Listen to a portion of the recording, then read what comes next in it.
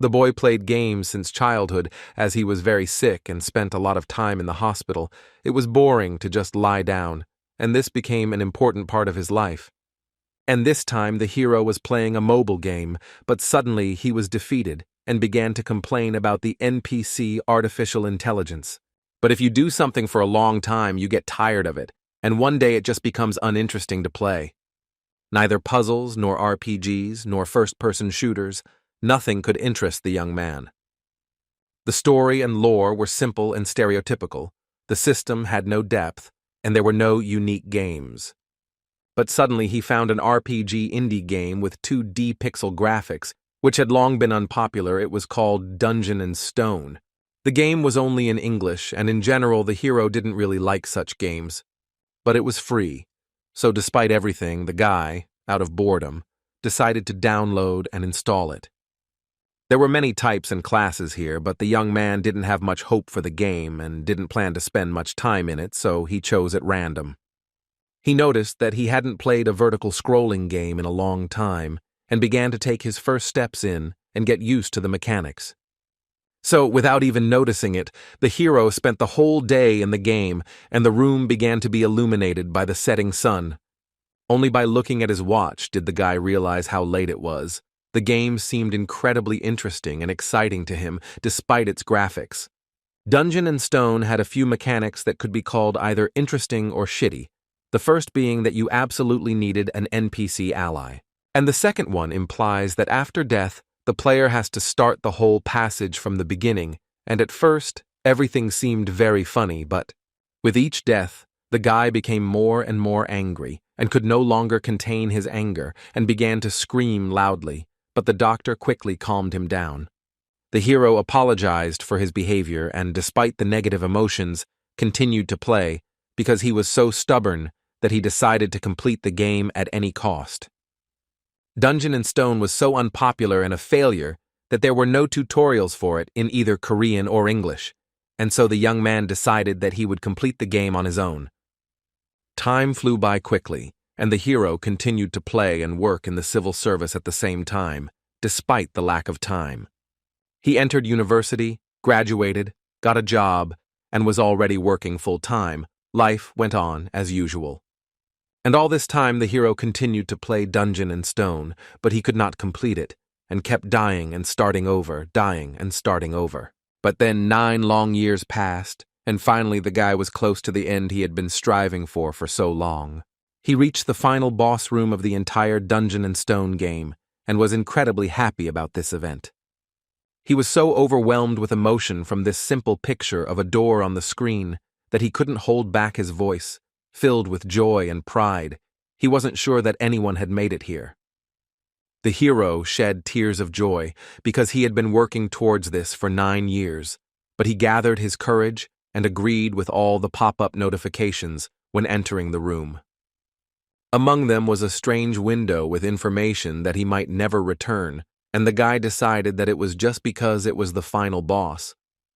While waiting for the loading, the young man thought that he would hardly pass the first time, and now he needed to collect as much information about the enemy as possible. He also assumed about his features, ultimate attacks, and so on. The hero also allowed himself to dream that thanks to all his experience and preparation, he would be able to defeat the main boss the first time. The download was complete and new notifications appeared, among which was one that made the hero surprised and even scared, and it said that the training was complete. But what made him go crazy was the Korean language in the notifications, because he thought that Dungeon and Stone only had English. And he spent almost 10 years racking his brains trying to get through tons of dialogue and descriptions in English, which made him very frustrated. Suddenly, a bright light began to shine from the monitors, which blinded the hero. He did not understand what the hell was going on here. Suddenly, this light burst out from the monitors and swirled around the guy like a beam, causing hellish pain throughout his body. A moment later, the hero's body disappeared without a trace, and the rays rushed back to where they came from, into the monitors. The guy lost consciousness, but through his oblivion, he heard a voice congratulating the young fighters and saying that they would soon become real warriors, and when he opened his eyes, a crowd of savages appeared before his eyes. The hero found himself in an unimaginable situation. The darkness was illuminated everywhere, not by the usual LEDs, but by real, smoking torches. There was a crowd of wild, pumped-up barbarians standing around, wearing a variety of very primitive clothes and covered in tattoos. And some strange and no longer young, judging by his gray hair, man reads out an equally strange speech, and now he called for choosing a suitable weapon for himself. The hero was completely confused. He did not understand what kind of weapon was being talked about. He did not understand where he knew the language that the leader apparently spoke, and why the young man was here at all. The guy quickly pulled himself together and decided to sort out the situation and gather information, and the first thing he noticed, remembering the recent terrible pain, was his body. And I couldn't help but be surprised again. Rough hands, powerful muscles, tattoos, all this was extremely strange. The guy couldn't believe all this, but he couldn't think forever, because the situation continued to develop, and the leader shouted out to those who would be called to come out. Despite the complete confusion and lack of understanding of what was happening, the young man began to observe the situation because a cry was heard calling a certain third son of Vanon, Karak, and the barbarian standing in front of the young man walked forward. Standing in front of the gray-haired man, he began to quickly look around, as if searching for something. It soon became clear that the young barbarian was choosing a weapon, for he picked up a double axe and raised it upward, to which the chieftain praised his choice. And with all the power of his mighty lungs he declared him a warrior, after which he shouted the next name in the same style, only now it was Fenelon's second daughter, Anar. And then a strange thought came into the hero's head. Because he remembers something like that, this is a familiar situation for him. The young fighters choose their weapons and are recognized as warriors, the boy thought as the ceremony continued. And with the leader's words about blessing Raphonia, it was as if a city from his fantasies and memories appeared before his eyes. An incredible guess pierced the guy's head, his pupils narrowed, his breathing became intermittent, and cold sweat appeared. This is the world of the game dungeon in stone. He chose a barbarian as a starting character and just played for this class. The hero simply couldn't comprehend how this was even possible. Heavy thoughts occupied his head. Completely focused on his thoughts, he didn't even notice how the rest of the sounds of the ceremony seemed to be muffled. But suddenly, the hero heard the barbarian standing nearby say the name of the game, which aroused serious interest in the young man. He was different from other barbarians because he had horror on his face, his eyes were darting, and he was afraid of everything. The guy realized that he was not the only one who got into the game and that this barbarian was the same player as he was. Suddenly, a threatening voice was heard very close by, asking who dared to open their mouth. Raising their heads, the two young barbarians saw the figure of the leader towering over them. He had a threatening look, and his very appearance inspired terror. The hero was feverishly thinking about how the chief had ended up here so quickly and unnoticed, but his occupation was interrupted by the chief's question, asking if it was he who had done it. The guy shouted out decisively, denying it and trying to hide his fear, excitement, and worries. The hero glanced sideways at the barbarian standing next to him, mentally blaming him for what was happening. The leader realized who was guilty and turned his terrifying gaze on him, to which the barbarian tried to apologize hesitantly. And he asked if this was all really dungeon and stone, and there was horror in his eyes, cold sweat running down his forehead. But the young barbarian's words were interrupted by the chieftain, who simply swung his fearsome axe without the slightest mercy. The hero looked in horror at the place where the head of someone as unfortunate as he had recently been, and could not move from the fear that gripped him. Despite the emotions that overwhelmed him, the guy stood straight and tried not to show anything on his face because he could become the second victim. Without taking his eyes off the hero, the chieftain reported that Kadua's son, Orm, had been captured by an evil spirit. Seemingly satisfied that the second barbarian was okay, the chief turned around and walked back, ordering everyone to forget the evil spirit's words along the way. The ceremony continued, and the hero thought hard and realized several things, namely that people like him are called evil spirits. If someone finds out about them, they kill them, and that his head could be lying on the ground. The following names of the barbarians were heard, and the guy realized that he had one small problem. He didn't know his new name. There was no character screen, but the hero was able to figure out what to do. He would just wait 2 seconds after each name and then go. Of course, it could be the name of another evil spirit, but he would have to take a risk with that. After some tense anticipation, the next name was called Jandel's son, Björn. The hero quickly glanced at the crowd of barbarians, but none of them moved, which meant it was time to take a risk. 2 seconds passed, but no one came out, and if so, it was time to cast aside fear and doubt and go to the merciless leader. Gathering all his will into a fist and not showing a single emotion on his face, the hero confidently stepped towards fate, hoping that this was truly his name. The guy crossed the distance between him and the leader and stopped. Now he would decide whether to live or die. The man's menacing eyes, as if glowing with a golden color, carefully examined the guy in front of him, eventually meeting his gaze. The hero looked firmly, without showing a single emotion. This continued for some time until the leader decided something for himself. He smiled, turned to the young warrior, and with a wave of his hand ordered him to choose a weapon for himself. The hero expressed his emotions with a small grin and thought about the fact that Jandel's son, Bjorn, was now his name. But now the guy was faced with a second important decision, so he tried to calm down and pull himself together. Bjorn looked at the racks of weapons, thinking along the way that barbarians had no talent for magic, but they had outstanding physical abilities. He's going to pick something that will help him as a beginner, so the weapon he chose is this. The shield, and the boy was sure that this was the best choice. The cry of the chieftain sounded, declaring Bjorn a warrior. Meanwhile, the guy's computer continued to work in the house, but not as usual, and by itself, it acquired the status of Björn Yandel. The hero went into recollections of how, during his first game as a barbarian, he chose a two-handed sword because it looked cool. But he died too much and too often, and could do almost nothing to the monsters he fought against. He couldn't figure out how to play a barbarian at all and increase his survivability because he died over and over again. Then he tried out a variety of weapons that would be suitable for a barbarian. These were double axes, huge hammers, a flail, and many others. It was a very unstable build, because every fight was like the last, and he barely survived, leaving the fight on his last breath. But one day, while browsing through the wares in a gun shop, he noticed a simple shield and an interesting idea came to his mind.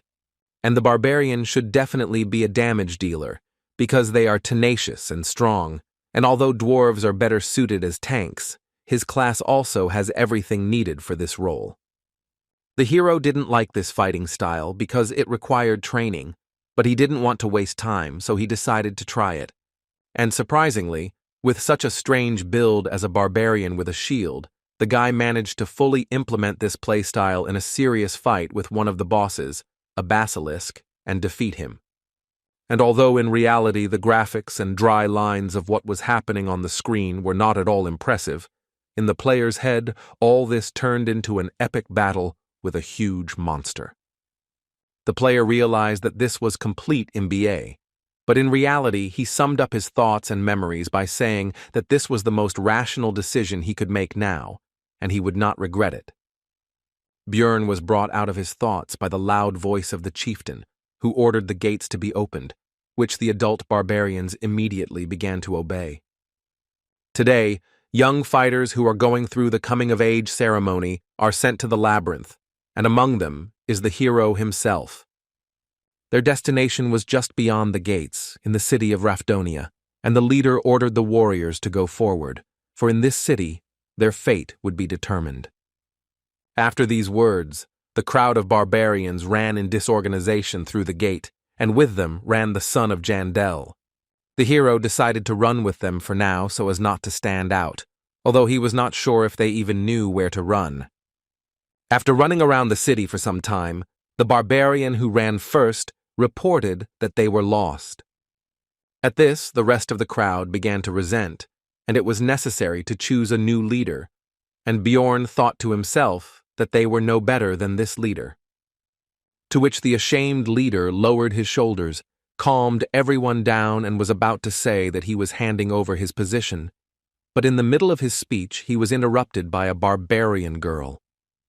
And she said that she would be the leader, to which the others supported her, and shouted the name of Anar, the second daughter of Fenelon, and also that she was wise. The hero remembered her name and they continued their search, but very soon the girl reported that she was lost. The barbarians were outraged and began to quarrel with each other for the right to the place of the new leader, and Bjorn thought that at this rate they would never reach the labyrinth. But he did not want to attract attention and lead them himself. Then the hero turned to the former leader girl, Einar, to which she decided that he had come to condemn her. But Jandel's son explained that he wanted to tell her how to get to the labyrinth, to which the surprised girl asked how to achieve this. In response, Bjorn pointed his index finger at the group of adventurers and explained that they simply had to follow them. The adventurers looked at the group of barbarians with disdain and mocked them, and they were also sure that they would not find the way. The pair of barbarians paid no attention to this, and Einar exclaimed that she would try to do just that. The girl exclaimed that she had found the way to the labyrinth, to which the naive barbarians immediately believed and returned her role as leader, and also began to praise her wisdom, while the hero wondered if they were really that brainless. Soon, following Bjorn's advice, the group actually reached the entrance to the labyrinth, and a huge crowd of various intelligent beings had already gathered there. The hero was overcome with doubts about the advisability of sending him to the labyrinth, because in this chaos no one would notice his disappearance, and he himself had been an ordinary person all his life. He had never even fought with anyone in his entire life, and would he be able to defeat the monsters?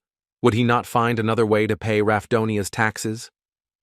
Taxes are one of the strange systems of Dungeon and Stone, the essence of which is that upon reaching 20 years of age, each resident must pay money to the state, but the peculiarity is that if you do not pay, you will be executed. There are several ways to earn money. The first is by fighting various monsters in the labyrinth. The second is to go to work in the most ordinary positions, for example in bars or somewhere else, but the hero will have certain problems with this. He is a barbarian, and in this world, barbarians are not preferred for employment and are generally viewed extremely negatively. Because of this limitation, at the beginning of the game, the barbarian, unlike other classes, immediately receives a weapon. If not for this, Bjorn would not have to fight monsters. The entrance to the labyrinth is closing soon, and you need to think faster, because you can only get inside once a month, and if you don't go now, you'll have to survive here for another month, which, given the difficulties with earning money, will be difficult. Even if he survives this month, he will be in terrible condition, so he needs to leave right now, but his legs won't budge because this is not a game, and his life is at stake. Suddenly, the same Einar turned to Bjorn. The guy greeted her, but made a mistake in calling her the third daughter. She corrected him, saying that she was the second, and said that the others had already entered, and they needed to hurry. The last adventurers, except for a couple of barbarians, were already running through the portal, and the man next to him said that it would close in 5 minutes, while the guy noticed that the passage was getting smaller. Bjorn told Einar to go ahead, and he followed her, but she stopped to thank him for his help. The girl also wanted to ask what she needed to do to become as wise as he was, because she had never seen such wise barbarians and wanted to become the same. Bjorn thought that she would have to be reborn for this, but decided to give a vague answer and said that before doing something, you need to think first. In response, Einar said that if she returned from the labyrinth, she would thank him, but the hero seized on this reservation and realized that, unlike in the game, barbarians are also people and can be afraid of death. Putting on a serious face, Bjorn asked the girl if she was afraid of death, to which he received a rhetorical question about whether this was abnormal. Einar immediately continued that she was afraid, but she was born a warrior and would die if she did not fight, and the hero realized that he was in the same situation and would have to fight to live. The girl decided to say goodbye with words about how they needed to survive and meet again, and the guy thought that this is why barbarians learn to overcome their fear, and they are incredible. He took his shield in his hands and began to gather his courage, and also mentally shouted that he was now also a barbarian. A warning sounded that there was 1 minute left before the labyrinth closed, and the hero immediately took off at an impressive speed. Bjorn is afraid, but he has no other choice. He has not only the body of a barbarian, but also the mind of a dungeon and stone player who has raised thousands of characters, and with this knowledge he will definitely survive, he thought, running into the labyrinth. Having run into the ever-shrinking passage, the hero found himself in a place completely devoid of light and did not understand where he was at all. Standing in the darkness, Bjorn reflected that he was an expert in the world of dungeon and stone, and he came to this conclusion for a simple reason.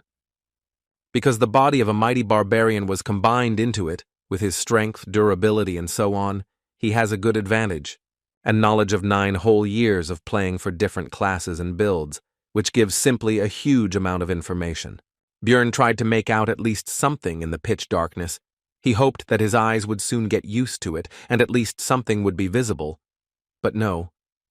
In the game, on the first level, in the crystal cave, there were crystals on the walls that gave off enough light that torches were not needed.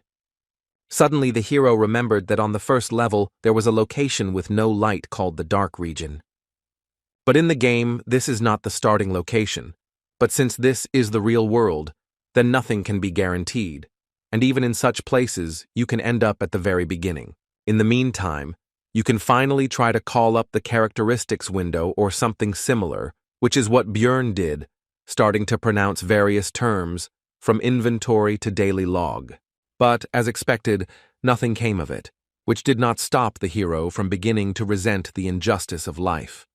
There was no point in standing, the barbarian decided, and began to move, but due to the darkness, progress was extremely slow. And just as Jandella's son began to think that there might be traps here, a sharp pain pierced his leg, and he could not hold back a scream. But the next moment, Bjorn began to hold back his moans and tried to calm his emotions and ignore the pain. Goblin, this is a monster that uses traps on the first level, and it may be nearby. After these thoughts, the hero began to carefully look and listen into the darkness. He could have gone somewhere, and the barbarian would have been lucky, but such thoughts are extremely dangerous, and if he is not sure of the situation, then he needs to assume the worst possible outcome. If his trap is here, then its owner is nearby, and if he hears my scream and sees that I am caught in the trap, he will wait until I weaken from blood loss. Since this is the situation, then you need to do what is necessary, Bjorn thought, and began to remove the trap from his leg. He also noticed that it was smeared with a paralyzing poison, and if he had been given normal boots and not sandals, then everything would have been easier. But in any case, it's useless to think about it now. You need to quickly get out of the trap and be ready for battle. Your leg is numb. Because of the paralyzing poison, it's not even scary. The hero began to aggressively shout at the goblin to come out, because he didn't want to leave the vile creature behind him. But everything was quiet. Suddenly the goblin really was gone. But even if he behaved like an idiot, he would be an idiot who survived, Bjorn thought, and said into the darkness to stand still, and he himself would leave. His mind was clouded by the loss of blood, but the barbarian continued walking, when suddenly he heard someone else's footsteps. Although the hero now knows that the goblin is here, he still can't see anything, and he decides to try running. After running a bit, Bjorn suddenly stopped and turned around. The goblin's steps also died down. He was pursuing, but keeping his distance. In the pitch darkness, the goblin's vile laughter was heard. He waits for the victim to bleed to death and rejoices at the imminent dinner, not even hiding his voice. Then Jandel's son decided to pretend that he was completely weak and fell on the cold floor of the labyrinth, waiting for the goblin. The goblin came a little closer and began to carefully examine his victim and, as he thought, soon food. But the goblin was careful and smart enough to check if the victim was alive by throwing a pebble at the head. The monster's intelligence surprised Bjorn quite a bit, and he even thought that he was definitely smarter than the barbarians, while the object of his thoughts continued to throw pebbles. The goblin began to approach the victim, when unexpectedly for the hunter, he himself became the prey. Bjorn tried to throw his fist straight at the green-skinned creature's face, but missed, which even amused the monster a little. But the next moment, the hero felt as if his body began to move on its own, which was completely unexpected. This body is very different from his past. Instincts are highly developed in it, and the hero could even feel how his opponent moves. These thoughts went in parallel with how the goblin received blow after blow. With a loud, wild growl, the barbarian beat the already lying monster, who could no longer resist. How could the puny green-skinned one compete with the mighty barbarian? And now the hour of the final blow had come. Bjorn was not going to spare the monster, because what was the point? Even if it had intelligence, it was not even close to human. Besides, it would not spare the barbarian himself. A short time after death, the monster's body began to evaporate just as it happened in the game. In place of the corpse, there was only a small red object. It was the currency used in the world of Dungeon and Stone. To be more specific, it was a 9th-class magic crystal. His price is just a piece of bread, and for this Bjorn Yandel went through such a dangerous situation. This is a place where labyrinths and monsters exist that, after death, leave items and disappear. And outside the city, there are other places familiar to the guy from the game, where life goes on as usual and other races coexist. This is definitely the game world that the hero knows about, but he can never consider this reality a game, and with these thoughts, the barbarian continued to move through the labyrinth. The barbarian has been crawling in complete darkness for a long time now, but the bleeding still refuses to stop. The rejection of the human method of movement begins to bear fruit, because this way the guy does not use his injured leg, and he moves faster than you might think. And the most important advantage is that it is now impossible to step into a trap, and Bjorn is ready to endure inconvenience for the sake of survival.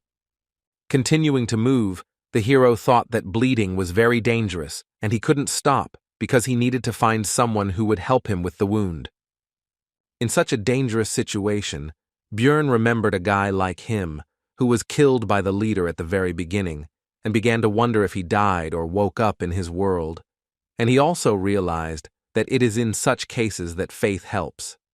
It seemed to the hero that he was coping, because light was already visible in the distance. After all, the entrance to the first floor should not be covered in darkness. The guy is sure that someone will help him there. Suddenly, Bjorn saw himself, but different. It seems that the loss of blood and the stressful situation itself are already causing hallucinations. The figment of the imagination began to tell that no one would save the miserable dying barbarian, because he was not a beautiful girl or an intelligent man, but a savage that no one needed.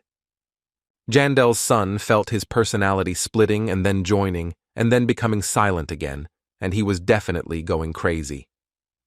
Despite his condition and the constant mockery of his own mind, Bjorn continued to crawl, and soon it brought results. He finally got out of the pitch darkness into the light. Almost immediately, the young warrior noticed a group of adventurers, and one of its members noticed the dying man himself. He turned to what appeared to be the leader of the Otrada, Drouse, and pointed to a wounded barbarian slightly off to the side of their squad's path. The blonde walked up to Bjorn and leaned over him, thinking out loud that he looked like a newbie, to which the guy mentally resented the fact that he was looking at him here instead of helping. Drouse continued his thoughts and said that it was suspicious, because this newcomer had arrived here before them, and Jandel's son could no longer even speak from weakness. The blonde grinned and asked the squad's priestess, Ursina, if she could heal this man, to which the barbarian himself could only be surprised that their squad had such a useful girl. Bjorn had already managed to rejoice at his salvation when the woman destroyed his hopes with her cold refusal. Then he asked the adventurer, Patsran, who had noticed the barbarian, if he could give him his potion, to which he pointed out the value of the potion, and the blonde added that he would pay for it later. Besides, there were quite a few of them. Having received what he wanted, the leader began to uncork the bottle and explain that this was not divine power, so it would hurt a little. After the potion hit the wound, Björn's body was pierced by such intense pain that it felt like his body itself was melting. After some time, the pain went away, and the wound on his leg was gone, the weakness almost receded, and the hero began to rise from the floor. As soon as Björn recovered, Draus began to ask about how the newcomer got here before their group, and also whether there was a secret passage, to which the barbarian explained how everything happened. The blonde began to think out loud about the fact that once every few hundred years, due to spatial instability, there is a chance to end up in the dark region. Bjorn began to rise from the ground as the adventurers passed by, and Draus informed him that he should not worry about the price of the potion. As the barbarian watched the group move away, he reflected that time in the labyrinth was extremely valuable, and it was a miracle that they had spent so much time on it. Bjorn should have been glad that he had survived, but he hated feeling sorry for himself. Meanwhile, the group continued on their way, and its members talked about the unexpected meeting, in particular arguing about his luck or bad luck, because on the one hand he got into an unpleasant situation, and on the other, he met them. The archer noted that his luck was to meet Draus, and not him, Patsran, because he was sorry to even give his potion. To this, the adventurer replied that there were many such worthless ones, and did not the priestess agree with him? To this, the archer said that if it were not for the rules of the temple, the barbarian could have been cured without any problems. Continuing the argument, pointing out the kindness of Draus, because he gave the dying man the opportunity to pay for help with information, and barbarians do not like to accept help from others, they also noticed that the bloody trail had been going on for a long time. The priestess noted that it was convenient to have a guide, who was the blonde man, to which the archer noted that he had memorized the map of the entire first level, which was an extreme rarity. But when the group finally reached their destination, they noticed that they were the first to arrive, and Draus came closer. And he activated the portal that leads to the second level of the labyrinth, and the adventurers began to move to the next location. But the archer made everyone pay attention to the sandals of their recent acquaintance and the trap nearby. The magician illuminated the cave, and everyone saw that the bloody trail stretched all the way from here, which surprised everyone, because they had lost him. The magician asked Draus how long it was to walk from here to the place where they met the barbarian, to which he received the answer that it was about 15 kilometers if you didn't take a shortcut. Patsran, having learned that he had crawled for so long in pitch darkness, wondered whether he could repeat it. He also remembered that the barbarian had then pulled his magic crystal towards them, which he carried with him all the time, no matter what. He simply had nothing more to thank them with, and after these thoughts, he informed the group that he took back all his unflattering words about this guy. He realized that people like this barbarian never give in, no matter what, and never escape from problems through death. After his recovery, Bjorn continued to encounter green-skinned goblins in fairly large numbers. The first time, the barbarian was in pitch darkness and was also nervous, but now these monsters pose practically no threat. The traps are set randomly and not even camouflaged in any way, making it almost impossible to get caught. Their attack directions and ambush sites are extremely predictable, and they cannot pose a serious threat. But a new problem has appeared, and it is extremely simple. It is hunger, because enough time has passed, and the energy has gone to recovery and physical activity. Suddenly I remembered that they were given provisions at the very beginning, but while crawling the bag got damaged and a fair amount of food was lost. There was only enough for 2 days left from the 7-day ration, which meant he would have to economize, Bjorn thought, eating the bread, which seemed quite tasty to him. Only the first problem, the need for food, was more or less solved, as I wanted to drink, but this will be more difficult. Dungeon and Stone only had a hunger system, which worked in the labyrinth, and it had no information about water. But this is not a game, but the real world, and since they were not given water to take with them, it means that there must be natural springs somewhere, and the hero went in search of them. After some time, Bjorn heard the sound of water and went there, where he met a lonely adventurer resting. It was the first time he had met anyone outside of that blonde guy's group, but in the labyrinth there was an unspoken rule not to interact with others unless absolutely necessary. Having quenched his thirst, Björn decided to count the crystals he had obtained from the goblins, of which there were 44, which turned out to be quite a good haul for him. And now, the third problem has arrived, also connected with the needs of the body, namely, the need for sleep. And there are two ways to rest in the labyrinth. The first is to simply go to bed and hope for luck. The second is to find people who can protect you in your sleep. In other words, temporarily unite with someone. But here too the hero was in for a failure, because some were openly afraid of the barbarian covered in blood, some did not trust him, and some simply did not like people like him. This whole situation was extremely irritating to Björn, but he couldn't do anything about it, and he just wanted to sleep. But suddenly, some lonely adventurer approached him with an offer to become night companions, which at first angered Björn, but he explained that he had nothing reprehensible in mind.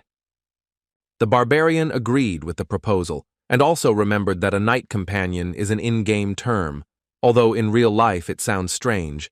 After that, they introduced themselves to each other. The new acquaintance was called Hans. The adventurer said that it was pointless to look for another comrade, and that they would spend that night just the two of them, which made Björn tense up because of the ambiguity of the phrase and the manner of speech of his new acquaintance. They played rock, paper, scissors to see who would be on duty first, and the barbarian lost, which didn't surprise him, since his luck had clearly deserted him lately. Hans handed Björn a mechanical watch and told him how to know when to wake him up. He clearly didn't have the best opinion of his friend's intelligence. Looking at the obviously expensive device, the hero thought that in the future he would certainly have a chance to use the prejudice about the stupidity of barbarians to his advantage. Looking at the sleeping Hans, the warrior wondered if all adventurers behaved so carelessly, and whether he would lend him his sleeping bag. And so when the right time came, Björn woke up his temporary comrade so that he could take up his post. Hans replied that it was now the barbarian's turn to sleep, and then he realized that he wouldn't be able to sleep because he didn't trust his friend at all. The hero decided to just pretend to be asleep, simulating a loud snore, but in reality he listened attentively to the actions of his temporary comrade. But during the entire dream, Hans did nothing, despite all of Björn's expectations and suspicions.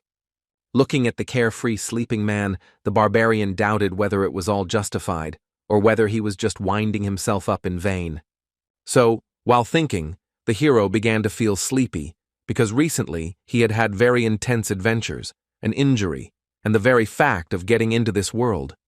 Björn was brought out of his sleep by a sharp cry of his name. It was Hans. After all, 2 hours had already passed, and now it was his turn to be on duty again, and he did not argue with his night companion since nothing had happened, and sent him to sleep. And although intuition told me not to trust this man, the facts said otherwise, because he was the first to turn to him when the barbarian was in a difficult situation. He didn't scold him for his mistake, so he could sleep. But suddenly Björn woke up and saw Hans hanging over him with his huge hammer, who was surprised at his light sleep and said that he should sleep a little longer. The next moment, the adventurer's weapon rushed straight at the barbarian's head with impressive speed. But not enough, because Björn had good enough speed and reaction to dodge and jump away from the opponent. Hans clearly did not expect such agility from the barbarian, and now he was confused and did not know what to do next. Björn was furious about the attempted murder, and Hans began to try to justify himself, which only made the big guy even more angry because he thought his people were so stupid. Quickly closing in on the enemy, the barbarian delivered a blow similar to an uppercut, but with his metal shield right at the man's chin. Hans' jaw was strong enough to continue his excuses. He tried to stop Björn, saying that he had an explanation. The hero didn't even listen to him. He was thinking that, unlike the goblin, he didn't die from the first blow, which meant that he needed to hit again. The barbarian immediately put his thoughts into action, delivering a direct attack with his shield right into Hans's face, likely knocking out a couple of his teeth. He flew away from the force of the blow, but before he could recover, the terrifying figure of Björn appeared in front of him, the mere sight of which made him lose all will to fight. Hans began to beg for mercy, but the hero was not concerned with these screams. He was interested in the reasons for this vile attack in his sleep. The man began to explain that he needed magic crystals, and the hero could not believe that they tried to kill him for this. Seeing the distrust in Björn's eyes, Hans continued that he also wanted to take the shield, since the barbarian's equipment was considered to be of very high quality and was quite expensive. The hero decided that this man was hiding something else, and decided to loosen his tongue by kicking him in the head. Putting his foot on Hans's body, Björn threatened that this was the last chance to tell the truth, but he decided that this was not all, because in the world of Dungeon and Stone, killing an adventurer is a serious crime. Then the would-be assassin confessed that he also needed his heart, the barbarian's heart. They sell for a good price, and he heard that it was an ingredient for some new spell. Then Björn realized that for this man he was like a goblin, just a very difficult but also valuable prey. The barbarian also learned that Hans had not attacked the first time only because he also wanted to sleep, and the former knight companion asked that since he had told everything, would they forgive him. At first there was a few seconds of silence, and then Björn explained that he would probably meet more people like him later, and he was not going to forgive anyone. These were the last words that this man heard. 2 days had passed since entering the game. Despite his first kill, the hero tried to find some positives. Among them was that he received new equipment. These were shoulder pads, a backpack, a hammer, and leather boots. In his backpack he now carried a flask of water, a compass, that same watch, bandages, and potions, and he got all of this by killing a man, which did not improve his mood, but he himself was to blame. With the new weapons, it became much easier to kill goblins, and during the fight, the instincts of the body took over, which on the one hand felt like being in someone else's body. On the other hand, it made it easier to fight. It's already the second day of the Labyrinth's life, so the goblins began to appear in pairs, but the hero also became stronger thanks to equipment and some experience. Also, the young warrior's progress became much faster than before, which could not but please. But there was one serious problem among this news, because he had not slept for a long time, and this threatened significant problems, and remembering the previous experience of searching for a comrade, the hero decided to sleep alone. But as soon as Björn began to fall asleep, these green-skinned people appeared, which irritated him greatly, as a result of which they lost their lives. Then the barbarian tried to kill all the goblins in the area, hoping that they would not appear again, and fell asleep. He was awakened by a sharp pain in his chest, and opening his eyes he saw a monster in front of him who plunged a dagger straight into his body. But the green-skinned man did not rejoice for long, because he received a fist in the face and died instantly. His friend, seeing the fate of his comrade, hastened to flee, and the barbarian did not even have the strength to pursue the fugitive. Reflecting on the fact that due to overwork, he did not notice the danger at all, the hero decided to use a healing potion, which brought even more suffering than the injury itself. It's been 14 hours since the meeting with Hans. At this time, the adventurers begin to look for companions for the night, which Björn decided to do, but now he decided to look for a fellow barbarian, because only he can be trusted. This time, other groups of adventurers also invited him to join their company, and at first, the hero, due to exhaustion, did not understand why. He refused everyone and explained that he was looking for a relative, and he also understood the reason for such hospitality, simply and trivially. With new equipment, he looks not like a tramp without one sandal, but like a completely reliable comrade. One of the people I met explained that it would be difficult to find a barbarian on the first level of the Labyrinth, because all of them, 3 to 4 months after the ceremony, go to the second or higher levels, and it is difficult to meet young ones. Then the hero decided that since he couldn't find his relatives, he would look for representatives of other races. For example, elves who kept their promises, or dwarves who were as lively as he was, but not people. They wouldn't attack other adventurers, blinded by the thirst for profit, Björn thought, and after an hour of searching, he was lucky enough to find the elf sitting right on the floor of the cave, with a bow and quiver lying nearby. The barbarian asked the elf if she was alone, to which he received a tense silence, She was clearly afraid of the big guy who had suddenly appeared. Björn also noticed that the girl was wounded in the stomach, and it did not look like the damage was caused by goblins, so he asked if a human did it. The elf suddenly fell to her knees and asked for mercy, which greatly stunned the hero. Her eyes began to water, and she continued to beg for him to let her go, and also said that she had a little brother at home.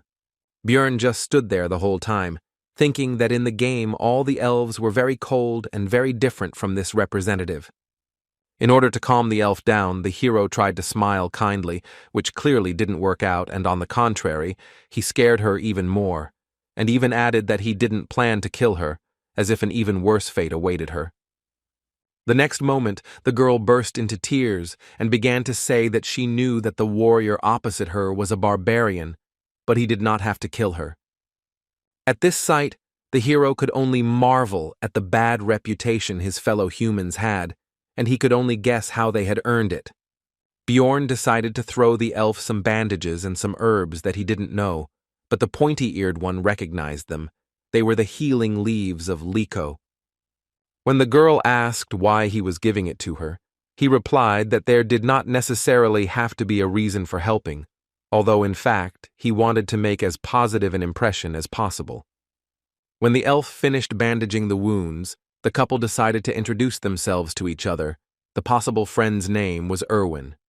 Sitting down opposite, Björn asked the reason for her fear of him, to which she simply replied that it was because she was an elf, and he was a barbarian. And she explained in detail that their races had fought with each other about 10 years ago, which made the hero surprised and made him think about how much time had passed since the situation that was presented in the game.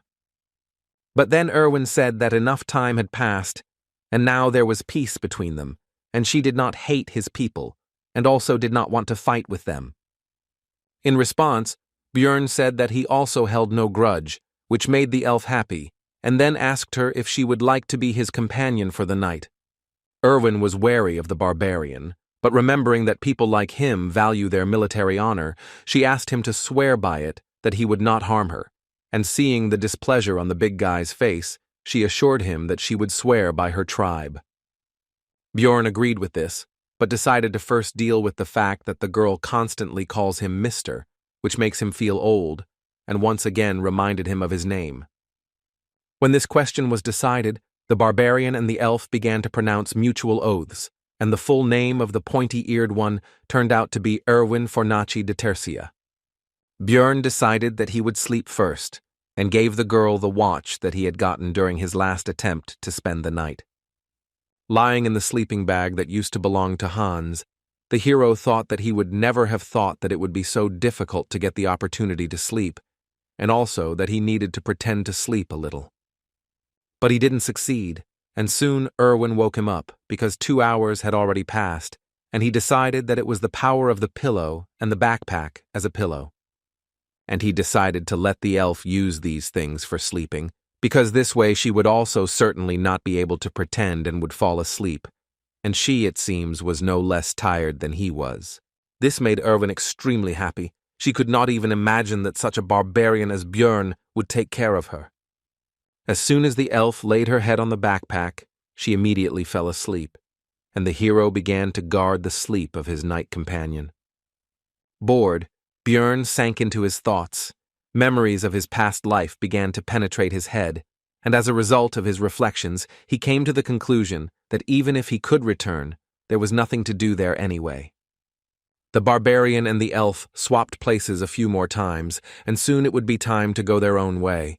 But looking at the sleeping Irwin, the hero thought that he could unite with her in a group, but would have to share the crystals. Suddenly, his thoughts were interrupted by a pair of adventurers who came out from around the corner of the cave, preventing him from seeing them in advance. As they approached, Bjorn immediately took a fighting stance, and one of the unexpected guests asked about his relationship with the elf. The barbarian replied that they were companions for the night. The adventurer asked how much time was left until the end of their cooperation, to which the hero replied that he was not obliged to answer and looked at them coldly. A very menacing appearance and chilling gaze frightened a couple of uninvited guests, and also, it must be admitted, surprised It is not often that people like him stand up for elves. Having assessed their chances of winning the battle with the mighty barbarian as negative, the adventurers hastened to move away. Björn had a bad feeling, and based on their interest and his intuition, he assumed that they needed Irwin, so he started to wake her up, but she, like a child, asked for 5 more minutes. The hero noticed that she was actually just pretending to be asleep, which was evident from the fact that she was holding the blanket near her face.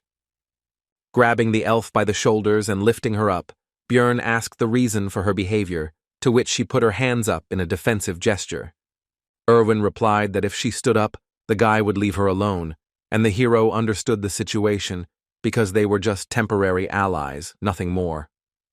And as soon as the elf opens her eyes, the oath will end, the barbarian continued to think, getting ready for his further journey.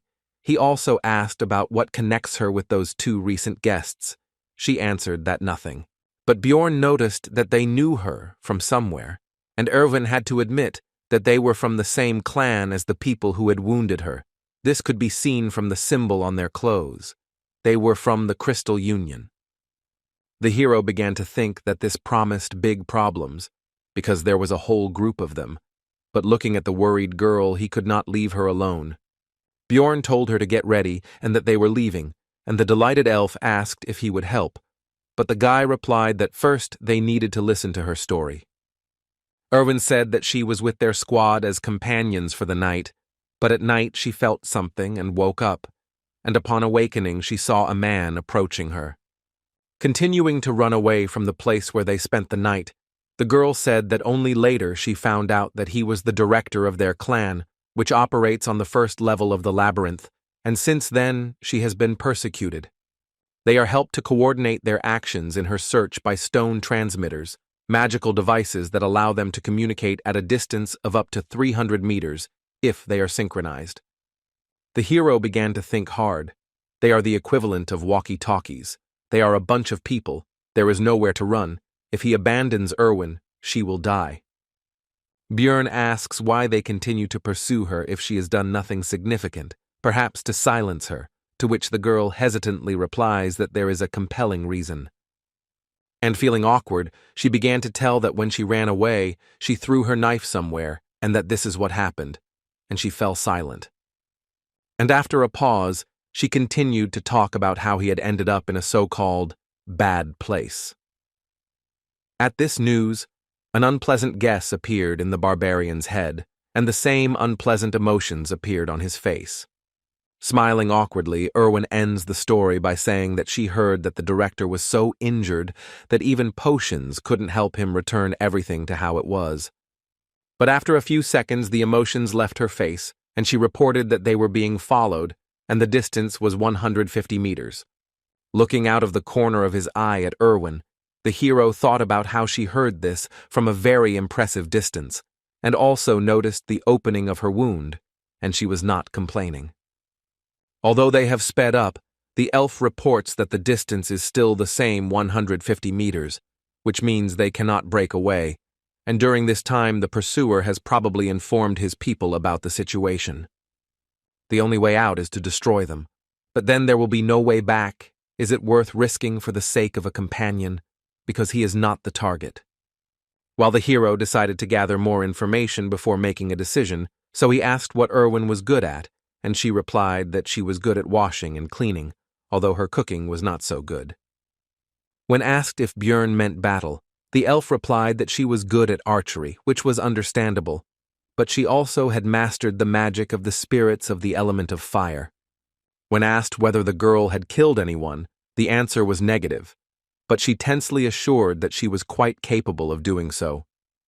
The hero had made up his mind, so he asked if Irwin would become his ally until he left the labyrinth, on the condition that she would only get 10% of the loot, to which he agreed. When the distance was clarified, the answer came back, 100 meters, which means that the pursuers are faster, so something needs to be changed, and Björn said that they are changing direction and ordered the girl to call the spirit. The fiery spirit illuminated their path to where the hero did not expect to return so quickly, to the dark region, and as soon as they had gone deep enough there, An order was given to cancel the summoning, after which they were left in the darkness. The pursuer had his own source of light, which left him in plain sight, but he could no longer see those he was pursuing, so Irwin gave a short order to shoot. A moment later, an arrow, torn off the bowstring at great speed, pierced the enemy's head and got stuck in it. No one can live with such injuries. The barbarian tried to cheer up the elf after the first kill. Coming closer, Björn picked up the stone transmitter, after which he began to listen to the negotiations of the opponents, from which he learned that in connection with the loss of the man they had killed, everyone was ordered to gather in the goblin district. The barbarian had hoped for a decent haul, but received only a bag of crystals, 2 knives, and 1 potion from his belt.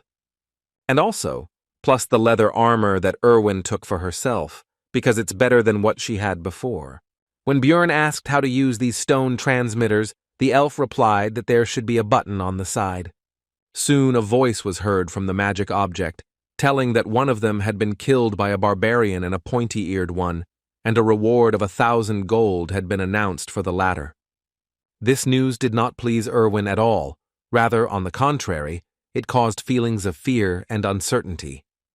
Björn, however, did not lose his head, ordering the spirit of fire to be summoned, because they would be moving through the darkness to go to the 2nd floor, which surprised his companion. Irwin hastened to clarify that the level they are at now and the next one are fundamentally different. The barbarian explained that they would succeed, because they were a great couple, and continued mentally in game terms, a tank melee and a damage-dealing archer. Besides, in any case, it would not be possible to earn much here. But Irwin doubted it because this was their first trip to the Labyrinth, and she made a comparison that they were running from goblins to end up in an orc's lair. But the conversations coming from the stone transmitter about what the clan fighters would do to the elf if she was captured made the girl decide that it would be better to go to the 2nd floor than to stay here.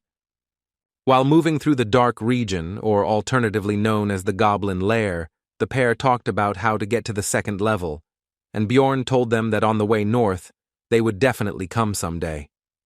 After all, based on his knowledge, the dungeon is designed in such a way that by continuing to walk into the darkness, you will reach the portal in any case. Soon a goblin trap appeared on the couple's path, which Irwin immediately noticed thanks to her excellent eyesight. Based on the fact that they encountered the trap quite late, Björn decided that he was unlucky to encounter it at the very beginning, and while the hero was lamenting his failure, his companion said that she would disarm the trap. The barbarian called out to her and told her not to use the fire spirit for this purpose, to which the elf agreed with an uncertain look, inwardly surprised at how he knew about her plan. As soon as the girl came closer, those who had set the trap jumped out of ambush. The monsters decided that she would be an easy target. But they were wrong, and a moment later an arrow pierced the head of one of the greenskins, causing him instant death. The 2nd goblin tried to strike with his claws, paying almost no attention to the death of his kinsman. But the attack was unsuccessful. The elf turned out to be too fast and agile, and before the monster had time to understand what was happening, his, as he thought, victim was already behind him, with a drawn bowstring. A moment later, Irwin was already relaxing, and the bodies of the goblins evaporated around her, leaving behind their prey. The elf asked the barbarian if she had done well, to which she received well-deserved praise, which made her seem to glow with joy. Irwin handed over 2 magic crystals to Björn, after which she said with shining eyes that at this rate she too could earn something. From the stone transmitter came information about the update of data regarding the elf. Now the reward had increased to 2,000, and alive or dead, and the barbarian tried to console his companion. Suddenly, Irwin noticed a new danger in the darkness ahead, ghouls, which surprised the hero, because according to his information, such monsters should live in the south, not the north. The meeting made the guy think about the strange experience system in Dungeon and Stone, which consisted in the fact that EXP is given only when a representative of a new species is defeated, and there is no reward for a repeat kill. After closing the distance, the ghouls turned their ugly heads towards the living, and in their eyes one could see only hunger and no glimmer of reason. These monsters are faster and stronger than goblins, but they are still only rank 9 monsters, so they don't pose much of a threat. Plus, he's not fighting alone now, which makes the battle even easier when you have a comrade covering you. The pair walked north until their 3rd day ended, and soon they came across a long trail of blood and a piece of bread. At first, Björn had an unpleasant guess that he did not want to believe, but soon it was confirmed, because they found the very same trap, next to which lay one sandal. And very close by there was an already open portal. Remembering what the hero went through when he could have simply crawled back a dozen meters, he was overwhelmed with emotions. Soon, all other feelings were driven out by the barbarian's rage, and Bjorn gave vent to it by hitting the floor, which frightened his companion. The girl took the guy's anger personally, so she asked what she did wrong, and moisture began to gather in the corners of her eyes. But the hero calmed her down, saying that it was not because of her. Irwin then put all the factors together in her head, including the bloody trail, the pieces of bread, the sandal, and her companion's reaction.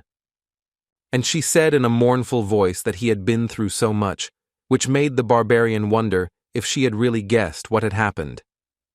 But it soon became clear that Irwin had come to the wrong conclusions. She thought that the hero had lost a precious comrade here, and uttered a phrase about the certainty that he had gone to paradise. Having gathered their courage, the pair of the elf archer and the barbarian tank went through the portal straight to the 2nd level, which is called the Goblin Forest. The next moment they were transported to a new area, but no one could have expected that they would appear not on solid ground, but above it. Upon landing, the hero noticed that he felt as if he had been chewed and spat out by a giant frog. Irwin also said that she was surprised herself, because she had never heard of such a thing before and her friends had not told her about it. While scouting the area, Björn came to the conclusion that the lighting from the stars was so-so, but there was no point in waiting for dawn because they were in the Labyrinth, and also decided that in case of a threat, they could return to the 1st floor. Irwin asked if this was really the 2nd floor, since she had never heard of this forest, to which the hero explained that from the 1st level you can go through different portals and end up in other locations. And he continued, besides the Goblin Forest, there is also the Beast's Lair, the lands of the dead, and the dark rocky mountains, and when his companion asked about their next steps, the barbarian asked if she knew how to get back. When told that they would simply be thrown out when the labyrinth closed, Björn confirmed, but added that the 1st level would close in 168 hours, and the 2nd in 240. And most likely the Crystal Union will not go to this floor, so they will wait until the 1st one is about to close and will be transferred there through their portal, and then they will be spat out into the outside world. But the hero decided not to sit around doing nothing all this time, and the couple set off to explore the surrounding area. Irwin, walking through the forest, felt nostalgic and also reported that this place felt just like the abode of fairies, one of the species of which she is in the world of dungeon and stone. While scouting the surroundings, the elf noticed traps everywhere, although the barbarian was unable to notice their presence. So the girl decided to show their location and threw a stone straight into the trap, causing it to go off. Unlike the previous floor, here they were camouflaged. After that, Irwin started begging for praise, but Björn decided not to overdo it and simply said that she was throwing stones well. However, seeing the girl's displeasure, he still added that there was no need to rejoice over such trifles, and that he already considered her to be a fairly experienced adventurer, and she was pleased with this. After walking around a bit more, the girl expressed concern that there were enough traps, but there were no people who set them, and the hero remembered that their presence in this location was more of a feature of the zone. In the game, this place was also called the Goblin Forest, and in addition to the traps, there should also be many times more goblins here, and among them there should now be mutants, archers, and warriors, and the deeper, the more and more dangerous. Björn ordered to first deal with the traps in the area and then explore further, so that in case of danger, it would be possible to run to the portal without fear of getting a leg injury. After that, the couple simply searched for traps and disarmed them to secure their escape route. But they had to stop abruptly, because Irwin noticed traces of a group of goblins nearby, which she did not hesitate to tell Björn about, and also soon clarified that there were more than 10 of them, and they were about 50 meters away. The hero decided that the threat should be eliminated, so he ordered to get as close to them as possible and attack while they were unknown. The girl walked quietly and silently, and the barbarian decided that this was some kind of fairy trait. But be that as it may, a group of monsters was soon discovered. The pair decided to start the fight with Irwin's shot, so soon the sound of a bowstring being pulled was heard, and they prepared for battle. The arrow shot forward, and a moment later, the barbarian shot too, not even sure whether his companion had hit due to the distance. The boy and the goblins ran towards each other. Irwin, as an archer, stayed behind and did not rush forward. Both sides were confident of their victory. The second floor is different from the first. There are 3 times more enemies, and you can also encounter new species, and most likely the hero should have felt fear. But the barbarian did not feel it. On the contrary, the warrior's heart, which he received in his new life, trembled in anticipation of the battle. With a loud battle cry, the hero burst into the crowd of greenskins and began to scatter them in different directions. But there were too many enemies, and one of them almost cut off the barbarian's head with his dagger, but he was fast enough to dodge. And Björn jumped back, thinking about the situation, because if he had been a little less agile, his head would have flown off his shoulders. The enemy has the advantage in numbers, and injuries would be inevitable if he were here alone, but it's good that he has an ally. To prevent the goblins from running to Irwin, the hero began to shout loudly, attracting the attention of the green-skinned shorties. It was time to finish. From defeating the group of goblins, 11 magic crystals were obtained, which was quite good compared to the first floor. After all, Björn earned about 44 in a whole day, and although he wanted to take the armor or weapons, they dissolve along with their bodies. The barbarian decided to give Irwin 2 crystals because those that fell from the goblin warriors were more valuable, which made the girl happy. After which he ordered them to move on, because he was impatient to see the results of the whole day's monster hunt. As the pair went 3 kilometers into the floor, groups of goblins began to appear every 5 minutes. This time they had a new type of enemy with them, a goblin archer, whose specialty, among other things, was camouflage, with the help of which he could disappear right before your eyes. The barbarian and the greenskins rushed towards each other, because even though the shooter would make things more difficult, he would not lose. While the battle was going on, the archer took an advantageous position in the bushes and began to aim at the hero, and now the right moment for the shot arrived. But thanks to the excellent reaction of the new body, the guy managed to notice the arrow flying straight to the target. At the last moment, Björn was able to dodge the dangerous projectile without receiving any injuries, after which he began to search for the shooter's location. The goblin realized his mistake too late and could no longer hide, so he was killed with one powerful blow of the hammer. After 15 hours of continuous fighting, both were very tired, so they finally decided to rest. This time, Björn was the first to take up duty, because despite the fact that they were very well prepared, the elf could not boast of the barbarian's endurance. It seems that it has already become a tradition to reflect on duty, and this time the hero did not break it. They hunted for 15 hours and earned more than they could have dreamed of on the first floor. But the further they went, the more often they encountered other adventurers, who not only often had numerical superiority, but also included different races. Adventurers are much more dangerous than goblins, especially now that the guy has someone to worry about. Björn said out loud his thoughts that the biggest problem was that he was very beautiful, which embarrassed, in fact, only the girl who was falling asleep. In the following days, the couple actively hunted goblins to earn crystals and gain experience. Together they rested from physical activities and protected each other's sleep from monsters and other possible dangers. So the 6th day of their stay in the labyrinth passed, and the 7th came. The couple decided to get out of here because there were only 2.5 hours left before the first floor closed. They were both very tired these days, but it affected Irwin especially strongly. She already dreamed of going to bed immediately after returning. Soon they came across a group of goblins on their way, and despite their fatigue, the adventurers decided to fight their opponents. The mere sight of the stern barbarian already instilled in the green-skinned monsters a feeling of insecurity in their own strength. While scattering the enemies, Björn decided to deal with the warriors first, and Irwin would deal with the archers. After so many battles during these days, the hero became a master of such battles and gained enough experience. And Irwin also didn't stand still and now always knows exactly who and when to shoot so as not to interfere with the guy. Although there were 2 archers among the goblins, not a single arrow flew towards the barbarian, and the enemies were already defeated. The pair had already worked together perfectly.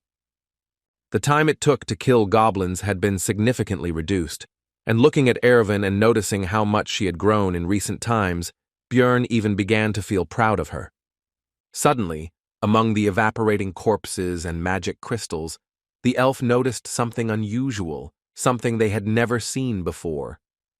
It was an essence, part of the dungeon and stone skill system. It gives passive or active skills. You can only absorb 1 per level. Skills vary greatly depending on who dropped the item.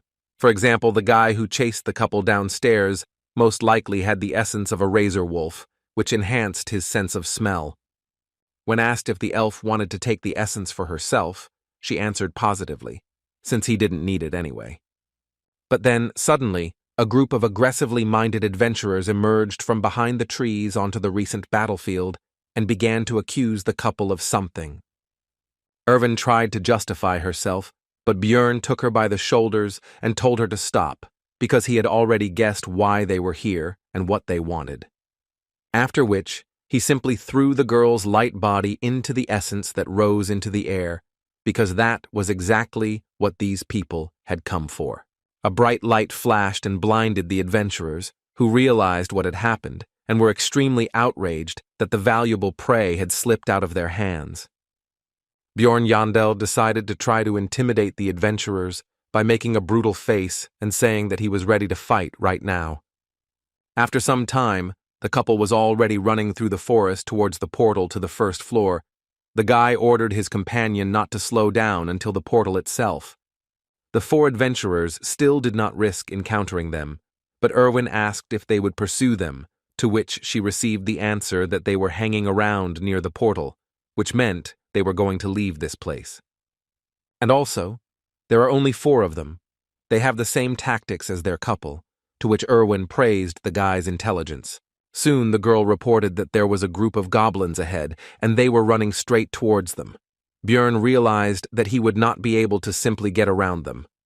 This was suspicious, because goblins usually don't behave like this, and they didn't want to run into them now, when the pair's goal was the portal, so the barbarian ordered to change direction. But before the girl could answer, a projectile flew towards her, and Björn pulled her out of the way by the collar. Rubbing her injured neck, Irwin noted that she herself would have dodged the goblin's arrow, to which the hero responded that it was a crossbow bolt, which meant it was those adventurers. Most likely, it was they who lured the greenskins, and they themselves are sitting in ambush on the other side, wanting to exhaust them. Björn decided that there was no other way out. They would have to fight, but they had an advantage, the power of the essence. The goblin archer's essence, based on game knowledge, should increase stats and give 1 passive and 1 active skill. The first is arrow poisoning, and the second is camouflage. When Irwin remarked that she didn't know how to use them, Björn pointed out that she was already using them, and it seemed to be done simply by the power of thought. The hero handed over the backpack and sleeping bag to his companion and said that he would deal with the goblins himself, and her task was to find the enemy crossbowmen. When asked about the danger of separation, the guy replied that they didn't have time. She needed to keep her head down and shoot her target after the signal. And he rushed at full speed towards the goblins, no longer hearing the question coming from behind him about what kind of signal this would be. The hero decided that if those adventurers did not show up after the shot, they would show up when he defeated the greenskins and entered the fight. There were more than 10 of them. 2 of them were warriors. It was more difficult to fight without support. There were no archers in sight. But suddenly, one of the shooters showed himself by shooting at the shield, which means you also need to watch the arrows. Taking advantage of the hero's distraction, one of the goblins snuck up behind him and plunged a dagger into his body. Without Irwin's help, alone against a group of enemies, needing to watch out for goblin arrows and not forgetting about the crossbowmen, the situation is extremely lousy. More and more wounds appeared on the warrior's body, although none of them were serious, but there were more and more of them. A crossbowman suddenly intervened in the battle. At that moment, 2 projectiles, an arrow and a bolt flew at Bjorn. Both could not be blocked, and there was no way to dodge. The hero decided to defend himself from a more powerful crossbow shot, and he will have to take the goblin gift on his body.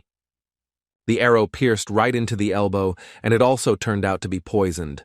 Now one arm is not working, which means I will have to choose what to throw. The hero decided to leave the shield, because although it would be easier to kill goblins with a hammer, the real threat comes from the crossbowmen, and without a shield it will not be possible to defend against a bolt.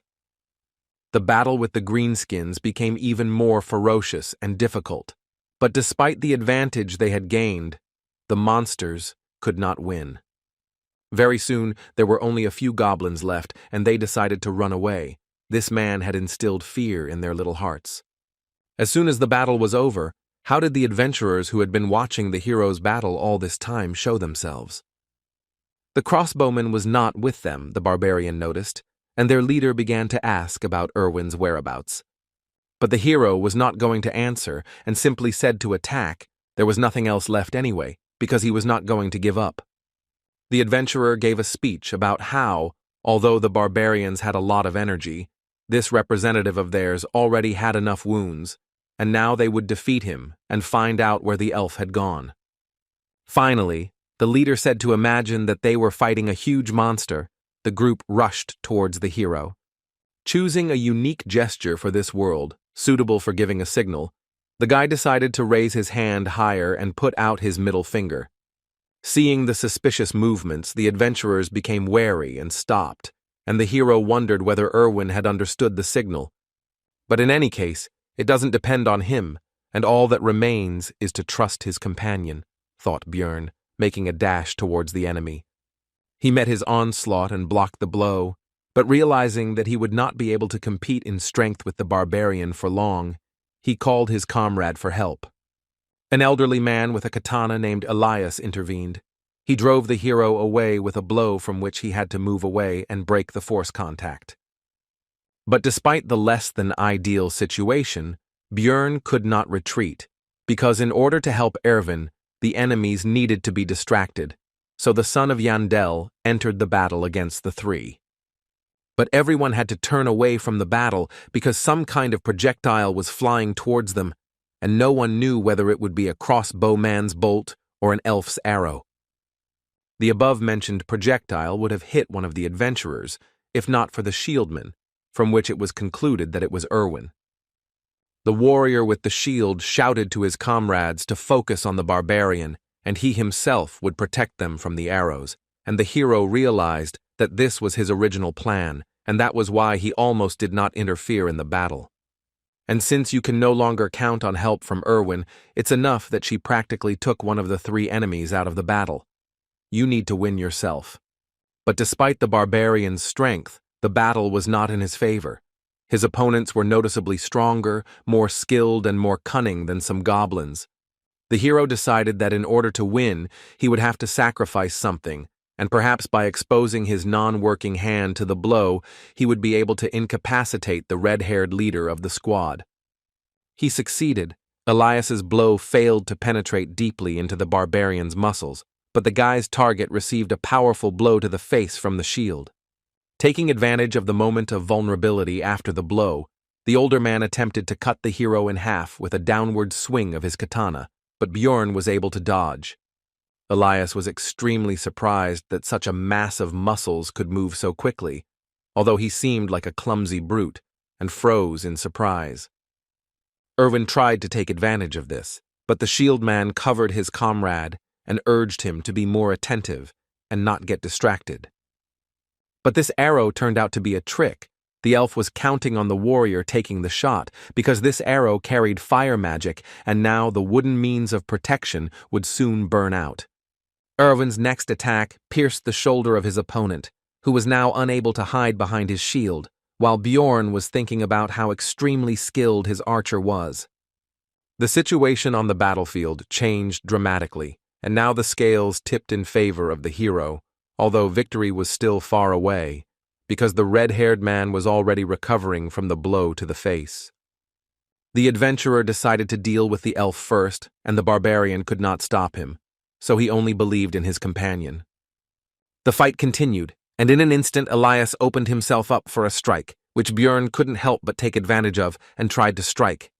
But the elderly warrior managed to dodge, but the barbarian saw an opportunity in the fact that a former shield wielder was running behind the warrior with a katana who could no longer boast such dexterity, and the blow landed right on his skull.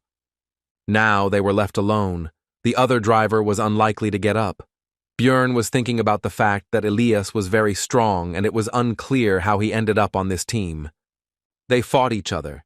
In this battle, the fury and strength of the barbarian met with the dexterity and technique of the swordsman, and no one gained the upper hand. They were worth each other, although they were almost complete opposites. But it is worth noting that all this time, the elderly warrior practically did not attack, but only dodged, because he was stalling for time and waiting for the return of his red-haired comrade, which Bjorn could not allow. The hero came up with a trick. He pretended to hit, but in fact threw the shield straight at the enemy's head, which he did not expect and was unable to dodge. The barbarian's primal rage took over Bjorn's entire being, and he bit off a piece of Elias's throat with his teeth, thereby condemning him to a very painful death. Soon the rest were finished off, and while the hero was recovering from the feelings that overwhelmed him, Irwin approached, who, apparently, dealt with the red-haired one. Noticing Bjorn's condition, she gave him a healing potion and advised him to drink it, since it was more effective, and besides, he was also poisoned. The hero felt like his insides were boiling, all his veins were hurting badly, and his skin was burning and itching, but the wounds were healing, and that was the main thing. Bjorn asked about the time, and after receiving the answer, the guy realized that there were 40 minutes left before the first floor closed, which meant there was no time to rest. The hero ordered Irwin to take everything off. She was embarrassed, but obeyed, to which the barbarian clarified that he meant to take all the loot from the enemies. But he soon realized that there was no time for this, so he said to take only equipment, magic crystals, and backpacks. By the time they finished sorting through the trophies and ran to the portal, there were only 50 seconds left before the first floor closed. After the transition, the hero landed unsuccessfully again, but Irwin showed her agility, and she also said that it was fun. Bjorn wanted to meet and talk with his companion on the other side, but he couldn't get the name of the tavern out of his memories of the game, and there was less and less time left. And only in the last seconds he remembered that it was the Black Whale, about which he hastened to inform his friend before they were transported. And finally, after going through many dangerous situations, the hero finally returned to the city, to Rafdonia. Although it was expected, since all the adventurers appeared here at that moment, Bjorn was still surprised by their number. In the Labyrinth, time does not pass like in the city. No matter how much time you spend there, you still return at noon the next day, so the hero immediately moved the hands of his pocket watch to the correct position. Making his way through the crowd, one of the barbarian comrades, Karak, son of Vannon, hurried towards Bjorn and shouted his name along the way. Soon the rest of the relatives began to gather nearby, and the one who found the hero was very popular in their circle. The entire disorganized crowd of savages headed out of the square, and Bjorn decided not to lag behind and not stand out from the group. Soon all the barbarians began to take turns exchanging magic crystals of various values for money, while simultaneously finding out who had managed to earn more. The woman behind the counter worked extremely quickly and professionally. Her vast experience was clearly visible. It turned out that the hero had earned significantly more than the others. The amount was over 180,000, which was significantly better than the others, in connection with which the relatives began to congratulate one of their own. The barbarian did not hesitate and accepted the praise, and also raised his hammer and shouted that he really was the best warrior. Others also noticed that he returned with better equipment, which only added to the joy. The savages began to throw Björn up in the air and chant his name, but the workers of the establishment did not like this noise, so they were soon calmed down. Soon the group of barbarians left the building and sat on the stone steps, waiting for everyone to receive their money, and the hero decided that he would follow the others, because he did not yet know the local layout. While examining the city, Jandel's son noticed a small detachment of elves, and among them he managed to discern Irwin. The girl also noticed her friend and waved awkwardly to him. Björn also greeted his friend and quietly asked to meet tonight, and despite the distance, the sharp ears heard everything.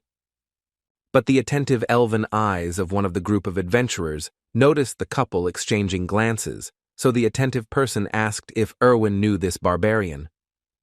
But only the pointy-eared can boast of excellent vision, so Karak also noticed what was happening and asked Björn about his acquaintance with this girl. Both began to deny the connection between themselves. As soon as the two groups turned their attention to each other, it became possible to notice with the naked eye the enmity between the two peoples. The tension grew. The last barbarians left the establishment just in time, and Björn hurried his relatives to leave, since in such a situation it would not be possible to have a normal conversation with Irwin anyway. Walking through the streets of Rafdonia, the hero noticed touching reunions of relatives who had returned from the Labyrinth. But also everywhere there were grieving people who were unlucky enough to lose loved ones on this day. They cried, blamed themselves or others for what happened. Many did not wait for their parents, children, brothers and sisters, and loved ones that day. The hero had already seen all of this in the game Dungeon and Stone many times, but looking at all of this in reality, and not in a 2D picture, caused completely different emotions. But be that as it may, life went on. So soon the barbarians reached the tavern, where they began to celebrate their successful return with the spoils. Björn didn't like all this because he followed them because he thought he might accidentally miss some necessary step, and not for this reason. Therefore, he decided to leave without even trying the drink, and some of his relatives decided to see off the most successful warrior. Walking through the streets of the city, Björn's tension gradually eased because there were no monsters or hostile adventurers here, so there was no need to fear attacks, and he could finally relax a little. The hero became interested in the clothes shop. He wanted to buy himself a clean shirt, but his things needed to be cleaned of blood and other dirt. Lost in his thoughts, Björn didn't even notice how he had reached a quite decent hotel. His head was occupied with thoughts about the serious differences between the two worlds. Having paid for the room, the guy went to the shower to finally wash properly after so many days in the Labyrinth, and also thought that living in this city might not be so bad. But lying in bed, the hero admitted that he was deceiving himself, and had done the same thing before, because in fact he wanted to go home, even though no one was waiting for him there, and with these heavy thoughts, he fell asleep. Björn woke up already at night and decided that now was the time to go meet Irwin, so he started getting ready. Having asked a local resident about the Black Whale Tavern, the hero received the answer that this place had had a different name for 10 years already. Finally, Björn became convinced that the game world was lagging behind this in time, and having learned about the current name of the tavern, he went there. Nowadays it was called Python's Paths, and the hero noticed that he could read the local language because he understood what was written on the sign, which meant that he should visit the library soon, but now he needed to go inside. The tavern had a good atmosphere, there were many customers, and finding Irwin here would certainly not be an easy task. But the hero was lucky. The girl was the first to notice and call the guy, but there was another elf sitting next to her. He had seen her during the day. She was clearly in a negative mood, and when asked who she was, the answer was that the pointy-eared one was Irwin's older sister. When the guy asked if she had a name, He answered Tessia, which was part of his girlfriend's full name, from which it was concluded that she simply did not want to introduce herself normally. The hero asked why she was here, to which the girl flared up and said that it was because the barbarian invited such a young elf to such a tavern. And she continued that the meeting was scheduled for last night, but the guy never showed up. He's just an insensitive barbarian. The hero was surprised why it was last night, and Tessia thought that he was just making a fool of himself. Björn decided to make sure, so he asked Irwin how many hours had passed since leaving the labyrinth and received the answer 30 hours. The hero thought that only 4 had passed, but it turns out that he had slept for more than a day, which made him feel guilty. Jandel's son decided to apologize and explained the situation he found himself in. He didn't think it would turn out like this. Irwin's elder sister was shocked. She couldn't even keep her face. It seemed like she had never seen barbarians apologize. After this, Tessia asked about the reason for the meeting, but the hero did not want to talk in front of her, so he said that she could find out everything from her sister after the meeting.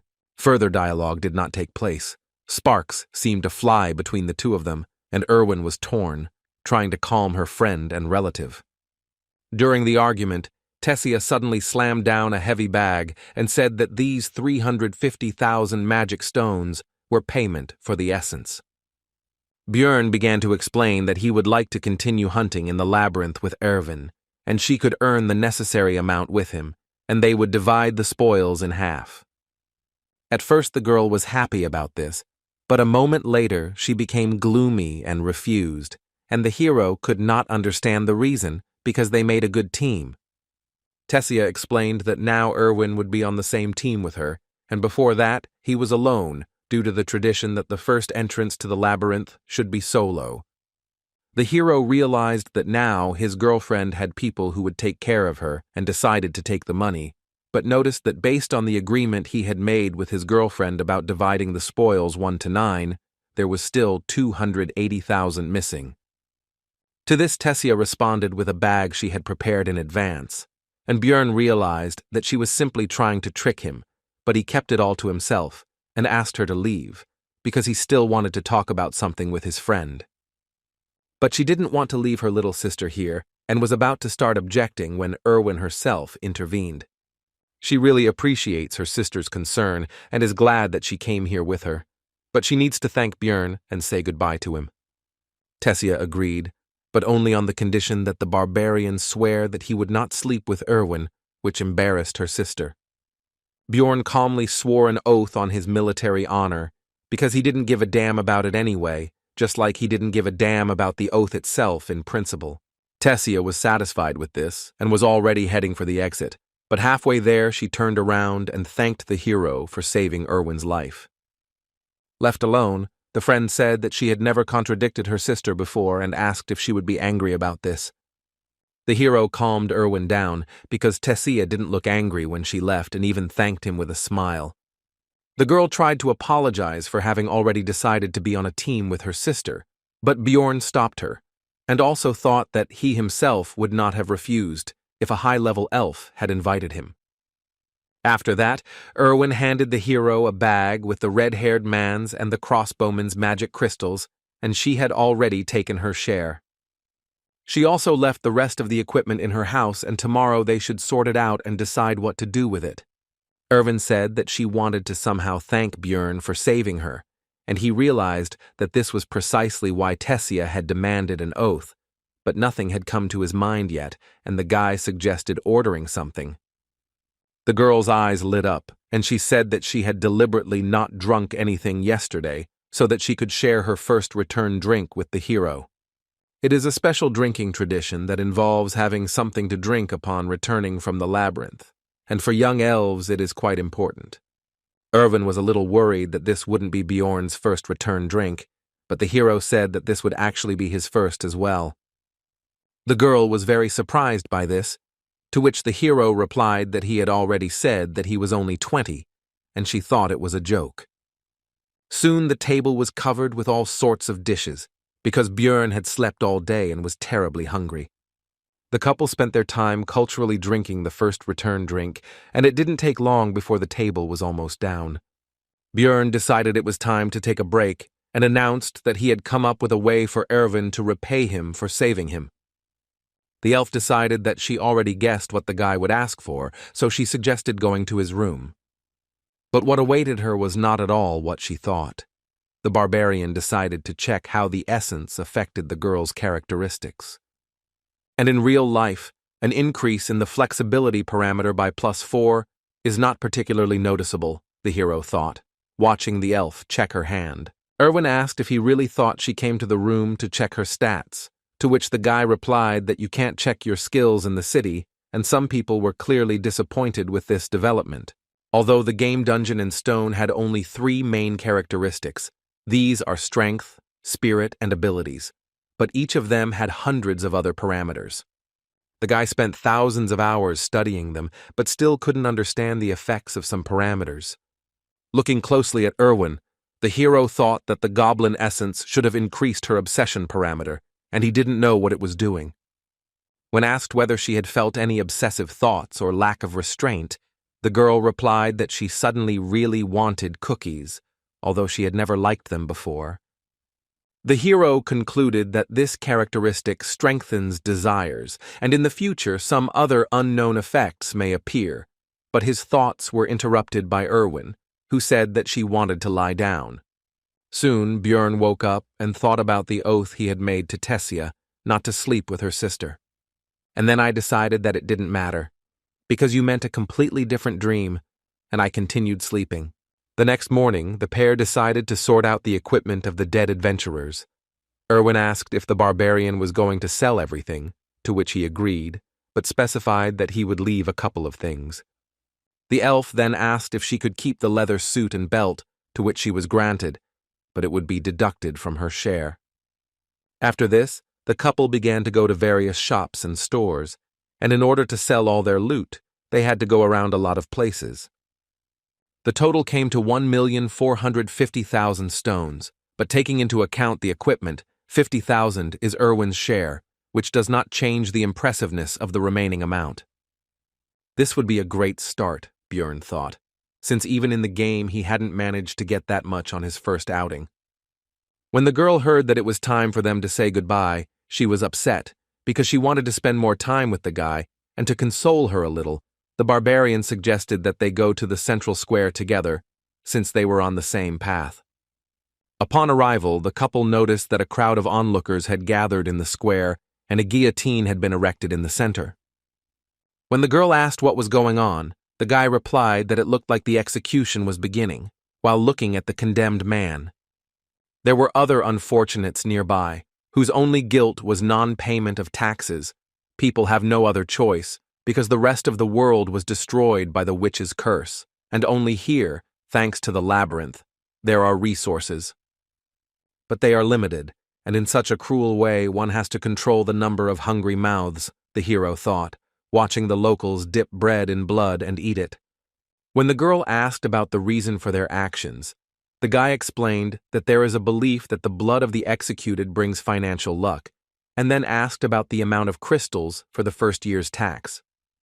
To which I received the answer that the amount is 700,000 for non-humans, but in the second year it is already 800,000, and a commission appears upon exchange, which is slightly different from the game, but close. Taxes are growing every year, which means he can't stop training, otherwise his blood will end up on someone else's bread. You need to save up as much money as possible so you don't have to worry about it, so you need to get to at least the 6th floor in order to avoid execution and survive. After saying goodbye to Irwin, the hero went to the library, where he continued to collect surprised glances from other visitors, since barbarians are rare guests in such a place. Walking through the reading rooms, the hero suddenly noticed a familiar girl. It was Anar, the second or third daughter of someone there, he didn't remember, who seemed to have fallen asleep right on the book. Bjorn decided to wake up the blonde, because he was curious what she was doing there. She woke up easily. The girl was glad to see her son Jandel, which she announced very loudly to all the visitors of the library. When asked to be quieter, she justified herself by saying that she did not expect to see a fellow barbarian in this place. The hero asked about the reason for her stay here, to which the girl replied that she decided to follow his advice to think before doing something, so she decided to gain new knowledge here. She also said that while in the labyrinth, she realized that it was not only monsters that posed a danger, so Anar decided to study, but she faced a problem, which was her poor reading skills, and now she is going to the Temple of the Barbarians to fix it. As she was about to leave, the girl remembered her promise to repay for the advice, so she said that she should be looked for in the Angry Bull Tavern. The library was simply huge, and the hero couldn't even imagine how to find the books he needed here. Björn decided to approach the female librarian, but noticed that she had fallen asleep at her workplace, so he tried to wake her up with a soft cough. She immediately opened her eyes and began to find out what was required of her, to which she heard about the need to help in the search for books. But before the hero could explain the details, the librarian cast some kind of spell and cast some kind of effect on the barbarian. And yawning, she explained that he would find the book he needed if he simply wandered around. Taking them with him was forbidden. He had to read them in the library. Before Björn could find out exactly how it worked, the girl closed her eyes and fell asleep again. He quickly understood how magic works. Just looking around a little, it turned out that magic simply highlights the desired book, which was very convenient. Now it became clear to the hero why only one person looks after such a large library. Magic makes life much easier. The first book Björn picked up was called The Fallen World, and it told the story of how the lands had been cursed for thousands of years, and only Rafdonia survived, thanks to the ruling family who opened the way to a dimension called the Labyrinth. The second, Basic Notes on Alchemy 4, covered ways to turn magic crystals into food, water, steel, and other resources. The book Holy War 3 described the reasons for the enmity between the barbarians and the elves, but he was already impatient to touch the fourth, the most useful for him. Bearing the name Evil Spirits of the Abyss, which was the name given to those who came from another dimension to take over someone else's body. The reasons are not described here, but it is clear that the ruling family and the church have done a lot to get rid of this phenomenon. For him, as an evil spirit, the information from the book was very useful. As long as he didn't give himself away in any way, he would be fine. The fifth book on the death of the king told of the death of the first ruler, who was called the Immortal, Ravigian III, and he died 150 years ago, and it is from this event that the events of the game begin. Next, records of dimensional instability, which suggested that he himself was to blame for ending up in the dark region, as interference in teleportation could cause passage through a closing portal, which is what he did. Those events could have been entirely his fault, but even thinking about it was disgusting to the hero, and so, while reading books, night approached. Lying in bed, Björn thought about the fact that 3 days had already passed since returning from the labyrinth, and there were still 27 days left until its next opening. Tomorrow he would look for companions, and with his thoughts, he fell asleep. In the morning, the hero was awakened by a knock on the door and Irwin's voice calling him to wake up. The guy had no choice but to obey and go open the door. Before Björn could say hello, a powerful gust of wind hit him in the face, causing him to lose his train of thought. Irwin began to happily tell that she managed to make a contract with a new spirit. This time it was the wind element, although she spent 10 spirit stones. Showing a creature that looked like a small tornado, she continued to say that she was very lucky because the elements of fire and air go well together. The hero remembered that spirit stones are a rather expensive item, which allows you to make a contract with a spirit, a 10% chance.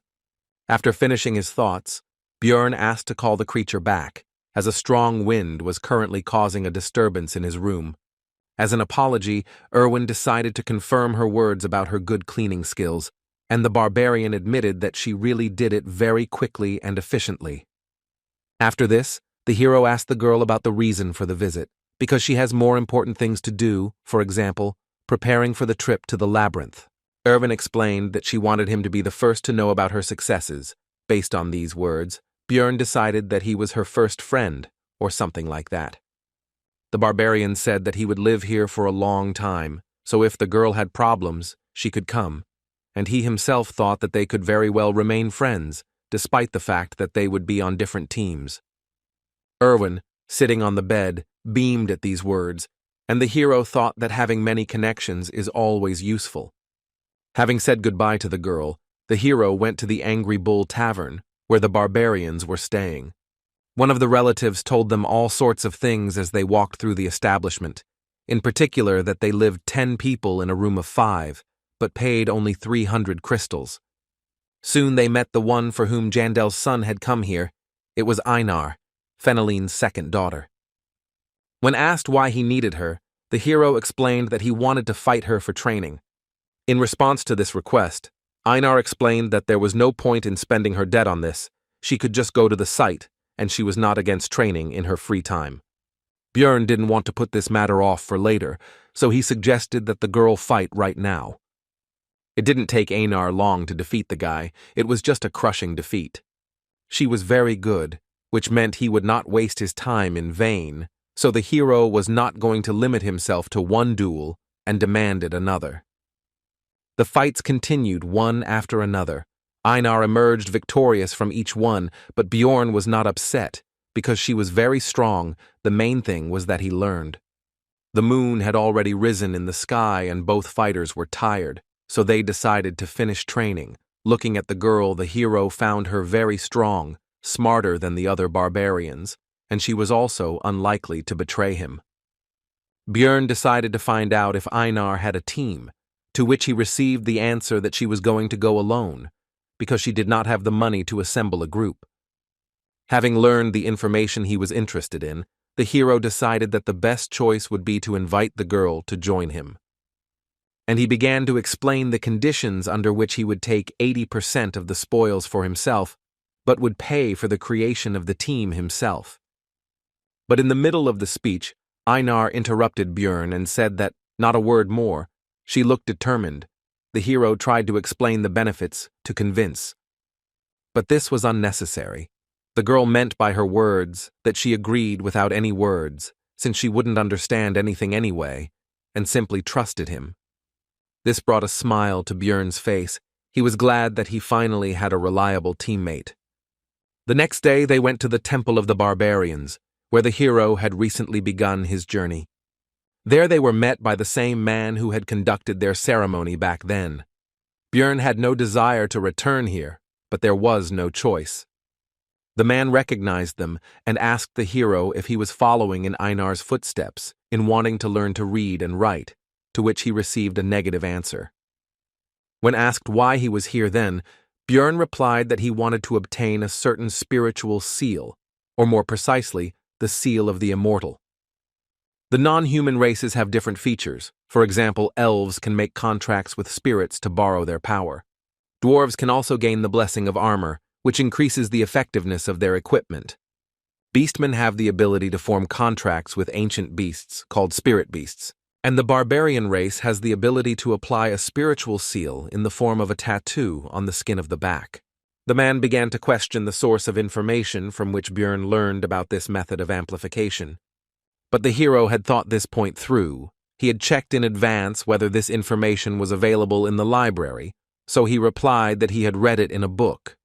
The man laughed at this and patted the boy on the back, and also said that he was proud of him and Einar.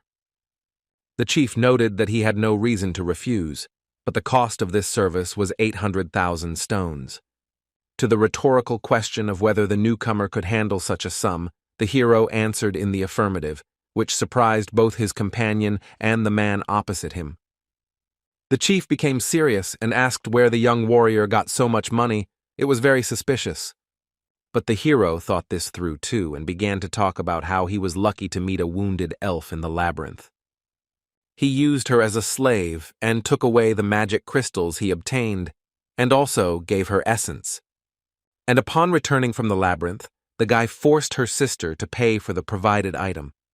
With his story, the hero greatly pleased both the leader and the barbarians who gathered around to listen to his story. As a gift for his good mood, the man gave Björn 2 coins worth 100,000 stones each.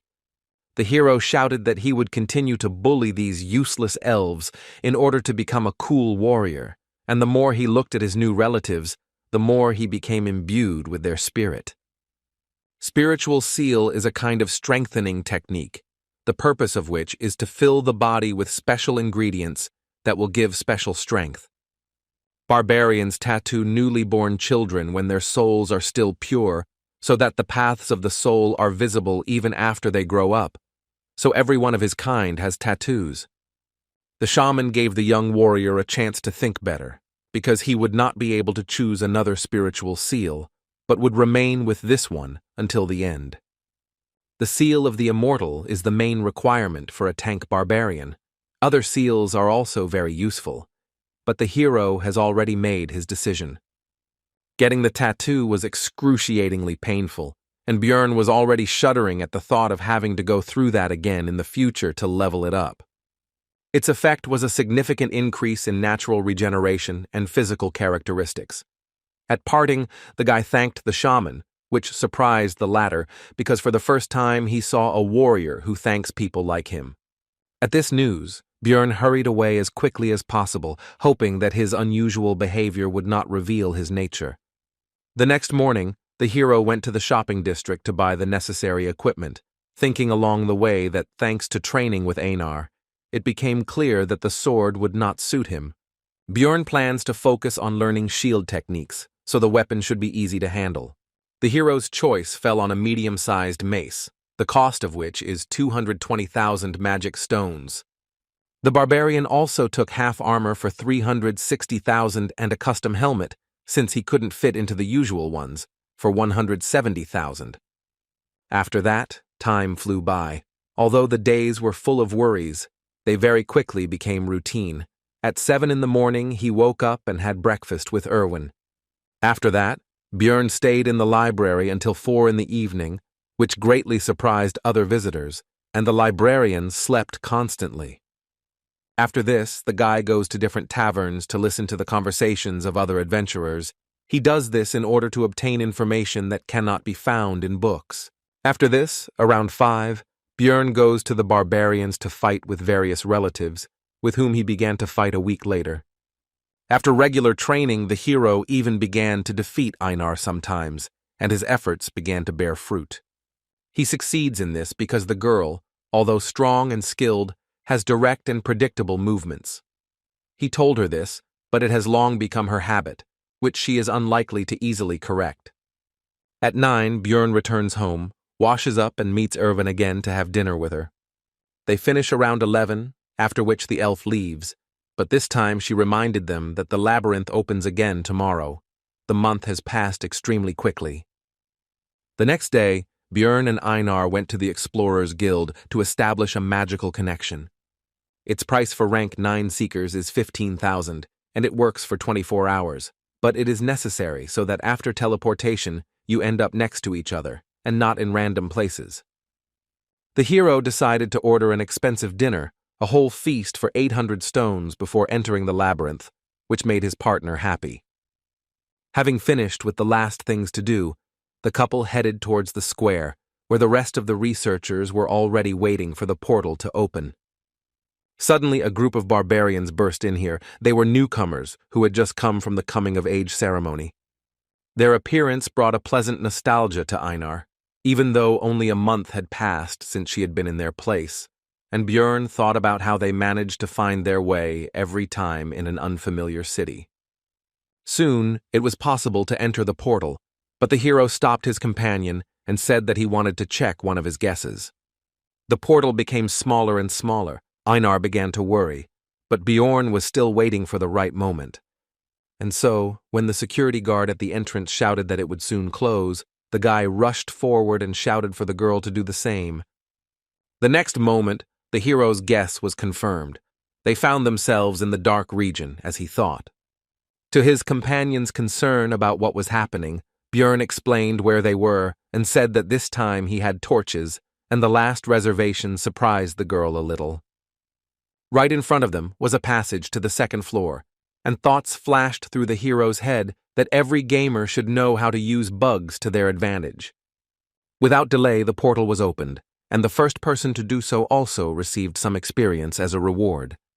This time the location was different, the dark ground, The remains of stone structures and heartbreaking screams indicated that this was the land of the dead. But unfamiliar feelings distracted Björn from examining the area. He felt as if something was moving through his veins and filling his body.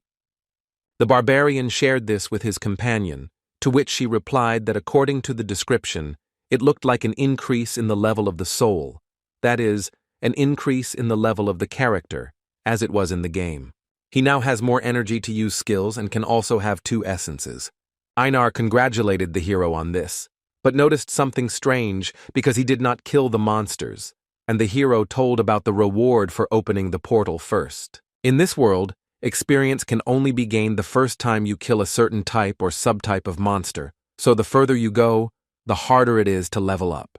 Opening the portal first is a stable and relatively easy way to earn EXP, so many people try to get to the transition as quickly as possible. Björn told Einar that this would be their secret, and if anyone asked, it took them 2 days to get here. Sooner or later other explorers will get here, so you need to get away, because they will wonder how the newcomers got here faster than them. The hero tied a torch to his helmet, and the steel did not heat up due to its magical nature. Although this method has long been used by adventurers, the guy still felt a little ashamed. The land of the dead contains various types of strong, undead-type monsters, unlike the goblin forest. But there are no traps here, so it's a bit easier, in other words, an ideal place for 2 barbarians.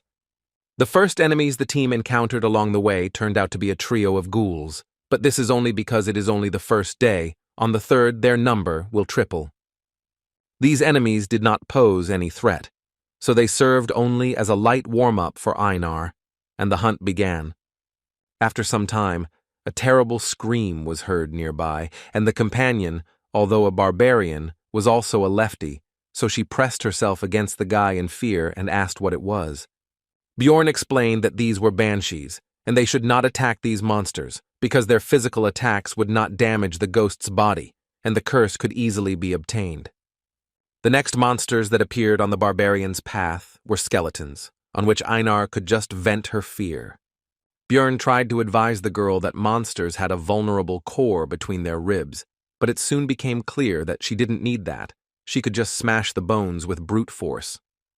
They walked through the lands of the dead for another 7 hours, and encountered various monsters, such as elder ghouls, that were twice the size of normal ones, or mutants that turned into skeleton warriors and skeleton archers, and all the new species brought the desired experience.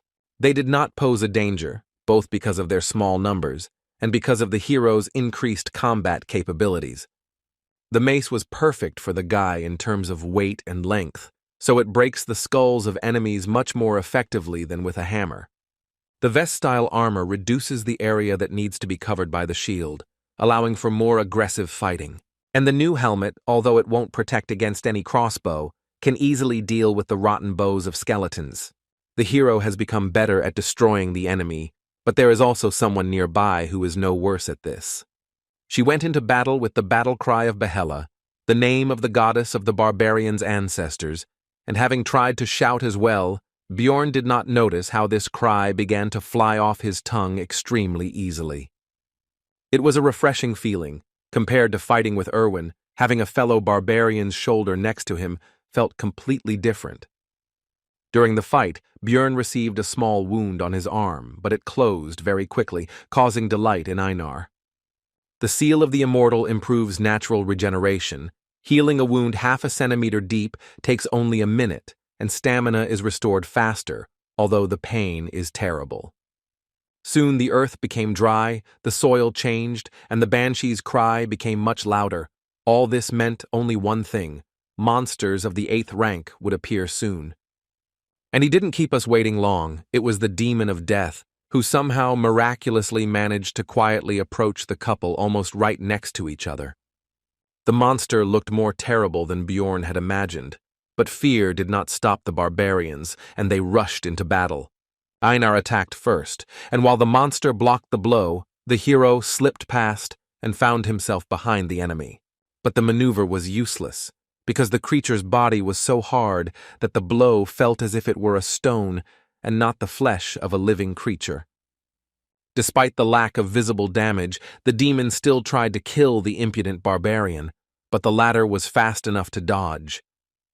But we shouldn't forget about Anar, who decided to take advantage of the monster's distraction and struck the creature with her huge sword.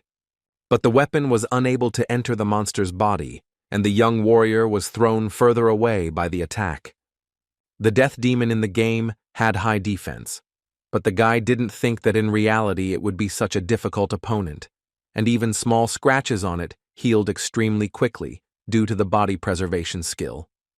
But soon, the situation worsened even more because the monster used its active skill for summoning ghouls, which was called the Call of Death. Björn ordered Einar to deal with the dead first, while he would distract the monster. Weaker attacks could be easily taken on the shield, especially with the physical stats boost from the seal of the immortal. More powerful attacks had to be dodged, using all possible agility from one's body. Bjorn was quite successful in distracting the death demon, although he was unable to land any blows, but that was not necessary. Soon Einar was able to deal with all the ghouls and immediately went to help her partner. She slipped behind the monster's back and prepared to deliver a devastating attack with her monstrous weapon. The next moment, the warrior struck the death demon with her sword, but the strong skin withstood it. When the monster was distracted by a new target, Björn had the opportunity to attack in the same place where Einar had hit, which he took advantage of. Finally, the battle began to turn in favor of the barbarians, and they finally managed to inflict serious damage. But, not paying attention to the pain or possible problems from a head injury, the demon drove his opponents away from himself. The team couldn't keep up with the monster's regeneration. It recovers too quickly thanks to its passive skill of body preservation. Already thinking that they wouldn't be able to cope with the demon and would have to return to hunting 9th rank monsters, the hero saw that Einar had grabbed the enemy's leg in an attempt to upset his balance. This seemed like a great idea to Björn, and he hastened to support his companion in the attack on the monster. And in the end, the barbarians managed to drop the monster on its back. Now it's time to quickly take advantage of this. But it turned out that there was no hurry, because nature, or whoever created the demon of death, did not think of a way for him to get back on his feet after falling. Now the barbarians can take advantage of their advantage, and the monster began to feel like a victim. The pair of researchers began to joyfully beat and cut the helpless enemy, who not long ago seemed to them, if not invincible, then at least an extremely difficult opponent. After defeating the demon, a very large magic crystal remained in its place, which made Einar happy. But Bjorn hastened to explain to her that the cost of extraction was actually only 100 stones. But it turned out that for the girl, this sum was quite good, because for this price she would be able to buy the delicious bread that she ate at the feast before leaving for the labyrinth. The hero decided that it was not right to limit himself to one demon, so it was time to go and continue hunting, and also realized that hunting with barbarians was quite good, and Irwin was a little passive. In this battle, they managed to find an excellent tactic, so the barbarians first threw the monster on its back as soon as they discovered it, after which they joyfully beat him on the head until he died, and as a result, they finished off 70 of these big guys. It was time to set up camp, and the hero again fell into thoughtfulness. He thought about the fact that it was extremely profitable for him to hunt death demons, because there was, albeit a low chance, but a chance to get an essence that would suit him very well. The next day, the number of monsters doubled, but this caused practically no problems. The barbarians simply felled them one by one, and then finished them off. True, if the demons could not be neutralized before they used the Call of Death, then they had to run away, because the creatures do not pursue prey outside their territory. After midday, the monsters began to appear in threes, which was already too difficult, so the barbarians wisely decided to give up the hunt and not take such risks. Soon the couple began to look for a place to stop, but when they had already succeeded, they met a group of searchers. With a threatening expression on her face, Einar informed the uninvited guests that since they had no business here, they should get lost. The group decided not to mess with the terrible barbarians and decided to leave quickly, and the girl watched them go. Einar said that now they would have to change their camp location, because these guys now knew their location, and people cannot be trusted. Walking after the girl, the hero recalled that she had previously disliked them, and also came to the conclusion that some story had happened to her during her first exploration of the labyrinth. Björn decided to ask Einar about this another time, and in the meantime his companion complained that they most likely would not be able to find such a good place for a camp. But their conversation was suddenly interrupted by desperate cries for help, and such sounds are not made by those who are attacked by monsters, which means that the seekers are cutting each other. The couple was about to get away, but it turned out that someone had heard their conversation and fired an illuminating spell into the sky. Now it was possible to examine the situation, and it was not rosy. There were 4 bodies lying on the ground. There were no monsters nearby, but there were traces of a camp and poisoning. And in the middle of this picture stood a woman clutching a bloody dagger in her hand. Most likely, she was a marauder. Marauders are people who hunt other explorers instead of collecting magic crystals from monsters. They collect equipment from others. Naturally, in Rafdonia this is punishable by death, although if you think about it, no one convicted him of killing his colleagues, which means no one will know anything if there is no one to tell. Looking at the girl, the hero realized that she was very strong and professional, and also had a noticeable appearance, but nothing was known about her, which meant that she did not leave witnesses of her work. Looking over the dead people, Björn noted that they had very high-quality equipment. The mage seemed to have reached the 5th floor. 3 apparently died from poison, and the 4th seemed to have resistance. Without any concern at all, the woman began to search the bodies. She was not at all afraid of the 2 new barbarians. Judging by how that huge sword fits, she must have an expensive spatial traveler's bag.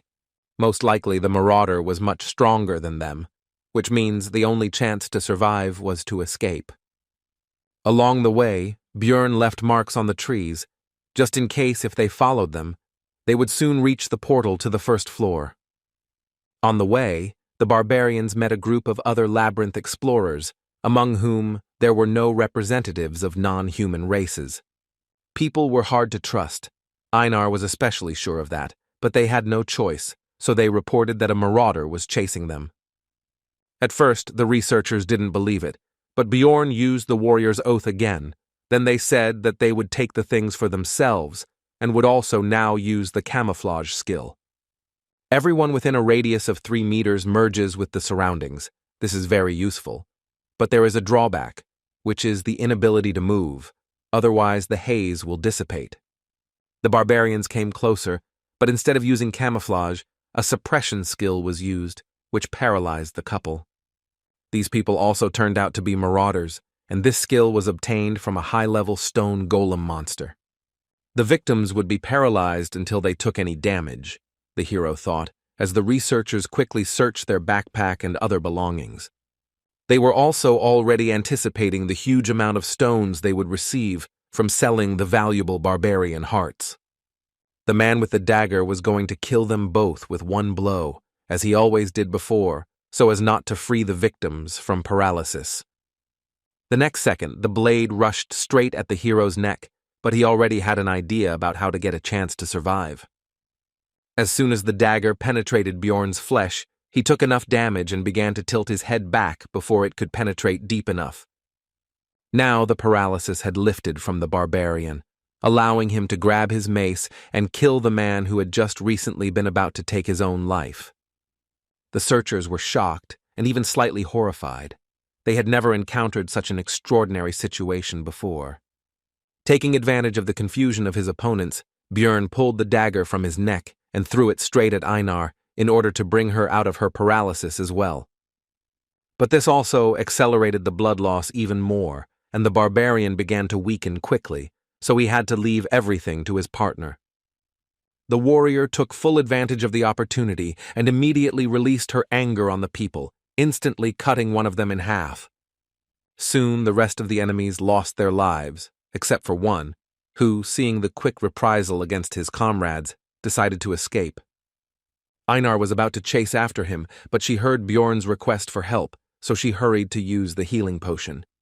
The hero was able to survive thanks to the seal of the immortal, but now there will be a scar on his neck that is unlikely to heal.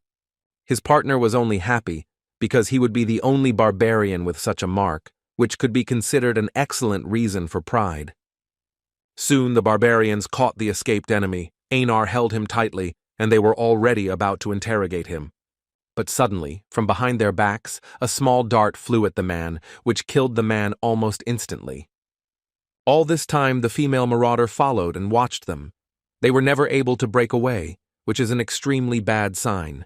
If they couldn't escape, then the only way out was to fight, so the barbarians rushed towards their new enemy. Even though they are newcomers, and this woman looks very experienced, they have the advantage in numbers and should have a chance to win. The next moment, the marauder dodged the young warrior's blow without any noticeable difficulty. And then she took on the dagger and attack of Bjorn, who, although he expected something like this, hoped for the best. Since she can compete with him in strength, it means she has probably absorbed more than one essence, and this once again confirms how high a level it is. Since the barbarian cannot overcome her in a normal confrontation with force, he will use his superior mass and start pushing. But the marauder did not expect that the enemy would pierce his armor with a simple, albeit poisonous dagger, which indicates that the woman knows how to use aura, which means there was no chance from the very beginning. Anar tried to correct the situation. She tried to stab him in the back with her huge sword. But the enemy flew past at lightning speed, inflicting serious wounds on the warrior, much worse than those received by Bjorn. Throwing a dagger into the air, the marauder addressed the hero with the words that the basilisk's paralyzing poison had already spread throughout the body, which meant it was time to surrender. The hero feverishly thought about the fact that the enemy was superior to them in strength, speed, and in everything, so would they really die here? The woman interrupted these thoughts by putting a dagger to the guy's neck and saying that if they swear not to say anything, then she will spare their lives. The marauder continued by saying that she had intended to suggest this from the very beginning. She didn't want to kill the barbarians because she was indebted to them. Now it became clear to the hero why she simply watched their fight. She wouldn't have had to kill them personally if those researchers had succeeded. The wounded Anar extended her hand and said that they couldn't trust this woman because she would definitely deceive them. When asked about the consequences of refusal, the marauder replied that in this case they would die, so there was no choice. The hero once again took advantage of the oath of military honor, and now it was Einar's turn to have her say. But the girl did not want to do this. It seemed that her dislike for people was extremely strong, as was the pride of wine, and even in such a situation, she could not agree with this. Since Anar has spoken her word, it means the woman has no other choice, and today the warrior will leave this world. But Bjorn categorically disagreed with this, so he began to persuade the girl to take the oath anyway. He desperately reminded her that Anar had said earlier that she would follow all his orders. She just needed to trust him.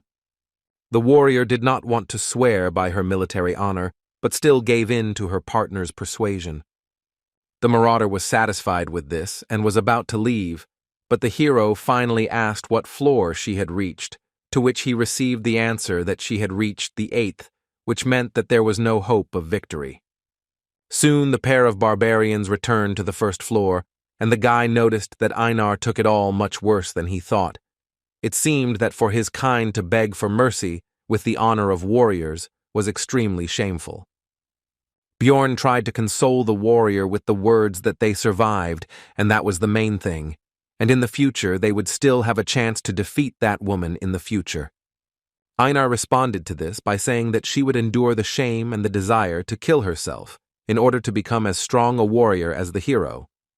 Seeing his partner's attitude towards this situation, the hero understood that he would hardly ever understand her feelings, and the reason for this is simple. He is not a real barbarian. They began to rest, and Bjorn again plunged into thought. After these events, he was morally destroyed, although Einar was even worse. The guy felt about the same as he did on his first trip to the Labyrinth when he hoped for help from that blonde guy's group. When the priestess refused to heal him, and the swordsman threw the potion as if his life was worth nothing, as if he were a wounded dog, although he was happy to survive, he cannot forget that feeling. Björn believed he was making the best choices in the situations he faced, focusing on survival, and he didn't understand what he could have done wrong. As soon as the hero got into this world, a man was beheaded before his eyes, and then unpleasant things continued to happen, and the barbarian decided that something needed to be changed. He had a new plan. Björn woke up Einar and asked her if she would agree to try to become stronger if it involved great risk. The warrior agreed, because if they didn't achieve this, they would most likely die anyway. This life will always be filled with chaos, no matter which path you choose, so it is better to attack first, Björn thought, and told his companion that they would go into the rift. The team headed to an area that was also shrouded in darkness, but there were 4 types of monsters there. In addition to the goblins and ghouls they had already encountered, there were gnomes and razor-maned wolves. Soon, an ancient monument appeared before them, and when Einar asked what it was, Björn told them about the memorial to the man who first found the labyrinth, dedicated to Deflon Grandel Gabrielius. The hero said that he was going to open the rift and asked to keep it a secret. His partner agreed, but asked to tell what it was. Roughly speaking, it is a labyrinth within a labyrinth. In the game it was called an instanced dungeon, which was cleared by a selected number of characters. To open the rift on the first floor, you need to place the magic crystals of 4 types of monsters on the memorial, and with the stone of the death demon, 1 specific instance for 5 people will be opened. The difficulty depends on the number of participants, and the hero was interested in who else would be included in their temporary cleanup group. The rift is a passage to another reality that appears randomly on each floor, and they also have a recovery time, and the passage on the first floor opens once every 3 months according to city time. On the first level there are 4 rifts. The one they are going to has a red sky, clouds of crows flying across it, and a dark castle rises up ahead. This place is called the Bloody Citadel. Björn knew where they would end up because he used the death demon's magic crystal, but in real life it all looks much scarier. The most important thing now is who will appear here next, because the rest of the group members will be chosen randomly. Meanwhile, Irwin and his sister were on the first floor, and the elder was teaching the younger that she needed to be able to defend herself without a bow and spirit, but with just a dagger. To this, the girl replied that Björn told her that you need to concentrate on what you are good at and leave the rest to the team. Everyone should do their part. Tessia explained to her sister that he was also right in his own way, but you can't always trust your companions because this world is not particularly welcoming. Walking through the labyrinth, the elder elf told them that before heading to the second floor, they should look for a rift, because although it was difficult to find them, 8 months had already passed since the last one, so they had a chance. Irwin said that it was interesting. Björn didn't tell her about it, to which Tessia thought that it was natural. After all, he was just a barbarian, and a newbie at that. He probably got to the top in the most ineffective way. Their conversation was interrupted by some suspicious sound, and when they followed it, they realized that this was exactly what they were looking for, a rift. This was their chance to become stronger and make some good money, so the elves immediately rushed into the rift before anyone else got there. The girls had almost reached it when the entrance to the rift closed right in front of their noses. It looked like some researchers in other places had managed to get into other entrances earlier. Meanwhile, in the Bloody Citadel, the barbarians waited for the first comrade to appear. It turned out to be a dwarf. And after him, a sorceress and a guy with a backpack stepped into the passage. The hero was surprised and glad about the presence of a magician. Einar noticed this and asked about it, and learned that magicians are valuable for the city, and only the strong can go to the labyrinth. In other words, she was strong enough to be here. The blonde heard this, so she praised the barbarian's intelligence. After which, she introduced herself. Her name was Aloa Raven, and she was a 6th-rank mage. The hero noted that she looked a little arrogant, but in the game all the mages were crazy, so the girl looked almost like a saint. The sorceress meanwhile introduced her companion. He turned out to be a professional porter whom she hired. His name is Tarjan. The explorers continued their acquaintance. The next one was a dwarf. His name is Hikuro Murad. He has been exploring the labyrinth for 3 years. After the introduction of the barbarians, the hero asked about the fact that they were not like those who would work on the first floor, since they ended up here. They decided not to reveal the details. They both just heard that a rift was about to open, so they were here. Everyone agreed to the proposal that Raven would be the temporary leader, and when Bjorn also wanted to accept this proposal, Einar interrupted him, because she considered him to be an intelligent, wise, and capable warrior. All this praise went on, causing the hero to feel ashamed and awkward. After hearing all this, Hikuro Murad laughed and said that it was difficult to find a wife who would respect you so much, and he was even jealous, which embarrassed the warrior.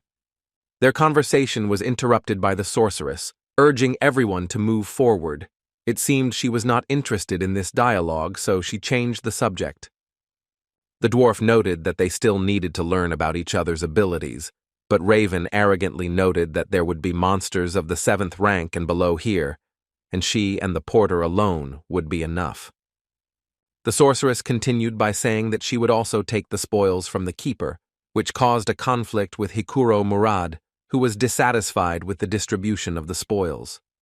The argument grew more heated, and the hero reflected on the fact that for successful magicians, research comes first, while for simple adventurers, it is money, and here their interests clashed. Alua Raven tried to compromise. She said that she would give them all the magic crystals from this rift. Bjorn noticed that the argument was causing tension in the sorceress. She was very depressed. It seemed that she did not expect such a development of events. Raven agreed that she would give up some of the items, but the essence would be hers. The dwarf agreed to this, and also said that they would roll dice to decide who would get the rift stone. But Bjorn didn't agree that they were thrown out of the discussion altogether. But the two didn't agree that he had the right to the stone, but they did agree to give 2 essences from ordinary monsters. This was the maximum that could be bargained for. There would be no suitable essences for their level here anyway, and Murad and Alua had already resolved their differences and calmed down. Looking at the Blood Citadel, Bjorn became determined to conquer its peak and become stronger, so that he would no longer get into unpleasant situations, and so that high-level researchers would not treat him with arrogance. This rift is divided into 4 parts: a drawbridge, a battle zone behind the walls, an underground prison, and a place of worship for demons in the Lord's room. These thoughts flashed through the hero's mind as the squad approached the entrance to the fortress. On guard were gargoyles, rank 8 monsters that stand still most of the time and look like statues. But once you notice the enemy, they attack them and use their active skill petrification, which covers the one it was applied to with a layer of stone. Usually, explorers have to sacrifice one of their own, exposing him to the gargoyle's ability. But if there is a mage in the team who knows the magic of removing curses, then everything changes. And without their skill, these monsters turn into very simple opponents that can be dealt with without any problems. Hikuro Murad showed what his skills and 3 years of experience are worth, crushing his opponent without any problems. The magic crystals that remained in place of the enemy corpses began to fly up on their own and go to Tarjan's backpack. It was a spell for collecting stones. It would make their lives much easier. Now that the guards were down, the team could enter the citadel, which was quite dark, and magic helped with that as well. Now the researchers could see that they were not alone here. There was a group of ugly monsters nearby. These were the dead, monsters without a rank that do not give experience or crystals, and their bodies do not disappear unless an essence drops. The part of the squad that was melee fighters took aim at the opponents, because it would be wasteful to waste mana on such weak monsters. These opponents could not cause any difficulties for any of the squad members except, perhaps, the porter Tarjan, but he did not participate in the battle. As a reward for exterminating the enemies, the researchers received a forge, which they took with them, because they would soon need it. After walking a short distance along the corridor, the team encountered an obstacle. It was a steel door. The sorceress volunteered to solve this problem. It's unlikely that anyone else would have been able to overcome this obstacle with brute force, but a huge fireball is a completely different matter. Looking at the result of the magic, Björn could only marvel at how overpowered magicians could be. The next obstacle on the squad's path is the first part of the fault, the drawbridge at the entrance to the fortress. It was raised. But Alua Raven knew how to lower it, so she asked Anar to blow into the horn she had recently received. With this action, the bridge began to slowly descend, and the long dormant magic seal was activated. And the dark bloody water began to rise higher and higher, and in it swam a crowd of the same monsters that the team had encountered not so long ago. The goal of this test is to survive the onslaught of countless undead. This is a pretty difficult part, but only for those groups that don't have an experienced mage who has area attacks. The next moment, Raven destroyed the crowd of enemies with her magic, making it much easier for the group to pass this test. Bjorn guessed that the sorceress was quite powerful, but he didn't think there was such a big gap between them. The first part of the Blood Citadel was completed, the bridge was lowered, and the team was about to move on. But Bjorn was tense, because it had been ridiculously easy to deal with, which, given his luck, was highly suspicious, and there was certainly trouble ahead. The group of explorers easily crossed the drawbridge of the outer wall and headed towards the inner castle. Normally, they would have had to fight their way through a lot of monsters, but they had Raven, which was a big help in conquering this rift. Soon, she was no longer destroying all the enemies with one blow. This time, there were about 10% of the enemies left. Among them, the most dangerous were the death demons, who survived thanks to their durability and regeneration. Einar and Björn had already worked out their tactics for fighting these monsters on the second floor very well. This sight greatly surprised and discouraged Hikuro Murata, but the barbarians seemed to be having fun. Raven also decided to contribute to the victory over the monsters by hitting them with the spell Worsening Wounds, which negated the monsters' regeneration. Without one of their greatest strengths, the death demons have been reduced from fearsome foes to mere lumps of meat. Having seen the possibilities of magic, Einar understood why wizards are treated specially, which she told Bjorn. The dwarf supported her in this matter. Hearing the praise directed at her, Raven simply beamed and said that they study hard for this, but talent is also essential. Now the hero began to better understand her character. She pretends to be modest, but loves to brag and conduct research. The sorceress asked for help in collecting some materials, which no one refused her, and soon Targan's backpack became almost full. Björn noticed that she had examined the entire area, but had not paid attention to the statue. Did she really not know about it? Some gamers have a habit of pressing the interaction button when they see a unique object or a suspicious wall, and the hero was one of them, so he discovered a lot during 9 years of playing Dungeon and Stone. But it might hurt the sorceress's ego if a common barbarian knew something that she hadn't discovered, even though she had spent her entire life researching, so she would avoid things that might arouse suspicion. Soon, the group of adventurers entered the inner castle, which lay in ruins, and there were no monsters or possible prey nearby. So they did not stay here long, and quickly found the steps leading down and went under the thickness of the earth. The group fearlessly entered the first floor of the underground prison, the third part of the Blood Citadel, and began to explore it. Hikuro began to ask Raven about the monsters encountered in this location, to which he received the answer that they were a skull rat, a banshee, a death demon, a ghoul lord, and a corpse golem. To this, the dwarf noted that he had fought with all of these species except the last one, since it was found only here in the Bloody Citadel, after which the sorceress began to talk about its features. Soon the terrifying cry of a banshee echoed through the dungeon, and Einar again showed that she was not only a barbarian, but also a girl. She was afraid of these ghosts, and pressed herself against Bjorn. Raven couldn't help but scare the warrior, and began to ominously talk about how meeting these monsters would be terrible and indescribable. But Bjorn reassured his friend that magicians actually have ways to fight banshees, so there is nothing to be afraid of. The sorceress was surprised out loud at the barbarian's knowledge, after which she decided to stop joking and lured a group of ghostly monsters with her spell. And as soon as all the banshees gathered next to her, Raven used fire magic and incinerated all the opponents. Even their intangibility did not help them. and standing right in the middle of a branch of the fiery hell, she invited her companions to follow her, as if she did this every day. This display of strength, coupled with her behavior, caused surprise and even fear among the rest of the team, except for Targan, who seemed to have long known what his employer was capable of.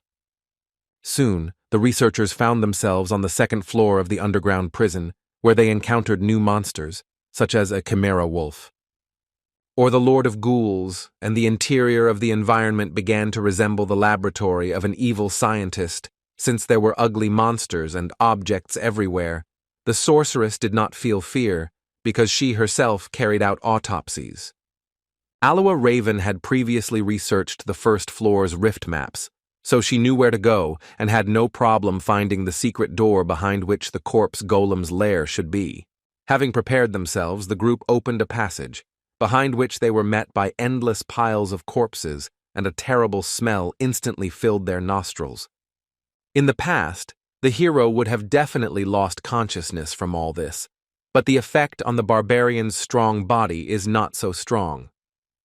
The first to succumb to the nauseating smell of rotting bodies was the porter Tarjin, and he parted with his breakfast. Next was Raven. She was used to looking at something like this during autopsies, but it didn't change the disgusting smell. Björn, Einar, and Hikuro were more resilient, so the squad moved on, with the melee fighters in front and the rest behind them. Soon, they reached the largest pile of corpses, and suddenly began to hear strange voices that became louder and louder with each passing second, and soon it became clear that these were the bodies talking to them. It turned out that this pile was the monster that the group came here for. The first boss, the corpse golem, awakened. The terrifying appearance coupled with the human-like voices caused fear in Hikuro, and he froze in place, as did Raven and Targan. The hero had thoughts about how they had always pretended to be tough, but now they were useless, which meant he would have to sort things out together with Einar. Dungeon and Stone is a niche game, but it has details that could appeal to anyone. One of them is the terribly realistic illustrations that look like photographs. They often flashed on the internet. The hero was once again faced with the fact that no matter how plausible the pictures were, reality was on a completely different level. Aloha Raven still couldn't recover from her dissection experience, so she wasn't just useless, but also a burden that needed to be protected. Hikuro Murad, a dwarf who had seen many terrible monsters during his 3 years of exploring the labyrinth, was no better. Tarjan, the porter, who looked quite stoic, especially for his role, was also of no help, which was to be expected. They all treated Björn and Einar like trash because they were newbies, and in the end, they, the barbarians, were the only ones left sane. And the corpse golem was not going to wait for the researchers to come to their senses, so it attacked them, releasing acid mixed with corpse poison from its body, from which the warrior protected herself with a broadsword. But Hikuro didn't defend himself in any way, and the splashes hit him right in the eyes, taking him out of the fight in an instant.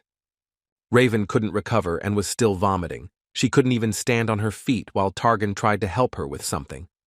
Seeing the dire situation, Bjorn ordered Einar to take the dwarf with him and go protect the magician, and he would try to distract the monster until the others came to their senses. The hero knew the boss's attack sequences from the game. He preferred to throw a corpse bomb at distant targets. But up close, he used his vile semblance of hands to catch opponents in order to absorb them, making them a part of himself.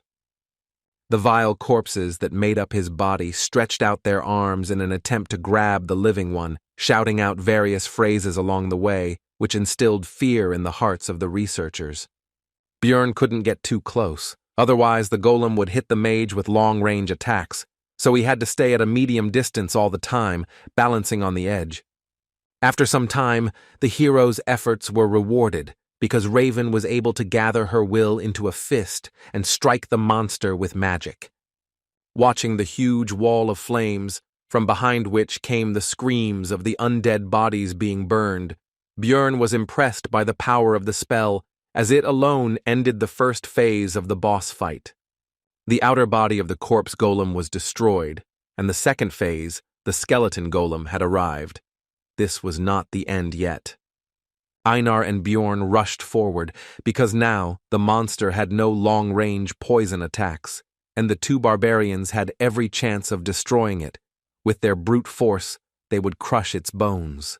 It wasn't long before they managed to break through his chest-bone plates and reach the golem's vulnerable core in the center, and the monster was defeated. At the sight of his death, as a reward, a beautiful ball of energy quickly formed. This was his essence. Elite monsters that do not appear in the regular labyrinth are highly valued by explorers, as they can be used to obtain valuable experience, which is very difficult to earn. Various magic rings, amulets, earrings, and other things that can be obtained from the Rift Keepers are also very good loot. But still, the main value of these instances is that the chance of essences dropping increases several times. After finishing his thoughts, Bjorn informed Einar that it should go to them, since they had contributed the most to defeating the boss. He himself wanted to get 2 essences from the Death Demon, which gives powerful regeneration, and from the Wolf Chimera, which gives strength.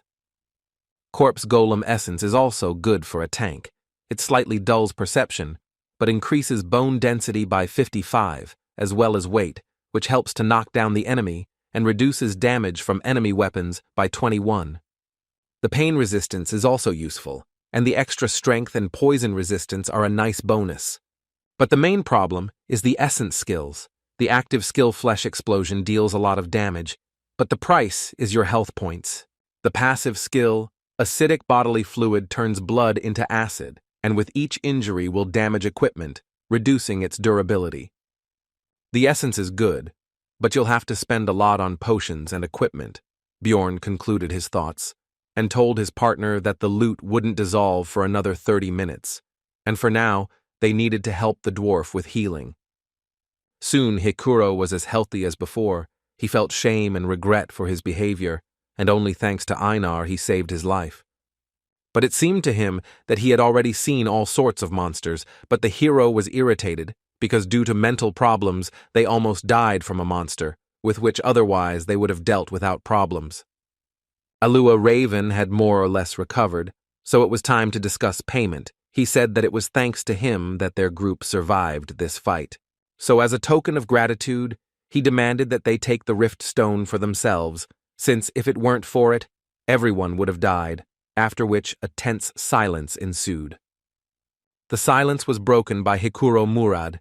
He supported Bjorn, because he was in great debt to his partner Einar, and also, in principle, to him himself. Raven was against it, but decided that if they came across a Rift Stone, the Barbarian would have a chance to get it, and he decided that he shouldn't count on more. After this, Bjorn decided to report that the corpse golem had dropped essence, which surprised his teammates. The sorceress simply beamed with joy and excitement, because this essence is extremely rare, so even large guilds do not know its effect, and she really wants to study this thing. Bjorn had a proposition. He could give up his loot from the boss, but in return he wants to get the essence of the keeper if it drops. Alua Raven was confused by this deal because the keeper might not drop anything at all, which she told the barbarian. Bjorn replied that he was ready to take the risk, which pleased the sorceress, since she was more interested in the rare, unexplored abilities of the corpse golem. When Hikuro asked how she was going to take the essence, she showed him the artifact vial and said that she had everything she needed. It was an extremely expensive magic item that wouldn't pay for itself with essences below rank 6, but she didn't seem to care. Soon all the work was completed, and the team hurried to leave the terrible lair of the corpse golem, moving on. On the way, the researchers came across statues that resembled gargoyles, but turned out to be, in fact, the most ordinary sculptures. Coming closer to examine them, Raven reported that the Lord's room should be very close now.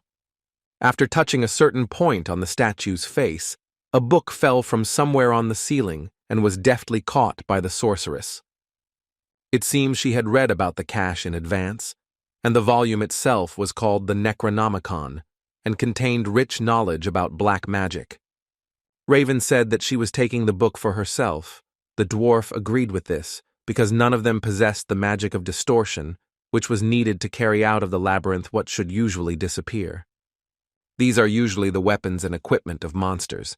But this book was actually an ordinary item, and the sorceress decided not to report it, and the barbarian was forced to remain silent so as not to reveal his excessive knowledge. After that, they wandered around the rift and destroyed monsters until they finally met the second intermediate boss, the Bone Rider.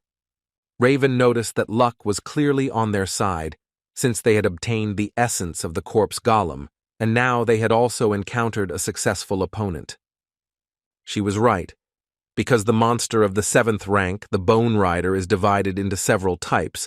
The first one is called Sadness and uses fog, which causes psychosis, annoying the enemy. The second is Hatred. He uses the Soul Kill skill, which lowers the target's level, the hardest enemy. The team encountered a Desire type that could regenerate using the Life Force Absorption ability.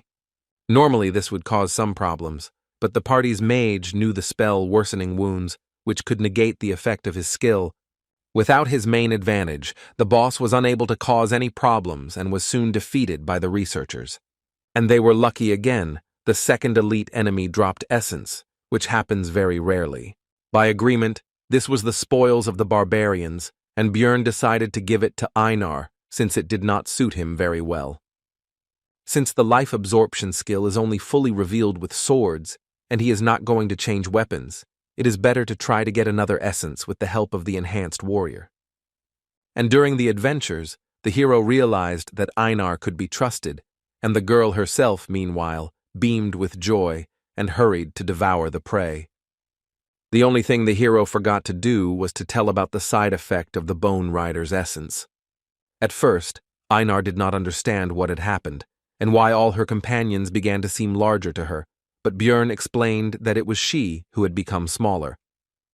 Raven explained in more detail that this is a standard effect for the essence of the Bone Rider. The density of the bones increases, but they shorten, and the hero already knew all this from the game. Einar was very upset about this because her relatives already looked down on her because she was a woman, and now no one would see her as a warrior at all.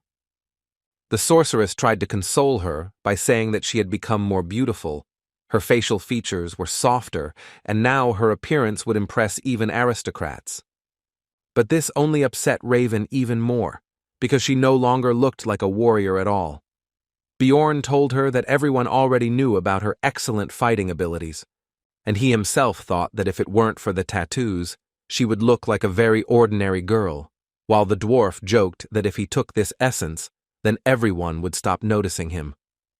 Soon a death demon appeared in the corridor, and Bjorn told Einar to stop being sad and try out her new powers. The girl didn't seem to be particularly excited about what had happened and didn't expect much, but she still had a duty, even though she didn't look like a warrior. After which, without burning with enthusiasm, she approached the monster and swung her sword, as a result of which she divided the monster into 2 unequal halves. Björn immediately pointed out her new power, and the girl looked in disbelief at the demon's dissolving body and quickly came to her senses. The hero encouraged the girl by saying that she was now not a simple warrior, but a great warrior, and Einar finally regained her good mood. Soon the team came to the door behind which the Rift Guardian should be. Their adventure was coming to an end. The hero thought that they had been lucky throughout their journey, since Einar had absorbed a good essence, and they had also received a large share for the corpse golem. But there was one thing. Has there ever been a time in his life when everything went easy and simple? What could be the worst-case scenario in this situation? After all, it was always like this for the hero. It just seemed that everything was fine, but then he would receive a new blow from fate, as happened, for example, with his personal life. And his arrival in this world, maybe someone would call it luck, but not him. For the guy, it was the same trouble, only even worse. He was brought out of his thoughts by Hikuro, who was about to open the doors, and Björn finally noticed one peculiarity. The handle was red, so he tried to stop his comrade. But the danger was discovered too late. The door itself opened all the way. The master of the bloody citadel woke up from a deep sleep. And it was not the Death Rider that was usually found here, but a vampire, a monster that only appears after the 6th floor, who greeted them with the words that he had not seen living beings for a long time, and also an advanced mutated version, with intelligence and a named monster, the Vampire Duke Cambermere. In general, monsters are divided into 4 categories. The first is mutants, which do not change race or characteristics, but receive a new class, such as goblin swordsmen or goblin archers. Advanced monsters, the rank significantly higher than the average for the floor.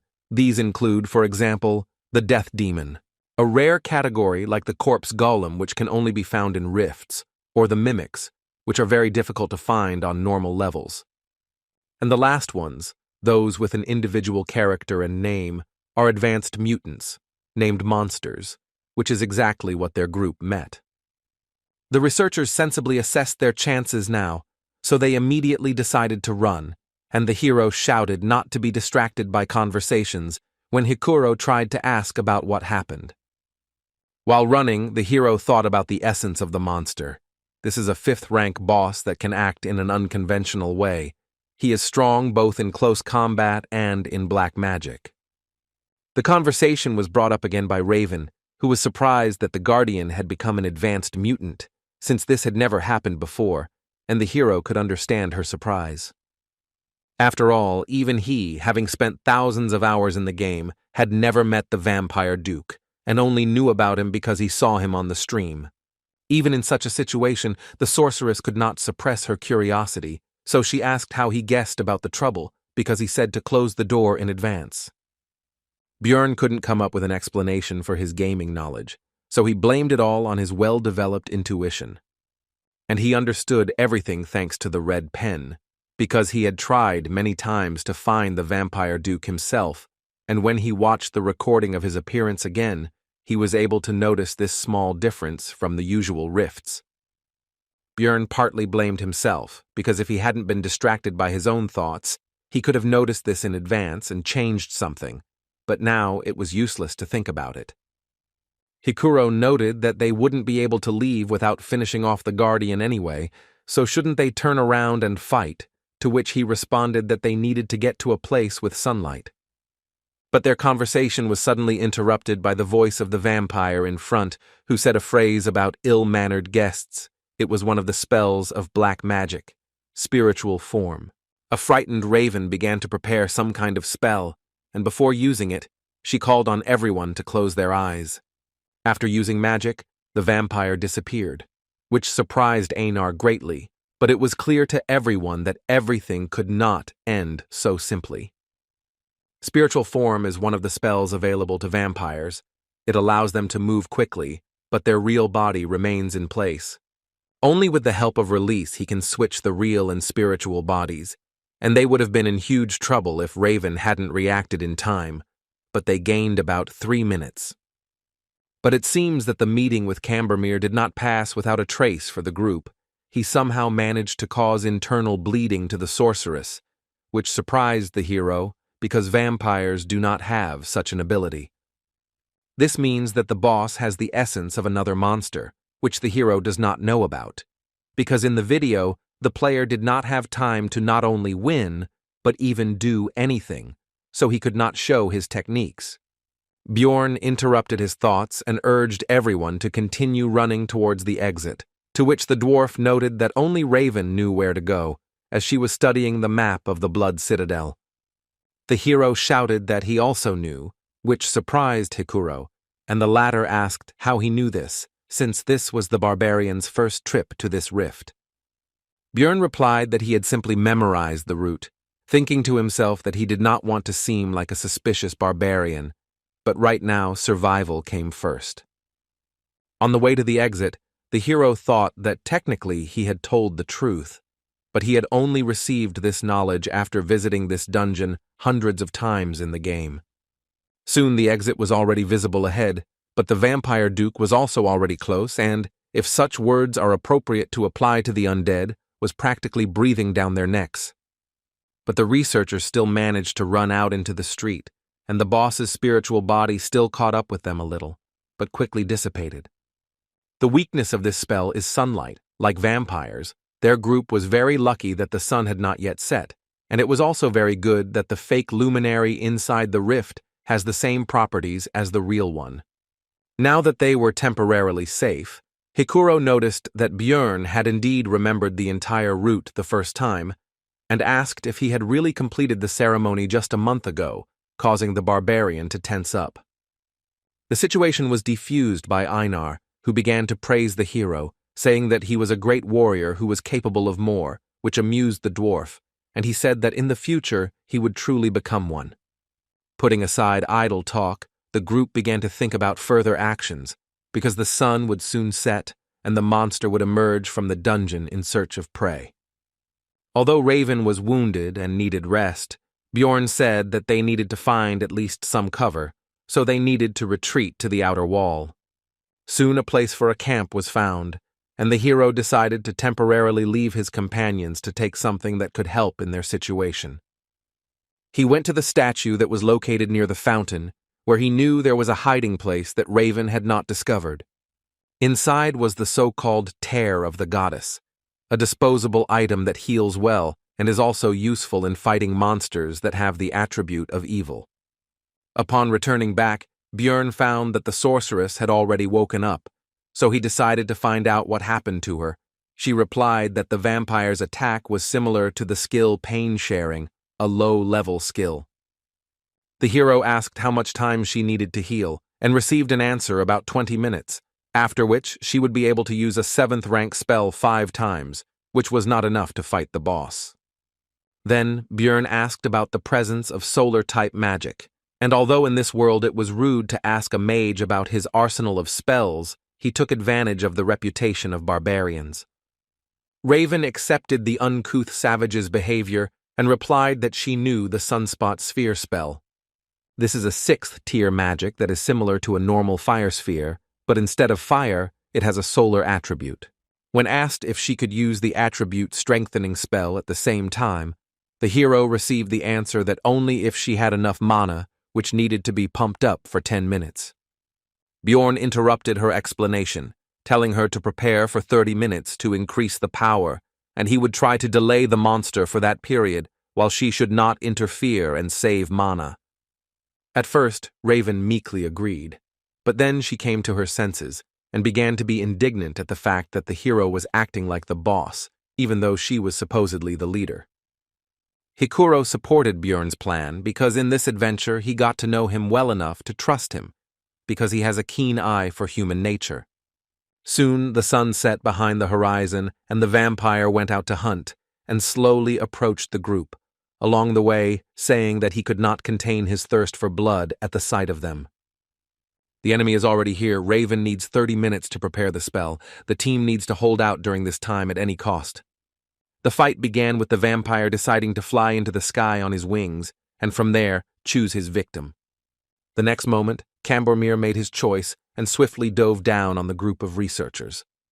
His attack was taken by Hikuro Murad's shield, and surprisingly, he was able to withstand this powerful attack and not even move from his place. This was possible thanks to his ability with the essence from the 7th rank Yantro monster. It's called counterweight, and it prevents the dwarf from being thrown or knocked down as long as his feet are on the ground, and comes with the bonus shock absorption skill, which is very useful for tank-type fighters. A pair of barbarians rushed to their comrade's aid with lightning speed, because despite the excellent ability, it would not be possible to use it forever. Einar came from the left and tried to hit the monster with her huge sword, but the enemy was too fast and cautious to fall for this attack. The truth is, what he didn't expect was that Bjorn would already be waiting for him behind him, and the vampire flew his body straight into his shield. The hero struck with his mace and Cambormir no longer had time to dodge, so he took the attack with his crossed arms. The force of the blow dragged the monster along the ground for several meters, but it did not appear that it had sustained any significant damage. But the hero experienced the use of the pain-sharing skill, and the vampire was not even embarrassed by this attack. The next moment, the entire body of the Rift Guardian began to transform into terrible six-eyed crows. Soon, a large flock of birds appeared in the place of the enemy, heading straight for the research team. The dwarf used his second essence from the living armor, emergency restoration, and the barbarians defended themselves without any special abilities. When hit, the crows were torn to pieces, blood splashed everywhere, which allowed the enemy to use another of his skills. It was a sacrificial seal that enhanced the vampire's physical abilities, depending on the number of victims within 100 meters. Cambermere also had skills such as Eternal Life, which increases regeneration proportionally to lost health points, and Bloodmaster, which allows you to obtain a skill from the victim's blood. Vampires rely on these three skills to make them very strong, but they also have black magic, which allows them to, for example, turn into mist to avoid physical attacks, transform into crows that cause an explosion upon impact, as well as splatter blood, which helps the monster in applying the seal, as happened recently. They can also use blood to summon various disgusting creatures to help them. In short, a vampire is a high-ranking monster with frightening characteristics and abilities. While the hero was thinking, the world did not stop in place. The battle continued all this time, and now Hikuro missed the monster's blow. And he immediately tried to develop his success by attacking Bjorn, but he managed to put his trusty shield under attack, and looking at the enemy's strength, the hero remembered that this was exactly why everyone abandoned the game when they reached the 6th floor. There were still 5 minutes to wait, and the dwarf, who was the main force in the battle, was defeated. Einar and he himself were exhausted. Then a plan appeared in Bjorn's head, and he immediately ordered his partner to take Hikuro and retreat back, and he would hold off the vampire. He wouldn't need the weapon anymore. This wasn't a battle anymore. A feverish thought flashed through his mind, and the hero quietly uttered the cry he'd learned from Einar, Behela. After this, the vampire duke pierced the barbarian's body with his long claws right through the armor, and the hero began to drink the health potion, healing the wound right in the fight, mentally urging the enemy to continue. Seeing this, Raven was confused. Was the barbarian really going to take potions the entire fight to survive? Her thoughts flashed through her mind. She had never heard of anyone fighting like that, because it made no sense. It was just absurd. After all, the pain from taking potions is already very strong, but it becomes even worse if the wounds are serious. But the hero did not fall from pain shock, and therefore more and more empty flasks fell to the ground at his feet. The potion's effects were already causing smoke to billow above his body, but he didn't stop and continued to fight despite the terrible pain. In such a situation, his heart could stop at any moment, but Bjorn even manages to block some attacks, and even moving in such a state is already a miracle. Of course, he can't block every attack, but he didn't miss any of those that were aimed at vital points. It was now, looking at what was happening, that Raven understood the expression she had once read in a book about how the real value of a barbarian was not in his physical strength, but in his strong mind. Tarjin said that the situation was becoming too dangerous, so it made sense to get out of here, but the sorceress responded sharply negatively because there was nowhere to run. They were locked here until they killed the monster. Raven wondered what she was doing. Even a young barbarian could think rationally and make rational decisions. But what was she, a wise sorceress, doing? She made a decision, so she sent Tarjin to help Einar with healing the dwarf, so that the warrior could quickly return to the battle. As Raven rummaged through her backpack, she thought about how mages weren't just about firing spells from afar. They were also supposed to analyze the situation based on their knowledge and choose the best path for the team. She found what she was looking for, that very test tube, and made the best decision in this situation, in her opinion, because she wants to live. Raven conjured a number of magic circles that increased accuracy, helped with range projection, and performed automatic targeting. And when everything was completed, she threw a vessel with essence at Bjorn with magical telekinesis. This should help in defeating the Keeper. The test tube shattered on the barbarian's armor, and he instantly absorbed the loot from the corpse golem, which instantly increased many of his stats. When fighting the vampire, the hero's head became empty and his vision became clouded. He had to choose what to sacrifice and what to save. He forcibly threw away his weak heart and fought with all his might. He had to ignore such insignificant things as his arms and legs and protect only his vital points. But suddenly something changed. The picture of the battle changed. The vampire duke's claws couldn't cut through the bones. Could it be that he was fed essence? The hero thought. It was painful for Björn to think about how he would have to change his training and development plan because of this, but if we look at the current situation, it is a very fortunate development.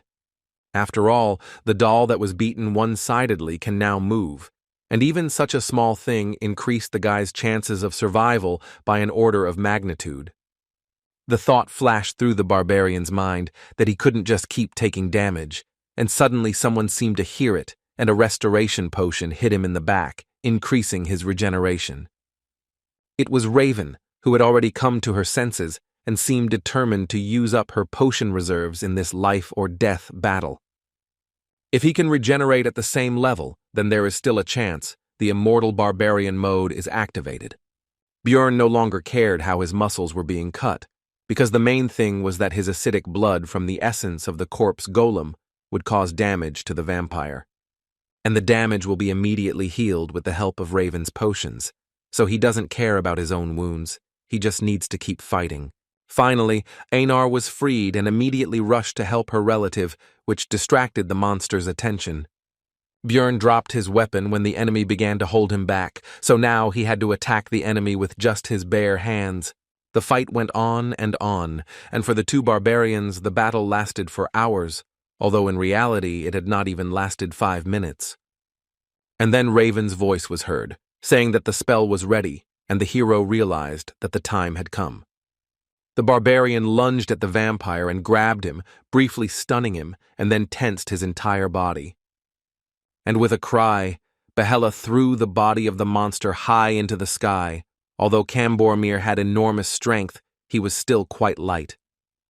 After this, Björn shouted at the liked Murad to use another of his skills to hit the vampire. The dwarf began to charge the lightning. Discharges gathered around him, hitting his shield, and the power grew. To strike the airborne Rift Guardian with full force in the next instant, inflicting a stun effect on him. After this, Björn decided to use his trump card. These were the very tears of the goddess that he pulled out of the statue. In the confusion of the battle, he was able to save this item no matter what. Running up to the vampire, the barbarian shoved the flask into his mouth without even opening it. But that was not necessary. After all, immediately after this, the hero delivered a powerful uppercut to the monster's jaw, which damaged the flask, and the liquid was released. At the place where the item was destroyed, grace was formed, which temporarily sealed all of Duke Cambormir's resistances and increased the damage dealt to him. The monster's intense shock changed its stunned status to paralysis, leaving it temporarily defenseless. Raven finished preparing the 6th-tier Sunspot Sphere spell, so she shouted at Björn to get away from the Guardian. But it was too late. The hero should have run away earlier, and now he would fall under the influence of magic along with his enemy. Soon everything was engulfed in flames, but Björn, despite his terrible wounds, did not lose consciousness, and also noticed that it was too quiet around. He did not realize that the vampire had used pain sharing. It was necessary to make sure that the keeper was defeated, so, overcoming the weakness in his body, the hero began to rise. What he saw did not leave him indifferent, because the vampire was still alive, despite the terrible wounds and the fact that most of his bones could be easily seen, which began to quickly grow flesh thanks to the eternal life skill, and the hero remembered another skill of his, Source of Darkness, which allowed him to live until the heart was destroyed. The rest of the team passed out from the pain, and only the barbarian could do something until the keeper woke up. Overcoming the pain throughout his body, the hero slowly walked towards the boss to finally finish this fight. The weapon was lost long ago, and now there is no time to look for it. But after absorbing the essence of the corpse golem, the guy has a new ability that can help. This is Flesh Explosion, which allows you to exchange your health for damage to the enemy. The skill brought incredible pain, but this is the only chance for survival. His instincts screamed at him that he was already at his limit, but the hero would still die if he did not continue to fight. So he continued and continued. It was impossible to stop for a second, because then the monster's regeneration would turn all efforts into dust, and Björn, meanwhile, held on solely by the strength of his spirit. Soon, overuse of flesh explosion meant there were no more arms left, but he had to keep dealing damage. The hero then decided to use the rest of his body, so he leaned on the monster with all his weight and used his skill again. The creature died. It was not in vain that he fought to the end. The level also increased, but in this game there is no healing from this event. The only thing that can save him now is the loss of essence, which is possible, since the chance is 33%. And the hero was lucky. The essence was immediately absorbed, thanks to which death did not overtake him today. And in the meantime, a line about an abnormal growth rate appeared on the guy's monitor in his world. The manager is watching him. The first thing Björn saw when he woke up was Einar's face, and he also realized that his head was lying on her lap. The first thing the hero did was ask about the whereabouts of the rest of the team, to which he received the answer that they had left 3 days ago. But now it was more important whether he himself was okay, since the barbarian had been unconscious for 4 days. Björn immediately rose to his feet with alarm, because it turned out that this was already the 7th day in the labyrinth. And only after that did he pay attention to his body, surprised that he did not feel any changes or injuries. He also noticed that something was missing, so he asked Anar where his pants were, to which he received the answer that they were too damaged and had to be torn off. And his partner also encouraged the barbarian by saying that he had nothing to be embarrassed about, because she already knew that Björn was a great warrior, and he himself mentally asked her to stop. The hero cast aside his embarrassment and asked about what had happened during these days. Anar replied that Hikuro Murad had taken the numbered item, and Raven Alua had taken the rift stone. Björn thought about the fact that since he survived, it meant he absorbed the essence of the enemy, and this meant that they had all 3 items of the keeper, and the warrior was indignant that they had actually agreed on something else. But Raven was very insistent on her right to possess the rift stone because she had huge expenses, and the dwarf withdrew from the discussion, leaving them to sort it out themselves. And then the sorceress said that Björn had already taken the best thing, so he would not complain that this thing did not go to him. The hero realized that it seemed that she was the only one who realized that the guy had absorbed the vampire essence, and also mentally agreed with her sorceress, because Raven had spent her potions, test tube, and golem essence. Einar continued the story by saying that the sorceress then walked along the rift and collected various items and then simply walked through the portal without even waiting for the barbarian to wake up. After that, Björn thanked the girl, saying that he was glad to rely on her, and she replied that they were partners, so it was natural. The hero decided that even if Raven had gutted the place, some items should still have remained, but before starting the search, he decided to dress up, so he asked the warrior if she had any extra clothes. Soon all the business was completed and the barbarians returned to the city. There were a lot of problems this time, and the guy hoped that at least the profit would balance it out. This time, a little more than 230,000 stones were earned, but the hero did not complain because he was able to absorb 2 essences. But suddenly, the girl behind the counter said that this was somehow too much for a 9th rank researcher and that it was in his backpack. The barbarian asked why he should answer, and suddenly a detachment of guards appeared behind him. Björn did not understand what was happening, and in the meantime he was informed that they would speak in the interrogation room. Meanwhile, Irwin, who went there with her sister, also returned from the labyrinth. She didn't think that it would be so hard on the 3rd floor. The strength of the 7th rank monsters was astounding, and the senior elf was able to handle the 6th rank monsters. This time, the trip was more like an adventure, the girl noted.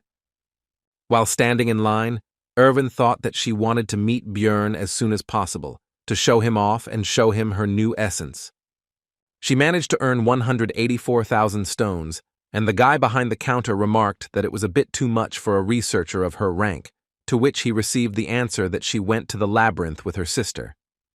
When the clerk asked about the relative's name, Irwin replied that her name was Daria Wittenberg de Tercia, and after checking the list, the man concluded that she was already an experienced researcher, so everything was in order.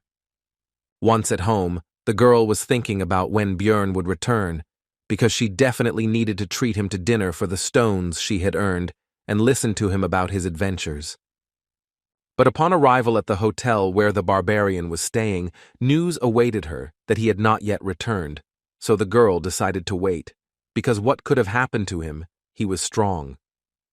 The girl visited there every day, and a week later she witnessed the owner of the establishment taking Björn's things somewhere, so she went to sort things out. The man said that he had already waited longer than he should have for the client. The Labyrinth had closed a long time ago, and he had not returned, so everything was obvious.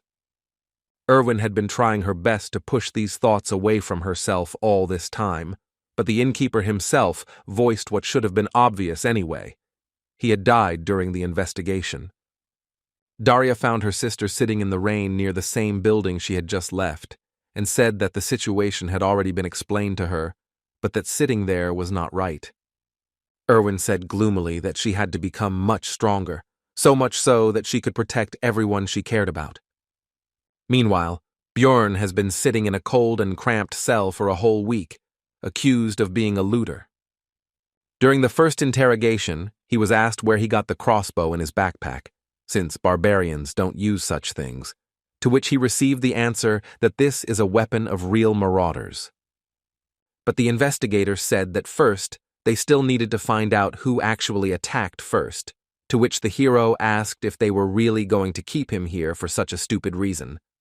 After all, there is an unwritten rule not to ask questions of researchers until there is strong evidence, no matter what they bring, but it turns out that the rules have recently changed. Now low-ranking ones are checked. This is done to reduce the number of looters, the man opposite finished, and the hero realized that they decided to pick on everyone who has no connections, but a lot of loot. But his thoughts were interrupted by the continuation of the interrogation. Björn explained where he got the crossbow from. It was loot from the group of marauders that he and Anar met on the second floor. But he did not mention that girl, because she might understand that he was possessed by an evil spirit if he broke the barbaric oath. When mentioning his survival after being shot in the neck, the interrogator asked where his scar was, but it turned out that the vampire essence had even healed that, so there was no evidence. The hero tried to talk about the rift to explain that the neck simply regenerated, but he was laughed at, because everyone knows that vampires are never found there. Björn became angry and demanded that in this case, a magician be called to check the veracity of his words using memory magic. The investigator said that only researchers of the 7th rank and above could ask for this, so the Barbarian offered to pay such a wizard from his own pockets. The man replied that they would take the money after his death anyway, so spending it on something so useless was pointless, but he still deigned to call a low-ranking mage from the guild. 2 days later, the wizard arrived, but was unable to pass through the hero's powerful mental barrier, so he said that a more powerful colleague from the tower needed to be summoned. The investigator said that he couldn't call such important people for such a trivial matter, and when Björn mentioned Hikuro and Raven, he didn't even listen. The man offered to surrender and then continued to pressure him to confess. The next morning, the 7th interrogation took place, to which the interrogator brought an object that was immediately identified by the hero, and the man reported that they had received significant evidence. It was the same communication stone that the Barbarian had taken during his first campaign, when he was with Irwin, and they were being pursued by a certain clan. The investigator said they checked the unique number to determine its ownership and received evidence from the Crystal Union. With this irrefutable evidence, the Barbarian's guilt is now proven, so the execution will begin in 3 hours. The point of no return has been passed. Words can no longer solve this matter, but if Björn simply breaks down the bars, he will still be wanted as an escaped bandit. Then there is only one way left to prove his innocence. He will definitely find a way to survive. Everything was decided. The next moment, the hero activated his flesh explosion skill, which destroyed the grid holding him back. The young guard didn't expect this from a 9th rank researcher, and he himself was only a newbie, so he was at a loss. Bjorn simply knocked the man out with a kick to the head. Now it's time to get out of here. Right on the guard's belt was a bunch of keys to the cells of this prison. These could be used. After all, there are plenty of prisoners here who can create the chaos that is so necessary now, which will be a great help to the hero. Surely a significant portion of them committed some crimes, but the innocent researcher doesn't care about that now. Soon all the prisoners came out of their cells, and then began to shout the word barbarian, and someone soon added freedom, and a chorus of voices began to chant the phrase barbarian freedom. Directly above them, the usual life of the Explorers Guild continued, visitors and employees not yet even suspecting what had happened on the floor below. Their peace was suddenly disturbed by a crowd of prisoners who broke down the doors and began to wreak havoc. One of the guild workers called on the researchers to help subdue the criminals, for which there will also be a reward. The hero understood that the former prisoners would not hold out for long, since they did not even have any weapons, and only some were able to get hold of some improvised means, so he rushed to the second floor. Bjorn had a plan. He didn't just want to escape, so he instantly passed this floor, but at the entrance to the third, a small detachment of guards blocked the way forward. The barbarian extended his hand to the side and used flesh explosion, and then acidic blood mixed with pieces of flesh and bone rushed like rain onto the first floor. All of this fell directly on the crowd of prisoners along with the researchers, which allowed the hero to activate the sacrificial seal, which enhances physical abilities depending on the number of victims. They give their bonus at a distance of 100 meters, but this will be quite enough. The mighty barbarian received even more power than he had before. Bjorn rushed forward with a Behela cry, and the magical doping allowed him to literally drive his opponents into the ground. It also increased defense, although not so much that the guards' swords would not cause any damage at all, but enough that the blade would stick in the muscles. But all this was pointless. The guards could not believe their eyes, because the wound healed almost immediately, thanks to the hero's new essences. Bjorn feels the power that overwhelms him. The effect of this doping is simply mind-blowing. These guys can't do anything against him. The guards were at a loss. How could a 9th-rank barbarian be so strong, since only low-ranking researchers were locked up in the branch? There is a prison for high-ranking people, but today they were just unlucky enough to meet a hero. They were clearly not ready for something like this. Soon the way was clear, and Bjorn could now calmly enter the branch manager's office on the 3rd floor. As soon as the hero opened the door, he noticed an ambush, but there was no way to avoid it. However, it was not necessary. The man's sword reached the barbarian's flesh, but he did not rejoice for long, and the reason for this was not even the enemy's rapid regeneration. Much faster than he could see the enemy's recovery speed, he was hit by the effect of the corpse golem's acidic blood, which instantly took the swordsman out of the fight. Suddenly the barbarian noticed that there were not only the two of them in the room, but also some girl in a rich dress. The man, overcoming the pain, shouted not to touch her, because she was the daughter of the head of the district, which made Bjorn think that he had hit the jackpot. The barbarian interrupted the swordsman's threats with a blow to the head. Now, due to new information, the plan has changed. Initially, he did not intend to do this, but the presence of the girl changes everything. While the hero was thinking, the daughter of the head of the district tried to interrupt his thoughts, outraged by his terrible act and calmness. She accused him of knowing about her presence from the very beginning and setting everything up. Bjorn became irritated by this and shut her mouth. The guards burst in, but did not dare to do anything, because the barbarian had the head of the district's daughter in his hands. Then, the hero demanded that they bring him the investigator who was handling his case, the leader of the Crystal Union, and the magician from the Magic Tower. But that wasn't all. Bjorn went out onto the balcony with the hostage and took a deep breath, because it was time for the next point of the plan. The barbarian shouted his battle cry, attracting the attention of the onlookers so he could deliver another blow to his enemies. There were enough people nearby, and the hero began to loudly talk about how he was a 9th-rank researcher, whom the guild tried to frame and kill, and also swore that he was innocent.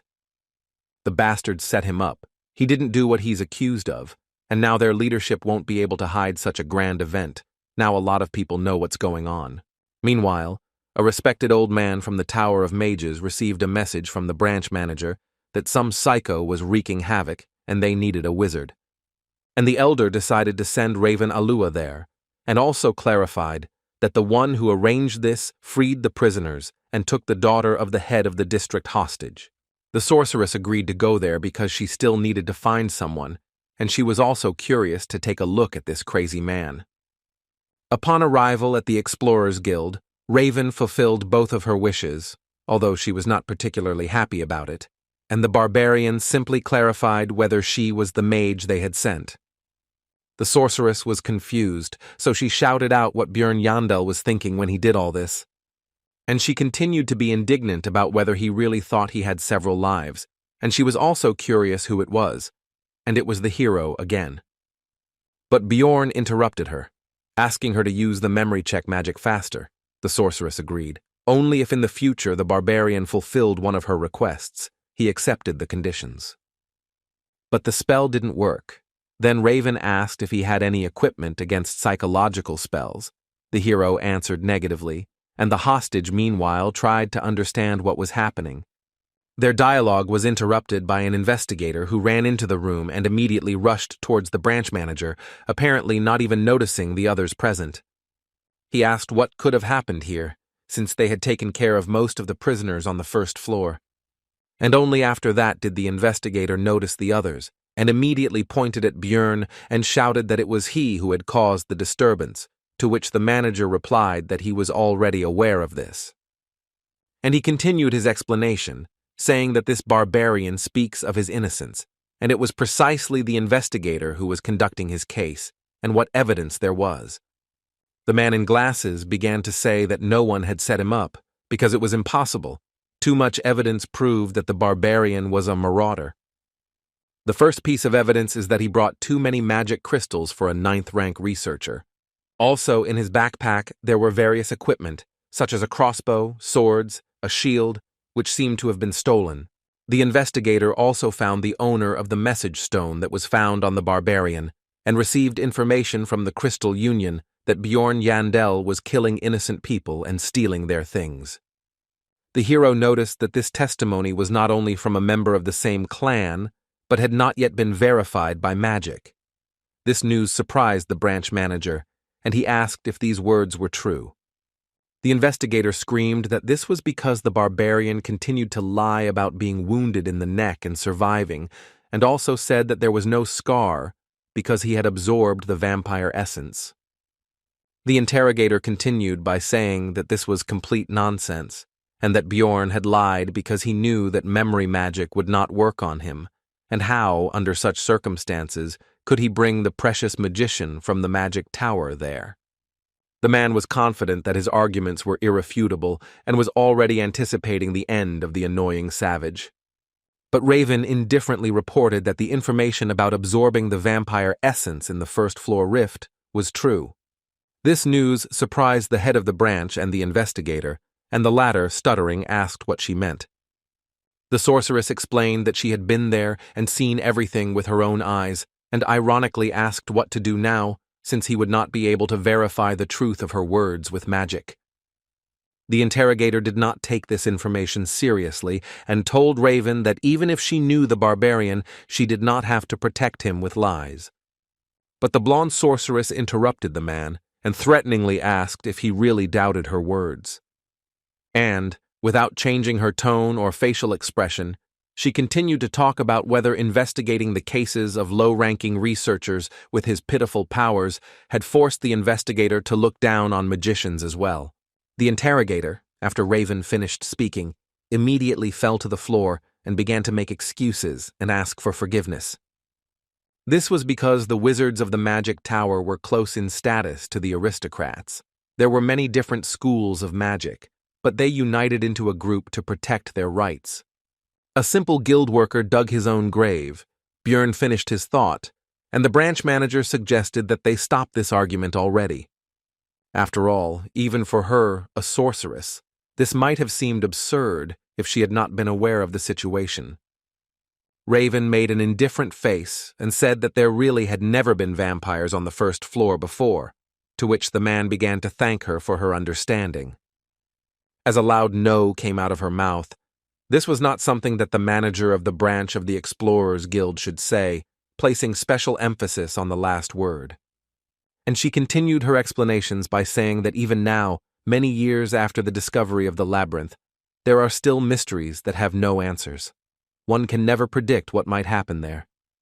So how can a man be confident in the impossibility of anything, and at the same time head a branch of the Explorers Guild, again emphasizing the last word? The hero, looking at the girl's passionate speech, could confidently say that she really was a magician to the core, and also ruthless even to a very influential person. Suddenly, a man entered the room accompanied by guards who immediately introduced himself as Niall Urbans. At first, Björn couldn't understand who it was, but soon everything became clear, because his hostage shouted the word father, which meant it was the head of the district. The Explorers Guild is run by clans, uses command spells, and trades information for the benefit of other explorers. Its management system is simple. Each of the hundreds of branches has its own leader. Above them, one step higher in the hierarchy, were 13 regional managers, one of whom was the man who had just entered here, and at the top was the guild master. The guards behind Niall Urbans pushed a man forward, and the high-ranking guest himself said that this was the one Björn had requested. The barbarian's face took on a gloomy expression, and he asked this man if he was the Crystal Union member, Hartz Jr., who had made false accusations against him. Without even listening to his excuses, Raven immediately used memory-reading magic and reported that the man had lied. Now he definitely won't be able to get out of this situation, since the sorceress from the Tower of Mages confirmed his slander. After this, the county chief said that Björn Yandel was found innocent, so there was no longer any point in keeping the hostage, and the barbarian released the girl. After this, Niall said that an investigation would be conducted against the slanderer, as a result of which his fate would be decided, to which the hero noted that it would be a good idea to take a closer look at the Crystal Union itself. Urbans agreed to this, and also added that the investigator responsible for his case would also be fired, to which he began to justify himself by saying that he had acted according to the rules. The regional manager interrupted him and threatened him not to try to shift the blame onto the guild, and that all matters he had handled would be investigated. And he ended by saying that if any discrepancies were found, the investigator would be punished accordingly, which made the latter break out in a cold sweat. Soon the investigator and member of the Crystal Union were taken away by guards, and Niall Urbans decided to move on to discussing compensation, which would consist of a promotion to rank 7 and a change of equipment. But this did not suit Björn because he himself could advance to the 7th rank with the help of the essence of a vampire guardian, which he was quick to report. Niall tried to say that the barbarian only had 2 months of experience, to which the hero said to bring him a researcher of that rank, and then it would become clear who was stronger. Björn was immediately engulfed in barbaric rage, and with a cry of Behella demanded an opponent, to which Urbans tried to calm the hero down and explained that this had simply never happened before. Unexpectedly, Raven decided to support the hero. They met eyes, and the girl smiled at him, after which she began her speech. The sorceress stated that she was sure that there was no researcher here who could resist a 5th-rank vampire and return alive by absorbing his essence, so Niall was forced to agree. Then Björn demanded money as compensation, or to be more precise, 5 million stones, which may be a bit much, but he, as a stupid barbarian, can afford to start bargaining with this figure. But unexpectedly, for both him and the branch manager, Niall Urbans, although with displeasure, agreed to these conditions. Björn thought that it might be related to the presence of Raven here, who just now demanded another 1,000,000 stones as a reward for her services. Could this really be the influence of the Tower of Mages? Soon all the issues were resolved, and the barbarian and the sorceress went to the latter's laboratory, which was in disarray. The girl offered the guy some water to drink, although it was from a test tube, but that's simply because there are no mugs here, and if he doesn't want it, then she can offer Basil concentrate. The hero did not risk drinking this liquid because, most likely, this flask had previously contained strange liquids and monster organs. Putting the vessel aside, Björn asked why he had been invited here to the magic tower. Raven reminded that the barbarian had promised to fulfill one of her requests. The hero had only agreed because he was in a hurry, and there was nothing wrong with making friends with a mage. Bjorn agreed with this. The main thing was that it was within his power. The sorceress was happy with his words and said what she wanted. It turned out that Raven wanted to study the essence that the barbarian had absorbed, and also explained that there was some benefit to it for him as well. Listening to the sorceress's story about how this would help him discover some unknown features, the hero noticed how the expression in her eyes changed. One could see a desire for knowledge in them. The corpse golem she wanted to study was indeed rare, but it was nothing compared to the vampire essence, since it had never appeared before, or there was no one to tell about it. And then the hero guessed something, so he asked if her words when signing the agreement were true, and were precisely because of this. We are talking about the moment when Raven studied the agreement between the Explorers Guild and Bjorn, which contained a clause about the secrecy of everything that happened. The sorceress then demanded that a clause be added about not revealing that the barbarian had absorbed the essence of a 5th-rank vampire, and he was grateful for her attentiveness. The hero was right, and the girl said that in any case, now let him come once a week and help for about 3 hours for 6 months. Bjorn said that he agreed to 3 months and to share the results of Raven's research with him, to which she said that he survived thanks to her, and therefore he should be grateful. Looking at her, the hero thought that in principle this is true, but this is a separate topic, because in order for the cooperation not to end in a short time, the guy must show the girl what kind of person he really is. Bjorn stood up and told Raven that she was the one who should pay the money, which confused the sorceress. Thinking that anyone who doesn't stand up for their position is just an idiot, the barbarian loomed over the girl and said that she actually fed him the essence of a corpse golem. Raven tried to push the hero away from her and asked how that could be a problem since she gave him his powers for free. Bjorn said that she fed the essence for her own survival, to which the girl replied that she saved him as well. The hero responded indifferently that he didn't care. Raven had to pay 10 million, because that was exactly the amount needed to remove the essence in the temple. The sorceress asked in bewilderment why he was getting rid of such a precious thing, and exclaimed that he was a crazy barbarian. Bjorn explained that it was not the essence he wanted, meaning it had caused him serious damage, to which the girl responded that she had heard about the value of this thing to researchers. The hero said that this is the mage's biased opinion, since they cannot absorb essences. If he does not believe, let him ask other adventurers.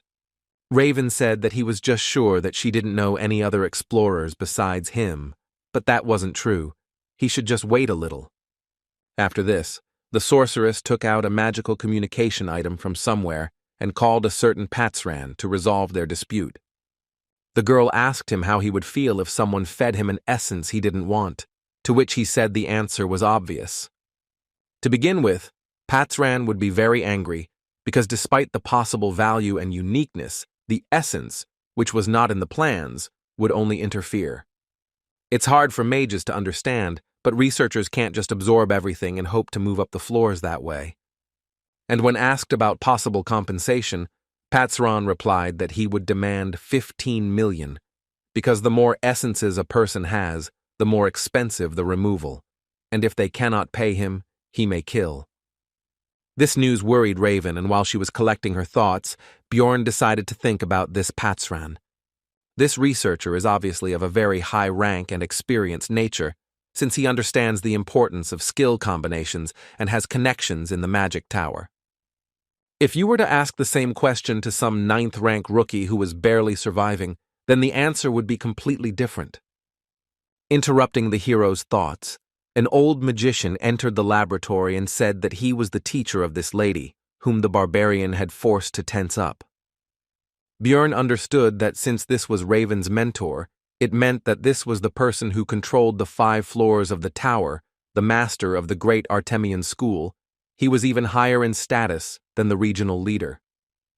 The old man said that he had overheard their conversation and drew the sorceress's attention to the fact that her sound insulation magic was working with many holes.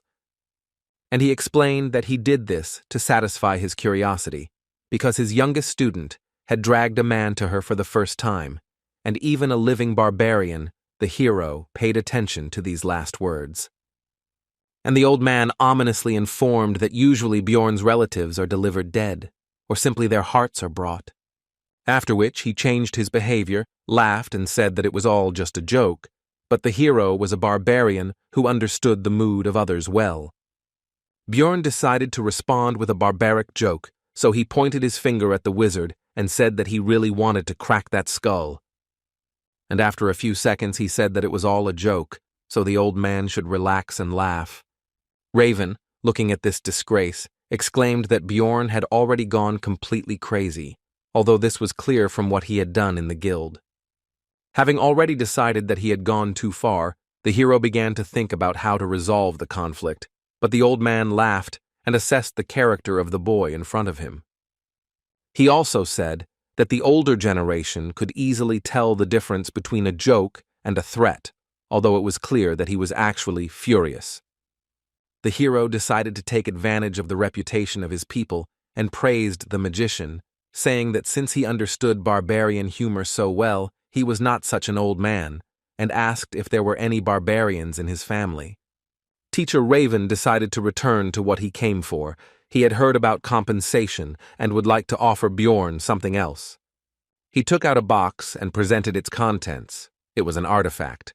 Number 9425, the Ring of the Frost Spirit. Numbered items are rare things. You can only get them from the keepers, and each of them contains a unique skill. Would he really just give away such a valuable thing? Bjorn asked what use he would be. The mage replied that he absorbs one of the skills of the absorbed essence, and this would be useful to him, because having acidic blood is very problematic. The hero agreed, because it seemed that even the head of the school did not know about another function of the ring. He was escorted to the exit by Raven, who reminded him not to forget about helping in research. The sorceress tried to ask her master for forgiveness, but he said that the item was useless anyway. Its market value was 1.5 million stones. Bjorn, meanwhile, was also pleased with the deal, because thanks to his game knowledge he knew about another ability of the artifact. Both parties were pleased with the deal, thinking that they had deceived each other. When Bjorn arrived at the hotel, its owner was surprised that he was still alive, and also said that he had already thrown out his things. The hero got angry because he had paid for another week. He said that he would reimburse everything, but the hero was not free of anger. He did not want to forgive. But the next second he calmed down, because he realized that this behavior was not typical for him, and he tried to remember how long he had been behaving like this. From the moment he came to this world, even when his life was in danger, the boy kept his emotions in check and remained calm. When I first killed, I only thought that it had to be done. The process was simple. Even during the escape from prison, there were no doubts. Remembering the argument with the old man from the tower, Bjorn knew that 29-year-old office worker Lee Han-soo would never do something like that. It seemed to the hero that these were all just changes under the influence of the surrounding reality. But the discomfort continued to grow, and now he is sure that after each battle the body's instincts break out. His mind becomes simple, rough, and aggressive, as a barbarian should be. It seems as if his consciousness is merging with this body. But for survival it would be even better. Bjorn summed up his thoughts, after which he demanded 30,000 stones from the innkeeper as compensation. The man was outraged by such a price, so he could not keep his emotions under control, and shouted that his trinkets were not worth half of it. The barbarian immediately drew attention to this, and pointed out that, according to this man, the things had been thrown away, and the owner of the hotel had no choice but to pay the required amount. Soon Bjorn changed his place of residence. Now the room was more expensive, twice as expensive as the previous one. It had its own bath, good windows, etc., and it was also closer to the square with the portal. The next day, the hero went to Anar, who greeted him with joy, because she was worried about her partner when he disappeared for such a long time. Meanwhile, the rest of the tribe shared the news that the whole city was talking about the so-called Barbarian of Freedom. Bjorn realized that this was all about him, so he asked cautiously for details, in particular about the name of this hero. To which he received the answer that no one knew about it, which meant that the guild was somehow able to maintain his anonymity. But the rest of the barbarians were not interested in this. They were simply happy and proud that such a man appeared in their tribe. He fought alone against 100, refuted false accusations. The relatives admired these actions, and the hero did not think that this would become such big news, and also hoped that it would not lead to serious consequences. Afterwards, Bjorn and Einar went to Carmelby, a middle-class area with many craft shops and merchants. Here, the team sold the loot and equipment of the hero himself, which turned into scrap metal, resulting in 800,000 stones, of which 300 went to the warrior. Einar suddenly became surprised by something and drew Bjorn's attention to how people had put clouds on a stick and were eating them. Of course, it was just cotton candy. The hero decided that it would be a good idea to treat the girl to both sweets and just lunch, while the warrior could not believe what humanity had come up with. But soon Einar's mood worsened. She thanked her partner for treating her as before, because the other barbarians now avoided her and did not see her as a warrior. And lately, some guys have started to hit on her, trying to get her attention, which had never happened to her before. Einar finished pouring out her experiences by asking Bjorn for forgiveness and saying that she would not be able to go to the Labyrinth with him. As a result, the girl left the group, and although her problems were very important to her, they were not the main reason. The main reason is that the elder of the sacred land, a famous sword master, noticed Einar's talent. Therefore, the warrior decided to study the art of the sword under his command in order to become much stronger than she was now. When asked if the sword master could go to the labyrinth with them, the girl replied that there would be special training, so they couldn't leave the sacred lands for 6 months. The hero understood what kind of training this was, so he decided that Einar really shouldn't miss such a chance, and she herself said that she couldn't ask him to wait for her. And she doesn't necessarily ask to take her back when the time comes, but she will try and come back so strong that she will no longer pull Bjorn back.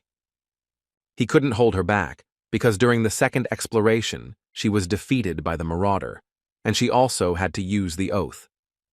In the rift, Einar could only watch as others took the initiative while she remained at best in the background. It all hit her hard, so she agreed to the training. Bjorn will have to look for new companions, although there is an option to go on his own because he has grown a lot in 2 months. Namely, he absorbed 2 essences, thanks to which his characteristics have greatly increased. But from the 3rd floor, it is impossible to travel alone, because as the floors increase, the absence of other roles in the team becomes critical, so finding comrades is a necessity. The hero needs companions of a similar level to climb higher and hunt higher-level monsters, and his first target for recruitment was Raven.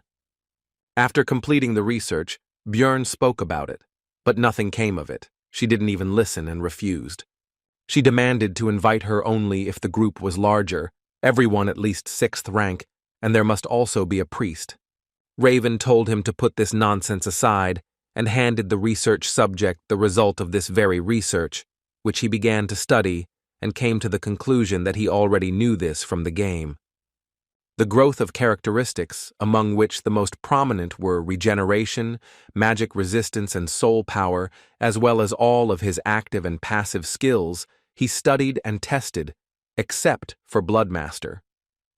This allows one skill of the one whose blood is absorbed to be temporarily used. Source of Darkness, Sacrificial Seal used when escaping from prison, Eternal Life, increases regeneration depending on damage. Before Bjorn left, Raven decided to inquire about what that thing was that the hero had shoved into the vampire's mouth during the battle in the rift. The guy decided not to say anything and said that the situation was quite chaotic then. She probably messed something up. The sorceress began to say that she saw everything with her own eyes, but the barbarian interrupted her, saying that he was hungry after which he quickly ran away. Raven was unhappy with this. She realized that Bjorn was hiding something, so the girl intended to find out everything on her own. To this end, the blonde headed to the huge library of the Magic Tower with confidence, to find answers in the books, which she did. She read that it was similar to a goddess Tyr, a consumable relic of unknown origin that, when destroyed, bestowed a powerful holy blessing on the surrounding area.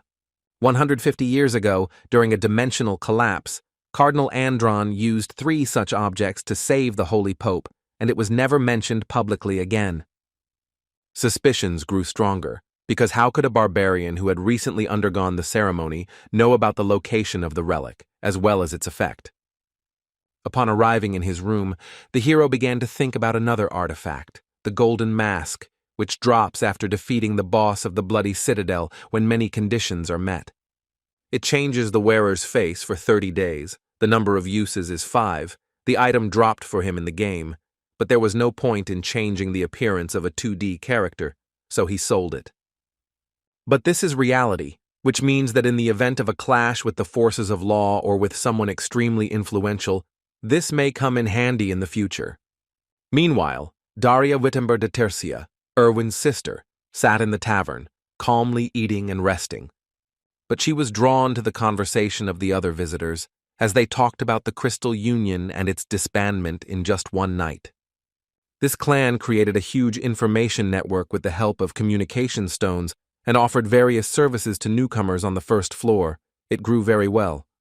At first, everything went well. Some people found salvation there, but soon the Crystal Union became mired in disgusting deeds, mocking and doing terrible things to newcomers. Take, for example, what almost happened to Irwin. The elf did not want to admit, but if it were not for the barbarian, something terrible could have happened. Daria finished her meal and was about to leave, but decided to listen to the curious information when she heard that they fell apart because of some barbarian of freedom, because it seemed ironic to her. The researchers talked about the recent incident in the Explorers Guild, and one of them said that the rule about increased search for marauders among newcomers will be revised due to the growing problem. They continued their conversation, and when it came to the fact that it was a 9th-rank barbarian, Daria decided that it couldn't be a simple coincidence. If this barbarian of freedom is that same Bjorn, then the situation with his disappearance becomes completely explainable, the elf thought, heading home. But should she in that case tell her sister about her suspicions, who still can't get over the shock? The next day, Bjorn Yandel went to the Explorers Guild to find out about the gathering teams, active above the 3rd floor. Having received the ID card and the hero's badge, the employee could not contain his surprise and exclaimed about some 5 stars. When asked what it meant, the man tried to change the subject, but Bjorn already guessed that it was some kind of internal guild code, and as a result of recent events, he received the status of a VIP client or something like that. Among the list of proposals, the hero noticed a familiar name. It was Hikuro Murad, so he immediately decided to meet him. They greeted each other and sat down at the table, but the dwarf suggested not to talk about anything for now, because another person should arrive soon. It would be a magician. He didn't keep them waiting long. He immediately introduced himself. His name was Lior Wabdvalki, and when Hikuro asked if he was the one they were waiting for, the wizard replied that it would be good luck to meet another sorcerer here and now. Murad didn't seem to be very good at understanding clever words, so Bjorn explained that the magician meant that everything was correct. They introduced themselves again. Hikuro added that he was 6th rank, and Dvalki said that he was an 8th-rank wizard of the ruling family of Rafdonia. The barbarian had to explain again that he simply did not work for the guild. The hero decided to ask directly why a mage of such a low rank would go to the Labyrinth, since it was dangerous for such people, and it was more profitable and stable for them in the city, to which he replied that he wanted to glorify the family of Baron Martuan. Hikuro Murad was surprised that he turned out to be a nobleman, to which he received the answer that his mother's sister's husband was the 3rd brother of the Baron's wife, to which Bjorn thought that he was not connected to them at all. Lior Wabdvalki himself continued by asking them not to be nervous. because he was not going to act arrogantly, which made the barbarian think that he looked like a fraud with these stories. From the subsequent conversation, it became clear that the magician knows how to use daily and administrative magic, knows a couple of spells like curses, and is well versed in cold magic, a wizard without experience. There are nuances, but the very presence of a mage in the team will become bait for good fighters, so Hikuro and Bjorn decided to accept Dvalki. As expected after that, requests from various researchers poured in, so they met several times a week to review documents, but it felt like the hero was doing all the work. Be that as it may, but soon the composition of the future team was approved, the group was assembled, and soon there will be their first trip to the Labyrinth. On this occasion, Bjorn even decided to update his equipment, as he had some extra money as compensation from the Explorers Guild. With this, he decided to go to the Abode of Knowledge. The librarian asked what this meant, to which the hero replied that he would have to explain, since she asked. And Bjorn began to boast that this was his brand new armor and shield, made of good material, lithium, and behind his back is an extended backpack, which was not too expensive, so it was bought. But the indifferent Miss Librarian took a step back and said that the hero would be complained about by other customers, so he should not come in armor anymore. Bjorn was already returning home when he noticed one of the barbarians who was simply sleeping in the alley, but he would not have paid much attention to this if not for one thing. This kinsman has no weapons, and yet they store their weapons as if their lives depended on it, no matter how hungry, weak, or poor they are. Bjorn approached him and asked where his sword or something was and what he was doing there, to which he received a polite answer that he had no money, so he sold it. The hero smiled at his fellow man, but inside he understood from his behavior and actions that this was not a barbarian, but an evil spirit just like himself. Bjorn invited this Tarikan, son of Lien, to the tavern, where he learned that he had undergone the ceremony a month before Jandel himself. But then he got lost and couldn't find the labyrinth, but it's obvious that this is a lie. He was just afraid to fight monsters. It would have been easy to escape, but the problem is, in the consequences of this decision, he probably couldn't find any work, because no one needs barbarians. This made the hero wonder if players really end up here when they open the final boss room, since such an experienced gamer should have understood the consequences. When asked what Tarikan was doing a month later, he replied that he again did not go to the labyrinth, because he was unarmed, to which Bjorn exclaimed that he had gone completely crazy. That's why it was necessary not to lose him, the hero wondered. Did this man even play the game? And if so, how did he make such mistakes? Then Tarikan went through hunger, cold, and illness, and Bjorn thought about how he had managed to last 3 months under such conditions, and also if he had run away on his first day, the same fate would have awaited him. The barbarian, on the contrary, finished telling his story and asked how he liked it, whether the hero felt sorry for him, whether he would help his fellow man, whether they would go to the labyrinth together. Bjorn refused this, but gave Tarikan 150,000 stones so that he could buy himself a weapon and go on the campaign himself. When his relative said that they should meet again next time, the hero responded with a sharp refusal, saying that he didn't care what would happen next, but that he shouldn't even try to look for him. Already in his room, Bjorn analyzed what had happened, and his behavior. He had behaved disgustingly. Did he remember the past? A logical person would say that this Tarikan is nobody to him, and the hero is stupid for giving him his money, but an emotional person would be angry at the weak help to that barbarian. Both points of view had a right to exist, but Bjorn believed that he had made the best decision, and now he could only hope for the survival of an evil spirit like himself. Soon, the newly formed team set out on their first expedition into the labyrinth.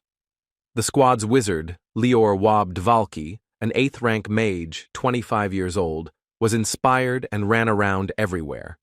Brown Rothmiller, human, rank 7 researcher, 34 years old, 8 years of research experience, seems to be the most normal member of their group.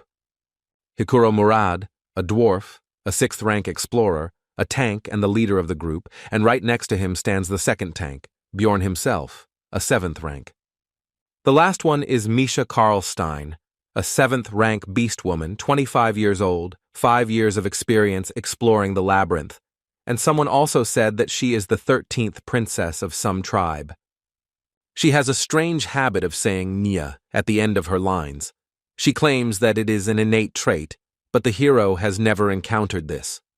Thus began their team's first exploration of the Labyrinth, and under Rothmiller's leadership, they reached the portal to the 2nd floor in 10 hours. It was a good result. Although someone still came earlier than Brown was unhappy, soon the group entered the portal. Bjorn regretted that he could not use his method, because he does not trust them. This time the team got to the location of the beast's lair, in which, as can be understood from the name, beast-type monsters were found, and there was always a terrible smell here. But almost all members of the group could handle him, except for the newcomer Woba Dvalka. He felt bad. He vomited. This caused an attack of disgust in Misha. Since Rothmiller had an essence that was related to the sense of smell, Bjorn asked him how he was feeling, and he replied that he had gotten used to it during his entire time exploring the Labyrinth. The beast's lair is a canyon, so you'll have to find a way through a natural labyrinth. There are no traps here, but a guide is needed even more than in the goblin forest. The local monsters could not become a problem due to the strength of their team, so they became only a source of experience for the hero because he had not encountered local species before. Thanks to Dvalka's signal magic, 4 people could sleep at once, which meant 6 whole hours of sleep for Bjorn. When the magician asked why he should be on duty at all if he had his magic, he received the answer that the spell only works on monsters. But Dvalki didn't get the hint. So Hikuro said outright that the explorers could be much more dangerous than the monsters, which was clearly not what the naive wizard expected to hear. The 3rd floor is a huge space called the Pilgrim's Path. On the 2nd floor, everyone ends up in different locations depending on the portal they choose, but on the next floor, they end up in the same place again. On the way, the squad started talking about each other's experiences. It turned out that it took Misha a year to get to the 3rd floor, while Bjorn had only been here for 3 months. The girl and the dwarf also had a playful spat about how she was more experienced than Hikuro, but was still at rank 7 while he was at rank 6. Their quarrel was interrupted by Brown Rothmiller. The hero thought that it was because of his habit of working alone that he reacted so sharply to noise behind him. Soon, the team moved to the 3rd floor of the Pilgrim's Path. They came out on a location called the Hill of Steel Rocks, and almost immediately, Bjorn, as the squad's tank, had to block the attack of a massive monster, although usually no monsters live right next to the portal. The enemy was not alone. Hikuro began to hold back the 2nd one. They were strong, and if it were not for the hero's lithium shield, it would have been bad. The dwarf had worse equipment, but he compensated for this with skills. He restored the damage with emergency recovery, and he also had the essence of the same monster, so he used its counterweight skill, which gave resistance to knockback. Thanks to all this, even a small dwarf could resist a huge monster called an Iantro, which was not so easily restrained even by the barbarian Bjorn. This power struggle did not last long. The team's mage, Lior Wabdvalki, used an 8th rank spell, Corrosion, on Murad's opponent. The effect manifested itself almost instantly. The monster's tusks began to melt. Hikuro instantly saw an opportunity to attack, which he took advantage of. He delivered a crushing blow from above straight down to the Iantro's head, finishing him off. And Misha decided to help Bjorn's opponent. Using her agility, she jumped into the air straight from the barbarian, after which she attacked the monster from above. The fight was over. It was suspicious to meet monsters right next to the portal, so the hero asked Brown to check the area for people nearby. Then Rothmiller used his heat search skill. No one was found, but he informed Bjorn that their scent was still strong. They were a maximum of 2 minutes away from here. Then the barbarian assumed that these people were watching the fight, and then left. When Hikuro asked if this was a staged attack, Rothmiller replied that they were not specifically interested in their group, as luring monsters to the portal was a common tactic among marauders. Misha Karlstein suggested catching them and beating the crap out of them. Besides, they could give a good reward for them, as well as for the equipment of the scoundrels. The group continued their discussion, also considering the murder option, and listening to all this, Dvalki began to understand that this was not a fairy tale or an interesting adventure, but a harsh reality. The team continued on their way, talking about what had happened along the way. In particular, the conversation turned to the fact that there were not many opportunities to encounter marauders, which surprised Björn. The hero immediately asked about this, and it turned out that, for example, Misha met with them 8 times in 5 years, while the Barbarian met them 5 times in 3 months. To this, the rest of the group could only say that Björn seemed to have no luck at all, and the dwarf said that 150 years ago, the situation was very bad, but lately the number of marauders has been less. Soon the squad decided to set up camp. It was not a very convenient place, but it was on the border of the location, where there were fewer monsters, which was more important. At the halt, Hikuro decided to inquire about Dvalka's condition, because he looked so-so, and at some point he stopped talking much, although before he never closed his mouth. Then the wizard replied that his fantasies of adventure had been destroyed. Perhaps he would be called naive, but the fact that researchers kill their colleagues in pursuit of money cannot be called a fairy tale. Dvalki continued by saying that in that case, he would sooner or later have to kill a person, so he had been preparing himself for this all the way. Then Björn asked about his success in this matter. The magician replied that he was ready, but was not sure that he would really be able to do it. When the time came, the hero noticed that the magician was full of confusion and fear, had determination without self-confidence. Björn decided that this was much better than people who acted confidently and then started to cry and wail when faced with death. Brown said it was important not to overestimate his strengths, and it was good that Wob seemed to understand everything, but now he asked the team to give him some time. He wants to show something. The group climbed to a higher ground and were treated to a beautiful sight, and Rothmiller reported that no one knew the nature of this magical phenomenon. But the reasons were not so important when you saw something like this. Soon the light disappeared, and the labyrinth was filled with the usual darkness. Everyone went to bed, but Bjorn remained at his post. But Dvalki also did not fall asleep soon. It seemed he was thinking about everything that had happened during this time. The next day, the hero analyzed his development. The amount of experience earned was about 50. 150 were needed to reach level 4. It would take a lot of time, but there was no rush, because there was another slot for essence. The Barbarian's thoughts were interrupted by Brown Rothmiller, who said that they had reached their destination, and that the orc settlement began here. This is the area with the most monsters on the 3rd floor. All of them are rank 8 and above, making it the second most difficult area on the level, but if the party isn't going to the 4th floor, this is a good place to hunt. The squad leader, Hikuro Murad, said that this was the best place for the team members to get to know each other, and only then would they decide what to do next. Soon after these words, the first detachment of greenskins appeared nearby, and the explorers prepared for their first, more or less serious battle. The fight began with Wob casting the 8th tier spell Ice Spear. He and Brown Rothmiller would deal damage from a distance. Meanwhile, the squad's tank, the hero himself and Hikuro Murad, will hold back the monsters and protect the rest of the team. Misha Karlstein will kill those approaching one after another, taking advantage of their stiffness and his agility. In the back rows of the greenskins was their shaman, who no one could get close to, so he was able to begin working his magic. It was the rage skill. He cast it on a simple orc warrior, and now his resistance to physical attacks is tripled for 10 seconds. Taking advantage of its temporary advantage, the monster broke through the tanks and decided to attack the back row of fighters. No one had time to stop him, and they couldn't hit him because of the buff. But the long-range fighters weren't that defenseless, or rather, Rothmiller wasn't that defenseless, so he took out a small shield, which he used to block Dvalka's attack.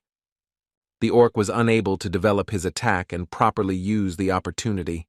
10 seconds had already passed, and Misha could have killed the greenskin. Soon, almost all the enemies were defeated, and the last of them, the orc shaman, lost his head from a crushing blow from the barbarian's mace. The battle was over, so the team began to rejoice and share their impressions with each other. The hero was thinking that the battle had taken 8 minutes. They were lacking damage, so it was slow, but expected, because the squad had 2 tanks and a scout who did not have much power, not fast, but stable. After that, the explorers continued to walk through the monster settlement and fight. The closer to the center, the more monsters they encountered along the way. Once they even met a great 7th rank orc warrior, whom they managed to defeat without any particular problems. But the calm and simple hunt could not last long. Right in front of the squad, a powerful explosion of some high-ranking fire spell thundered. And after that, the unknown wizard said that the orc settlement was the territory of the Zarvi clan, so they should leave this place. Dungeon and Stone is a single-player game, but it had a lot of content restrictions. For example, at first you were forbidden to move freely around the map, but if you create a clan, you can take territories for yourself. Of course, this requires a lot of people, so they only do this for the sake of rare mobs and bosses. But why then capture the zone on the 3rd floor? The hero wondered. Hikuro Murad, the leader of the squad, asked about the reason for their presence here, since their clan was active from the 6th floor, but the magician was not going to explain anything, which he said. Then the dwarf said that he knew about the granting of territories to clans for their merits, but he had not heard that this place belonged to Zarvi. Whether it was the responsibility of the team leader or the famous stubbornness of the dwarves, it doesn't matter, but he decided to take the hard way. While the two were arguing, Misha, for some reason, tried to hide behind the barbarian's broad back. But it was pointless. The beast man, who had been standing next to the magician all this time, turned his attention to her and asked if she was stupid, at which the cat came out of her hiding place and said his name, Talon Orifring. The guy demanded that they not call him that outside, and the wizard said that since she was his sister, an exception could be made for her. But Talon refused, saying that he couldn't explain, but it was a family problem, so his father wouldn't mind. The magician agreed, but said that he could at least explain the reason why she was being driven away from here. It turned out that they urgently needed the essence of the great orc warrior for internal clan reasons, and if everything went well, then next time this zone would be free, so they would be grateful if they left. And he continued that there would be no monsters left anyway, so it would be better for their team to leave. But the hero understood that if this requirement was not met, the clan would use force. In the Labyrinth, the rules are written by the strong, so it's best not to forget about it. So as not to do stupid things, Bjorn understands that the dwarf wants the best for the squad, but you need to know your place and leave while you're alive. Unexpectedly, Lior Wab Dvalki stepped forward, saying that he would sort it out, introduced himself, and tried to establish a dialogue between himself and the clan mage, as if between colleagues. But nothing came of it. The wizard from Zarvi said not to call him elder, and that he was only a pitiful worm, that he was not worthy of being called by the proud word of a sorcerer. He urged Dvalki to find some shame in himself and not dare call himself a magician when all he could do was perform pathetic street tricks. Lior had completely failed. It was sad to hear such cruel words, but the hero believed that nothing could be done. He had to leave. But Hikuro Murad, as the leader, decided to stand up for his own, and Björn believed that now was not the time or the situation for arguments. The dwarf finally lost his temper and began to charge his discharge skill, and the hero was already doubting his sanity because he was going to fight the clan of the 6th floor.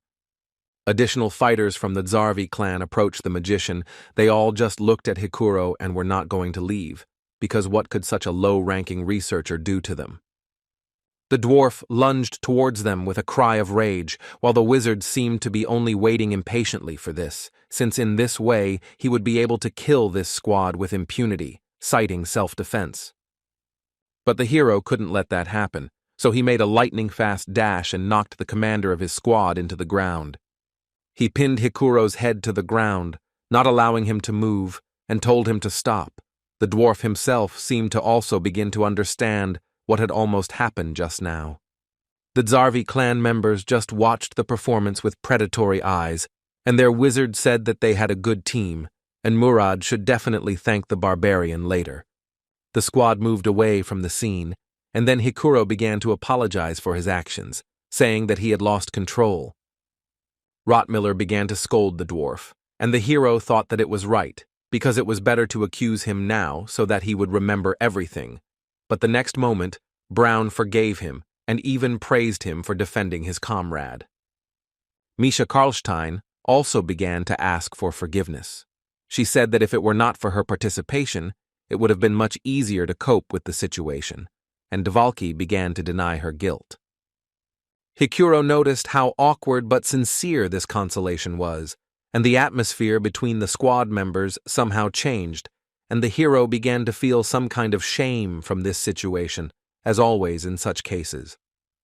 Misha began to talk about how she doesn't like to talk about her family because she is the only one who couldn't make a contract with the spirit beast. Beastmen are able to make contracts with the spirits of ancient animals. This agreement itself can have different forms. Some of the beasts themselves aid in battle when summoned, others cause obsession, increasing the contractor's physical attributes, and some bestow blessings and abilities. Of course, not everyone can sign a contract, but the problem is that Misha is the direct heir of the Karlstein family. She cannot summon a spirit, and this disgraces her family. Meanwhile, the girl continued her story by saying that as a child, she had good relationships with her brothers and sisters. But when she became an adult and was not chosen by the spiritual beast, then everyone began to ignore her and also called her a half-breed. They say that she has dirty blood. Misha's mother died immediately after giving birth, so there was no one to tell the truth to. The girl could not tolerate such an attitude, so she left home and learned to fight, and that's how she became a researcher. The dwarf and the beast woman had a touching scene, with the former feeling sorry for her, and the latter saying that he reacted to the recent event in this way because he considered them true partners. The hero felt worse from the sweetness of this moment. He mentally asked to stop this conversation, but this was not destined to happen. Hikuro decided to tell his story too. Murad dreamed of becoming a blacksmith, but he lacked talent and was unable to complete his preparatory training for 10 years. That's one of the reasons why he became an explorer after he was 30. He needed money for taxes, so he had to run away. Lior Wabdvalki was completely moved by all this. He shouted out that he considered himself the most untalented and also decided to talk about his failures, about how he was able to become a magician thanks to his family status. But he didn't have the talent to enter the magic tower. If he was a real magician, then that person from the clan would have shown at least a little respect. Hikuro began to console the boy, telling him that the old man was just a bad guy, and that Wab was a great sorcerer. Rottmiller, who was standing next to Björn, said that he had been in many teams, but had never encountered something like this, to which the Barbarian mentally agreed that it was strange. But the next moment, Brown also became a part of all this, and the hero thought that at least someone from this squad understood him, but it turned out not to be so. He said that when Murad and Misha talked about the experience, he was very upset because of envy, because they were not born human, so they do not know what he had to go through. They were surprised by this, and they asked the question, don't human researchers have advantages because they can become magicians, priests, elementalists, and open the aura? The hero mentally noted that this was only available to the talented, but he remained silent, while Hikuro laughed and noted that it turned out that they had a team of losers, and if so, they would cover for each other's shortcomings. There was harmony between the squad members. Everyone encouraged others. Dvalki promised to do everything possible to be useful. Misha encouraged everyone to try, and Murad expressed hope for long-term cooperation. They all laid out their problems and supported each other, and now all eyes turned to the hero. Now it was his turn. This made Björn tense up. They were all looking at him so strangely, waiting for something. Would they throw him out if he didn't say anything? And what should he say at all? These thoughts were rushing around in his head. In the end, the Barbarian could not think of anything better than to shout loudly that he was left without a mother, after which there was silence. His comrades looked at him strangely. The hero was still tense and decided that this, apparently, was not enough. Then Björn started screaming again, but this time about how his mother died when he was born, and his father went into the labyrinth and never came back when he was little, and now he is an adult, but he cannot see them, even if he wants to. The hero fell silent and began to wait for the other's reaction to the speech. Also, technically, it was all true. Anar told him about it. Rottmiller noted that it was hard for him at such an age, and Misha decided to apologize because she complained about the difficulties in her family, and for him, everything was even worse. Dvalki decided that the hero was just pretending that everything was fine, and Hikuro offered to replace his parents if he wanted.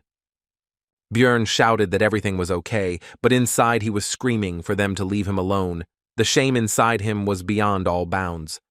Somehow the hero became the most pathetic member of the group, but he didn't care, and it wasn't like he actually had a mother. In fact, he is a barbarian who uses his knowledge from the game as an advantage over other researchers and has already reached rank 7 in a measly 3 months. Although, if you think about it, he is a loser who somehow ended up in another reality, where he is considered an evil spirit, who are killed as soon as they find out about them, and he has already been on the verge of death. While Björn was thinking about how shitty his life was and was being consoled by Misha and Dvalki, Hikuro and Rothmiller discussed the group's next steps, eventually deciding to go to a location called the Witch's Forest. When asked why not move to the 4th floor, Murad replied that he had seen too many teams underestimating the difficulty and dying there, so they needed to work on their teamwork first. The hero remembered that the Witch Forest was a zone that was only visited in extreme necessity, a bad place for hunting, and not very suitable for warriors. But the 4th floor is no better, because in addition to monsters of the 7th and 6th rank, there are also occasionally 6th rank ones, which can be quite problematic. The hero died there many times because he went there unprepared, so the dwarf's fears are understandable. But despite this, Björn still approached the squad members with a proposal to go to the 4th floor, because Hikuro and he are pretty strong tanks, so if something happens, they can provide an opportunity for escape. He wouldn't even have to run away with the vampire essence, the hero thought. And they also had a mage and 2 experienced researchers in their squad, although the damage would be small, which would make the hunt slow, but they should be able to overcome the floor. Misha told Dvalki that Björn was saying the right things, but she was worried because he was a barbarian, but even a broken clock shows the right time twice a day, so she might as well listen. The hero didn't say anything, but he got angry because he could hear them perfectly well, and in the meantime, the dwarf suggested holding a vote. As a result, their pathetic team decided to go to the 4th floor. They had a long way to go. 3 days had passed since entering the labyrinth. Rothmiller was once again choosing a place to stop. Hikuro suggested walking for some more time, but Brown said that it would take a long time to find another suitable place.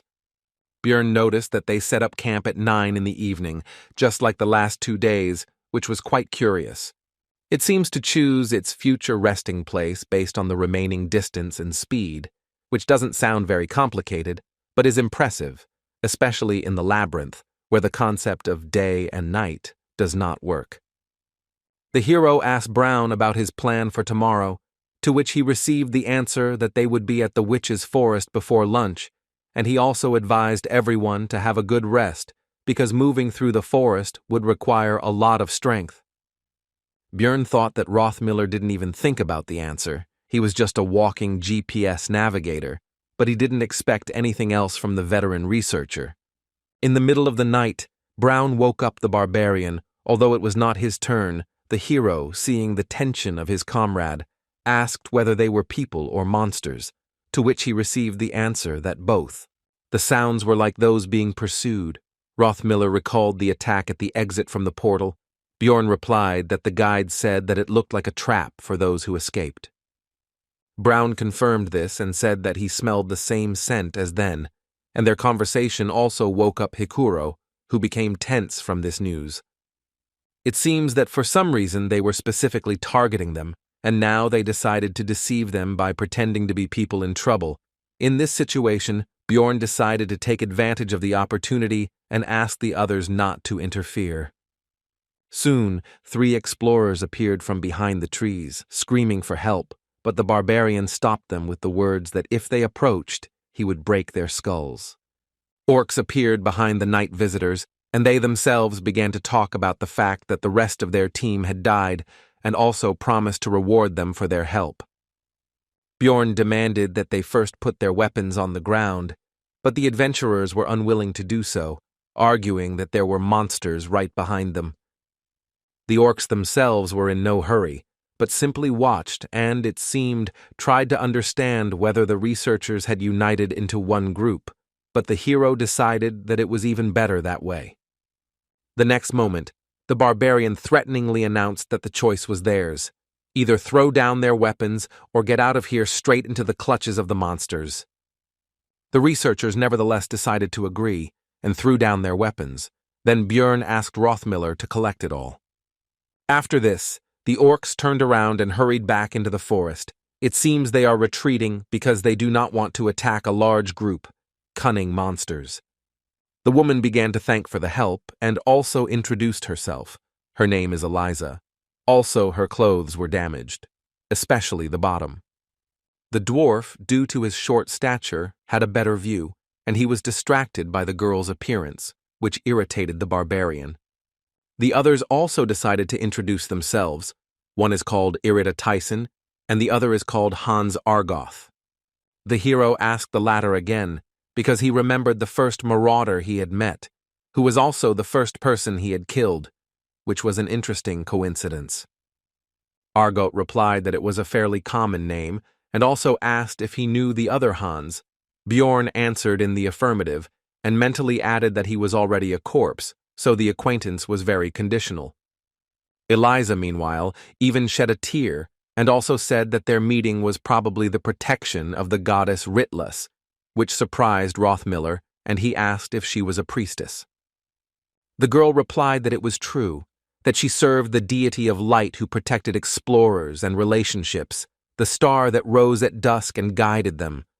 The hero did not believe her speech, because he already knew that they were actually marauders, but one of the guests asked Eliza to heal his wounds. And the girl used a divine spell, which surprised the barbarian, because this meant that she really was a priestess. The comrades behind were also surprised and began to whisper to each other and express doubts that these explorers were actually marauders. And Rothmiller himself could not believe his mistake, and his feelings can be understood, because in the world of Dungeon and Stone, priests are sacred and pure beings, and people are very devout believers. The priestess beamed and asked with a smile whether this was sufficient proof of their reliability and whether they could take the weapons. But Bjorn answered negatively and thought that all this only works for people, and he is a barbarian, a different race, and also a different religion. The hero demanded a reward from their team for saving them, because even though they were using a holy attribute, he didn't care, but the priestess asked about the amount of the reward. Bjorn demanded 2 million stones, but they did not have that kind of money, so the girl asked to give it to them when they got out of the labyrinth. But the hero said that he only trusts those who belong to his tribe, and if they do not have the required amount, then let them give in things. Armor will be just right. Soon the night guests' gear was neatly stacked nearby. This was part of Bjorn's plan to first take as many items from them as possible. The researchers had already relaxed, but the hero, thinking that in any game you need to kill the healer first, had already raised his mace over the priestess's head. The girl's head was broken, blood splattered everywhere, and both the teammates and comrades of the dead woman were shocked by what they saw. The barbarian, however, responded with a grin and an apology, and explained that his hand had twitched, and it also seemed to him that they might be marauders, and he could not help himself. Irida and Hans began to panic. They said that they would die now, and all because of this crazy savage, but they were looking somewhere down. Soon one of them was enveloped in some kind of dark purple haze, and he began to die quickly. Hikuro asked Davalka if this was his magic, to which he received a negative answer. Suddenly the seemingly dead priestess, whose body lay behind Bjorn, stood up and in an inhuman voice remarked that this was strange. Her face was covered in blood from the wound, Her eyes were red and her head was turned at an unnatural angle. She asked the barbarian how he knew she was an enemy. The hero only wondered whether his life could be normal and why everything couldn't go peacefully. Eliza's resurrection from the dead clearly left no one indifferent, and Rottmiller and Misha froze as if they had seen a corpse golem. Bjorn, saying that he would sort everything out, rushed forward and hit the priestess on the head with his mace again, and he also realized that since she had come back to life, there could only be one answer to the question of how this was possible. This is a hidden class that can be unlocked upon reaching the 5th floor, the Karui priest, who has a huge number of combat spells and curses. It also allows them to use dark and light magic at the same time, allowing them to disguise themselves as ordinary clerics. Of course, there are also weaknesses, for example, the fact that Karui is an evil god, and if such a priest is found out, his head will be cut off immediately. Also, for full use, it is necessary to regularly sacrifice living creatures. Apparently, for this reason, she became a marauder, because it is easier to find prey in the labyrinth. The hero was taken out of his thoughts by the fact that the second researcher was also quickly killed by the same dark purple haze. The mist gathered around Eliza, forming a skull mask across half her face, and she stated that she had lost 2 useful servants because of their group. The hero, it seems, decided to unbalance her, so he said that she had a bad upbringing since she blames them for what happened because it was she who killed Hans and Tyson, and now he will avenge them for their comrades. This speech discouraged not only the priestess, but also the barbarian's companions, while he himself was anticipating the amount he would receive for equipping the dead. Suddenly, corpses began to rise from the ground. Now everything was not so simple, because this is the skill of the priest, Karui Call of Death. Usually he calls the dead, but with the bodies of subordinates, you can get stronger undead. The new enemies were held back by 2 tanks of the squad, namely Bjorn and Hikuro, using their standard tactics. Misha, as usual, attacked the enemies, using the cover of her comrades. She delivered attacks with daggers with the poison attribute. And Wabdvalki began to throw his ice spears at his opponents from afar, just as their group had done before.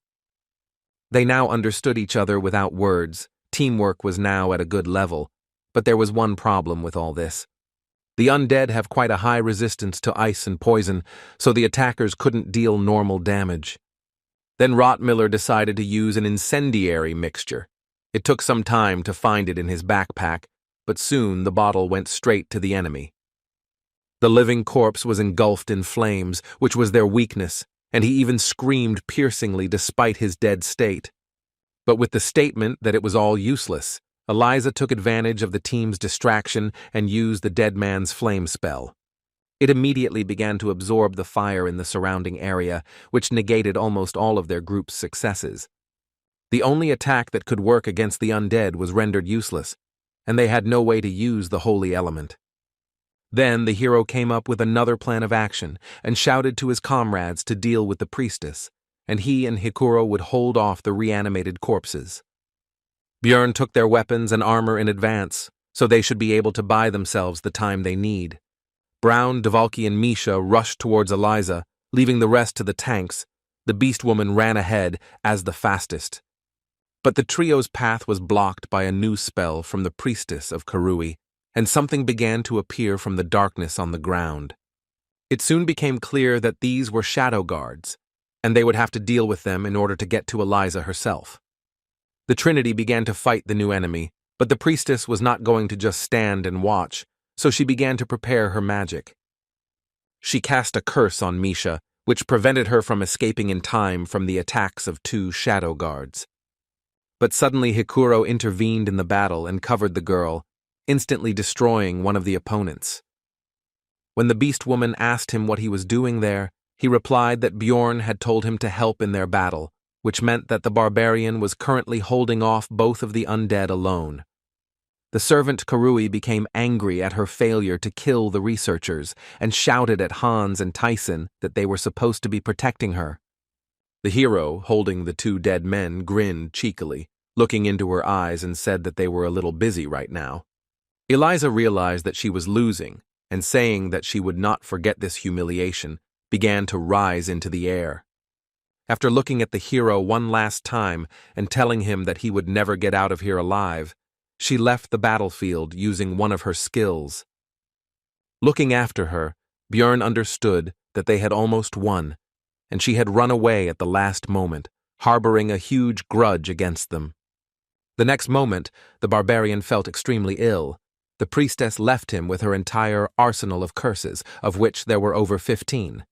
It's good that Dvalki understands them, the hero thought, after which he turned to the magician with a request to remove the negative effects from him, to which he only hesitantly asked again.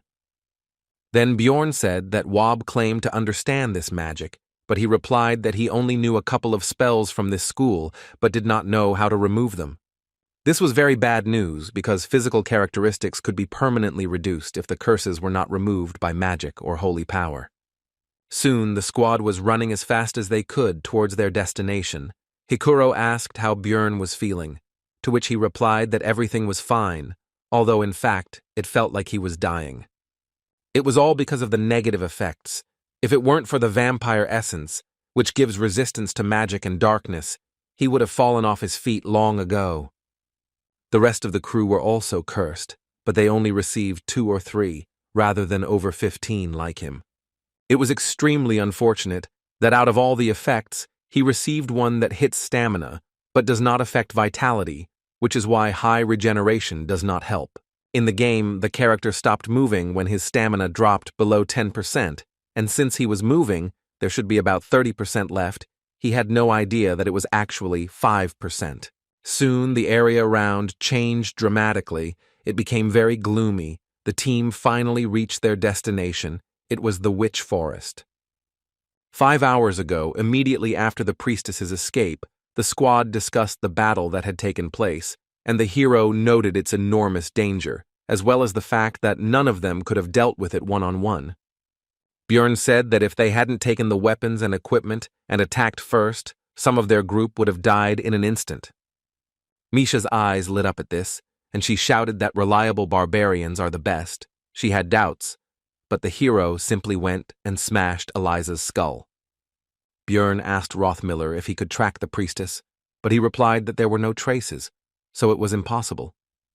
The hero informed everyone that she would definitely try to finish what she started before the labyrinth closed, because they would be able to reveal her, to which Dvalki said that they did well and could do it again.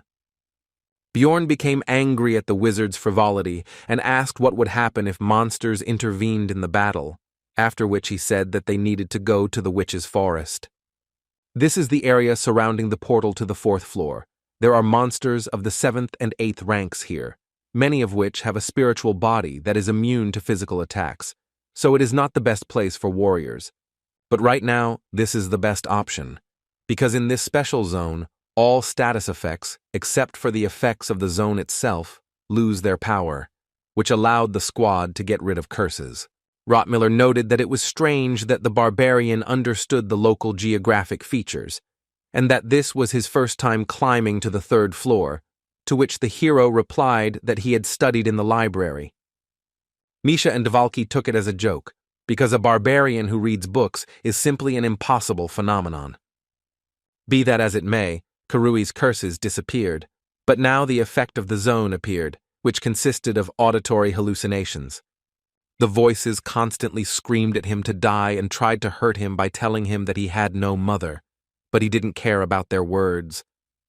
Bjorn thought it wasn't that strong to be called a mental attack, but not everyone thought so.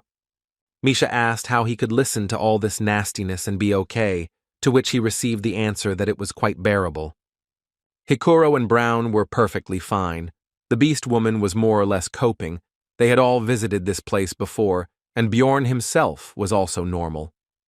But Lior Wob Dvalki, who entered the labyrinth for the first time, felt unwell and began to vomit. This happened because, in addition to auditory hallucinations, ordinary hallucinations began to take effect, as well as disorientation. Now the hero looked at the world as if through a crooked mirror. Bjorn asked the wizard if he would be able to use his magic in such a state, to which he received an affirmative answer. Hikuro Murad decided to set up camp to rest a bit, since the hero had barely slept the night before. And then there was this race. The dwarf said he would watch for a bit, but the barbarian was no longer listening. He threw his things to the sides and simply fell right onto the bare ground. The hero lay with his eyes closed, and also thought that with such adventures he would definitely not be able to bear it one day. His thoughts were interrupted by Hikuro, who leaned over the barbarian and said that he had seen Eliza before when he came to the guild to recruit a team. In the Bloody Citadel, where they went with Bjorn, the dwarf received a numbered item called the Guardian's Bracers, thanks to which his rank was raised. Perhaps she heard about it somewhere. This artifact has the number 3112. It is usually found in rifts above the 4th level. It is one of the 3000, so it is quite strong. The hero was again in a bad mood because of his luck, because he had worked so hard to get the essence, and the guy who had barely lifted a finger then took the numbered item for 50 million. Bjorn asked his comrade why he didn't recognize her right away, to which he received the answer that she was dressed completely differently, and her clothes were so dirty and torn to pieces in places. But it was crystal clear that these were just excuses, and in fact, he was busy staring at something completely different from her face. Bjorn realized that when their team was meeting and discussing their plans in the bar, she could overhear everything and set up an ambush. Hikuro said that treasures always bring trouble, but the barbarian told him not to shift responsibility. It was he who was not careful, to which the dwarf quickly left. Soon, Bjorn was awakened by his comrades, and Rothmiller noted that he was sleeping very soundly, and he had heard that even barbarians could not stand it on their first expedition, and Misha simply asked how one could sleep in such noise. It turned out that the hero was disturbed by the presence of a group of enemies nearby. These were fairies who were flying nearby. These are rank 9 monsters whose only skill is releasing poisonous pollen mixed with stimulants, one of the few types of non-combat mobs in the game. Bjorn said that there were quite a few of them, and that certain guy should be nearby, so was it worth fighting, to which Hikuro noted that Dvalki had gotten better, so they could handle it. The fight began with Murad sending his lightning at the fairies, after which the monsters simply fell to the ground. But that was not the end, for a monster of the 7th rank appeared, a half-troll that only appears in the witch's forest and has a habit of chasing large groups of fairies. The monster brought its club down directly on Hikuro, who covered himself from the attack with his shield, although it was not so easy for him. He stepped back a little, and the hero remembered that the dwarf simply did not have the same resistance to pain as he did. This is one of the main reasons why the location is not suitable for warriors, because they have to take damage, but here the pain is greatly increased due to the effect of increasing pain sensations. Most monsters are immune to physical attacks, and also use mental magic. The hero finished his analysis while Hikuro led the fight. Soon Dvalki finished preparing his spells. First he used improved freeze, which strengthened the following ice magic, and the half-troll was defeated. The strengthened ice spear pierced through him. Rothmiller urged everyone to get ready quickly, because the witch's forest is not the best place to relax, so they need to quickly move to the 4th floor. But the plans changed abruptly because some group of researchers was coming out to them. Hallucinations and disorientation prevented them from being seen, but they were getting closer, so this would not last long. Among them was Eliza, who immediately pointed her finger at Bjorn and his comrades and said that they were the ones who killed her dear companions. The researchers prepared for battle, and one of them sent the priestess back, while the hero mentally complained about this woman and the problems she caused. Bjorn knew that this battle could not be won, so they needed to run, but before that they could use one item, which he shouted to the dwarf. He immediately used his guardian bracers, which pushed back the enemies and temporarily provided protection from any negative effects. While the team is fleeing, Misha decides to inquire about how this woman managed to find them, wondering if the witch forest shouldn't be safe. The hero guessed that after entering the forest, Eliza lost their trail, so she began to look for the researchers. She decided to use them by pretending to be a poor priestess who had lost her comrades to marauders. And now he is trying to pit their groups against each other so that he can then simply go and devour all the participants in the conflict. But explaining all this would take too long, and the effect of the item would soon end. So the hero shouted to Misha not to chatter, but to run faster. The scout is the first to notice the enemy's movements, the one who leads the team along the best route. They collect data in advance and then use their rich experience to lead others in the labyrinth.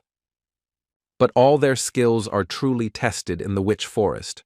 Rothmiller's key strength is smell, because he has enhanced his sense of smell with special essences, and in this place he copes surprisingly well. At a certain level of sensitivity, one can even smell mana, which now helps Brown in planning his route. But the enemy also had a good scout, who closed the distance at every opportunity, so they needed to speed up. Now it all comes down to who gets to the portal first. But the problem is that they are all tired, especially noticeable for Misha, who may be fast, but is not particularly resilient. Soon the girl tripped over a stone. Björn immediately rushed to her aid, but she said that it was just a cramp, so let him run on. The hero saw that she was lying. It was actually a sprained ankle, so he decided to take the beast woman on his shoulder and carry her like that. And when Björn turned around, it turned out that his comrades had already managed to run further, apparently not noticing their absence, while Misha began to lament that he should not have stopped and run further. The barbarian called the girl to calm down and said that it was better to stay where they were, because Rothmiller should soon notice that they were missing and would return. The hero himself, although he calmed Misha down, was not completely okay himself, because the situation was becoming very dangerous due to the fact that the Witch Forest could not be passed without a scout. The beast woman began to ask how long they would have to wait here, but her question was interrupted by Hikuro's cry, which rang out across the surrounding area. The girl got scared and asked her friend what they should do because they had to help the rest of the team.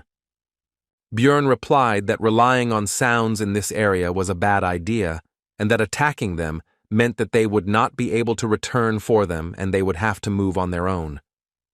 When asked what is most important in an emergency, the hero would not choose water, food, or tools, although these are important things, but strength of spirit.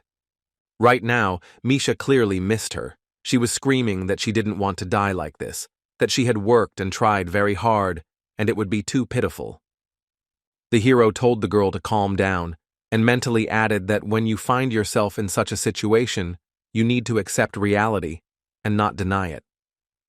Misha began to blame herself for this situation, because if she had not fallen, then this would not have happened, but Björn shouted at her to listen to him, because they needed to focus on the present.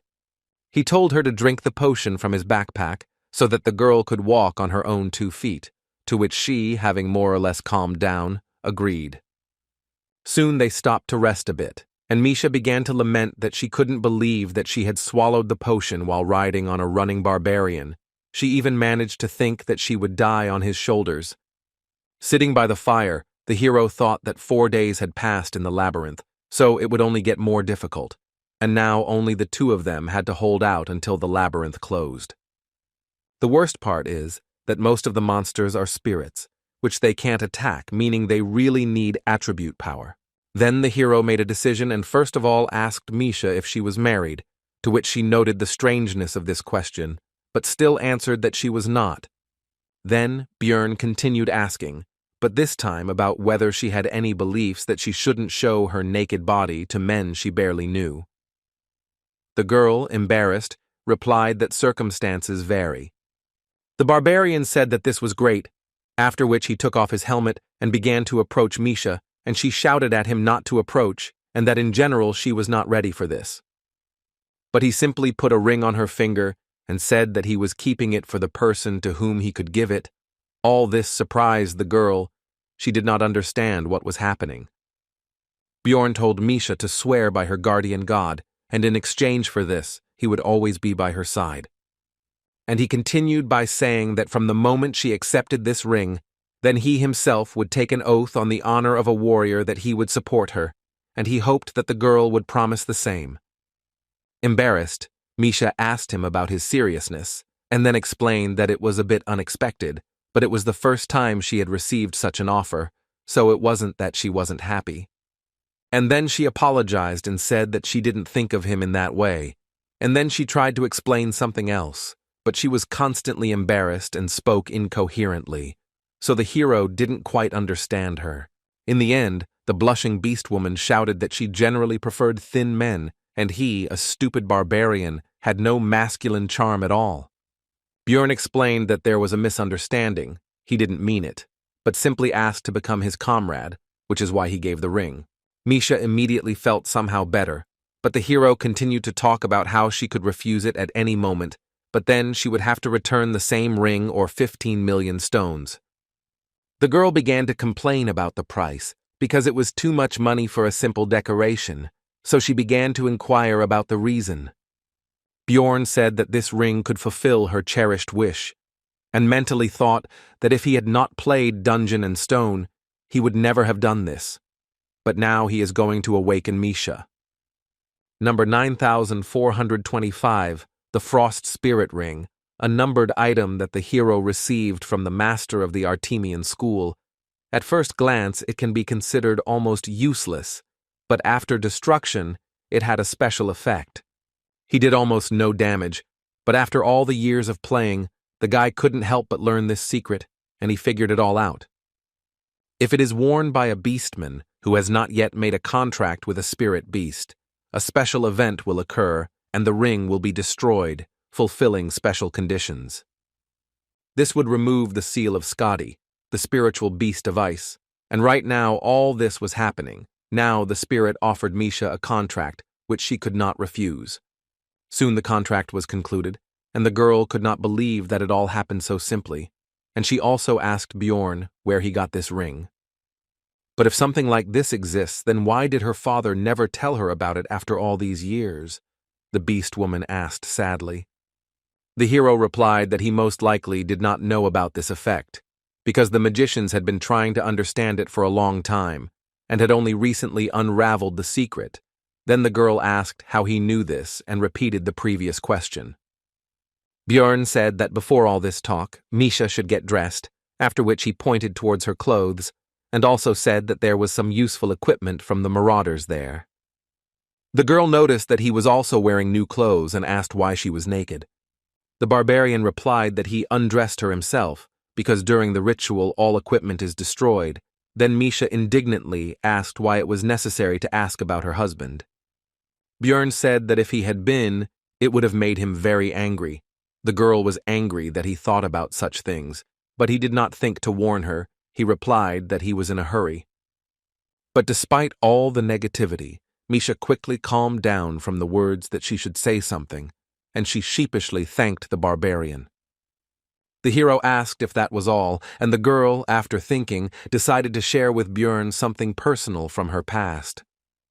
Misha said that she once tried to commit suicide, but her father found and saved her.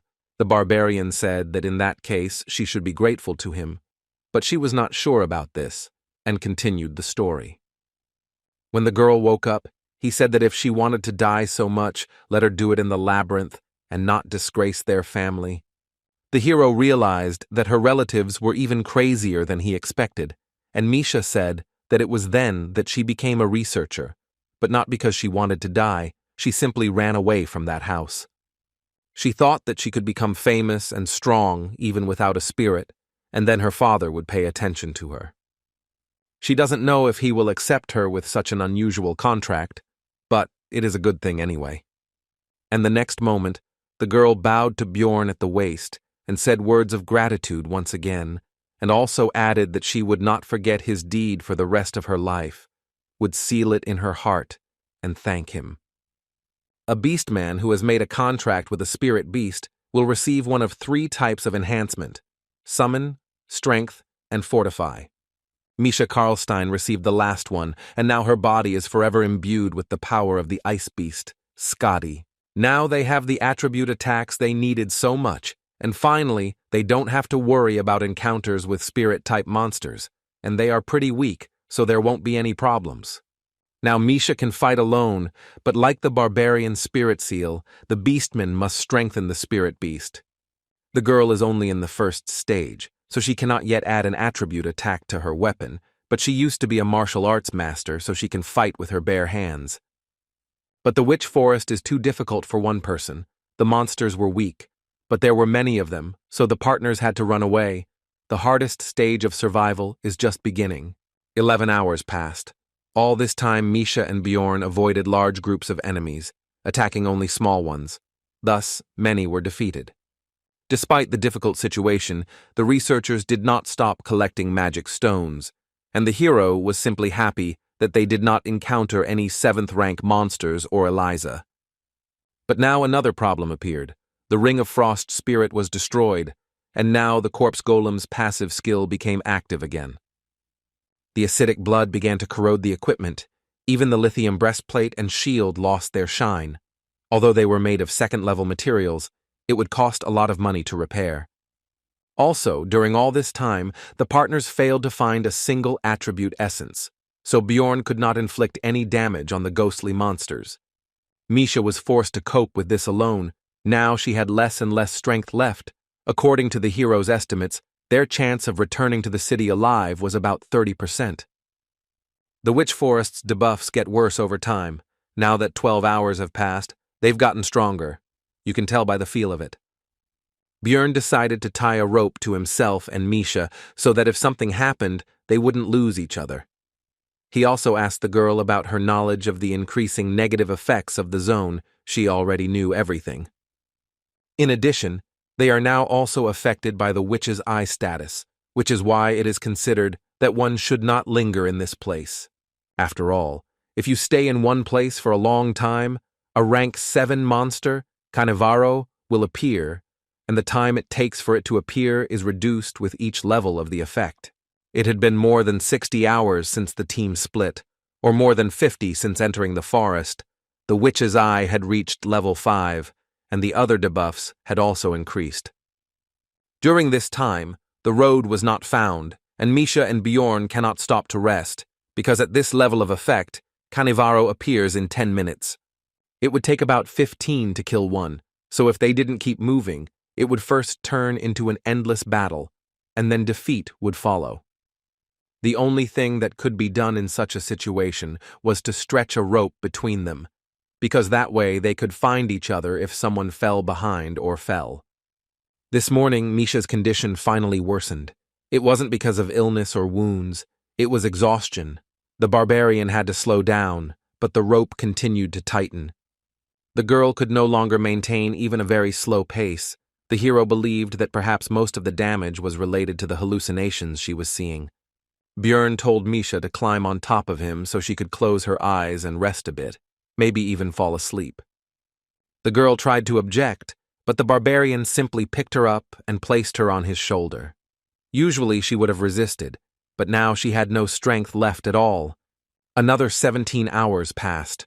All this time Bjorn carried Misha. Except for moments of battle, the effects of the zone intensified again, including the Witch's Eye. The hero felt that he himself was also already at the limit, and if they failed to find a certain thing before it was too late, then everything could end badly. But suddenly Bjorn's thoughts were interrupted by a familiar voice. It was his ex. She was not at all like the illusion of the forest. The guy had a feeling that he would feel warmth if he touched her, and she, seeing his gaze, asked about what he had already managed to imagine. Bjorn noticed that she behaved exactly the same way in life, which meant that his memories were probably used as a basis. The ex skillfully manipulated the hero's weaknesses, made him get excited even in such a situation, and then told him to leave the beast woman and choose her. The guy already succumbed to her words. But Misha intervened in the situation. She delivered a powerful uppercut with the power of the attribute to the enemy and sent him flying. The hero, while his partner was fighting, slowly came to his senses and began to assess the situation sensibly, realizing that it was still some kind of illusion. Misha, meanwhile, continued the fight, apparently winning without any particular problems, even using only hand-to-hand combat. It was clear who would soon win, and so it happened. The girl approached Bjorn, all beaming, and reported that the Dryad had been defeated. Then the hero understood everything. It was a very rare monster of the 8th rank that appears in this forest and uses the charm skill. Now it became clear to Bjorn why the illusion was so realistic, because it was not a zone effect, but a skill, so he thanked Misha. Without her, he would definitely have problems. But the conversation had to be interrupted as a group of researchers appeared ahead. This was the first meeting with someone after their team split up. The Witch Forest is huge, and no one uses it as a hunting area, so it is very difficult to meet others here. They spent 8 days on the 3rd floor. The main part of the squads have already moved on. They seemed friendly. Misha was already happy and asked Bjorn if they were saved, but he told her to calm down, and mentally added that they could not be trusted. The archer woman said that there was no need to be afraid of them, because they were not bad people. They themselves had children of the same age in the city. But these words never calmed the hero down. On the contrary, they made him wary, because this was even more dangerous, since it meant that they needed to feed even more mouths. This was a motive for making money at any cost. Misha asked what the problem was, since this was the help they needed so much, but Bjorn told her to just keep quiet. He had gotten into trouble many times and would usually ask for help if he promised a reward for getting him out of the forest. Then it would be a good deal. The first thing the hero did was to figure out who these people were. First, he introduced himself, then they started doing the same, but one of them turned out to be Hans, which immediately took away one point of trust from them. Bjorn analyzed the explorers. Their team consisted of 2 warriors, 2 archers, and a scout. It's all too dangerous. Besides, intuition tells him to be careful. Of course, he may be worrying for nothing, but these people look suspicious, so the barbarian decided to refuse help and began to slowly retreat. It soon became clear that his intuition had not failed him, because an arrow had been fired right at them, from which the hero had covered himself with a shield, which meant that these were not simple researchers. The young man didn't seem to expect this and asked a female archer named Viet why she did this, and she told him to look at the barbarian's equipment. It was made of lithinium, for which you can get a large sum of magic crystals in the city. She was already looking forward to it. The guy said that they were also explorers, but the scout told him to just step back since he was not going to help. The rest of the squad, except for the young archer, agreed to the attack. Misha asked if they would run away. Bjorn thought about it, because the balance of power is not in their favor, and they also have a scout who will quickly find them in case of escape, so there is only one option. He then told his partner that they would have to stall for time, after which he offered the marauders his backpack and shield. Misha shouted at them to kill this barbarian because she was the princess of the beastmen and would generously reward them for saving them. Her game was so plausible that it made even Bjorn doubt, although he himself proposed the plan. The girl's words made the scout doubt, but the female archer said that this was not an option. They both had to be killed, otherwise their activities could be exposed in the city. The warriors of the squad noticed that the princess might have something valuable, so they rushed forward with the words that the spoils would go to whoever found it first. The barbarian began to prepare for the collision because he couldn't delay any longer, but he also understood that it was no longer necessary because enough time had passed. And he was right, because what he was waiting for happened. A 7th rank monster, Cannavaro, appeared right in front of them. After this, the hero told Misha to grab onto him and ran forward, thinking along the way that it was impossible to escape from the monster because he would pursue the victim until death. Therefore, it was possible to use the marauders as a diversionary tactic, and he began to break through their ranks while they were at a loss. This should have out-aggroed Cannavaro, who took advantage of the fact that no one was attacking him and used his magic mind skill without any problems. The marauders decided to deal with the monster first, because of the mines, they would not be able to pursue the prey anyway, and the prey itself would not be able to get far. The hero understood that there was no way he could dodge the mines, so he had to rely on his strength and regeneration, simply running straight through the traps. Cannavaro, meanwhile, noticed the escape of his prey, so he called for support from a group of hounds, a breed of dog used for hunting. It seems that the marauders greatly overestimated their strength, because they began to lose their lives very quickly, one after another, from the monster's arrows, mines, and dogs. One of the dogs managed to catch up with the fleeing Björn and Misha and grabbed the barbarian's leg, preventing him from continuing his escape. The hero had to use the flesh explosion skill to get rid of the dog, but at the same time, he lost the ability to run further. His leg was finished. In that case, the plan will have to be changed. Björn told Misha that he was leaving the rest to her. She told him to leave her in Canivaro. The barbarian threw the girl's light body without any problems. She rushed straight at the monster, who was not expecting such a thing, and it was finished with him in an instant. Among the attacking marauders, one was still alive. It was the same female archer who first fired an arrow at them. She tried to beg for mercy, but Misha was not going to spare her. The beast woman was worried about Bjorn. She poured a healing potion on the wound, but said that it could not heal such a wound, but the barbarian said not to worry. Thanks to high regeneration, the potion, and the eternal life skill, the leg was restored almost instantly, which surprised the girl very much. The hero understood that this was all thanks to the bonuses of the vampire essence, his skill, and the seal of the immortal. With all these factors and enough time, it would be possible to grow a limb without a potion. Misha asked how he could drink it without pain. Bjorn replied that it was the mental fortitude of the barbarians. He recalled that Anar also took potions without any problems. In his case, it was due to the high value of the pain resistance characteristic, but the effect was the same.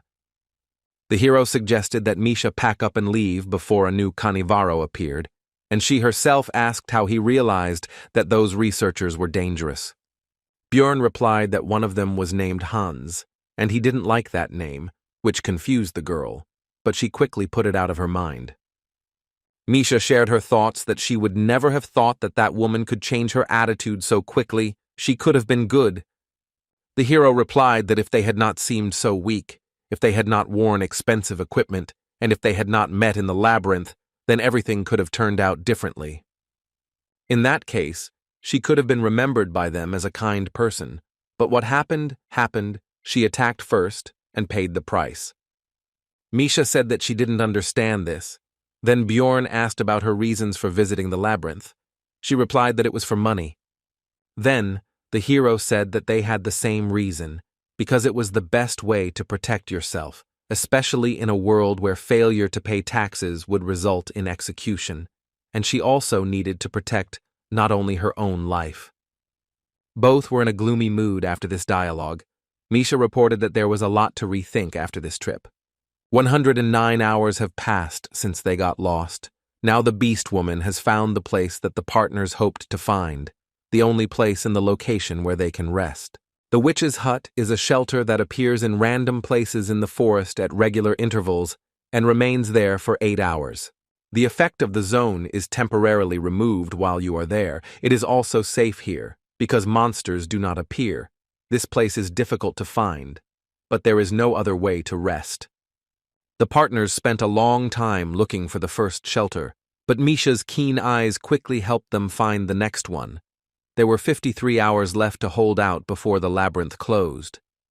They had seen this place for the 3rd time, but the girl still didn't get tired of it. She sincerely enjoyed the local beauty and was in a good mood overall. But Björn told her to be quiet, because there was someone here, since only 5 people could enter here, and the portal closed as soon as they entered, which meant 3 unknown people were somewhere nearby. Soon they found a man dozing carefree in a field of flowers. It was one of those who helped Eliza then, but now he looked so-so, so the hero was interested in how this happened. Misha reported that there was also someone in the hut. She also noticed that these were the same researchers. Bjorn decided to knock out this guy first. He raised his mace up and brought it down sharply right on the man's face, and the girl noticed that he was just going to knock him out. Soon all 3 researchers were knocked out and tied up. Misha was surprised that the first of them was still alive, and also noted that it would not be for long if he was not helped right now. Then Bjorn poured a healing potion on all the captives, and they quickly came to their senses, both due to the healing and due to the pain they were experiencing. The chief immediately recognized the barbarian and began to explain that he was not guilty. He began by saying that when their group caught up with the hero's team, there were only 3 of them, after which a quick fight took place. They didn't want to chase them through the entire forest again, so the first thing they did was shoot a guy who looked like a scout, but he immediately clarified that the wound wasn't serious, just a scratch on his shoulder. Then they were thrown back again by some kind of light.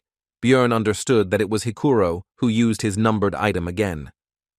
When they came to, their scout had an ice spear sticking out of his head, which meant that at the right moment, Devalki was still able to kill the man. Looking at the captives, the hero thought that the rest of the team seemed to have managed to escape, and that the scream that he and Misha heard after the separation was due to Rothmiller being wounded. The man meanwhile continued his story by saying that due to the loss of the scout, they could not continue the pursuit and simply wandered around the area. The problem started on the 2nd day after his death. Eliza showed herself. They understood everything. Only after she absorbed the life force of one of the researchers, the girl turned out to be a priestess of Karui. The man started to justify himself by saying that they had been deceived, so it was not their fault, and they had not intended to kill anyone for no reason. But Bjorn told him to shut up. Then tears began to flow from the man's eyes, and he began to apologize and say that they had been very stupid to fall for the deception, and he also promised to compensate for all the damages and beg for mercy. Misha told the hero that she would accept any decision he made, and he himself was thinking about what to do with all this, because even though he had already killed people, back then they were freaks who attacked first. They were not worthy of living. This case was different. They caused problems, but no one died. It was completely different. Björn wondered if it would be right to kill them. It was as if 2 images appeared in the hero's head, one for good, the other for evil, but not in the usual image of an angel and a demon, but in his current, savage and former, from the past world, form. The barbarian said that whether it was right or wrong didn't matter. The main thing was that they could create problems in the future, so it would be easier to kill them. The good man said that you can't kill people because of one mistake, so why does he doubt? Because sparing them would be the right thing to do. But the hero decided that the last statement only applied to his past, the civilized world from which he came, and not to this cruel and merciless one. Björn asked Misha's opinion on the current situation. She replied that she couldn't trust them, whether it was a mistake or not, but they tried to kill, and now she understands that this cannot be forgiven. Then the hero's mind cleared, as if a fog had been dispelled, and he remembered the expression that in Rome they obey Roman laws, otherwise he himself would end up in the grave. Whether it was a mistake or not, he had a feeling that they would repeat it at the first opportunity, so pity was thrown aside, and the explorers lost their lives. The hero, when he first opened his eyes in a new world and in a new body, realized that Björn Yandel was not only his new name. This is also his new essence, the essence of a barbarian, which he must correspond to in order to survive. Misha noticed his worries by his trembling hand. The hero replied that everything was fine. She shouldn't worry. It would be better if she collected the things of the killed researchers. This was soon done, but Misha was disturbed by the sight of Bjorn dragging the body to the fireplace and starting to push it straight into the fire. She asked him about what was happening. He replied that it was necessary. The fire consumed the corpse unnaturally quickly, meaning that everything was as it was in the game. The witch's hut had accepted a new victim and would now be open for another 8 additional hours. Misha was still not sure that Björn was okay, but he didn't answer, and the only thought that popped into her head was that they had 2 more so-called logs, which meant 24 extra hours. The hero pulled off his helmet and asked his companion if she was going to rest, but she simply remained silent. She was clearly uncomfortable with what was happening. Since she did not answer, the barbarian said that he slept on the bed first, after which he fell face down on the pillow and thought that sleeping on the bed was very good. But in reality, he was only unsuccessfully trying to distract himself from the thought that he was increasingly renouncing humanity and accepting the life of a barbarian, and that life was not punishing him for this, but, on the contrary, rewarding him. All night long the hero dreamed about his past life, namely work, meeting a girl, dating her and his future life, calm times. But in the morning he realized that it was just a dream, and his new reality was life in a monstrous body and fighting real monsters. Bjorn noticed that besides him, Misha was also sleeping on the bed with her head on his leg. He wondered when she had gotten in there, and it was also time to wake up, so he began to wake her up. Chewing the dried meat, the barbarian thought that there were only a day left before the labyrinth closed, and the hut would cease to exist in an hour. They had to hold out for just a little while longer, and soon they would return to Rafdonia. Misha said that this research was very complicated, so upon returning, she would immediately take a bath, after which she asked about her companion's plans, and he replied that he did not know. As soon as the shelter closed, it became clear that something was wrong. Everything around turned red and became even darker than it was before. This meant only one thing. The special condition of 7 sacrifices in the witch's hut had been fulfilled, and now the Chaos Lord Riakis was wandering around the floor. The hero explained to his companion that this was something like zone bosses, but much stronger, and also each level had such a floor lord. The girl had never heard of such a thing, so she was surprised. Bjorn explained that she didn't know because the method of summoning was kept secret, because if some psycho summoned one, then a couple of deaths wouldn't be enough. When Riakis appeared, erosion began. All the monsters began to dissolve into chaos. The Lord has an effect on the entire floor and kills everyone he meets until he dies himself. Also, his call closed all the portals. You won't be able to escape. If you were here when this monster appeared, then prepare for death. Misha asked about the reason for his appearance right now. Then Bjorn explained that it was all probably because of them, since burning those bodies in the hut was one of the conditions of the summoning. 10 years have passed since the last call. The hero thought that 3 corpses would not make a difference, but someone burned 4 of them earlier. The girl began to panic because of this. The barbarian said not to tell anyone about this, because if someone found out about their participation in the conscription, it would not end well. The barbarian also reported that the zone effect no longer affects them, so they will now be able to leave here, and their path will lie in the orc settlement. The Zarvi clan has settled there. It is huge. They operate above the 6th floor. They have hundreds of members. A meeting with Riakis is deadly, so to increase the chances of survival you need to join them.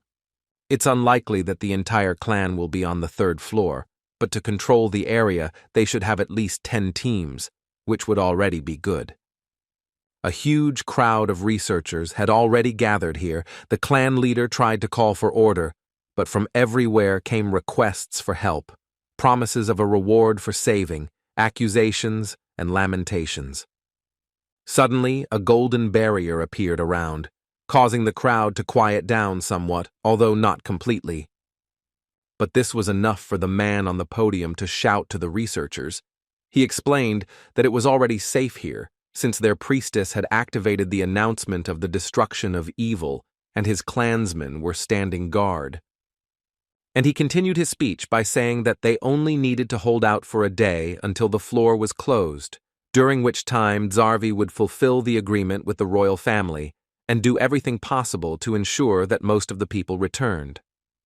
He ended with a threat that if he created any problems or if anyone disagreed with him, he would be immediately thrown out. The hero decided that the last part was unnecessary, but overall the speech was good because the panic was calmed down a bit, and thanks to the barrier he would be able to rest a bit. Announcement of evil destruction is one of the main skills of priests, which creates a safe zone for explorers and keeps monsters out. Misha and Bjorn were resting by a tree. The latter decided that they were not going to drive them away, but they needed to be on the alert, because some problem might arise. The hero asked the beast woman how confident she was in her ears. She replied that she was not sure, but some people say that they like them. Bjorn was misunderstood, so he explained that he meant her hearing, to which she awkwardly replied that she could hear just fine, so he told her to listen to the researchers' conversations. They discussed how the last time Riakis showed up was 10 years ago, and now they were wondering what kind of madman did this, and also that they were lucky with this clan from the 6th floor. One of them admitted that he had never seen the evil destruction announcement barrier in person before, while the other remarked that it was great in a large clan. The hero understood that if the Zarvi came for the thing he was thinking about, then their chances of getting out of here alive were quite high. After some time, Misha leaned against Bjorn's shoulder and fell asleep, but soon the barbarian decided to wake her up. She asked about the reason for such a sudden awakening. The hero answered that more than 500 researchers had gathered here, a huge crowd. Misha didn't understand what that meant, but Bjorn explained that there were only 50 people from the Zarvi clan here, so they needed to see how they could handle controlling that many people.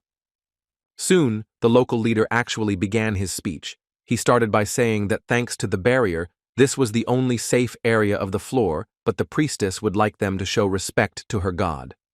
It should be 1,000,000 stones per person. You need to pay now. Not only crystals will do, but any equivalent items.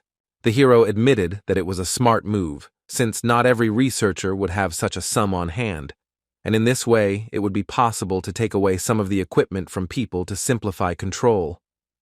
The man on the podium meanwhile said that this is not only respect for the god, but also payment for protection. They may lose some equipment and potions, but there is nothing to worry about, because they will protect everyone. The hero understood that in fact there were enough reasons to worry, because the barrier, although powerful, was not comparable in strength to the floor master. They were unlikely to kill him, but for now they had to obey the rules, so Bjorn asked Misha to take the things they didn't need. He thought they were very lucky to have taken the equipment from the marauding attackers and wouldn't have to give up their own. Many researchers were unhappy with this situation and were unwilling to pay 1,000,000 magic stones for protection for one day. As the heroes expected, some people began to leave the barrier and cope with survival on their own. There were about 300 researchers left, which meant that the Zarvi clan received 300 million magic stones. They made money and at the same time reduced the number of people, killing 2 birds with 1 stone. And now all they can do is pray to the heavens in the hope that the floor master won't come here, otherwise they are doomed. The 3rd floor is quite large. Everyone hopes that they will not encounter it. In this situation, both those who left and those who remain optimistic, but the hero prepares for the worst scenario. And so, 5 hours before the labyrinth closed, it really happened. The reign of despair began. This is the passive effect of the Lord of Chaos's aura. This skill not only deals damage to the area, but also turns it into an erosion zone that removes all effects. It also reduces magic resistance, deals minor damage, and can cause confusion. Soon the floor's ruler, the Chaos Lord Ryakis, appeared on the horizon, causing panic among the researchers with his appearance. The leader of this expedition was disappointed, because this expedition would now cause a lot of damage, but despite this, he still ordered to use everything that they had prepared earlier. The next moment, the clan members began to apply various buffs to themselves, using scrolls that increased stamina or energy regeneration. Also used was the numbered item banner of the Lord of the Sun, which imbued the weapon with the attribute of holiness, the light of the god Ursium. The hero was stunned by the number of different consumables that were used at that moment, because not even a minute had passed before things worth tens of millions of magic stones had been used and disappeared. Bjorn realized that they were going to destroy the Floor Lord, and for the first time he was glad that he wasn't the only one preparing for the worst. There are many experienced researchers gathered here who have walked on the edge of a knife more than once to become who they are now, and it is not only a matter of luck, which means that they really should have a chance. The majority of people were amazed by the size and power emitted by the monster. They did not believe in their survival. Watching the battle of the Zarvi clan, the hero began to understand how game raids differ from those that happen in the real world.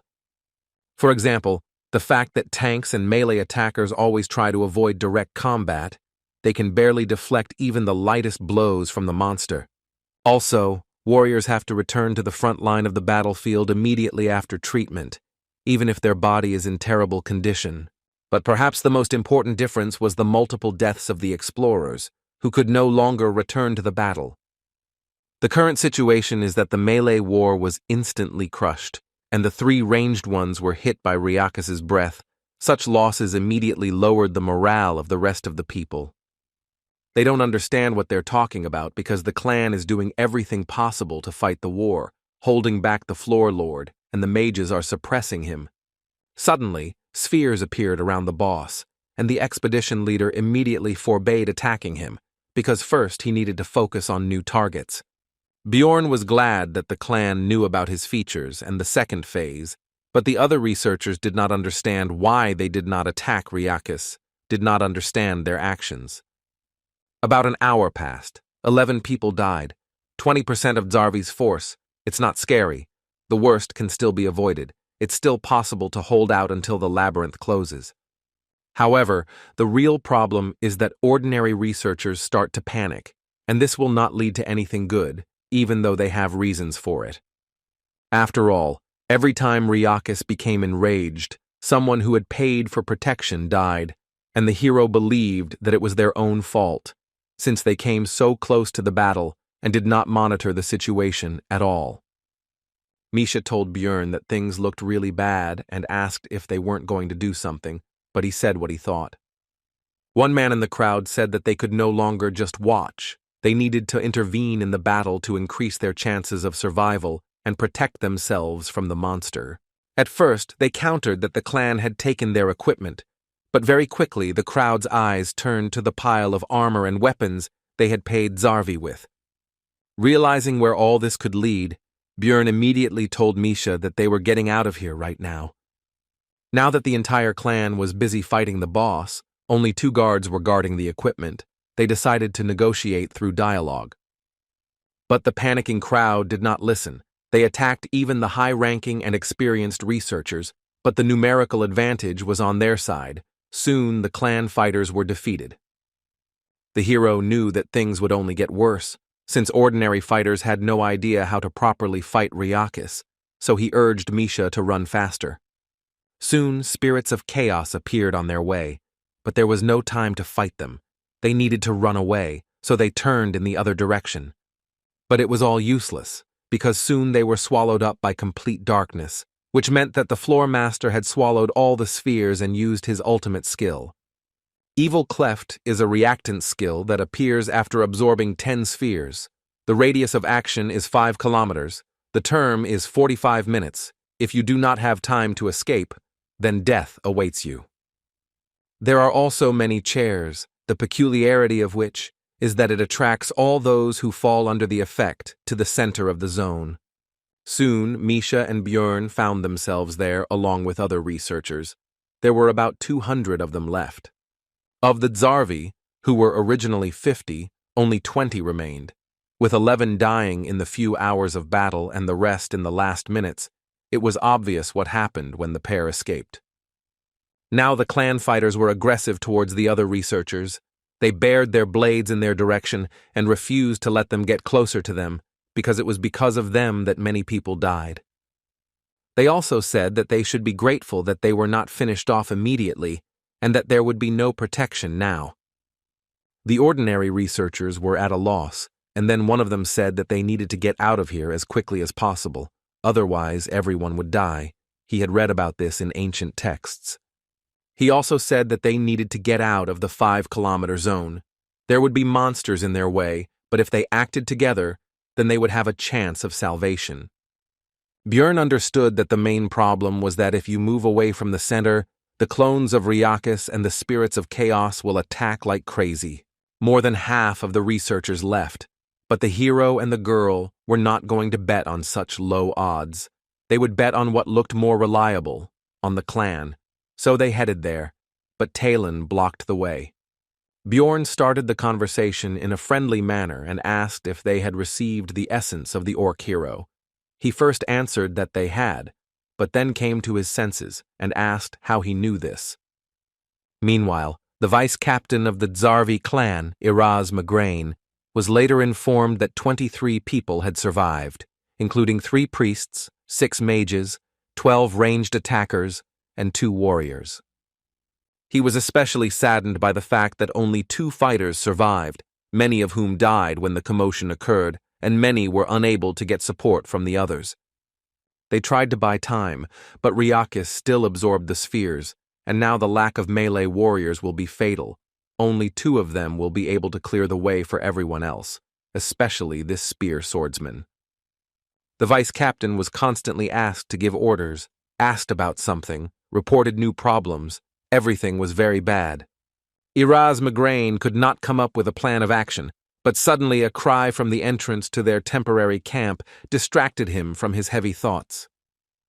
The vice captain asked who it was, to which the fighter replied that it was a barbarian from Karlstein's sister's team, and that he had somehow learned the information that they needed the essence of an orc hero. And he said that he could clear a path with her help. Then Migraine used his skill survival instinct, which can highlight targets that can increase this very chance of survival, and Bjorn glowed brightly. Iraza application saved from many situations, and now it said that this barbarian was a chance for salvation, so he came closer and first of all asked the name of the guest. After that, he introduced himself and asked how he knew about the essence of the orc hero. Bjorn replied that it was an assumption, but why else would such a respected clan occupy a zone on the 3rd floor and take so many expensive consumables with them? These items are clearly not for ordinary orcs, which means their target was higher, a rank 5 monster, an orc hero, a hidden boss that can be summoned at the altar in the orc settlement, and 777 magic crystals of these same orcs. And such a large number of supplies was due to the possibility of calling the orc lord instead of him, and since these things are still there, it means that he did not come. Then Iraz asked the reason why he should bet on the hero. He then replied that he was a barbarian with the seal of the immortal, who had absorbed the essence of a vampire guardian from the rift and a corpse golem that gave pain resistance. The vice captain interrupted him, asking him not to go into details, since he already understood that he could drink potions and fight at the same time. Migraine said that was pretty good for a 3rd-floor explorer, even excellent compared to his remaining warriors, so he was betting on the hero. Talon tried to remind the leader that the nobles had ordered the essence, but he replied that they could always say that they simply had failed to extract it from the monster. By donating crystals, 3 orc heroes can be summoned, each of them a different named monster. In other words, high-level opponents with inconvenient essences. That's why the group that hunts them must be strong and special, even though this monster is only a rank 5. Each orc brother drops an essence of a certain color. Danish drops a red one with the Cry of Passion skill, and Velt drops a blue one with the Banner of Struggle. But the hero hoped that the clan had met Targus, with one special skill that could become the basis for his build. And Bjorn was lucky. It was what he needed, the green essence. Such luck makes him think that something very bad is about to happen. The barbarian absorbed the essence of the orc hero, which instantly increased many of her stats, such as strength, agility, morale, bone strength, and physical defense.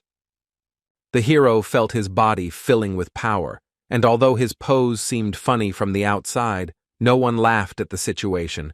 The vice captain only reminded him to take off his equipment before using the new skill. On Migraine's orders, potions and scrolls were quickly brought. Bjorn understood that the former clan would indicate the appropriate support. After this, the hero used all the consumables he had brought, which temporarily significantly increased many of his characteristics. It was not necessary yet that all the clan's mages, as well as their priest, also began to impose their blessings and magical enhancements, among which was something that increased his aggro level, that is, attracted monsters specifically to him. After that, it was time to use his Bloodmaster skill, which allowed him to temporarily use someone else's skill by absorbing the owner's blood. The best target was Talon Orifring of the Karlstein family. Judging by the redness of the eyes, it was the Unholy One, which reduced the maximum amount of essences by 1, but increased the effectiveness of active skills by 1.5 times. After that, the hero finally used the skill he received from the orc hero's essence. It was Gigantification, which increased his body size, his aggro level, and his physical characteristics. All his clothes were torn. The people around him had different reactions. but the blushing Misha covered her eyes with her fingers and then peeped through them. Transmigration decided that the hero needed to cover himself with something, so he ordered several cloaks to be brought, and soon the preparations for the exit were complete. There were 30 minutes left before death, so the giant barbarian, with a cry of Behella, rushed forward at maximum speed. Behind him ran 23 members of the clan, Misha and 40 researchers who decided to stay here. They were allowed to join in exchange for all the equipment. Migraine also suggested using the sacrificial seal on them, which increased their characteristics depending on the number of victims within 100 meters. Now, with all these buffs and skill, the power and instinct of destruction overflowed the hero's body, and it was good that they did not need to be restrained. The road was blocked by small clones of Ryakis, although they were only that size for him now, but their height was almost 2 meters, but now Bjorn could handle them without any problems. These creatures carry damage to the person who destroys them, and even a barbarian with overinflated pain resistance still felt the numbness, which is why it is very important to have a tank in the evil rift. Of course, in his case, thanks to the vampire essence, and specifically the skill source of darkness, it is enough to simply protect the heart. But for others, be he a famous swordsman, mage, or priest, all this will be useless. All the monsters attacked only him because gigantification increases aggro proportional to body size, and barbarians are already very large, so it is very difficult to imagine his level. Talon Orifring entered the battle, and after destroying one of the clones, he immediately received a blowback, so he asked the priest to heal him so that he could continue the battle. The hero shouted at him to stop getting wounded for no reason and get out of here, because he should be the only warrior on the front line. This is because he has the Orc Hero's Path passive skill, which increases all defense when health drops below 50%, with the maximum effect being achieved at 20. And to use this skill to its full potential, no one should approach the front line. He will deal with everything himself. The giant barbarian was breaking through the path for the rest of the explorers, and he was doing it as quickly as possible. The others were also hurrying after him, because soon this place would collapse. The vice-captain decided to send Tylon to the back of the crowd, because you never know when monsters will appear from behind. He himself was worried that just one single attack had caused him unbearable pain, so he had to retreat like an idiot, and he didn't understand how the hero could stand it. The Beastman wondered who this was, because at first he seemed like a simple third-floor explorer hanging around his sister. He seemed like a simple barbarian warrior. No matter how much resistance he has, even though he is a tank, how can he not hesitate at all? In the crowd of researchers, conversations began to break out about how it was true what they said about the barbarians, that in bravery there was no equal among them, and also that with such a person in the clan, they would be like behind a stone wall. They were surprised that he was still unknown, and no one knew his name. They were afraid to think about what they would do without him. Mac Klana noted that if there was a barbarian hero among them, the famous Balkan, then Bjorn would most likely be like him, while Tylon thought that everyone would soon be talking about him. Soon the exit from this location appeared ahead, so everyone gathered their remaining strength and hurried to leave it as quickly as possible. Immediately after leaving there, Bjorn's soul power was depleted and the gigantification skill was immediately cancelled, and he began to return to his usual size. A few seconds later, when not everyone had yet managed to leave the zone, an explosion was heard that destroyed the entire orc settlement and those who remained inside. They were very lucky that gigantification ended immediately after their exit. It's a real miracle that they managed to escape. But Transmigration said that it was too early to relax, because after escaping from instant death in the evil cleft, one of the survivors would be chosen as prey. The chance that it would be Misha or Bjorn is 1 in 15. And again, the hero's failure showed itself in the video. The partner was chosen as a victim and could no longer move. The so-called prey is a person who is affected by the paralysis effect and becomes the sole target of Ryakis. In other words, he will pursue her until her death. Transmigration offered to help protect her, but on the condition that the hero would want to join their clan. Bjorn replied that he couldn't work with the others yet, to which the vice captain expressed his regret and said that he hoped to meet him alive in the city, to which he replied that if he got out, he wouldn't mind. Iraz replied that he had a gut feeling that he would succeed, and as a parting shot, he ordered his subordinates to give her buffs that would speed up her movement speed and improve the restoration of her soul power.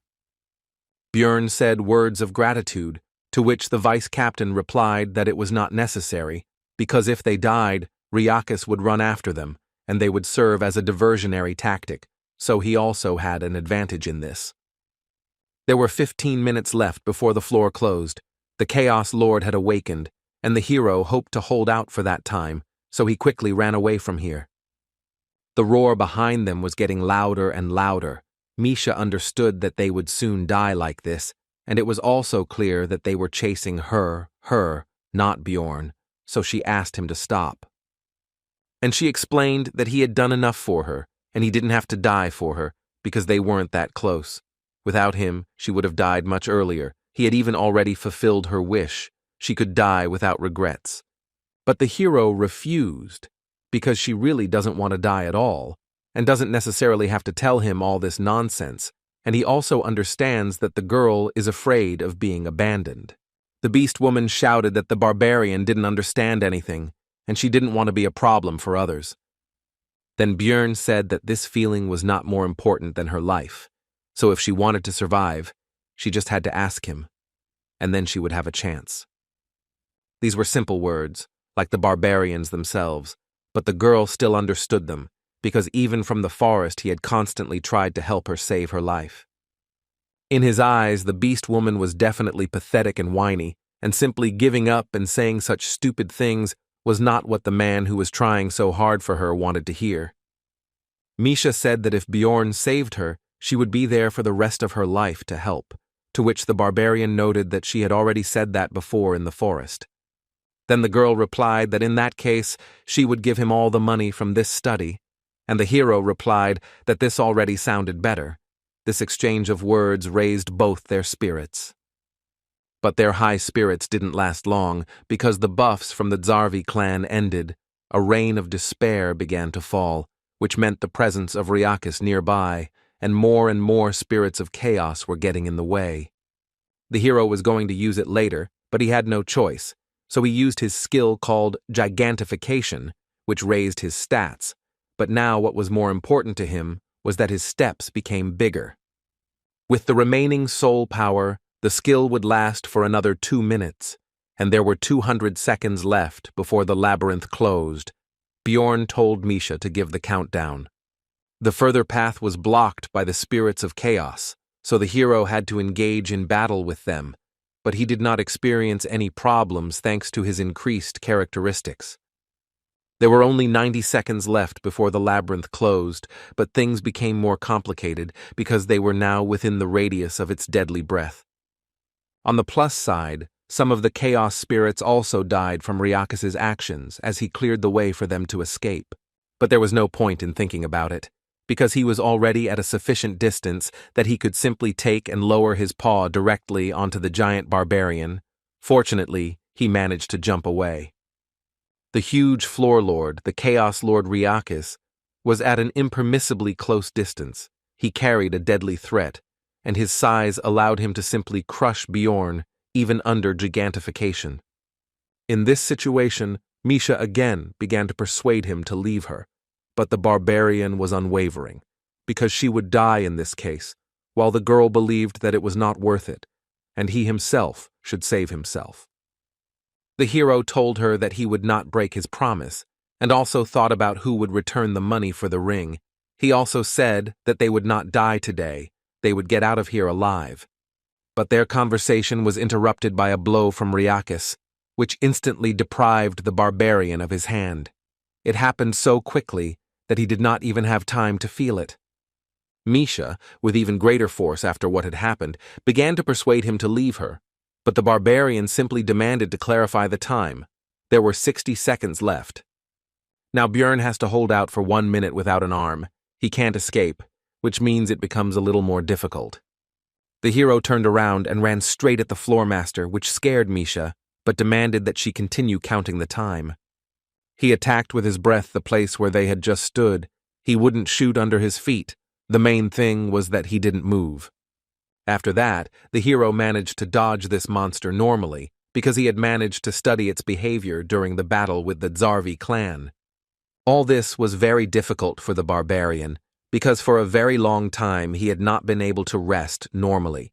Even the time spent under the barrier could hardly be considered normal rest. At some point, the monster still managed to strike, which the hero could not dodge. Even a light attack from such a monster was very powerful. Bjorn no longer had any strength to dodge, so Riakis was already preparing to cut him with his claw, without any problems. The thought flashed through his mind that this was the end. But just at that moment, the soul's village dried up and the gigantification skill began to cancel, returning the hero to his normal size and displacing the monster's blow. Bjorn was surprised at how timely it happened, because a little more and he and Misha would have lost their lives.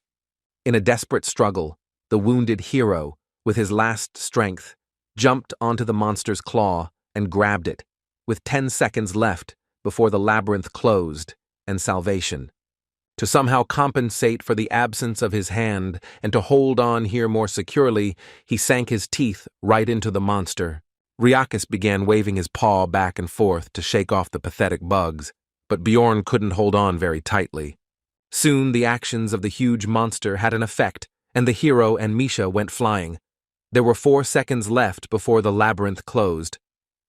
Riakis showed that despite his size, he remains very agile, grabbing his prey out of the air and then wanting to devour it. The hero smiled, because he understood that the enemy would not have time to do anything, because right now, his mental countdown was approaching 0. Meanwhile, the residents of Rafdonia were waiting for the researchers in the square. They were wondering how much money their families would bring this time. The children were simply waiting for their parents. Soon the portals were opened, but the townspeople were faced with a picture they did not expect.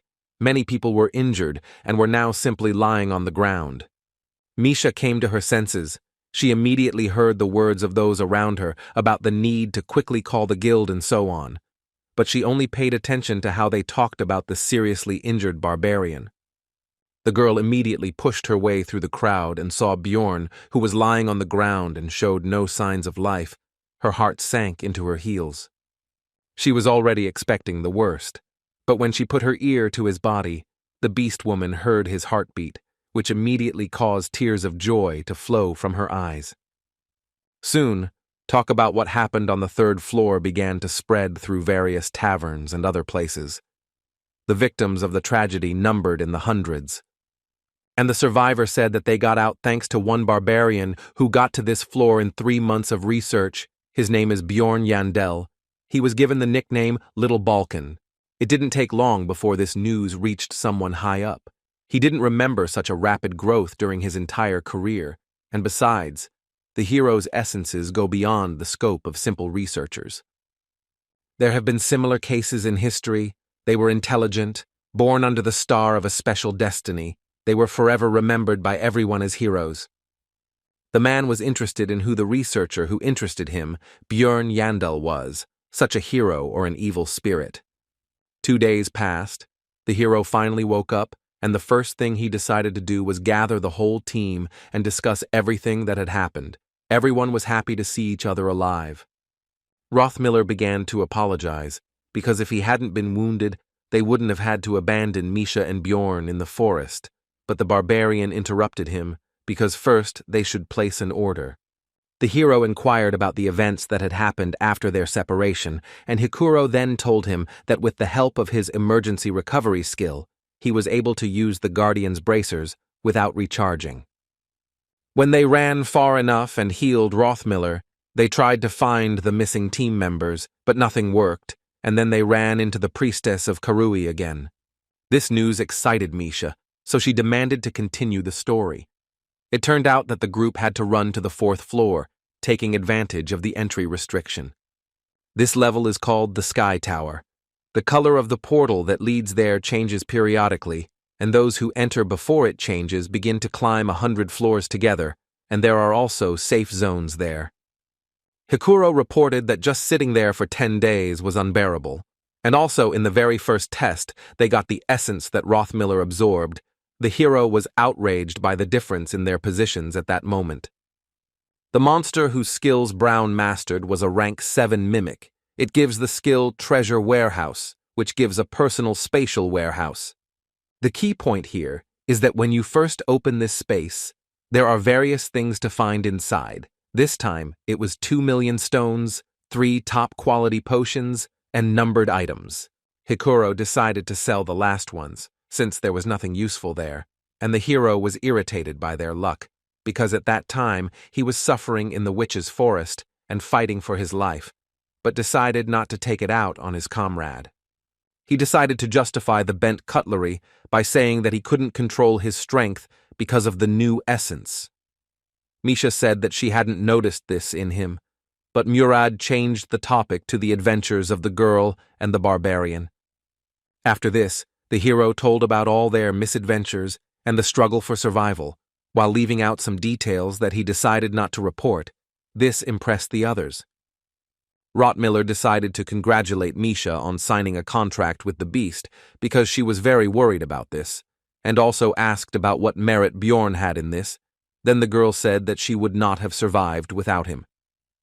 The dwarf was surprised to receive a new essence, and also that the protection fee was only 2 million, so as an apology, since they were somewhat responsible for this, they would provide 1 million. Dvalki regretted that he was not there himself, because this was the greatest and most amazing story of those he had heard, and Hikuro supported him in this, and also added that he was worthy of the title of Little Balkan. The hero was surprised by this, to which Murad explained that this was his second name, which was a comparison with Balkan, a barbarian hero of the previous era. Bjorn was not happy with the fame that had fallen on him, which had come too quickly, because this was not a game, but reality. Now his name would become famous, and he would receive too much unnecessary attention. Misha interrupted the ongoing conversations and suggested moving on to the most important thing. It was necessary to discuss the distribution of the spoils from the Labyrinth as well as the reward for the message about the priestess of Karui. In the end, Bjorn and the girl received 7.65 million stones, but the barbarian took everything for himself because his partner promised to give him her share. After that, several days passed. The hero had a lot of things to do. He picked up the equipment that was sent for repair, replenished consumables, and even dropped by the auction house, and all this time Misha went with him. The barbarian did not understand why she was constantly hanging around him. She must have her own things to do. He thought that it might be about the money he took. Maybe she regretted it. The hero also decided to invest money in Misha's growth, because now she is his main comrade. His thoughts were interrupted by the fact that the girl was going to go to her family, while she looked like she did not want to talk. Bjorn decided that this was her family business, and he couldn't interfere.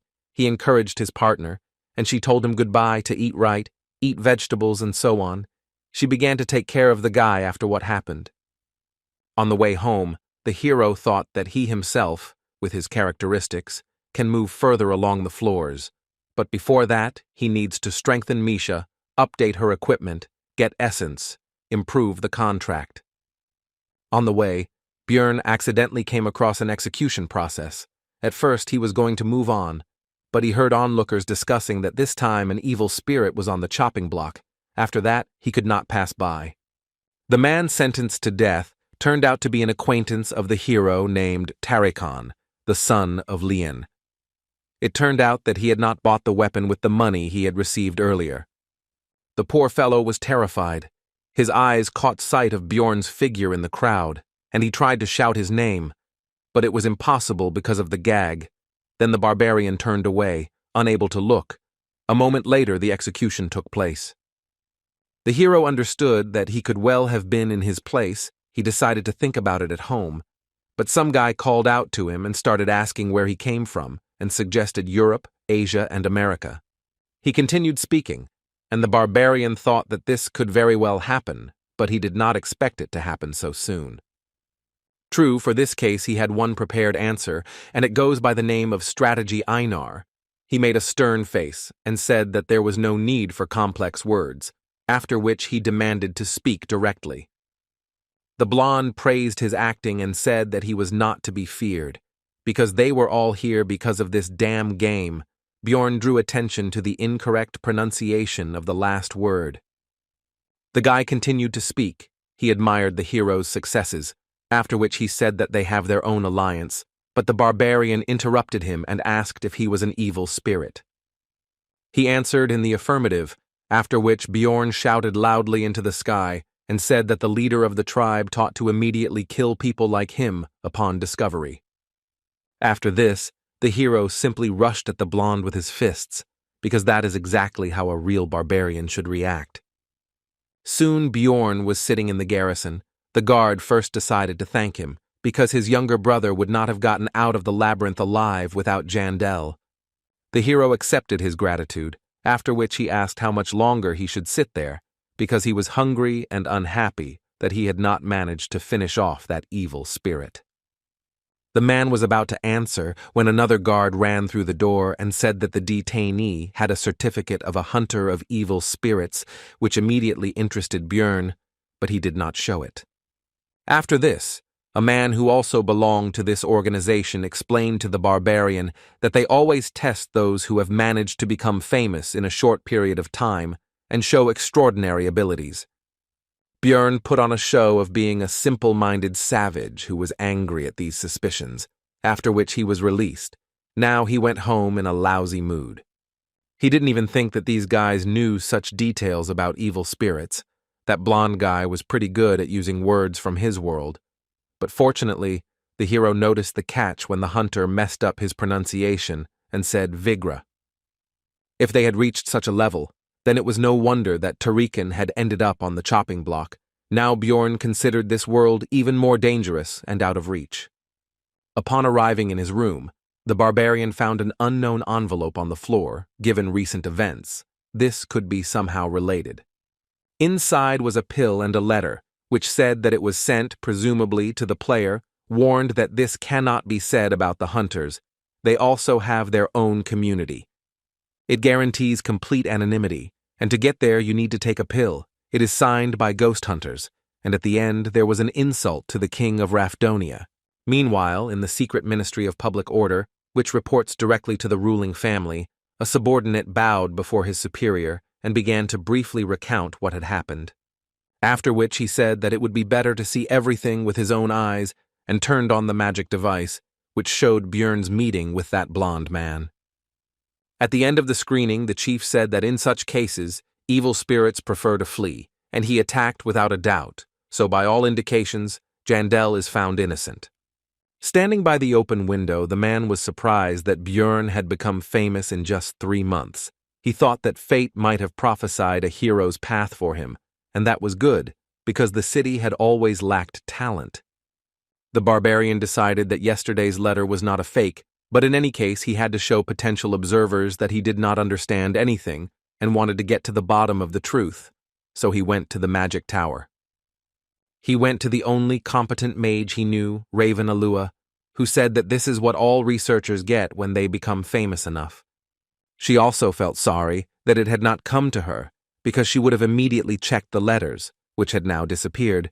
She would have been curious to read what the evil spirits were writing in these letters.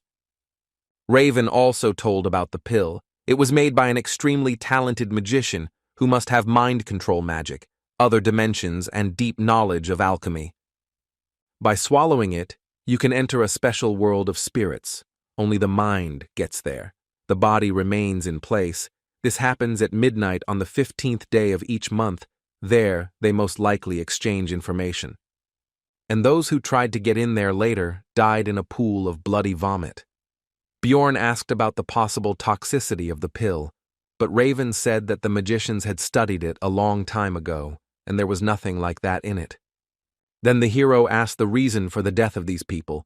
Then the sorceress answered that evil spirits, it seems, can distinguish between their own and others, and then separate the souls of the intruders from their bodies.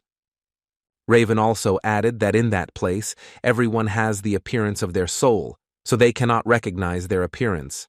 And it is also impossible to establish that the pill was swallowed by someone, otherwise everyone would have already been caught. The sorceress began today's research into the hero's essence, and he himself was thinking about how he could remain anonymous in this world and obtain information, perhaps even about the method of return, maybe take a risk. After this, Björn weighed all the risks and possible benefits before deciding to swallow the pill, because if it was so dangerous, the community would not have created it. However, he wasn't going to accept it right now, because anonymity was anonymity. But the sender of the invitation probably had a way to find out who had joined. For example, it may be that he is the only one who received such a letter in a certain period of time. Then he will be immediately found out as soon as he joins, so it is better to wait 3 to 6 months. 15 days after the labyrinth was closed, in one of the laboratories on the upper floors of the magic tower, a mage asked a certain Queen of Souls if a newcomer had joined, and she answered negatively. He had to send the delayed letters further. The wizard was disappointed that it was again not the one he was looking for, although he took the shield at the coming-of-age ceremony, but it was not the player. Björn didn't notice how time flew by. He was promoted to a 6th-rank researcher. Every day he was busy with various things, and the magic stones flowed away like water, but it was necessary, so he didn't regret it. A new mace was purchased for 400,000. It was gigantic in size and mass, and a spell of immunity to acids was cast on the armor and shield for 510,000. Also, the hero couldn't show off naked with every gigantification, so pants with automatic restoration, size change, and the same immunity to acids were bought. It cost 900,000. For Misha, twin lich blades were bought for 550,000, as well as the blood of a wild beast for pumping up spiritual beasts for internal use for 2 million, as Björn wanted, invested in its strengthening. The beast woman had upgraded her contract level and could now imbue her weapons with a human attribute, which was noticeable from the haystacks used as dummies. Another 1 million went into the 2nd stage of the immortal seal for Björn. It only took 10 minutes, which compared to the 12 hours of pain of the 1st stage seemed like a fairy tale to him. But the indicators of endurance and resistance to magic increased significantly. The spirit also increased, and the special ability improved. At the end of the procedure, the shaman offered to tell fortunes. The barbarian did not refuse. The man then said that he was destined to experience countless good and bad events that usually happen once in a lifetime, and that he was destined to share the fate of those who are called heroes. Björn decided that even if this was true, nothing would change. He had to do what he had to do, and in order to withstand any adversity, he would prepare for everything he could. Also, all this time, the hero was visited by Misha. She took care of him, invited him to share food with her, and also tried to accompany him everywhere. It didn't take long before the barbarian returned to the shaman for the 3rd stage of the seal. It was time to choose a certain feature. It could be the spirit of flame, the spirit of iron, and the spirit of the wild nature. Björn chose the latter. It cost 2 million stones. In addition to the stats, it increased his threat level and gave him the skill Wild Splash, which also increased his threat level, in exchange for giving a bonus to Constitution. To attract the attention of a crowd of monsters, and at the same time increase the body's endurance, this is what, plus gigantification, this is best suited for a tank. The hero did not think that he would achieve such success in 3 months. The shaman said that last time he did not tell everything about Björn's fate. He also needs to always and everywhere beware of those who are filled with resentment. There will be many of them. If you dispel their grievances, then you will receive luck, and vice versa. The hero overcame the 3rd stage of the seal and was about to leave when Anar appeared from the bushes, calling him to her shelter, because she should not be seen. The warrior said that she heard from the elder about his new nickname, Little Balkan, and now she is burning with curiosity, so she asks to tell him how he got it. Björn told his story, and Einar was pleased that the hero had joined the team because she was worried, but now she wouldn't be, because he was not alone and Hikuro seemed reliable to her. Jandel was concerned about the girl's condition, as she had become very thin, So he asked if the elder was starving her, but she explained that she was undergoing muscle compression. Suddenly, a loud voice rang out around the area, asking if Anar had run away again, so it was time for the warrior to leave before her mentor became even more angry. Finally, the girl said that she was glad that Bjorn had become more handsome, because before his face was filled with anger, which she did not consider bad, but now he looks relaxed. These words surprised the hero. Later, the barbarian visited the library, where the girl, who had never initiated conversation before, said that he had become a celebrity. But the hero simply said goodbye. Earlier, he would have tried to get closer to her to get benefit from the magician, but now it makes no sense, because he has become stronger, and there is already a magician in the team. This is rationalization. After all, his priority now is survival. He is not in a position to delve into other people's souls. His moral principle rejects idle curiosity. This is why the hero always treats the people around him with caution and weighs every action they take.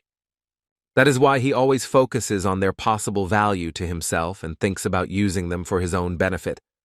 That's why Bjorn killed people when they posed a threat, was ready for betrayal at any moment, and thought about how to get the most out of any situation.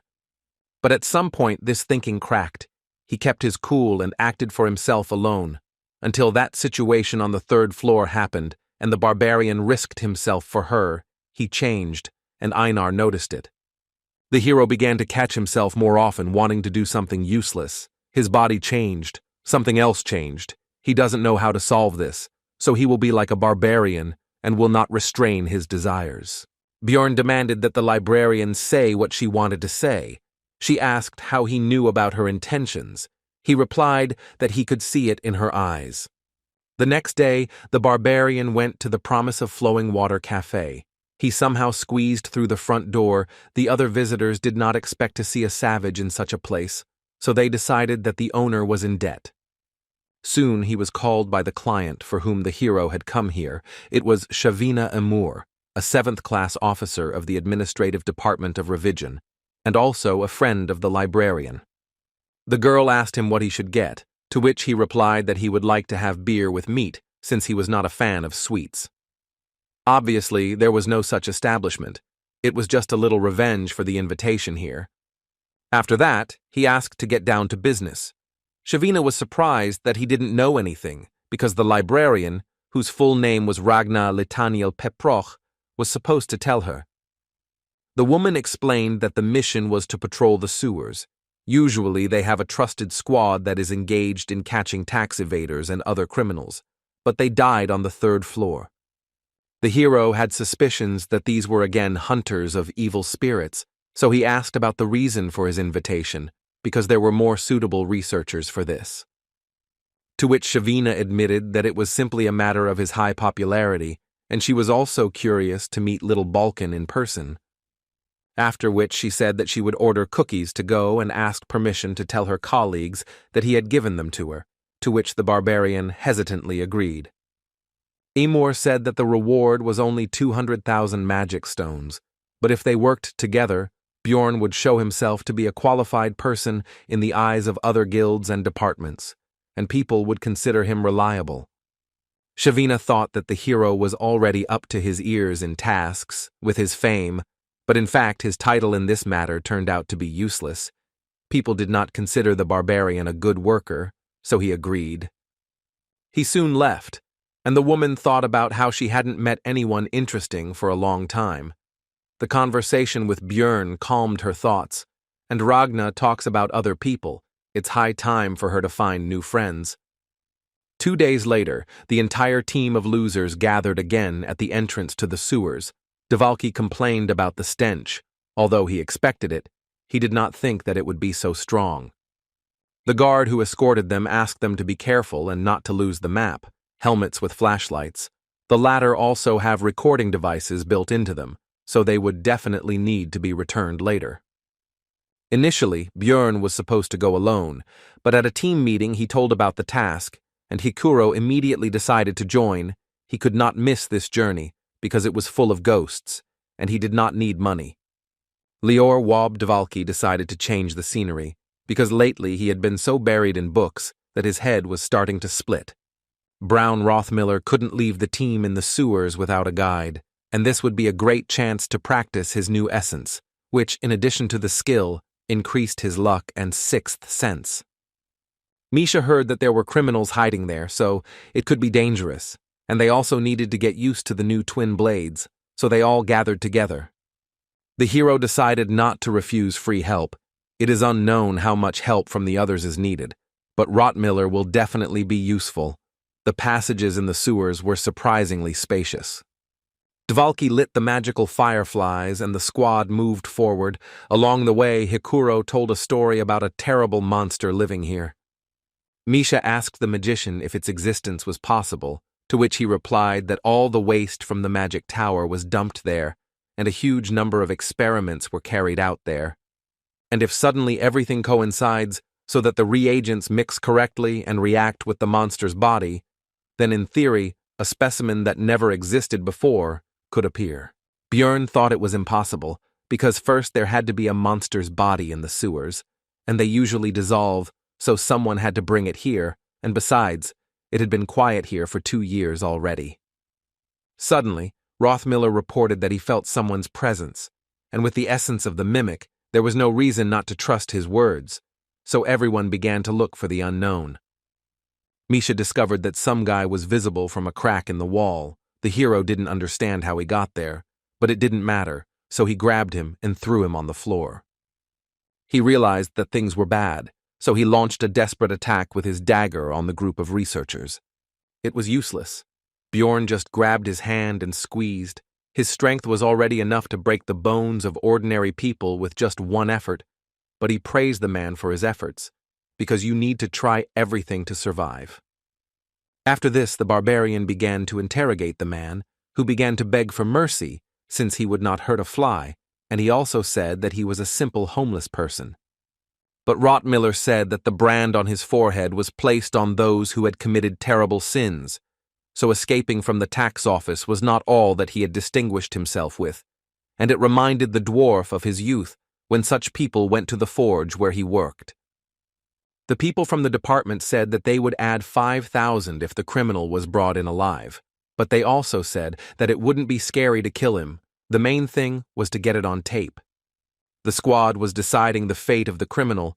Hikuro exclaimed that he had expected something like this from the administration, and Misha did not want to drag him because he would be executed anyway. The man himself was shaking with horror. Then he exclaimed that he would tell them everything he knew. Just let him go. Björn at first decided that he did not have any interesting information, but he said that they would get much more for some bitch. The criminal said that a few days ago, a woman had driven him out of his hiding place, apparently using evil black magic, because she was accompanied by a pack of corpses, and they did not look like the undead of the Labyrinth. The hero was surprised by this news, because all this is very reminiscent of the priestess of Karui, Eliza Behench, who created problems for them on the 3rd floor. Björn decided that if it was her, she couldn't just be allowed to walk around here because she had a huge grudge against their team, and the others agreed with him. The criminal was tied with a rope and sent ahead to show the way to their hiding place. They also asked why he was hiding in such an absurd place. He replied that he was simply looking for shelter and stumbled upon them. Soon the group discovered a way down. From that moment it was decided to behave quietly. The man said that there was no other way out. The team moved forward and the criminal said that if this is really the woman they think, then they should let him go. Soon a pile of corpses appeared on their path. The man stopped in fear and did not want to go further, but Bjorn hurried him and he had no choice but to obey. But it turned out that the bodies were not lying there for nothing. This place was full of magical traps, so the hero immediately shouted for everyone to retreat back. The criminal went first. He could no longer escape, and all the power of magic rushed towards him. It reduced his maximum health, and when it reached 0, it killed him. Eliza felt the activation of her spell called Call of the Evil God. The priestess decided that it was the people from the temple who were chasing her, and she still had not found the way to the underground city. And then a voice came into her head, demanding that she make a sacrifice to him, and then the woman understood what she needed to do to get help from her god. Bjorn pulled their guide closer, and he himself was partially trapped, which reduced his maximum health by 29%. It turned out that the criminal was dead, and Bjorn was glad that he had sent him ahead, because he could have ended up in his place. Hikuro noticed that the deceased had a nameplate. His name was Hans Mark, which gave the hero a bad feeling, because all meetings with the owners of this name did not bring him anything good. Soon the team reached the criminal's hideout. It turned out to be quite cozy, which they did not expect, but Eliza was not there. Dvalki found a faint trace of mana. After examining it more closely, the wizard came to the conclusion that something was hidden under the floor. Then the hero took off his armor and decided to break through the stone underneath with his massive mace. The squad's mage immediately said that with magic, everything would not work out so simply.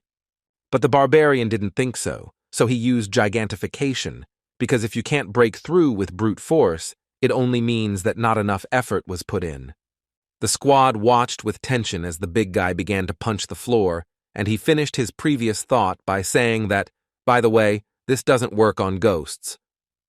But soon his efforts finally bore fruit. Hikuro asked Dvalka that it shouldn't have worked, but he himself was no longer sure of it. Rottmiller reported that thanks to his improved sense of smell, he can smell this woman, and there seem to be no other threats, so they can go down without unnecessary fears. The sixth sense is also silent. Meanwhile, in the underground city of Noark, where the priestess of Karui was heading, a guy was running quickly through the streets with urgent news. Bursting into the vice-captain's office, he reported that the entrance had been destroyed, although, judging by the reports from the surface, the royal family had nothing to do with it. The man who received the news said that this passage had long been forgotten. The last time it was used was during the incident with the Karui cult, so it could be the priestess on the run. The vice-captain asked Amelia, the same female marauder that the hero and Anar met on the second floor, to go and sort out this incident. Meanwhile, the team moved along the passages and was surprised that such an incomprehensible labyrinth was discovered under the sewer. Misha was curious, so she first asked Hikuro, but he didn't know. Then she turned to Dvalki, but he didn't know anything about it either. Rottmiller stopped the group and reported that the smell of the priestess was getting stronger here. It was no longer just a trace. She was somewhere nearby. Eliza herself was wandering through the corridors of this place at this time when the voice of her god suddenly laughed. He did this only when something bad happens, and this could mean that people from the temple were already close. After that, she hurried to run away, and from behind she heard the voices of her pursuers, whom she recognized with surprise. It was the same barbarian blockhead with his gang. When Eliza realized what it was, she immediately decided to stop running away, because this time she would not let them go. They themselves were walking towards their death. After this, the priestess began to summon various creatures to help her with the spells Gate to the Kingdom of Demons and Shadow Guardians. Previously, Misha had some difficulties when fighting these opponents, but now she has become stronger thanks to the contract with the spirit beast and new equipment. Bjorn also became stronger. He rushed into the thick of enemies with the active skill Savage Splash, which increased his threat level, which lured enemies to himself, and also increased his physical characteristics. The others also entered the battle. They had won last time, but now everything was even worse, and Eliza decided to use the curses that had worked so well last time. But Dvalki used the 7th rank spell, Radiance, which removed all the effects with the evil attribute. It was the hero who asked him to learn a spell against this magic, and he went and learned a mass cleansing magic. Bjorn broke through to the priestess and tried to strike her, but she used the spiritual form spell, the same one that had caused her to fly away last time, and it also gave resistance to physical attacks. But Dvalki was ready for this too. He used materialization, which brought Eliza out of her ghostly state, and then used accuracy increase on the barbarian. Now the priestess was vulnerable again, and the hero grabbed her and slammed her into the ground with his enormous strength. But he did not stop there, although after this blow she was no longer capable of resistance. The others watched the beating of the servant of Karui in confusion, and could not say a word. But Dvalki nevertheless reminded the barbarian that they needed her alive if they wanted to receive the reward. Bjorn listened to his words and stopped. The priestess was tied up, and the hero began to carry her. The beating and paralysis magic allowed him not to fear any surprises. The hero, already in a good mood, praised the team and suggested getting out of here, but turned around and saw that the rest were lying unconscious on the ground. Before he could even react, he was poisoned by the basilisk's paralyzing venom, the effectiveness of which was halved due to his body type. Bjorn recognized the woman who came out of the shadows. He knew it was too easy, and it never happens like that with him. The marauder was surprised that the barbarian could still move. She praised him, because he had become noticeably stronger since the last time. After that, she looked at the hero's unconscious companions and assumed that he was not running away because of them, although he could, and Bjorn himself decided that she had come here to tie up loose ends. Then the woman let him go only because he was a greenhorn, but now he has become a celebrity with a nickname, and since he himself descended into this cesspool, it would be a sin not to take advantage of the opportunity, so thought Jandel. Bjorn shouted that he was keeping his promise, so there was no need to pursue him, but the marauder ignored his words. She asked how he knew about the passage here and why he invaded. But the hero did not understand anything, which he said. Then the woman clarified the details, and he replied that if she was talking about that magic thing, then he simply pierced it with a mace. The marauder was somewhat taken aback by this news, but continued the interrogation. She decided to find out the reason for his stay here, to which she received an answer about the priestess of Karui. Then Bjorn cheerfully suggested that they part ways peacefully. Since she had already found out everything, there was no need to give her an antidote. He could handle it himself. But she interrupted his flow of words. Amelia said that since the hero now knew about this place, she could not just let him go. Then he offered to take another oath, but the woman replied that this time everything was different. After that, Bjorn took off all his armor. The marauder asked what was going on, to which the barbarian asked if she knew 2 ways to piss off an opponent. She answered negatively. Then the hero replied that the first was not to finish the sentence, and the second remained unknown, because instead of continuing the sentence, he threw his mace forward. Amelia was perplexed by this development of events, but this did not stop her from dodging the improvised projectile. But after the mace, the hero's shield also flew, which surprised the woman. Bjorn himself called this action Captain America's throw. Amelia was flexible and agile enough to dodge this as well, and the thrower himself rushed forward after the projectiles, hoping to deliver a crushing kick. But as Bjorn expected, the opponent was too experienced and agile. Neither the blows nor the attempts to grab her achieved their goal, but that was not all. The hero decided to act unexpectedly. He used gigantification, thanks to which he was able to reach the woman who did not expect this. After that, he was still able to strike the enemy directly on the head, but it did not seem to bring the expected damage. She snatched the dagger and enveloped it in an aura, which was very dangerous. Such an attack would easily cut off his arm, so Bjorn had no choice but to use flesh explosion, which also splashed the enemy with acidic blood. The woman's view was now not as good, but she still continued to advance, but this time she was no longer able to dodge the kick. The hero was delighted and surprised by the success. He had already decided that he had a chance to win this fight. When the opponent's voice came from behind, it was the self-replication skill. He instantly understood. Amelia said that she heard about Bjorn absorbing the vampire essence, so he should survive this too, and then used the Asura strike skill. The battle ended there, but the hero survived thanks to the source of darkness and was restored by eternal life and a healing potion. The woman said that she was surprised by the savagery of his regeneration, and after all, his head was torn off. Bjorn jumped up from his seat and asked why she didn't kill him, to which the woman folded her arms across her chest and said that he was the one who attacked first, and most people prefer to solve problems by talking. The hero replied that he was fighting for his life because she couldn't let him go with the knowledge of this place. but Amelia clarified. She said that she couldn't let him go just like that, emphasizing the last two words. Then Bjorn asked what would happen next, discreetly trying to reach for the mace, but his recent opponent noticed this and said that she was not going to kill him, so he needed to calm down. The barbarian started to justify himself because he didn't intend to attack and all that, but he was interrupted. Amelia continued for him. He just decided to prepare in case she changed her mind.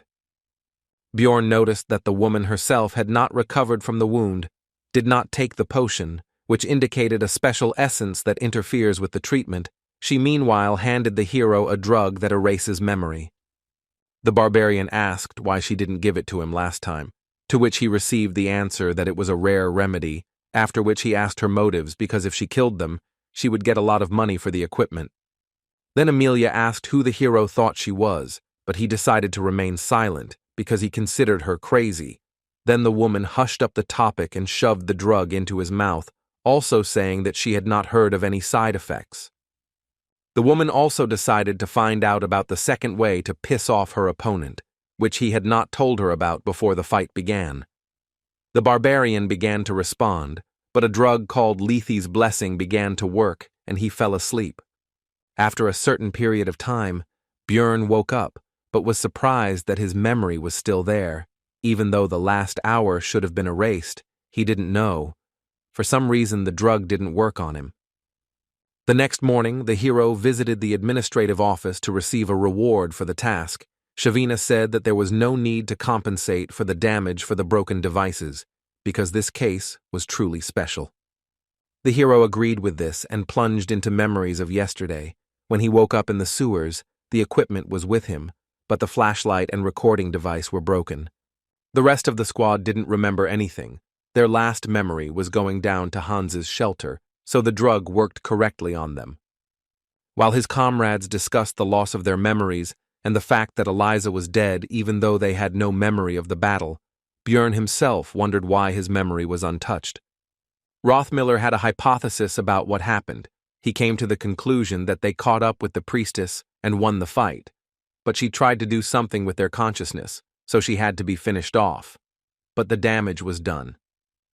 Devalki agreed with this, because it sounded plausible, and the servant of the evil god should have similar spells in her arsenal, while Hikuro was simply glad that they somehow managed to cope. And at the exit from the sewer, they were met by Shavina and Ragna, who went to look for them. Since they were too late, Bjorn doubted their competence, to which Amor said that Litaniel was very strong. The librarian herself said that her friend had brought her here, and the hero, looking at her equipment, thought that he didn't know how capable a sorceress she was, but she clearly had more than enough money. Shavina said that Ragna was very worried, to which the embarrassed girl began to deny it. Misha asked who these girls were, and when she found out that one of them was a librarian who worked in the place where Bjorn often went, she immediately expressed her indignation. Then a paladin with a huge two-handed sword on his back approached them. He made sure that the body next to them was indeed Eliza Behench, so his church would not forget about this service. At this point, Bjorn finished recalling the events of the previous day. While he was talking to Shavina, he heard the young female employees of the administrative department whispering about him, Little Balkan. One of them told her friends that something becomes really big when he uses the skill. The hero heard this and the rest, and was unhappy that they looked at him like an animal in a zoo. Shavina quickly scolded the girls and calmed them down with a threat to file a complaint for sexual harassment, to which they, covering their red faces with their hands, apologized and ran away. Bjorn decided that he would forgive her for inviting the barbarian to a nice little cafe, and he was about to leave when Amor said that Ragna had something for him, so he should stop by the library later. The team gathered to celebrate the successful completion of the mission, as well as the reward for the priestess of Karui, which amounted to 2 million for each. Everyone was in high spirits. Except for Bjorn, because the rest didn't remember anything and thought it was easy money when the hero tore his arm apart in a fight with that woman. Then she cut off his head, and his comrades thought they had won the lottery. Misha interrupted the barbarian's thoughts. She wanted to whisper something into his ear. She started to say that her dad wanted to meet him, but suddenly a loud voice rang out, and she was not heard. A guy came up to the table. It was Hans Hodge. He once advised the hero to go to the guild after Anar left the team. Maybe it was because all the Hanses Björn had met so far were assholes. But this man didn't give him any good feelings, so the barbarian chased him away. Not even a minute had passed when the Moslans burst into the tavern door. They belong to the organization of knights of noble origin of the same name. They are very powerful. The hero had already decided that it was all because of the meeting with Hans, and that they were bringing him bad luck. But it turned out that this time the problems had not overtaken him, but Dvalki, who was taken into custody for insulting the dignity of the nobility. 3 hours later, outside Moslin's office, the team waited at the gate for the investigation to be completed, everyone in a mood that was the exact opposite of what they had recently experienced in the tavern. Hikuro had already asked the others whether Dvalki would survive, but when the wizard finally came out to them, everyone rushed to him to find out the details of the incident. Half an hour later, in the tavern, the magician said that he would have to leave the team, after which he decided to explain the details, starting with the fact that his older brother is Baron Martuan, but Wab himself is not quite a nobleman. He is the son of the previous baron and a servant, and since the wizard turned out to be a disgrace to the family, immediately after birth, he was adopted by the third brother of Baroness Tirva, although only on paper. In reality, he was raised by his mother. Hikuro didn't understand what this had to do with their team, to which Dvalki replied that his father had died a year ago, and his second brother had taken the vacant place. And after the death of the former baron, his eldest son died, like everyone else in the indirect line of succession, and now his brother sent Moslans to him as a warning so that he would not stick his neck out and live in the shadows. He believes that he was angered by the fact that he had become part of the team as a good researcher, especially considering the presence of a celebrity in the squad. Bjorn clarified that Dvalki was leaving them out of fear of his brother. The wizard answered in the affirmative, but also added that in exchange for dropping the charges of insulting the nobility, he was forbidden to enter the labyrinth.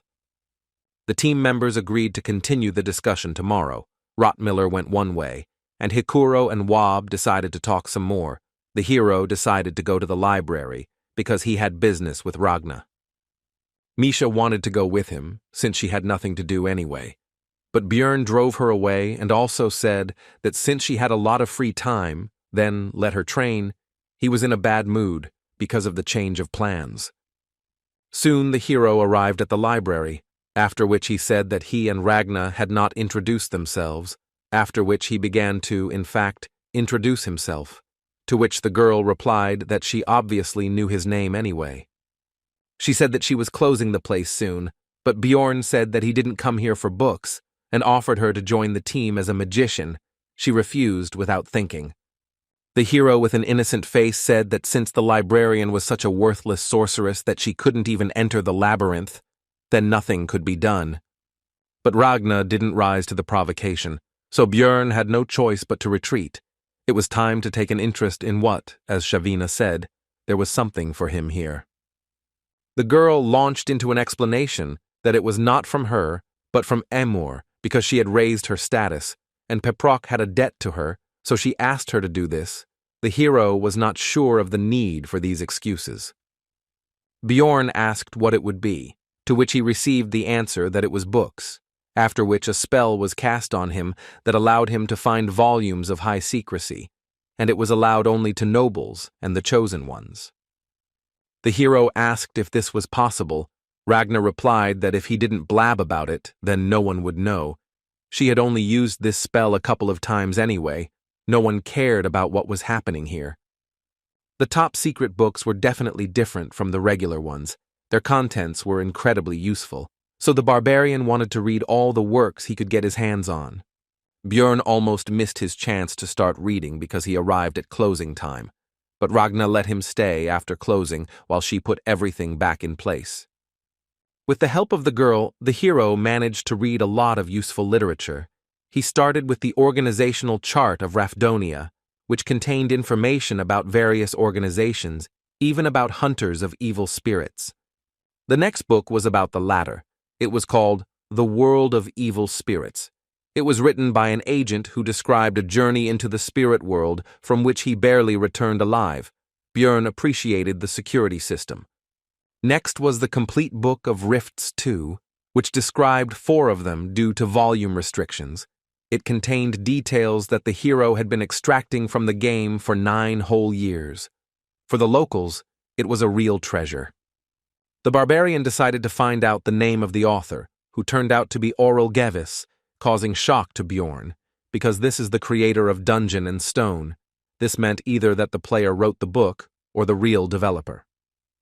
If it is the second option, then everything becomes much more complicated, because it would mean that the reason why the hero ended up in this place was not an accident, but someone's intention, which is much worse. If that was the case, then the developer must not be a mere human, but some sort of divine being. But be that as it may, Björn was glad to know it, even though the world had once again reminded him of his ignorance. If he could track down that name, he might one day find his way back, since opening the gate to the abyss might not send him home, but asking everyone he met about it was a dubious idea, so he had to be careful.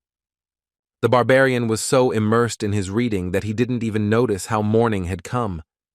He asked Ragna why she was silent, because he would have left immediately if she had asked. She replied that she had decided to rest after work. Björn didn't believe her explanation. She told him not to imagine anything unnecessary. The hero looked at her face for a while and decided that she was actually a kind person, even though she seemed indifferent to everything. A few hours later, the Barbarian was already in the magic tower. He came to Raven, who was unhappy that he came so early. Björn immediately started talking about joining the team, but the sorceress immediately slammed the door. Then he shouted that there was one more thing, after which he gave a piece of Aurel's book and asked to find out the time of its writing. Raven invited the hero into the room and demanded that he first tell her where he learned about the tears of the goddess, with which he killed the vampire. The Barbarian replied that he had no idea, but he found this relic in a statue. He broke it simply because he was bored, which shocked the sorceress a little. Raven noticed the oddity, because how did the hero know how to use it then? Then Björn replied that he thought that since it had the sign of the goddess on it, then it should help against the godless vampire, and swore on the honor of a warrior.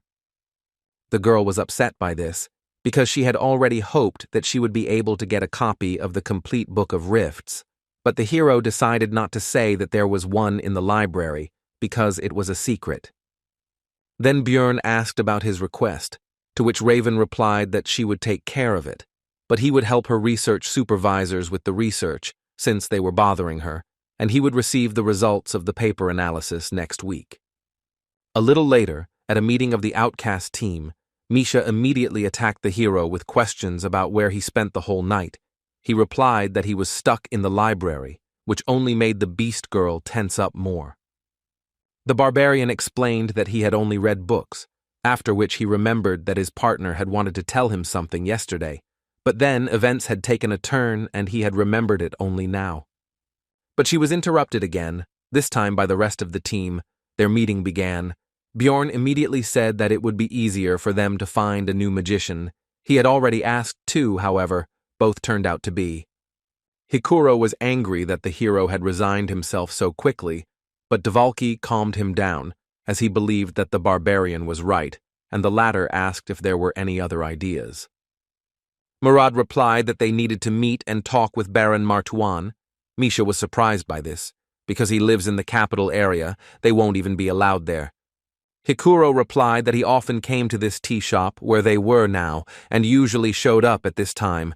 Björn was not in a good mood from such a surprise, because it meant that the meeting would be right now. Then the dwarf and the wizard, with an unhappy look, began to ask him not to abandon them, because if not today, then they would have to wait a whole month, and together it would not be so scary to approach him.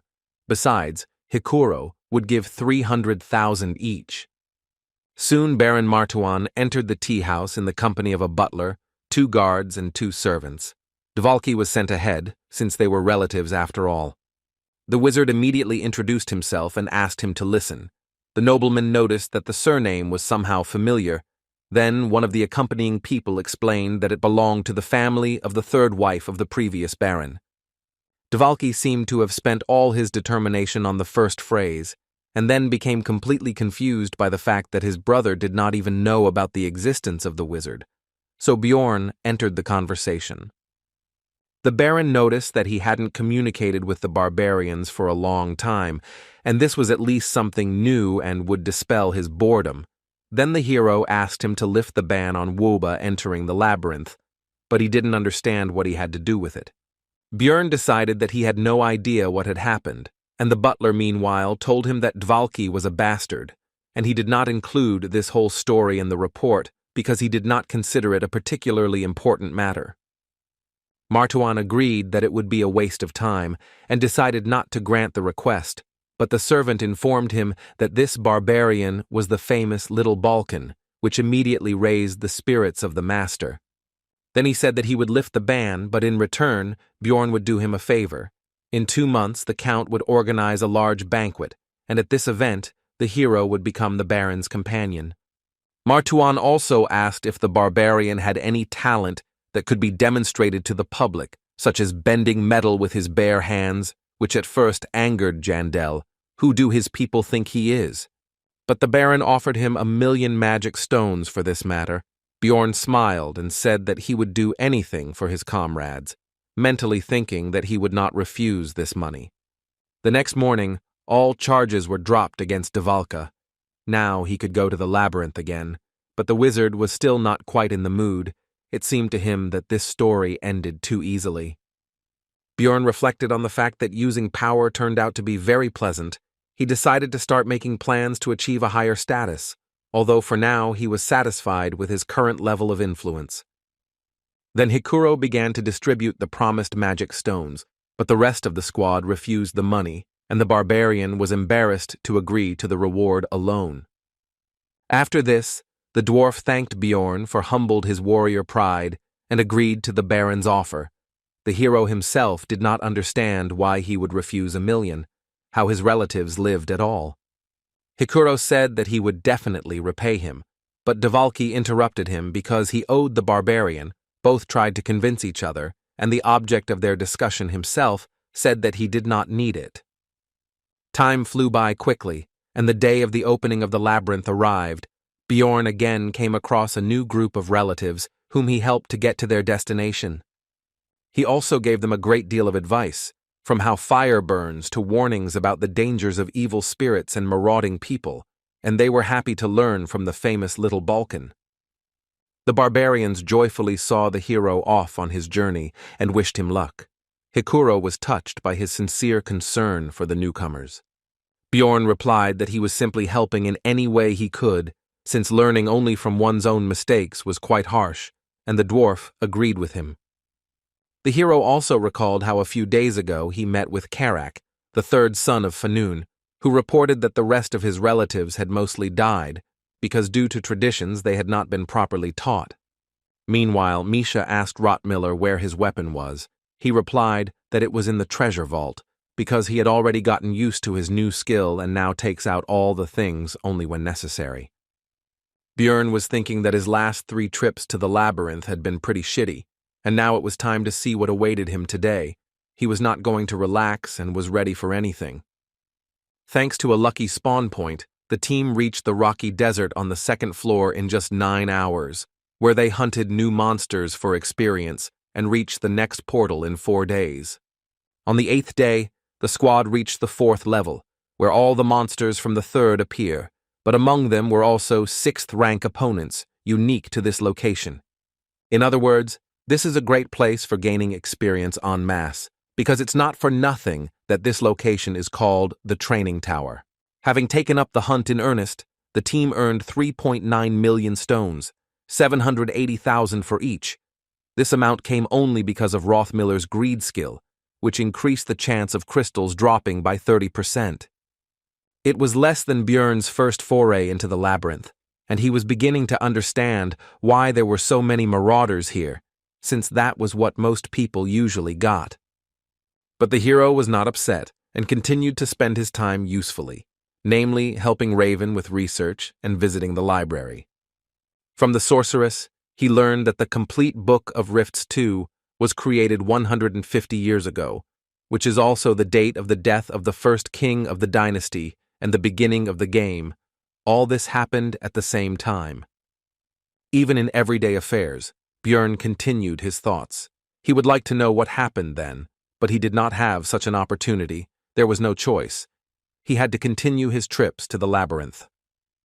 Time passed. Soon his 5th campaign ended. This time 790,000 stones came out per person. Nothing extraordinary happened inside, except that the level was raised, and now there is room for another essence. The hero tried not to be nervous because things were still going well, so little by little his strength was increasing. He was getting new skills, equipment, and so on. But suddenly he interrupted himself, indignant about the course of his thoughts, because one should not forget that if everything is good, then the situation only gets worse, because always when he relaxed, some shit happened. He couldn't stop. He had to keep pumping. That was the only way he would have a chance to survive. If someone saw him now, they would think he was crazy, but Björn believed that he should always prepare for the worst. The next morning, Misha noticed that something had happened to the barbarian, because his gaze had become somehow cruel. Then he decided that this was only his personal problem, that he could not sit still. The hero thought that he needed to improve, but his thoughts were interrupted by the girl's offer to touch her ears, which surprised Björn greatly. Misha explained that her brother always felt better from this, although they were very young then, she says, by the way, about the older one, who still treats her well. Looking into her eyes, the hero saw only a sincere desire to help, which is why the environment in which you grow up plays a key role, and she doesn't even understand what's bad about this situation. Björn said that Misha shouldn't say such things to strangers because they might misunderstand her, which somewhat discouraged the girl.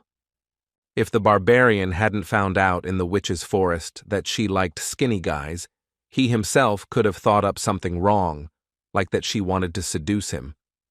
Misha replied that Björn was not a stranger to her, to which he told her not to argue with this. She agreed and offered to taste meat in exchange for the previous method of calming her down, which the hero considered an excellent offer.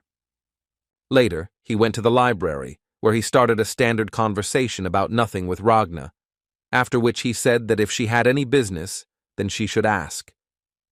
The girl was surprised at how he guessed her intentions every time. The barbarian's explanation remained unchanged. He saw it in her eyes. Then the librarian began to explain that since he was a researcher, the information that a dimensional collapse might soon occur in the labyrinth might be useful. This phenomenon is a real disaster. Even floor bosses cannot compare with a disaster of this level. When the hero played Dungeon and Stone, he encountered this event somewhere once in 100 playthroughs.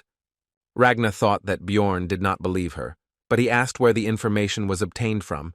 She replied that she received it from a mage named Shernal Fergang from the Tarutane school. They have been researching this phenomenon for many years. After this, the barbarian thanked the girl and said that he would try to figure it out, and began to leave, thinking along the way that he had a new matter that needed to be resolved. But he was unable to find out anything. He had already begun to doubt the veracity of this information, and 10 days later Misha heard rumors about this, which she told her partner about. The researchers in the tavern also soon began talking about the collapse of dimensions, and Björn listened attentively to it all. It seemed strange to him that rumors were spreading at such a great speed, although there was not even a trace of their source. He wondered if something was spreading this information. He would like to know what they were talking about in more secluded places, but the barbarian could not even hope for that. It infuriated him. So he was left with the last option. Björn wanted to wait 3 months, or even 6, and only then take this pill to access the world of evil spirits, but he decided that 2 would be enough, and then took it. Today was just the 15th, and soon it would be midnight, just the time when this special space opens. The hero was looking forward to it. And exactly at the appointed time, the barbarian's soul entered into resonance and began to be drawn to a certain place. He realized that he was already in some indefinite space and in a past body. Meanwhile, in the real world, a law enforcement officer was reporting to his superior that Lee Han-soo, 29 years old, had been reported missing by the company he worked for after being missing for a month. The man asked about his family, to which he received the answer that the missing man had a mother, but when informed of what had happened, she said that she did not care about it.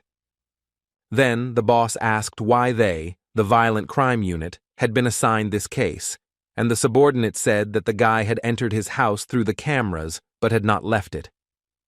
All the windows and doors were also closed. The case was suspicious. There were no signs of forced entry into the house, no lost items, no one had used his card for a month, absolutely no leads.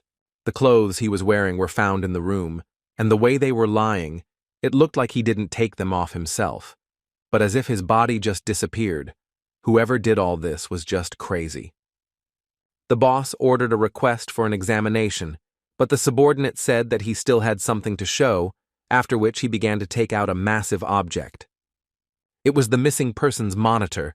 It wasn't even plugged into a power outlet, but it still somehow turned on, and lines began to appear on it, stating that the coming-of-age ceremony had been successfully completed, and other inscriptions. The subordinate said that he had already been like that when he was found, and he had also already studied this issue and found out that this was not an isolated case. Something similar had happened abroad more than once. The hero thought about the fact that 5 months of his stay in this world had already passed. During this time, he had already repeatedly committed all sorts of barbaric things for survival. Now, he could no longer be the same as before. When he saw his computer, his body itself began to type on it, immediately needed to enter the password. Lee Han-soo decided to enter the insult to the king of Rafdonia that was at the end of the letter. Nothing else came to mind. Only then did he notice that he was now in his past body, but he was distracted by the change of surroundings, which turned into his room, which now looked like the real one. The first thing the hero wanted to do was try something from his home world, for which he immediately opened the refrigerator door. Inside, for some reason, everything was filled with cans of cola, but he didn't care. He couldn't resist, so he immediately opened it and tried one, but he was disappointed. There was no taste at all. It was as if it was not soda, but ordinary water. But his regrets about this had to be postponed for later, because suddenly the doorbell rang and a female voice asked permission to enter. The guest explained that this place is the location where the owner feels most comfortable, and because of his high mental defense, everything looks like fog to her. And she came here because the password that the hero entered initially was incorrect, and the girl came to check everything personally. Her name was the Queen of Souls. She was something of a guide for the members of the spirit hunter community, and she tested intruders by making sure they couldn't imagine clothes and a room from Earth. The hero remembered that the suit he was wearing was a gift from his ex, and also wondered how the girl would confirm that he was a player since she couldn't see anything, but she told him not to worry. He was now a member of the community. He decided that there were other ways to check since he was acknowledged, and the Queen of Souls continued by saying that now they would no longer use the method of killing by separating the soul from the body, as they do with NPCs. After that, the girl taught him how to use the community forum, which looked like a regular forum, actually. First, he had to create a nickname, but his usual one was already taken by someone.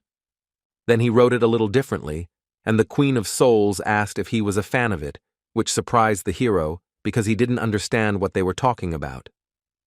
Immediately after that, the girl began to dissolve into thin air, and as a parting word, she said that if he needed help, he should just make a request. All of this made Lee Han-soo feel like he had been trained. It wasn't difficult to figure out the community. There were different rooms with different names. He decided to enter the one called for newbies, and immediately found himself in a new space. The leader asked where he was from. The hero replied that he was from Korea. The man continued the conversation by saying that everything here was not decorated yet, since they had few points, after which he asked to make the nickname visible. The hero did not understand how to do this. Then the leader noticed that he was in the community for the first time, and explained that he just needed to think about it. Here you can also imagine objects with the power of thought. After that, Lee Han-soo managed to make his nickname visible. It turned out to be Elf Nunna. This immediately surprised the other players, who began to discuss it, which discouraged the guy. What they are talking about is his previous nickname was Elf Nuna, and he wrote a stats summary 3 years after the game, but it only had 100 views. So did he somehow become popular without knowing it? Although all this is not important now, first you need to understand the situation. It would be reckless to attract attention without understanding the situation, so he pointed out that his nickname has 2 letters N. He is just a fan.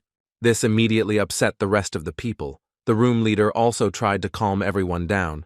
They were already hoping that they met the real Elf Nunna, so their reaction was immediate. Almost all of them just left. Only a few people remained. The hero also thought about leaving here. He considered their actions somewhat cruel, but what could he do? One of the remaining players approached Lee Han-soo and asked how long he had been there. He decided to lie that it had been a year, because he would probably find the situation strange if he knew the truth. But the hero miscalculated. Because he answered that it was quite late, most people receive an invitation when it becomes obvious that they are evil spirits, and because of their fame, this happens rarely. Then the guy, whose nickname was Pink Guy, praised Elf Nunna for his acting talent, and also said that he should find out about what was happening in the real world, because something like 70 days should have passed there. It turned out that time flowed differently here than on Earth. The ratio was about 5-to-1, meaning that in reality only a month had passed there, which caused strange feelings in Lee Han-soo. From a conversation with Pink Guy, the hero learned a lot of new things. When asked about returning back, he answered that there are many theories, but there is no specific answer, and also that the community was created about 20 years ago. These players have been here for a long time. It's surprising that they beat the game 5 years ago. Lee Han-soo agreed with this, but he himself felt defeated. His veteran pride was shaken. After all these people had reached the Abyss Gate before him. Even though they looked stupid from the outside, it meant that they were amazing players. But then his thoughts were interrupted by a question about what difficulty the hero had completed the game on, which surprised him, to which he explained that this was not the original version, but a remake. He still didn't understand. Then Pink Eye said that he meant the pirated version, in which all the drop chances and other parameters could be edited. He completed it in 50-fold mode. Then Lee Han-soo realized how these people could complete Dungeon and Stone. They received maximum experience, their maximum level was increased, and much more. He himself said that he was also in the 50s. Meanwhile, in the real world, a woman reported to the old man that they had erased all traces and nothing would appear on the news either, so he asked what had happened to that man. The subordinate replied that he was ordinary in everything. The old man continued that this was so, but besides the game, he was slightly evil, but besides that, he managed to defeat the legacy of Auril Gevis. The woman said that 5 years ago the world was perfect, but was sent to the trash because no one could cross it. The old man continued by saying that this man still managed to do it, so it was not a mistake. The man was curious about how far Lee Han-soo, a man who had gone through what everyone thought was impossible, could go. Meanwhile, the hero finished the conversation with Pink Guy. It turned out to be useful in many ways, because in addition to useful information, the guy got a conversation about all sorts of crap, which relieved a lot of stress from him. The monitor didn't show the usual time. It was counting down the minutes until closing. At first it was 12 o'clock, now it was 7 o'clock. Lee Han-soo wondered how the closing of this space would happen. After that, the hero went to the market, which was used to buy and sell goods and information for ghost points, the rate of which was 100,000 points for 2 million stones, and began to look through the orders. After sorting by value, Lee Han-soo identified several high-reward ads and began earning new currency. It was very effective. Soon his balance exceeded 130,000 VP, because there was no information that he did not know about this game. After that, he placed an order on the market for the information he was interested in, and almost immediately, a player with the nickname Elf Nunalove responded to it, which surprised the hero. In his post, he did not ask specifically about the collapse of dimensions, but about the Tarotane school and the mage Shernal Furgang who belongs to it. After all, it was still difficult to understand whether the informant was lying or telling the truth. He started by saying that he wanted to know what he had been doing lately, and immediately began asking about the source of the rumors. Thus, he was able to find a person with reliable information, and the player guessed that it would be about the collapse of dimensions. He replied that the rumors were true, but the phenomenon itself would not happen. He continued by saying that high-ranking officials and other politics were involved in this story. Then, Li Han-su said that he would add 20,000 VP on top, and Elf Nunalov agreed. He started by saying that the Tarotane school was studying dimensional magic, and in particular, the Labyrinth, and this master had decided to conduct an experiment for which he needed as few researchers inside as possible. That's why the wizard spread the rumor, shouting from every corner that a collapse of dimensions would soon occur, and by doing so, they stopped the influx of people on a new journey. Li Han-su asked Elf Nunalov if there was any problem with him sharing this information. He replied that he didn't just blab it, but earned PO. Moreover, the royal family will soon begin to act and calm down the rumors, starting speeches in the squares and posting announcements in public places. And their reason is simple. When there are only a few researchers working, the source of magic stones dries up. The hero was satisfied with the information, so he said that he was going to transfer additional compensation to Elf Nunalov's account, but he said that he did not need anything. He very simply gave up on what was essentially 400,000 stones, which allowed Li Han-su to understand that he had settled so well in this world that such a sum was nothing to him. This explains why he is aware of all the details of what is happening. Although the hero himself did not find even a grain of information, after several days of diligent efforts, it reminded him of how he started. He realized that it didn't matter what difficulty they had played the game on because this was the real world, which followed the rule that the strongest would survive, and in which many of the evil spirits had already succeeded. He was just a newbie here and still had a long road ahead of him, but despite all these thoughts, Li Han-su was having a lot of fun. He remembered his first client, who bought information from him about passing the first floor boss. A girl who wanted to know all the details about a location called Skull Island on the 6th level of the Labyrinth. And this guy with the nickname Elf Nunalov, who he just met, they spent a year of their lives to achieve their status. With all his knowledge, it never even crossed his mind that he would not be able to achieve all this himself. Meanwhile, in the real world, the old man read the logs that appeared as the hero's adventures progressed and could not believe what he was seeing. He considered this man to be completely and irrevocably insane. He asked the woman about the number of those who had made it to the 2nd floor on the first try. There were 117 of them, but there was not a single one in such a condition. He looked at the status that the hero had achieved in 2 months and did not understand how it was possible, but his subordinate said that even for some loser with a bit of luck, something like this is not something incredible. The old man interrupted her and said that luck alone could not achieve this, otherwise they would have already seen something like this. He falls outside the statistics. This case is unusual. It is impossible to determine the cause. Li Han-su shows an abnormal growth rate. Now he, the administrator, is watching him. The man suddenly remembered the time when everyone was criticizing the game, calling it a failure, and he had the last word. He said that he simply acted rationally. Even if it was just one person who would be properly prepared and sent there, then their chances would increase.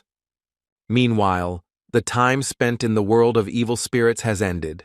1 hour there is 1 second here. You need to be careful with this, because now every midnight on the 15th, he will be vulnerable for 12 seconds. While warming up, Björn thought about how the spirit hunter community had exceeded all his expectations. This place had proven to be a great source of information. Swallowing the pill early had been a good decision. But enough thinking for today, because he had been awake all day, and then the mental fatigue from the extra 12 hours had piled on. Now it was time to sleep. Tomorrow he had to accompany the Baron. At noon the next day, Björn was given a suit that the aristocracy thought would be appropriate for a barbarian to wear to their event, and he set off for the first quarter, the imperial capital, Karnal. He led a column of mounted knights and carriages, and along the way he thought about how he needed to quickly sort this out, and then stop by the heavenly auction house. His legs were already aching because the journey was long. The Baron's butler approached the hero with a remark that he was obliged not to turn his head, but to look straight ahead and keep his back straight, since he was honored to lead the cortege of the respected Lord Martuan. Björn thought it was his own mistake. What else did he expect when he let the barbarian go ahead? So he was not going to listen to this man's lectures. The Count's house, where the banquet would be, was about 6 kilometers away. It was still summer now, hot. But soon this distance was overcome. The hero met the Baron, who was beaming with joy, because for the first time so much attention from the guests was focused on him, and he had only just arrived. After this conversation, Martuan went about his business. Bjorn was left alone among the nobles. One boy asked his parent to buy him the same barbarian. The latter felt uncomfortable, like an animal in a zoo. He was about to leave when one of the knights approached him and praised his endurance, since he had walked the entire way in that outfit without stopping, after which he suggested that they step aside for a conversation. The barbarian agreed. They walked away and sat down on a bench. The hero asked the guy why he didn't chat with his own people. He explained that he himself had been a researcher in the past, so the others treated him so-so. After that, they introduced themselves to each other. The knight's name is Karls Erimor. He seemed like a good guy to Bjorn from the very beginning. This was because he did not show the arrogance typical of the other nobles. Their conversation was interrupted by the butler. He again had complaints about the hero. This time he did not want to see him idle. The new acquaintance said that he was relaxing with him at his own request. Then the man leaned towards the barbarian and began to whisper that it was time to end the rest, because the rest of the people would see the big guy sitting there. The latter did not understand what the problem with this situation was. Then he shouted into the hero's ear that the nobles would consider him an ordinary weakling, so he needed to rise up, no matter who he was, but today he should be considered a warrior with iron blood. Björn remembered the reward for attending this banquet, so he became determined and stood up abruptly. If this butler wanted to see a real savage in action, then he would show him.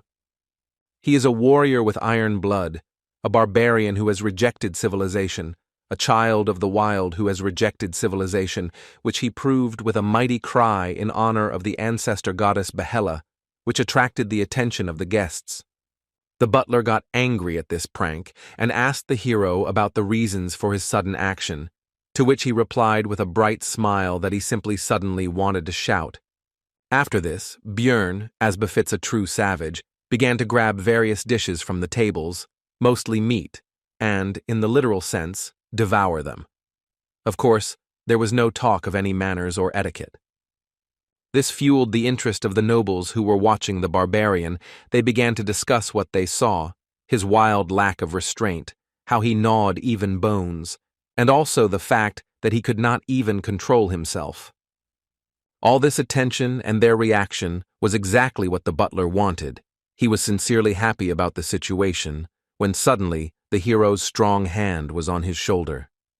Chewing the bone with his teeth, the barbarian threateningly addressed the man, saying that he was burning with the desire to break his shiny skull. The butler immediately broke out in a cold sweat and, stuttering, asked if he was going too far with his jokes. With a loud crunch, the bone in Björn's teeth was bitten through, and he said that these words were not a joke. This was his sincere desire. The butler had already managed to forget all the obscenities that the barbarian had committed in the Explorers' Guild, but now he remembered it and was horrified. After that, he hurried to get away from there. This whole situation made Karls Erimor laugh. He didn't even think that this man could have such an expression on his face. The knight asked if Bjorn's teeth were in order. I received the answer that he was quite strong, and the hero was in a good mood because this banquet was finally beginning to come to life. For a while he enjoyed what was happening, like a true barbarian, But soon, curious nobles began to approach him. For example, 2 girls who asked to touch his hand. He did not refuse them. The ladies were pleased with what had happened, and as they walked away, they discussed their impressions. And now a married couple of elderly noblemen approached the hero. They asked Björn to shout some more, to which he activated his barbarian opera mode and melodically chanted the name of his people's ancestor goddess, Behela. This reminded the old couple of their youthful days, and soon new nobles rushed to the hero with their requests. Now Jandel felt like those mascots in animal costumes at various events. Bjorn did not refuse them. Meanwhile, the knights began to discuss his behavior. One called him not Little Balkan, but a little clown. The second said that he had lost the honor of a warrior. The third simply insulted him. The hero heard their words. He noticed the insignia of cadets on their clothes, so he wondered why they were barking behind his back, because they didn't even know how to use aura yet. The Baron soon arrived, apologized for interrupting the speech and disturbing the atmosphere, and then said that the barbarian now needed to go with him. He needed to be introduced to someone. The hero followed Martuan and met other nobles in the banquet hall. He introduced his companion to the Viscount as Little Balkan, to which he asked what brought this explorer here. Bjorn replied that the Baron had helped him in one matter, and now he was protecting him to repay the debt. The nobleman admired the presence of a barbarian as a personal bodyguard. Martuan began to say that he had not demanded anything from the barbarian for his service. He himself had decided to thank him in this way, and the hero played along with him.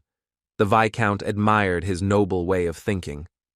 So 13 more similar conversations took place. In other words, of all this, people only less than 15 were worthy of being called aristocrats. The fame of the Little Balkan grew. As a result, Björn got to know all the nobles present. In the game for this, he would have to raise his fame level considerably, after which he began to communicate with people and put on performances. Soon, the paladin who met the hero's team at the exit from the sewers came to the Baron to express his respects. He did not expect to see Jandel here, while Martuan was surprised by their acquaintance. It turned out that this man was not a simple minister of the church, but a whole captain of the 3rd Division of Paladins of the Order of Letless, the god of research, and also the goddess of the stars. His name is Pal Krovitz. While Björn was surprised that someone like him was earning extra money by collecting corpses, he said that the hero could always come to their organization if he needed help, because they would remember his deed. The Baron and the rest of the nobles were unaware of the reasons for this, so Krovitz told them about the capture of the priestess of Karui, and also added that they valued their relationship with Sir Jandel. The hero's fame grew even more. The nobles were delighted, but soon it was time to get ready, because Count Ferdehilt, the organizer of the banquet, arrived. He wanted to meet Bjorn. This caused a bad feeling. When they met, the elderly man shook Jandel's hand and said that he had long dreamed of meeting him, but the barbarian thought this was strange, since he had only become relatively famous quite recently. Even in the game, such an event was not triggered until quite a long time had passed, and the Count was sticking to him, meaning he wanted to appease him, which made the hero uneasy. Ferdehilt suddenly said that looking at Bjorn, he had a great idea. He offered the barbarian to participate in a dueling competition of knight cadets, which discouraged Jandel. The hero had a bad feeling about this sudden quest, but he still agreed to it, because he was promised 2 million magic stones just for participating. And for the victory, there was a prize. It was a numbered item, 7,777, the necklace of Garfus, which turns the crystals placed in it into a random substance, can only be found in the cracks on the 5th floor, very rare. In many ways, this artifact is similar to the Frost Spirit Ring. It also has a low number, and the unique property is considered not very valuable, which is why it is considered useless, and it also has a secret. The hero remembered his recent worries about the future. Now he decided to send it all to hell. He was still tense, but he decided to accept his fears and move forward. He was not going to avoid problems. The Baron said that Bjorn didn't have to win, just hold out long enough to keep his reputation intact, but the barbarian said he could smash his opponent's skulls in 10 seconds. Martuan said that if he wins, he will give an additional 1,000,000 stones as a reward. Jandel did not expect such financial injections. His body was suddenly filled with motivation. He will do everything possible to win. However, he couldn't calmly wait for the duels to begin, because as soon as the Baron walked away, a pack of rats approached him, those 3 cadets who had insulted him earlier while he was busy communicating with the nobles. The one who called him a little clown was outraged by the hero's speech about victory in 10 seconds. He believed that the Barbarian had forgotten his place after the clowning he had arranged. The second, who said that Bjorn had lost his warrior's pride, advised the Barbarian to pray that they would not become opponents because he would rip his throat out in 10 seconds. The third one, who insulted the hero, did not have time to say his line because he was interrupted by Jandel, who asked the knight cadets if they had any serious problems with their heads. After which he said that they pounced on him like a pack of cowardly rats, and even a baby warrior would not act like that. The knights were offended by this statement, but Bjorn shut them up again, pointing out that their courage had only awakened when the Baron left, and that this was their honor and dignity. Before they could respond, the Barbarian began to shout to the whole area that the cadets had attacked another participant in the competition in order to try to scare him with their numbers, and added that they had problems with their heads. The surrounding nobles, of course, heard all this, so they began to discuss the situation. Some began to say that knights should not behave like this. They were ashamed of it. Therefore, the 3 cadets hurried away, and the hero said goodbye to them with the words that the next time they met, he would solve all their problems with their heads. He hoped that they would understand his hints. Soon the tournament itself began. The participants came out and fought each other, and when it was Bjorn Jandel's turn, he realized that his hopes were justified. One of those knights was his opponent. And he was also lucky that it was the most infuriating of them, the one who insulted him, although he himself was nothing special. After this, the opponent raised his blade up and began to swear by his honor and dignity that he would only use fair methods in combat, but then he was interrupted. This was Jandel, who once again used his battle cry praising Behela. The sympathies of the audience were clearly on his side. This rudeness did not please the knight, but what did he expect from the Barbarian? The fight began quickly. The cadet immediately began to rapidly attack his opponent with his sword, and due to the speed, after-images remained. It was not clear which of them was real. But this was not a problem for the hero. The solution was simple. He decided to simply fight them all off, which he successfully did. Now Bjorn is a true barbarian, but the enemy is definitely not one to be underestimated. Or rather, it wouldn't be worth it if they were in the same conditions.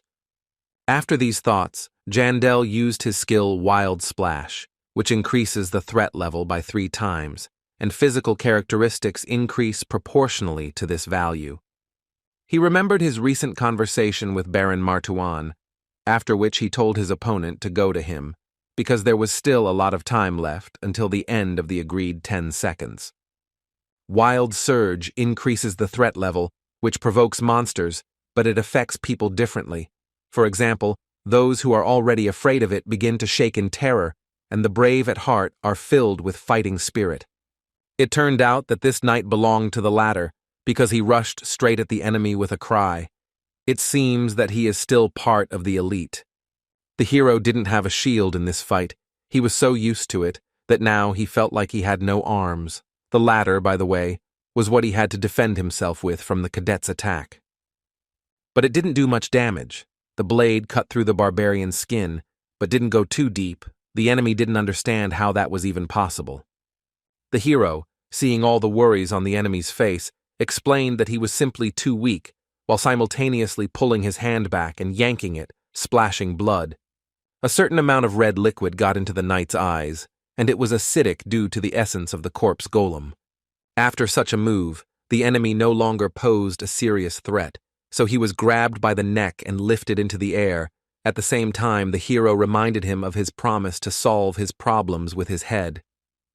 He definitely had problems, and if someone has them, then the easiest way is to get rid of the cause. Any barbarian would agree with this, and if not, then okay, After these thoughts, the knight was cured, if you can call it that. After the battle, Bjorn decided to visit the temporary infirmary of the followers of Letlas to find out about the condition of the defeated man. The priestess said that he would live, but the barbarian should have been more gentle. The hero replied that he did not expect such weakness from the enemy. He was a knight after all. The blow was delivered not even with an axe, but with a fist. He did not expect that he would be knocked out from such a jab. The priestess noticed that it was not a jab. The cadet's brains were already flowing. Bjorn replied that since he remained alive, then we count the knockout. At that moment, the girl experienced a semblance of the stupidity of 3 barbarians at the same time. The knight soon came to. He decided that he had to go to the competition. The minister of the church explained that he seemed to have lost some of his memory due to the injury he received in the duel, but it should return soon.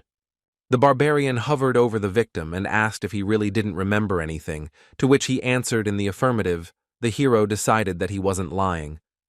Then Jandal asked him for a favor, after which he would immediately get out of here. He reminded him of his own statements addressed to Bjorn and told him to repeat them word for word.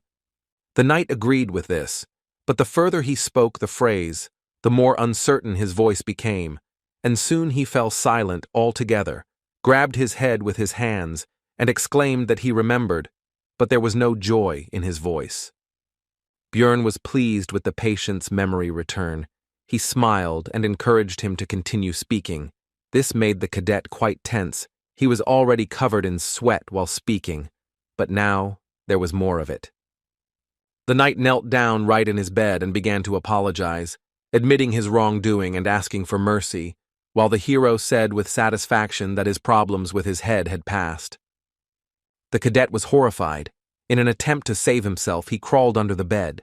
The girl was stunned and kicked the barbarian out, and he himself was satisfied, because today he had healed injuries that even the priestess could not heal. As it turned out, the Baron was just looking for Bjorn. He asked where he had been. He replied that he had been visiting the knight with whom he had fought. Martuan was surprised by this act, because in battle he had beaten the enemy without mercy. Jandal refuted his thoughts. He said that if it had happened in the Labyrinth, then that cadet would not have left alive, but as it was, he expected that he would be stronger, since he was so slow. The hero asked about possible problems. The knights were from noble families. The Baron replied that there would be no problems even because of deaths. If such did appear, he would sort it out. He should focus on victory. The barbarian was pleased with this answer, so he said that since that was the case, he would crack open all their skulls. And in the next battle, Bjorn was again pursued by luck. This was also one of that trinity of rats. This representative of them then spoke about the loss of military honor.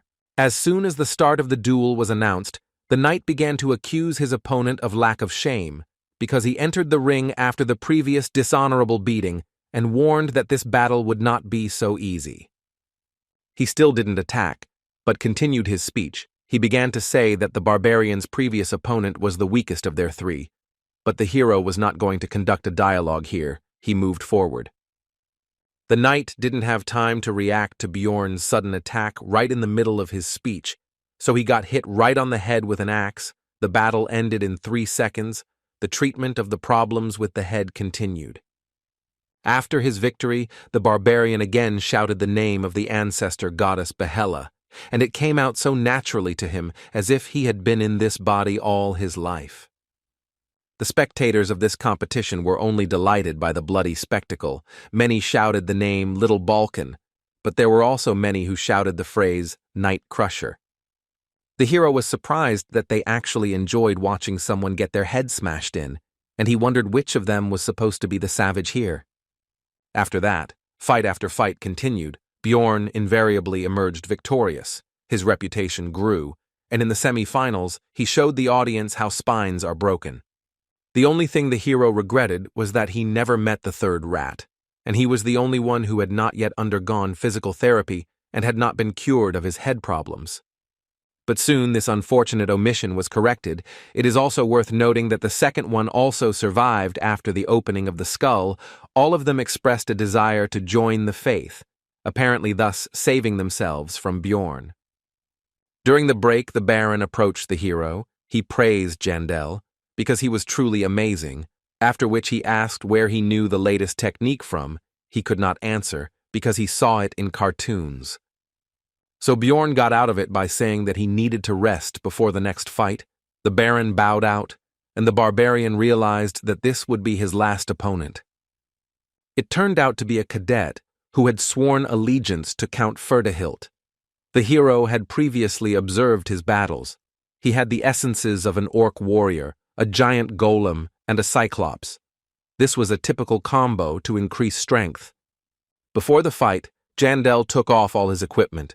The enemy could not help but notice. He asked about it. The Barbarian answered that it was somehow uncomfortable for him. Then the opponent decided that it was difficult for him to constantly fight with such a load. He was already worried that it would be too easy and was glad that this fight was taken seriously. After the fight began, he called his opponent to him. But his attempts were obvious to Bjorn, and judging by the way he relaxed, the hero came to the conclusion that it was not in vain that he did not reveal all his cards until the very end. At first the knight was almost certain of his victory, but soon the smile on his face, as well as his face itself, froze. He realized that something had gone wrong. He raised his head higher and higher. A shadow gradually moved over his face, and his posture became more and more tense. The hero used gigantization and wild splash. The first increased the threat level and physical characteristics proportionally to the increase in size, and the second increased the same parameters, but without turning into a giant. This was a great combination of skills that greatly increased Bjorn's main stats. Now he was like a monster himself.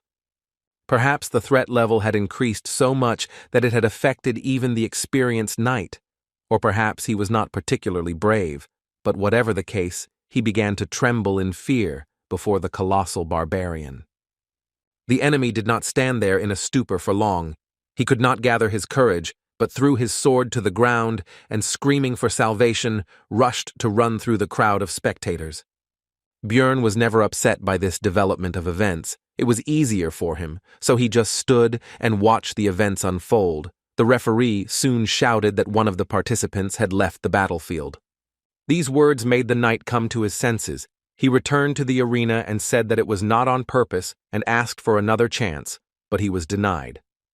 The count, at this moment, made a truly terrible impression. He asked his cadet about how long he would disgrace his name. This even made the hero doubt the correctness of using gigantization. Meanwhile, Irwin still thought that Bjorn had died in the labyrinth back then, and all this time her only goal was to gain more power to protect what she had left. She practically never left the room. Her condition left much to be desired. The elf was truly obsessed with all this. She believed that with power she would be able to save the lives of her loved ones and gain everything she wanted. Her thoughts out loud were interrupted by the door opening. Irwin's older sister, Daria, was standing in the passage. She looked worried because she heard some muttering, which she asked her relative about.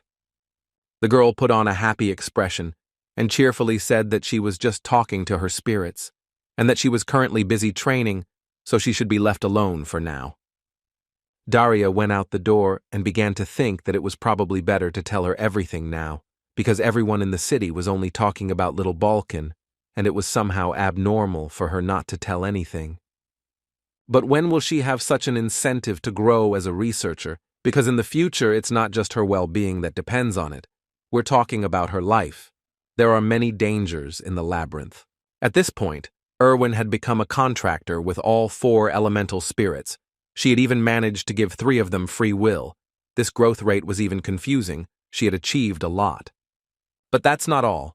She now has extraordinary abilities in combat, both in archery and in wielding daggers, and she can now engage in combat with rank 7 monsters alone.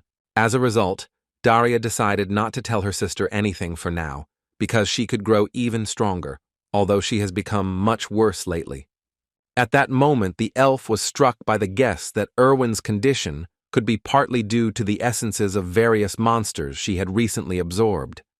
In search of answers, the girl turned to books. Recently, her sister had acquired the abilities of Canevaro, and as a result, Information was found that, in addition to other indicators, this greatly increases obsession. It soon became clear that her other two essences also enhanced this characteristic, and it is now clear that her obsession with strength arose not least because of this.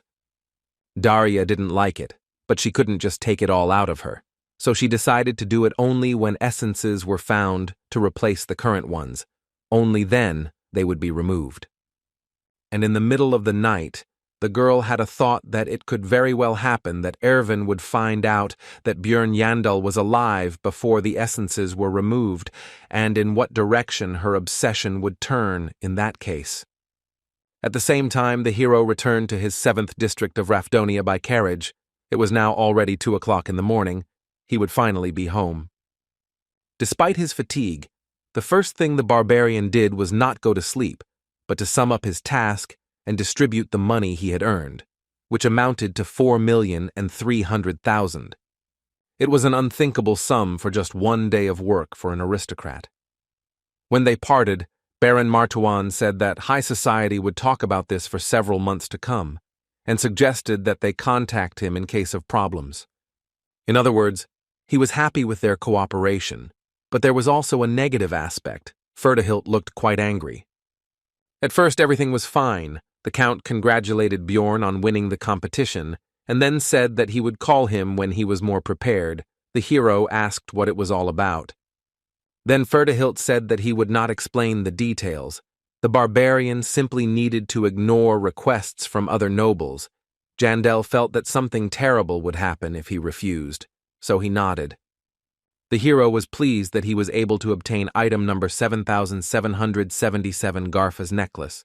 So early, it is usually extremely difficult to obtain, even if you really want it. Then Björn reminded himself of his luck. From now on, he was going to even breathe carefully. The next morning, what the Count had spoken of happened. The barbarian received many letters from various nobles, all of them asking for the same thing, to accompany them to all sorts of events. The reward might have been small for the aristocrats, but it was impressive for the hero. But he remembered Ferdihilt and had no intention of angering him, but he couldn't just ignore them either. After the written refusals were written for each of the nobles, Björn thought about the Count. He considered him a dangerous man. People like him seem calm, but it is better not to cross the line. And it was so bad that he couldn't figure out his intentions. Jandel wondered what reason he could possibly have for being interested in some barbarian explorer. He decided to find out more about the Count and the community. Meanwhile, it was already the last month of helping Raven with her scientific work. Upon arrival at the magic tower, the girl looked somehow nervous. It turned out that the same old man, the sorceress's mentor, was already waiting for him here. During their last meeting, he had not made the best impression, so the hero was unhappy with his presence. Raven justified herself by saying that the master insisted on this. He himself reported the reason for his arrival. It turned out that he wanted to test his new magical device, which should detect evil spirits. Björn instantly pulled himself together, not showing a drop of worry on his face, and began to prepare himself for the worst.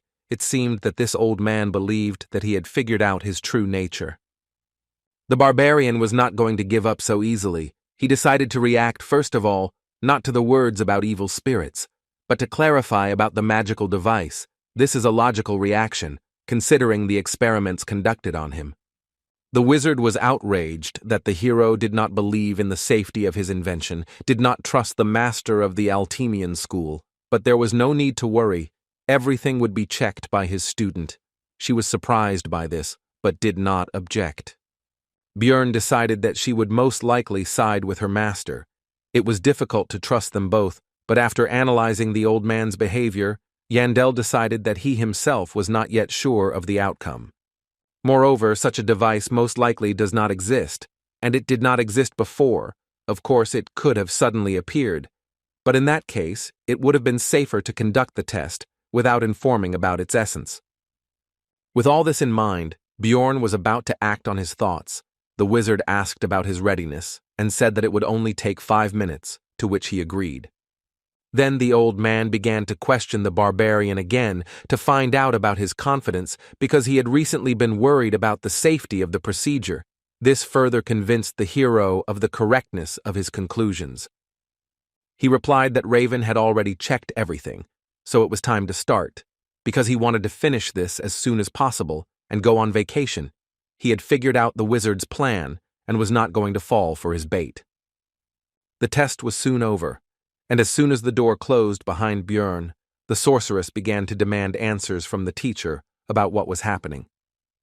After all, the so-called magical device, although it looks strange, is an ordinary chair. She played along with the master, but now she was going to find out about the situation. Eventually, the old man revealed his suspicions that Björn Yandel was an evil spirit, so he questioned him about what happened in the labyrinth. The sorceress was unhappy. But in the end, the master admitted that he was wrong, and Raven understood his motive, because the hero was truly unusual. He was a unique person, but she was interested in something else. She asked why the teacher needed all this, because if he considered the barbarian suspicious, he could simply report it to the secret police. But he did not do this. The old man's expression changed, and he replied that in that case, he would have faced execution on the chopping block. Raven didn't understand what he was talking about, but he was no longer going to continue the dialogue. The wizard advised her not to take it to her head, after which he left, citing fatigue. The sorceress tried to stop the master, but he left, and a moment later the idea came to her mind that the magician needed the evil spirits alive for some unknown purpose of his own. Meanwhile, the hero reached his room and collapsed on the bed. He was really tired, because what had happened was a real shock to him, and the anxiety did not subside. But despite all this, he showed himself well, reacted to the crisis situation extremely well. At least it seemed so to him. The old man, by the way, for some reason looked disappointed, but that's not important.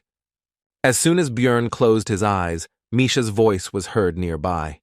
At first he was surprised by her presence, but soon remembered that he himself had given her the keys. The hero told the girl that he needed her. She immediately became embarrassed and began babbling about how it was still light, so it was not the time for such a thing, and she was not prepared, but was interrupted by the barbarian. It turned out that the guy needed help writing responses to the nobles who sent new letters. Misha asked if it was okay to use such expressions towards aristocrats. The hero replied that everything was fine, because barbarians could not be accused of insulting the nobility, violating etiquette, and so on. This was a privilege granted to their people for their great achievements in ancient times. If so, then Misha asked to tell her about the events that happened yesterday at the Count's banquet while she was scratching out these answers, of which there was a lot to do. Later, the regular meeting of the outcast team began. There were still 10 days left before the opening of the labyrinth. The hero was silent for now, pondering his knowledge of the main topic of today. This is a conversation about whether it is worth going on a research trip considering the possible collapse of dimensions. Hikuro said that he will not go, because if the rumors are true, then they are all finished. Dvalki and Rottmiller were of the same opinion. The hero could convince his comrades by using information obtained from the community, but it seems that this is not particularly necessary, and there is no need to invent a source of knowledge. Bjorn thought that it would be even better this way, because 3 months had passed since visiting the Blood Citadel, and any Dungeon and Stone player knows that in the early stages it is always worth clearing the rift on the first floor. He had just rolled away, but the hero couldn't just tell them how to open it, so he decided to take only Misha with him, which he informed the rest of the squad about. This time, they would go together. This news surprised the girl. It became obvious to Björn that she was not eager to go, so he said that since she was so worried, he could very well go alone. Misha accused the hero of being a savage who didn't even think about asking her consent first, or at least trying to speak more politely than usual. Then Bjorn asked the girl to go with him and added a magic word at the end. Then she agreed and said that she still would not have let him climb into the labyrinth alone, but the barbarian was surprised that it worked. The next day at the market, Hikuro and Rothmiller learned from the newspapers that the royal family was claiming that the rumors regarding the dimensional collapse were false and that the Tarutane school was spreading lies. Then Murad went with the good news that they could go to the Labyrinth together, but the Barbarian replied that he and Misha had already taken the mission and could not, after which he slammed the door. The girl was surprised by this and asked when the hero managed to take on the bodyguard assignment. He replied that it was actually just an excuse, which aroused the cat's curiosity. Björn explained that this time they would go into the rift. Misha asked about his source of information about this. He replied that it was the books he read in the library, and he didn't tell Hikuro about this because, unlike the Beast Girl, who still keeps the secret about the Ring of the Frost Spirit, the dwarf doesn't know how to keep secrets and will blab everything after the first glass. Jandel asked Misha's opinion about the rest of the team. She replied that Dvalki would definitely blab by accident, but she was not sure about Rothmiller. The girl's words almost perfectly coincided with Björn's thoughts. Apart from Brown, his hero was able to understand him the easiest of all of their squad. He would keep the secret, but at the same time he would begin to ask suspicious questions about the source of his knowledge, and might even begin to suspect the Barbarian of an evil spirit. Misha understood her friend's reasons for not telling her about the rift, but she couldn't help but ask why he decided to take her with him. Her tail stood up straight in anticipation of an answer. The hero had several reasons for this. The Beast Girl is surprisingly meticulous in everything and knows how to remain silent. Moreover, she is completely incapable of lying, so he will be able to find out whether she blabbed or not. However, the Barbarian decided to fit all this into one phrase. He simply trusts her. These words instantly made Misha blush. She said that she suddenly felt hot.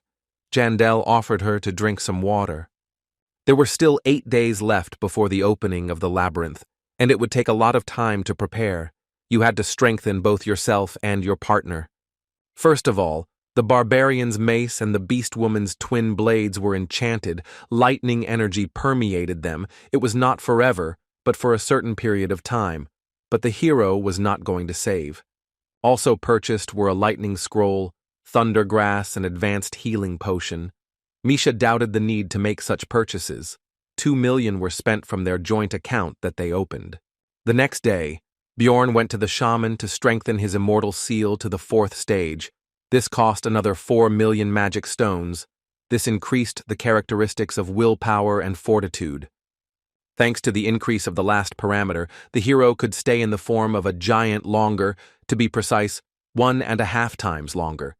Just when he was checking this, Misha came to visit him. There were still 7 days before the trip to the Labyrinth. At breakfast, Bjorn said that he was going to the library. The girl asked to take her with him. Then the Barbarian was surprised that she was interested in reading at all. The Beastman was outraged by this. In the end, they still went together. But this time Ragna used a simple book search spell, not the one she had been using on Jandel lately. He asked the librarian about it. She replied that she was using those charms specifically for him, so she couldn't do it in front of others. Bjorn noted that she should have told this only to him.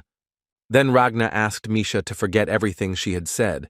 This discouraged both the Beast Woman and the Barbarian, but the latter did not want to think about it too much. When there were 5 days left before the opening of the Labyrinth, Jandel finally fulfilled the agreement with Raven. The research of his essence was finished, and at parting, the girl advised the hero not to die there. The hero asked if the sorceress was going to take the pass to the tower. She replied that he could come in if necessary. She would be curious to hear about Bjorn's successes, because he is a magnet for trouble. During the remaining time, all other matters were completed, and the day of the opening of the Labyrinth arrived. This time, the novice barbarians were sent there again, to whom Jandel again gave advice. Moving towards the portal, they repeated his words and thanked little Balkan.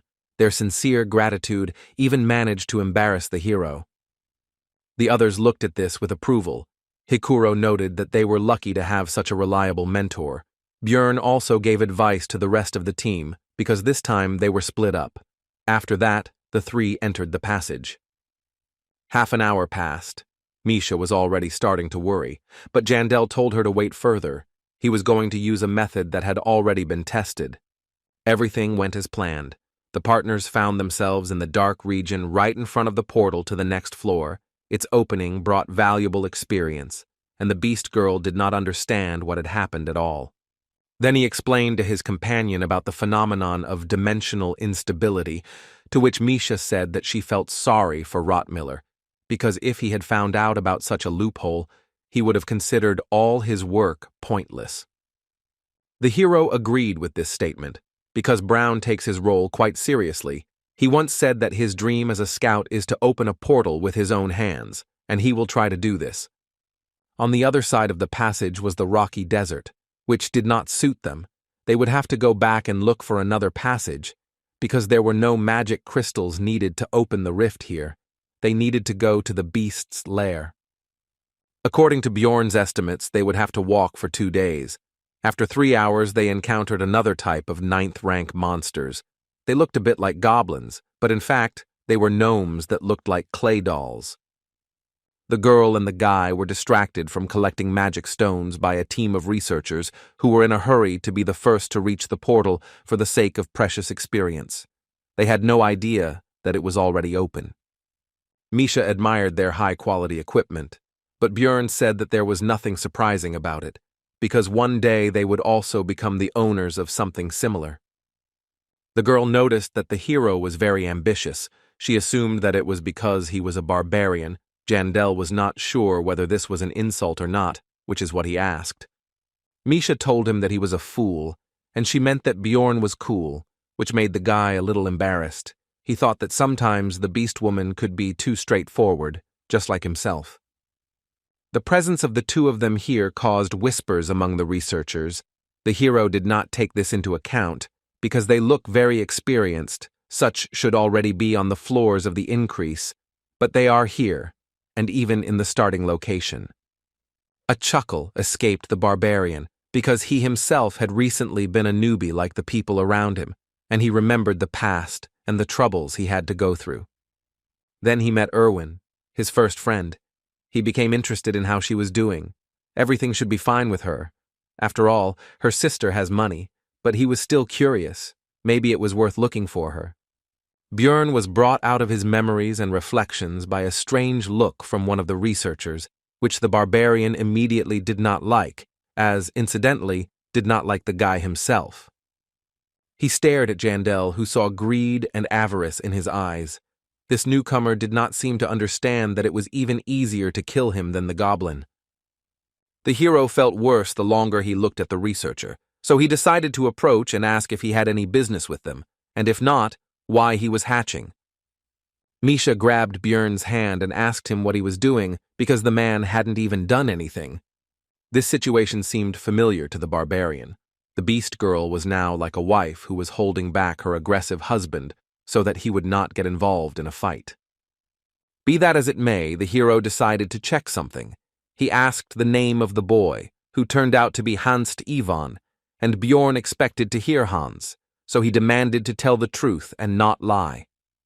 Soon Jandel began to calm down, but the researcher admitted that he really had been called that before, but he changed his name because it was too popular. Now it became clear to the hero why he felt so bad. As soon as he looked at the boy, it was another Hans, who always brings him misfortune. After this, the barbarian told him not to change his name back under any circumstances, but to continue living as Const. He agreed with everything and nodded his head actively. The hero was distracted from the conversation by Misha and the rumble that was heard throughout the labyrinth. Bjorn immediately grabbed his companion by the hand and ran towards the sound, because this could only mean one thing: the rift would soon open. Jandel decided that changing his name didn't help. If it was Hans once, it was Hans for life. They really were harbingers of trouble. Naturally, the rifts open once every 3 days, and while the first one was going on, it meant that someone had used the same method as him before to open this place. Bjorn was in a hurry. He had spent a lot of money on preparations. He also wondered who it could be, a former player or just someone with the right information, whatever it was. He was going to find out. But to do this, It was necessary to get inside, so to increase the speed, and, accordingly, the chances of success. Because the space is limited, the barbarian took Misha in his arms and rushed to the entrance. The partners still made it in time. They were the last of the 5 participants. 3 were already inside. It was time to get acquainted with the new members of the formed Rift cleanup squad. The young man introduced himself simply as Carlson. The massive beast man of the bear family was Abman Urikfried, and the girl was Genzia Nefrin. The hero decided to give fictitious names. He himself became Bian, the son of Thor, and he called Misha Michelle, but she didn't understand what was going on at all. Björn could only hope that she would start to think faster. She soon confirmed his words, but she was completely incapable of lying. Her face could not hide anything. After the introduction, Jandel decided to decide on their roles in the team. He himself is obviously a defender. Genzia said that she absorbed the essence of a goblin archer and is a scout, and Carlson is a vanguard fighter. The hero figured that the girl was somewhere on the first floor, the boy on the second. They had 2 newcomers in the group. This was radically different from the situation in the Bloody Citadel, but it was not surprising. After all, rifts appear in every 5th or 6th labyrinth. In Rafdonia time, this is once every 5 or 6 months. This time the opening was forced, which shortened the time.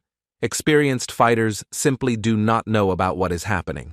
Therefore, it is not surprising that newcomers appeared in the squad who did not even look at the 2nd floor. The hero finished his thoughts. Abman was the next to tell about himself.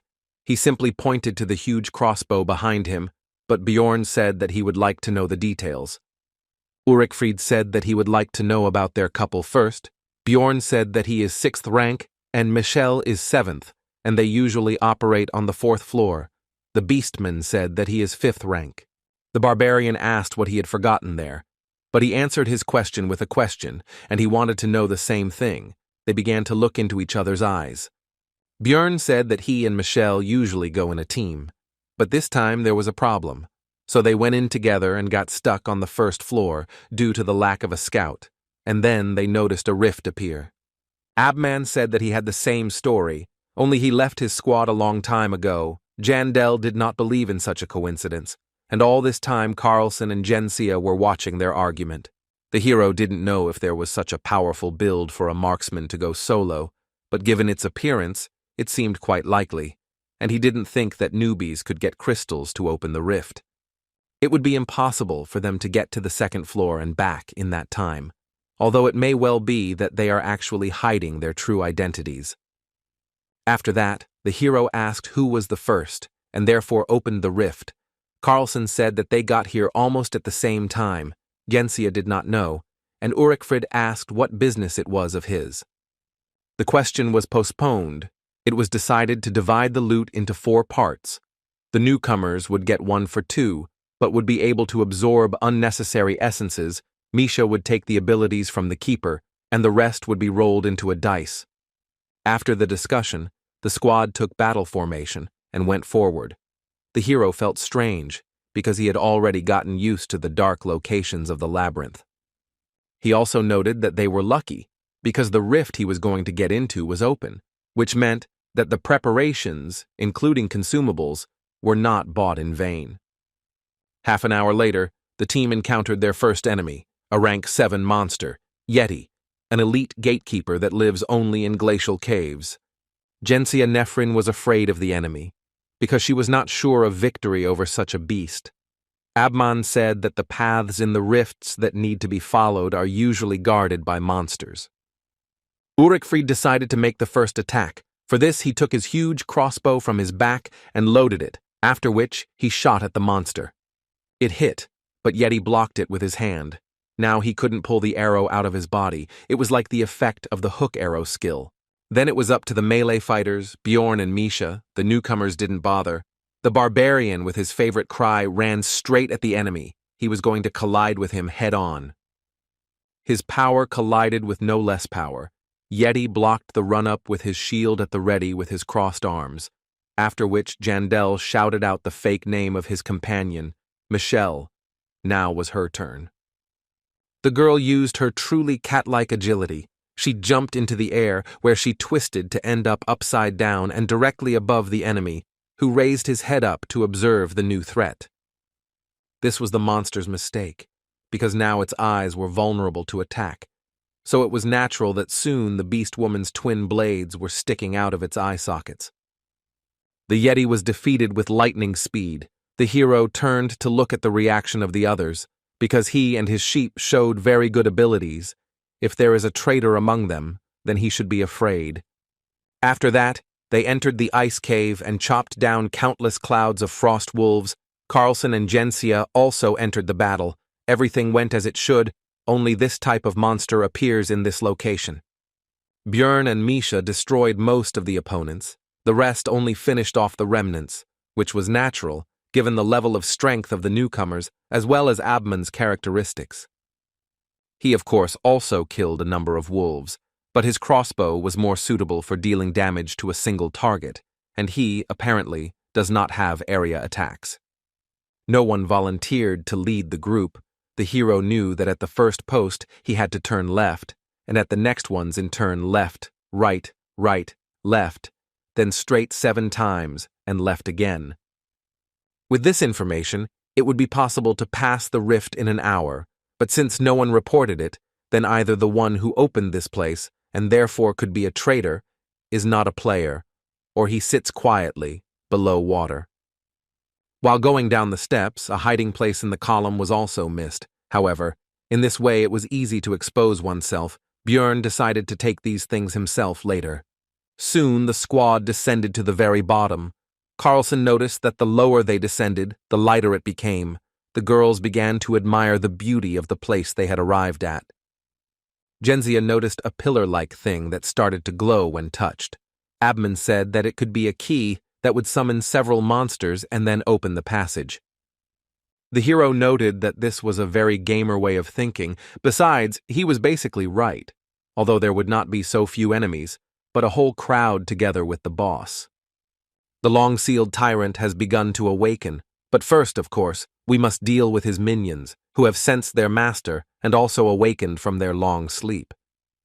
Abman and Jensia did not expect such a number of opponents, but Bjorn calmly suggested retreating to the stairs, since it would be easier to build a defense there. There were about 20 frost wolves in the first wave, and a few rank 8 monsters appeared in the second wave, but they weren't a problem. After that, an ice golem appeared among the opponents, distributing a slowing debuff that also stacks. The barbarian decided to smash it into pieces as quickly as possible, which he did. The next enemy turned out to be the Lord of the Snowfield, Katumba, a named monster that is an intermediate boss, a mutant yeti that can use various skills, one of which was suppression. The hero had already experienced it during the battle with the marauders on the second floor. Because of it, it was impossible to move his body. It's easy to remove. You just need to take damage as soon as you freeze, or bite your lip, like Misha, so that the blood doesn't stop, which will also fulfill this condition. The hero used a different method. He simply pumped up the magic defense parameter, due to which the effect did not affect him at all, and he rushed at the boss with his battle cry using Wild Splash. Misha also joined his attack. Katumba decided to use his skill called Cold Burst. Bjorn took it on his shield. Although the body began to tingle, it did not cause any noticeable discomfort. The monster and the barbarian met in battle. The hero held back the enemy and struck him, practically without suffering in return. Ulrichfried told him to get out of the shot's path if he wasn't going to die, as he began to use his skills, which were enhancement, which strengthened active skills proportional to the soul's power, and hazardous materials. The combination was so powerful that it not only instantly killed the boss, but also dealt damage to the monsters that were nearby. The explosion was impressive. Misha was surprised that such a thing could be achieved with a regular crossbow bolt, while Jandel realized that the Beastman had had an area of effect skill all this time. He was just holding it back just in case. Björn wasn't entirely sure if this could be called AoE damage, but with the help of the bear, they were able to quickly deal with this wave. They were also lucky. They got 2 essences. Now the division of the loot should begin. Abman immediately said that he was not interested in this, and left the discussion to the others. The newcomers were about to say something, but Björn interrupted them. He informed them that the Yeti essence would go to them and Misha, and they could divide the second one between themselves. They agreed. The cat immediately began to congratulate the barbarian on acquiring even greater power, but it turned out that he wanted to give this thing to the girl. Misha hesitantly said that, in principle, she was not against such a development of events, but she was interested in how much she would owe for it. The hero was discouraged by these words. He was not going to fleece his partner. The girl continued to say something, but Björn was no longer listening to her. He was immersed in thoughts about the fact that the essence of the Yeti, a monster of the 7th rank, has quite decent stats. It increases bone strength and cold resistance. These are top defensive characteristics, and in addition to them comes sensitivity to the same cold, as well as a little strength and dexterity. All of this would be useful. But the sensitivity indicator is key for elemental damage dealers. It increases the damage from a given element. Misha, meanwhile, was still plaintively asking for an answer to her question. Björn continued to anticipate how much the power of his Koshara would increase. Because the color of the essence was also lucky, it gave the passive chill, which increased the damage of the attribute. But the main one was the active condensation of cold. Jandel could have dreamed about a better essence and thought about the prospects for a long time, but he came to his senses from Misha's touch, who thought that he would fleece her to the skin, since he had not answered for so long and with such a face. Björn finally replied that she shouldn't worry about that, since such things only needed to be taken care of with temporary companions, and it would be enough for him that the girl would continue to stay with him. These words somewhat confused the cat, but she still hurried to absorb the essence. This caused strange sensations in her, because the last time she did this was a long time ago. The barbarian decided to inquire about what the newcomers had decided. They said that they would not take their loot, which aroused the hero's suspicions, because such newcomers should seize any opportunity to become stronger. Carlson explained that Genzia saw that this essence fell from a frostwolf, and if so, then it would not suit him. Björn asked the guy about his reluctance to absorb this thing. Because these monsters are rare, it is unlikely that he knows about the granted abilities. The guy replied that it is rank 9, and something better will still fall out in the rift. It was a little suspicious, but such an answer was quite logical, because in this place the chance of essence dropping is very high, so I decided to find out Gensia's reasons for refusing to increase her strength. The researcher replied that removing unwanted essences was quite expensive, so she decided not to repeat her mistakes, because the girl uses a sword and she has the abilities of a goblin archer.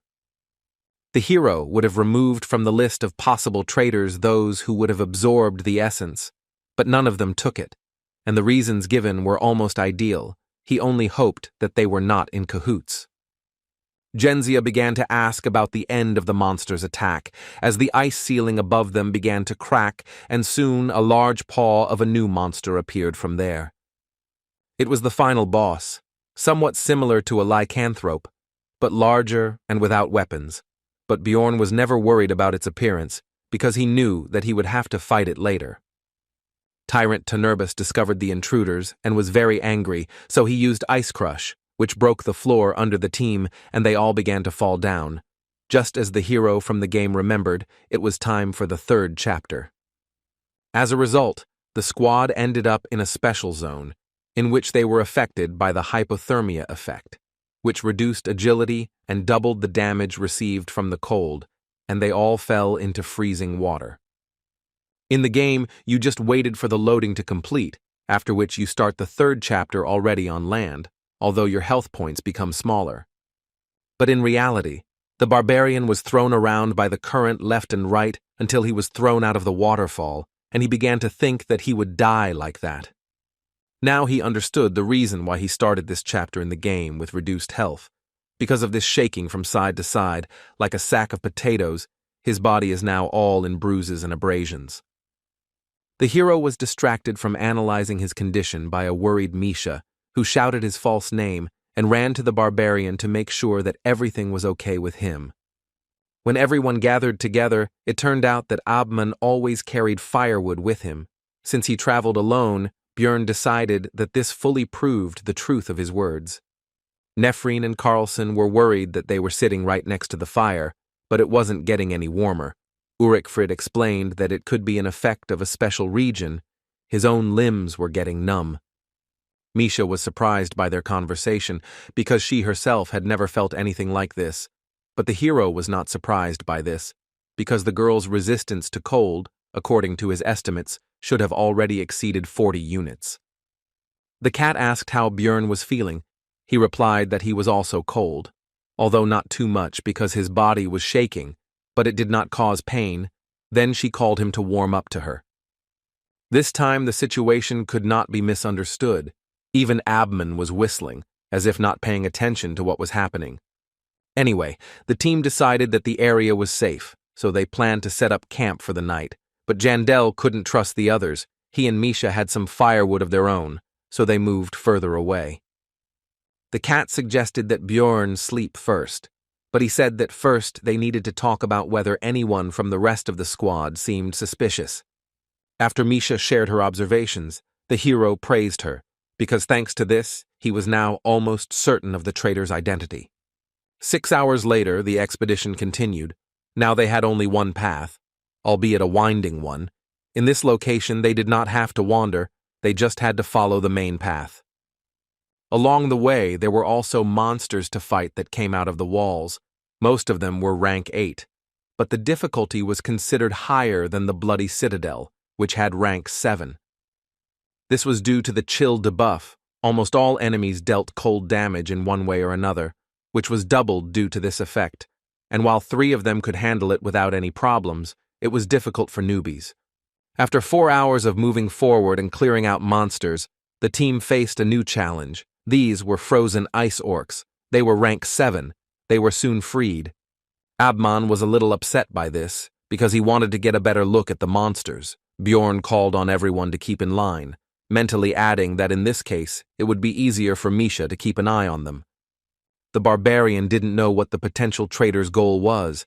Maybe it was even a simple clearing of the rift. But in any case, he decided to prepare for any development of events. Now he rushed straight at the orcs with a battle cry. Such a serious skirmish is the perfect chance for him to take action. So, just in case, the hero decided to keep his cards close to his chest and fight at a lower strength. Abman asked Misha why she was still here and not joining the battle. She replied that someone could attack from behind, but in fact Björn simply asked her to do so. Ulrichfrid decided that the battle was not going in their favor, so he used his contract with the spirit beast. It turned out to be a summoner, so the bear Iradun, the Iron Hero, appeared on the battlefield. Seeing the beast's power in action, Björn finally understood how Abman could explore the labyrinth alone, though that wasn't a good thing right now. At this rate, they would win before the traitor revealed himself. So the Barbarian had to go to plan B. He weakened his defense and exposed himself to the orc's attack, while Misha worriedly shouted out his fake name. But in fact, she was closely observing the actions of the rest of the squad, as previously agreed. Björn was actually almost unharmed because the combination of the helmet, the thickness of the skull, physical resistance and regeneration protected his head. He only got a slight dizziness. Now it's the cat's turn. Carlson temporarily took the place of the defender and began to hold back the opponents, but among them was an orc sorcerer who aimed at 2 beastmen standing at a distance. Abman fired a crossbow at the enemy, who tried to defend himself with an ice wall, but the bolt easily pierced the barrier and hit the greenskin right in the forehead. Even without the Barbarian, the team coped with this fight. Jandel was already beginning to think that his whole idea of creating a difficult situation was losing its meaning, when a voice was heard that said that since the essence had appeared, it was possible to begin implementing the plan.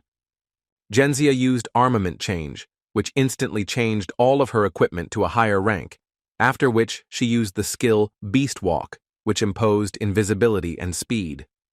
Thanks to this, she quickly got closer to Abman and also activated Vengeance, which increased the penetrating and cutting abilities of one blow and also imposed the abnormal state of bleeding. She said that she would receive 30 million for his things, and due to Ulrichfried's critical injury, his spirit beast was recalled. The next moment, Misha threw some potion right at Genzia's head. She didn't understand its effect, so she tried to find out about it. But the thrower interrupted her with a shout that Bjorn must act now.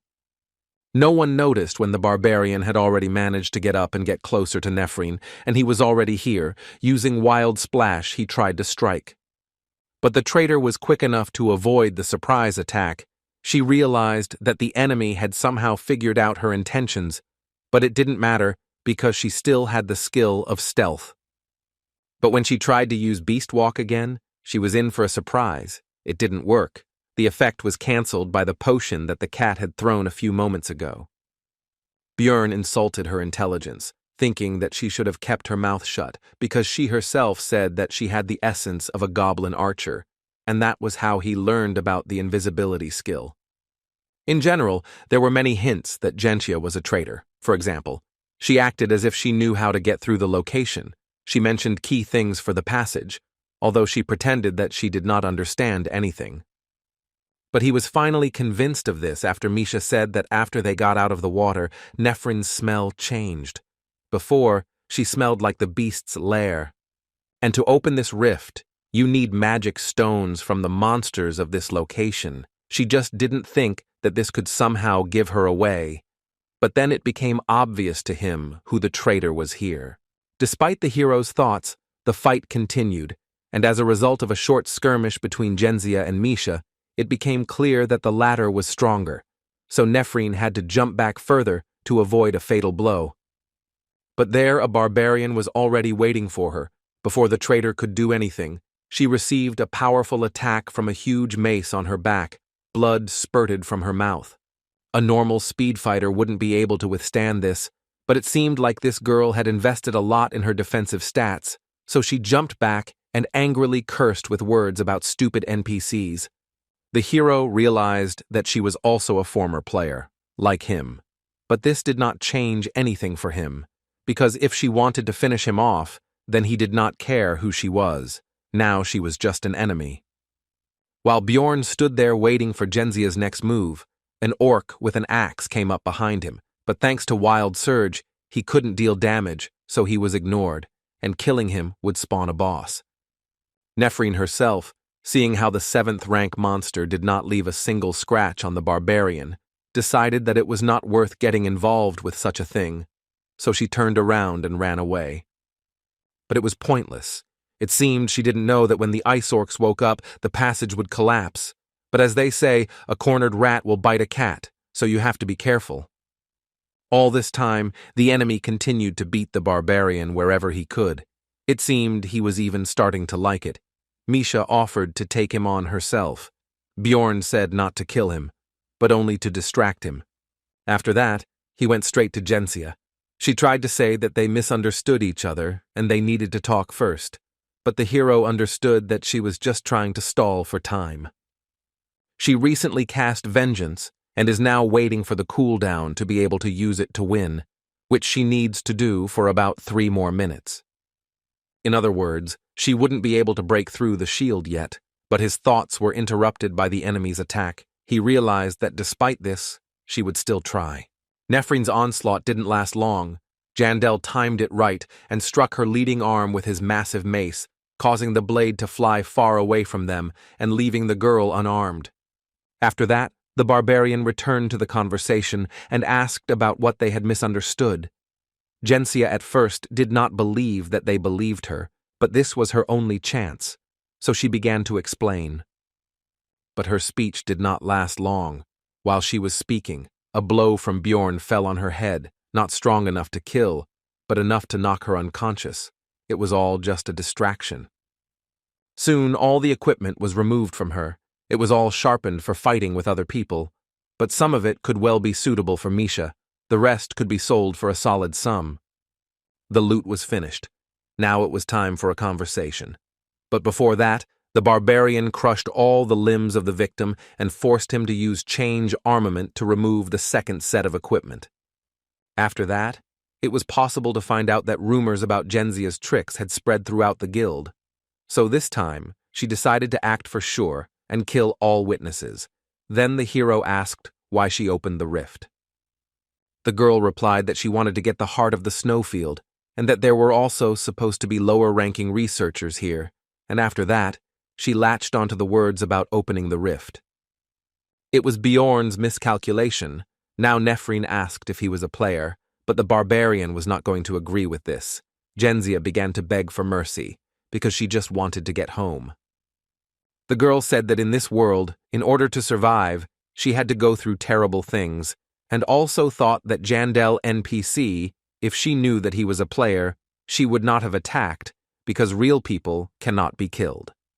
After that, she broke down. She wanted to hear at least some kind of answer, and the hero was silent all this time. He was surprisingly calm. There was not a drop of sadness, and there was no pity either. He simply said that she was an evil spirit. He raised the mace up and abruptly lowered it down. With her last word, the girl called her mother. After that, she would never say anything again, and the floor of the labyrinth was once again stained with human blood. Bjorn killed another player for the first time, whether it was easy or hard, whether he felt excitement or fear. Looking at Misha, he understood that none of it mattered. He did what he had to do.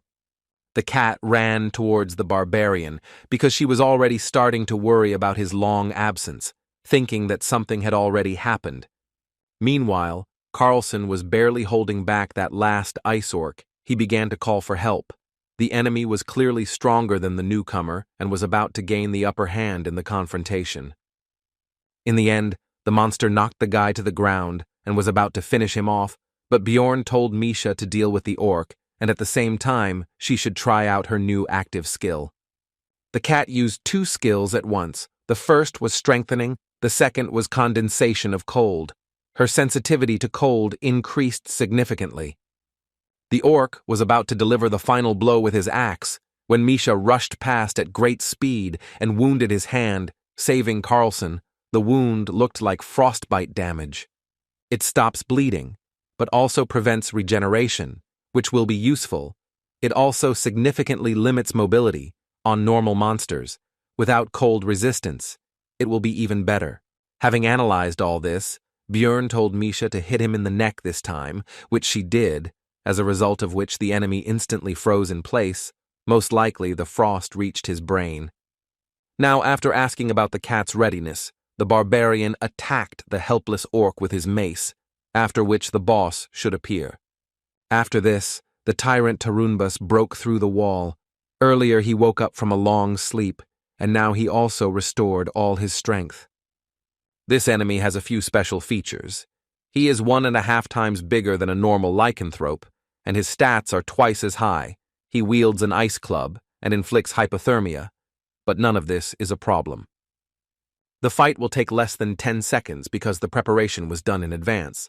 Bjorn ate the thundergrass, which increased the damage from lightning, after which he used a scroll with the same element. This boss is vulnerable to this attribute. After the attack, he fell into a state of paralysis, but it was too early to let his guard down, because Tarunbas has a skill that can remove debuffs that limit mobility, which he soon used. However, since the skill was used, it will now be recharged, so you can just do the same thing again that Misha did, throwing lightning bombs at the enemy. All this was taken into account in advance. This time the tyrant Tarunbas fell into a state of complete unconsciousness. Only 3 seconds had passed since the start of the fight. Everything would be as easy as pie. The preparation was at the highest level. Now Misha and Bjorn began to beat the boss with weapons enchanted to deal lightning damage. It reminded him of the good old days when he and Anar also killed death demons. The essence fell from the keeper. It was previously decided that it would go to the cat. She again began a conversation about the same as last time, but he did not listen to her and simply forced her to absorb the prey. Here they were attracted by the weak voice of Abman, who asked to get a potion from his bag. Misha was glad that he was alive, although she could have sworn that a second ago he had not been breathing. Carlson and the girl found the best potion and, telling the wounded man not to complain about the waste later, began the treatment. But it didn't help, so they continued. The hero realized that the blade was probably lubricated with poison that prevents healing and regeneration. The antidote also didn't work. The bleeding didn't stop. Urikfried was getting worse. Then Misha remembered the advanced healing potion that she and Bjorn had acquired earlier and suggested using it. After using 5 regular and 1 advanced elixir, the bear's condition improved more or less. It should even grow back the severed limb. His poison was very strong. After this, Jandel gave Carlson his share. He noticed that there was too much here. Then the barbarian said that it was because he did not receive the promised essences, and also he should not talk about what happened here. Misha seemed to think that Bjorn did it out of the kindness of his heart and cast a warm glance at him, but he didn't understand why she was staring at him like that. When Carlson left, Abman finally woke up. The first thing he said was that he was very lucky to stay alive. The hero was pleased that he understood this. Urikfried assured that he would pay for the potion. Jandel said that it would cost 5 million. The bear noted that it was only 1 million, but agreed, because the price of items can change depending on the circumstances. He left one of his numbered items as collateral. It was 7611, Gravedigger's Deception, which after receiving fatal damage plunges the wearer into suspended animation and gives immunity to damage for a certain time. It was thanks to this that the bear was able to survive. There were only 2 out of 3 uses left. But the barbarian still thought about simply taking the debt with the artifact. But Abman understood his thoughts and did not agree. At parting, Urikfried promised that he would not forget everything that the hero did for him. Bjorn noticed that he looked very cool at that moment. After that, the barbarian called Misha with him and turned back. She was surprised that they were not leaving, to which he explained that he still needed to take something from here. These were the caches that he learned about in the game. Besides everything else, a consumable was hidden in 1 ice block, increasing sensitivity to cold by 3 points. It, of course, went to the cat, and he himself increased his resistance to frost with another find.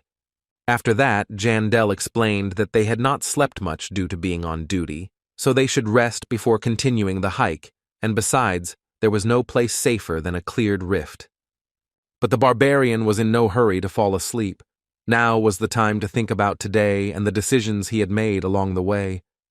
First of all, he thought about what would have happened if he had been here alone. As soon as the hero killed the player, all sorts of thoughts began to creep into his head. He suddenly began to hope that she would still open her eyes, at least in her world, and her dream would come true. Bjorn was disappointed in himself. And even so, despite all his actions, he was overcome by greed. For Abman's equipment, he could get 30 million. This would allow him to raise his seal to the 6th level. He just had to wait. However, Jandel poured the potion on his wound, deciding that it would be wrong to let him die like that in front of the one he was going to work with in the future.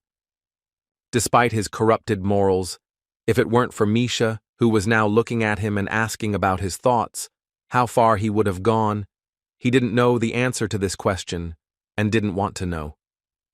It was cold, so the cat and Bjorn spent the night under 1 blanket. The heat of the fire embraced them. They dozed off for a while.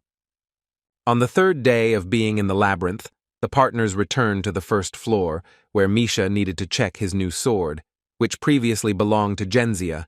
It was some kind of numbered item.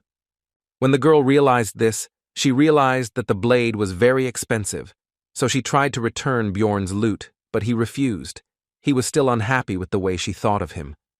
Misha continued to get used to her new powers and equipment, and Jandel was going to continue these trainings on the 3rd floor. Now he did not interfere in the cat's battles, so she asked just in case whether the barbarian was forcing her to fight alone because of his laziness. He answered negatively. Looking at how much stronger Misha had become, Bjorn began to be proud of her. Because she had grown so much in such a short time, he did not expect that they would be able to catch the essence. The essence of the lycanthrope is as good as the Yeti. It increased agility, cutting power, sensitivity to cold, resistance to it, physical defense, fighting spirit. But these are not the main characteristics. Passive skill, Snowblood, which increases sensitivity to cold by 1.5 times. The longer you live, the more noticeable the bonus will be. Plus, it is an excellent synergy with condensation of cold. The active skill Ice Crush slightly increases damage dealt to enemies in the frostbite state, and greatly increases damage dealt to enemies in the frozen state, making it super effective for multiple attacks. The Indomitable skill removes all effects that affect mobility. It costs a lot of soul energy, but helps fill in the weak spots in the defense of damage dealers who are usually vulnerable to control. Bjorn told Misha to try using Ice Crush immediately after cold condensation. The beast woman noted that monsters die with one blow. Then the barbarian advised to hit not with a sword, but with a fist. But it didn't help. The opponents still couldn't stand even this. Then the hero said that they were going to the second floor for training. Misha interrupted further explanations and predicted his next words. When Bjorn said that she guessed his thought, she beamed and lifted her nose. Based on her reaction, the barbarian realized that if he screwed up somehow, she would most likely calm down. He just needed to pretend that he had lost the argument to her. The partners walked calmly through the cave as the crystals changed the color of their glow from light blue to red. This clearly indicated to Jandel that someone had summoned the lord of the first floor. He calmly explained what was happening to Misha. She initially calmed down because of his tone, but then perked up because the meeting with Ryakis was still fresh in her memory. Bjorn hastened to reassure her. He explained that the lord of the first floor was quite level-headed. He was only summoned after 3 days, and when there were more than 5 people in one place, and in general did not pose a particular threat. The girl came to her senses, and Jandel added that the portals are not blocked, and if the researchers lose, he simply quietly leaves. The monsters on the level also do not change in any way. Most likely, he was summoned specially. He also recalled how he sold information about the tactics to defeat the first floor lord to the player community. He only had 2 weeks to prepare, but it seems like he is really impatient. The duo reached the second floor, the land of the dead, in a whole day. The absence of a scout in the team took its toll. Rothmiller's absence was really noticeable. The views of this location reminded Bjorn of the good old days when he and Einar broke the bones of skeletons here and beat death demons into mush. It evoked pleasant emotions. But the next moment, he remembered his meeting with that crazy woman, because of whom they almost died, which made him feel somehow worse. The reason Bjorn chose this path was simple. It was just much easier to get to the 3rd floor from here. You just need to stomp north. This time there were only 2 of them, so they could open a raid on the Death Knight, a 6th rank monster, in the battle with which it will become clear how much stronger Misha has become, and they will also receive experience. Soon the duo encountered 2 death demons. They would be good targets to test the girl's new skills, so she would hold off the opponents while she focused on consecutive attacks. The plan was immediately put into action. Misha used cold condensation and ice crush. This immediately caused the entire lower part of the monster to be covered in a ball of ice. He was unable to move, but he was not going to give up, so he used Call of the Dead. New opponents pounced on Bjorn while he held back the second death demon, which made him unable to defend himself. The dead man, despite all the hero's physical protection, managed to bite through his skin and draw blood. The damage was not particularly significant, but it was unpleasant. Misha became worried and rushed to help the barbarian. But this was not such a dangerous situation as it seemed to the cat, because a moment later the wound began to rapidly regenerate with a hiss. The beast woman asked if Bjorn was a monster. He told her not to look at him, but to return to the battle, and the thought also came to his mind that the further he leveled up, the less he would resemble a human. Soon the opponents were easily defeated. Their bodies began to dissolve, and the duo continued their journey north, simultaneously fighting other monsters. The girl continued to train. As a result, Misha began to understand how much cold damage was needed to inflict the frostbite effect, but not to the point of freezing. They even came across a chimera wolf who had a control skill, allowing the cat to test indomitability. Bjorn advised his partner to use this skill only in case of emergency because it was spending a lot of soul power, to which she replied that she understood everything. She was not a kitten. But a little later, as the barbarian thought, Misha overdid it with her energy expenditure and began to feel tired and devastated. The barbarian began to carry his partner by the scruff of the neck, as if she were an ordinary cat, while simultaneously recommending that she spend her soul power wisely next time, while she justified herself by saying that she felt fine until the last moment. Some more time passed, and it was decided to set up a camp for rest in some ruins. The girl was resting, and the hero was on duty. Everything was calm. But soon the voices of some researchers were heard nearby. They seemed not to notice the presence of Jandel and the beast woman nearby. Bjorn decided that it was time to leave here, so it was time to wake up Misha. But he froze when he heard the guests begin to discuss a certain barbarian, in particular, how he slept carelessly, and that they could cut out his heart right now, but the magicians preferred fresh ingredients. The hero heard something he couldn't ignore. It was obvious that his fellow was lying there, unaware that he was surrounded by hyena explorers. Bjorn remembered that of the barbarians who had gone through the initiation ceremony with him, less than a third had survived by now. Karak had told him this. And of course it couldn't be just the monster's fault. It was obviously the work of marauders aiming for their hearts. Continuing to listen to the researchers' conversations, the hero began to understand that they, it seems, were not going to do anything today. So what should he do? His first thought was to just kill them all. It was a simple and convenient solution, but not ideal, so he came up with another option for the development of events, after which he woke up his partner. The researchers were resting peacefully. One of them, as expected, was on duty. No one expected any incidents. But suddenly they heard a loud cry which woke up the entire detachment, except for the barbarian who was sleeping extremely soundly. It was the hero's voice, who told his partner that he simply wanted to do it. The researchers heard them and were surprised by the unexpected guests, but did not lose their heads and told them not to come closer. After this, one of the squad members hurried to wake up the barbarian and explained the situation to him. He was surprised that it was not monsters that arrived, but other people. He did not understand the danger. After all, his relative was among the guests. They hurried to meet each other. Bjorn introduced himself by his false name, Bjorn, son of Thor, and the second big guy was Karen, son of Tarson.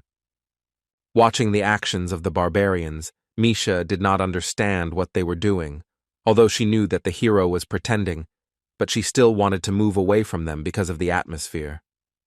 After the introduction, Charon turned to his team and said that they needed to lower their weapons because Bayan was not a bad explorer, and Jandel confirmed these words while they seemed to shine. One of the members of this squad twice began to address the barbarian, but he first told him to call him by name, but he made a mistake in this too, calling him Thor. He corrected him again, and soon the hero got him angry. The explorer was still able to correctly name Jandel and said that they should leave here because this is their camp. Then Bjorn said that they can become friends for the night. He began to explain that this was not done above the first floor, but the faces of the other people showed that they were already fed up to death. They had no idea that this was only the beginning. The researcher continued his speech. He said that you need to go up with those you trust. Bjorn clarified that they cannot become friends for the night. And the next moment he yelled that they were completely stupid, that they only had the bull for decoration, because if they united, then each of them would be able to sleep longer. Charon was surprised by this. He exclaimed that this was simply a brilliant solution, and he also wondered how the others had not thought of this before. The researchers were extremely surprised by this whole conversation. They decided that there was no point in even talking to these stupid barbarians. They even tried to somehow object, but this did not bring any results. The leader, with whom Bjorn had been talking all this time, had already decided that this would only bring disadvantages when he noticed the beast woman, who was very beautiful. He asked her opinion. The cat replied that since they were in the company of a barbarian, they could not be bad people, so she was not against their temporary unification. After which she told that her companion had lost his weapon, so she could not trust him to be on duty. This news pleased the squad leader, and Bjorn added that he had stuck the weapon into the monster and it had run away. The hero came up with a ridiculous excuse, but they believed him, looked at each other and decided to agree. Sometimes the reputation of not the smartest barbarians can be useful. The duo began to pretend that they were sleeping. Misha asked if they had to lie together. Bjorn replied that it was necessary. In exchange, he would then fulfill any wish of his partner. Soon the people stood up. Jandel squeezed the cat's shoulder tighter. The researchers decided to split up to deal with all the targets at once. 2 went to the hero and the beast girl, 1 to Karen. Bjorn pretended to wake up. He asked if they also got up because of hunger. They answered in the affirmative and said that they had dried meat. The hero turned away. Then the researcher struck him, which did not cause him any damage. The attacker was so surprised by this result that he simply froze, not even continuing the attack. Jandel turned around and asked about the fact that he had done this by accident, and also said that you can't make a mistake like that even if you are very hungry. The leader of the squad began to justify himself. But before he could say 3 words, he received a punch in the face. Several of his teeth flew off, after which the hero said that it happened by accident because he was also hungry. Charon meanwhile woke up because of the noise. Then one of the squad members shouted to the archer who was standing behind Tarson's son to shoot him. But the barbarian still managed to defend himself from the arrow. Although it pierced his arm through and through, the tip almost reached his eye, but he still survived. This made Karen very angry. He grabbed the archer by the neck and began to demand answers. The situation of the researchers was getting worse and worse. Misha dealt with the last one. She told Bjorn that at first she was a little doubtful, but he turned out to be right. These people really are marauders. All the enemies were neutralized. Now it was time for interrogation. These researchers had a notebook with their conversations, which they conducted in writing so as not to be heard by their future victims. Charon did not understand the reasons for their attack. The archer read these conversations. From them, the reasons for which the squad accepted Bjorn became clear. They discussed the stupidity of the barbarians, and at some point he stopped. But the hero forced him to continue, and then the conversation turned to the fact that they had already killed many of them, and they also believed that these blockheads were just walking monsters, about the same in intelligence and aggressiveness. Charon was furious about the whole situation. He asked whose last words were. The archer answered, after which Bjorn ordered the prisoner to continue. Then the conversation turned to the fact that, in addition to the barbarians, they had good prey, the same stupid beast woman, but pretty, although she probably doesn't just travel with her companion. At these words, Misha interrupted it. She snatched a notebook, read something, and then asked the prisoner who had written certain lines, and upon learning this, she said that the researcher would be hers, to which the hero agreed. After that, they skimmed through the dirty words about the cat. Then there was talk about who would kill whom, and now there was the archer's own phrase about taking on Karen, since he had infuriated him with his condescending attitude toward his class. A shadow fell over the barbarian's face. He asked about what he had done wrong and asked Bjorn for advice, because he did not know what to do next. Soon the archer's head was cut off by Karen's axe. The leader was stabbed to death by Misha, and the last guy, who began to beg for mercy, was taken on by Jandel, who broke his neck. Tarson's son decided to leave himself a battle mark. He dropped a little healing potion. Barbarians consider scars medals. They keep them so that they serve as a reminder of mistakes in order to become stronger later. The marauders had obtained some valuable equipment. Bjorn offered Karen to take some of it for himself. He initially tried to refuse, but was soon convinced. In the end, he took the hammer for himself, saying that he would use it if he couldn't finish someone off with an axe, and the hero thought that having a weapon in each hand was just the thing for a barbarian. Misha and Bjorn suggested that he take something else, even if it doesn't suit him, then he can sell it. After that, they decided to take Karen to the first floor. When the squad reached the crystal cave, the hero decided to introduce himself again. Because earlier he had given a false name, Tarson's son immediately recognized the celebrity. He said that it was an honor for him to meet little Balkan, and also added that in that case, he would not mind taking his booty, although before that he wanted to give up his share. Bjorn said that this was right, and also that Karen should not forget that the stronger he became, the easier life would be for the young warriors. At the moment, barbarians are the weakest species. They are in the most vulnerable position, unlike other non-human races.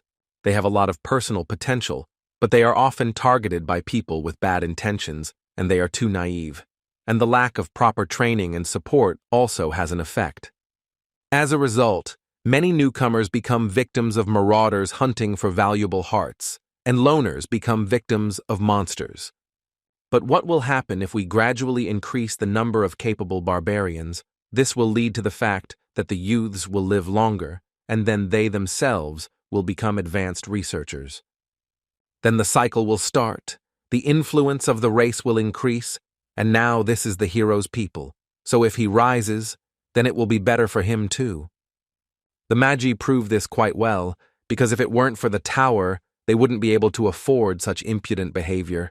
So far his actions are practically nothing, but if Bjorn starts helping such people, then everything can change. Having completed his thoughts, Jandel turned to Charon and began to give him a lot of advice, starting with the fact that when looking for a team, you need to choose one where there is at least one non-human. When Bjorn finished speaking, Tarson's son thanked the hero and said that hiding the axe behind a kind smile was indeed an excellent tactic, which surprised Misha and her partner. Charon continued his speech. He said that he would only take people as friends for the night, and if someone showed their true nature, he would open their skulls. And when he meets the young warrior, he will tell his story and give advice, exactly the same as little Balkan gave him, all for the sake of their people. Björn, meeting his gaze, realized that anyone who crossed this guy would find themselves in a very bad situation. After that, Misha and Jandel returned to the second floor, where they wandered for 2 more days. Now they were looking for one special monster. The hero was already beginning to think that he could forget about it. The cat told him not to be sad and asked what this story was about, a huge tombstone in the lands of the dead, from where a death knight emerges on the 7th day. She had never heard of anything like that. After that, Misha said that books don't always tell the truth, so the hero should stop sitting around in the library and start walking with her. Björn was surprised by this specific alternative. But further conversation had to be interrupted. Both felt something strange and became alarmed. They did not know yet, but they were subjected to the effect of the resentment skill, which reduced the effectiveness of healing and regeneration. The hero suspected what had happened, thanks to the time spent in dungeon and stone, so he immediately bit his lip and began to time the time it took for the blood to stop. He was right. Everything indicated that the Death Knight was very close. Apparently he was aggroed immediately upon his appearance. Someone was waiting for him and immediately attacked. Possibly a player, but not a fact. All they need is experience from this monster.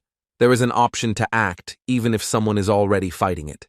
Soon the duo ran to their destination, where the researchers actually started a fight with the Death Knight. The hero did not stop the speed of his run and attacked the monster with a swoop. After this, Björn switched on his stupid barbarian mode and shouted to the squad that had just been fighting not to be afraid, because he had saved them. In the end, they started whining.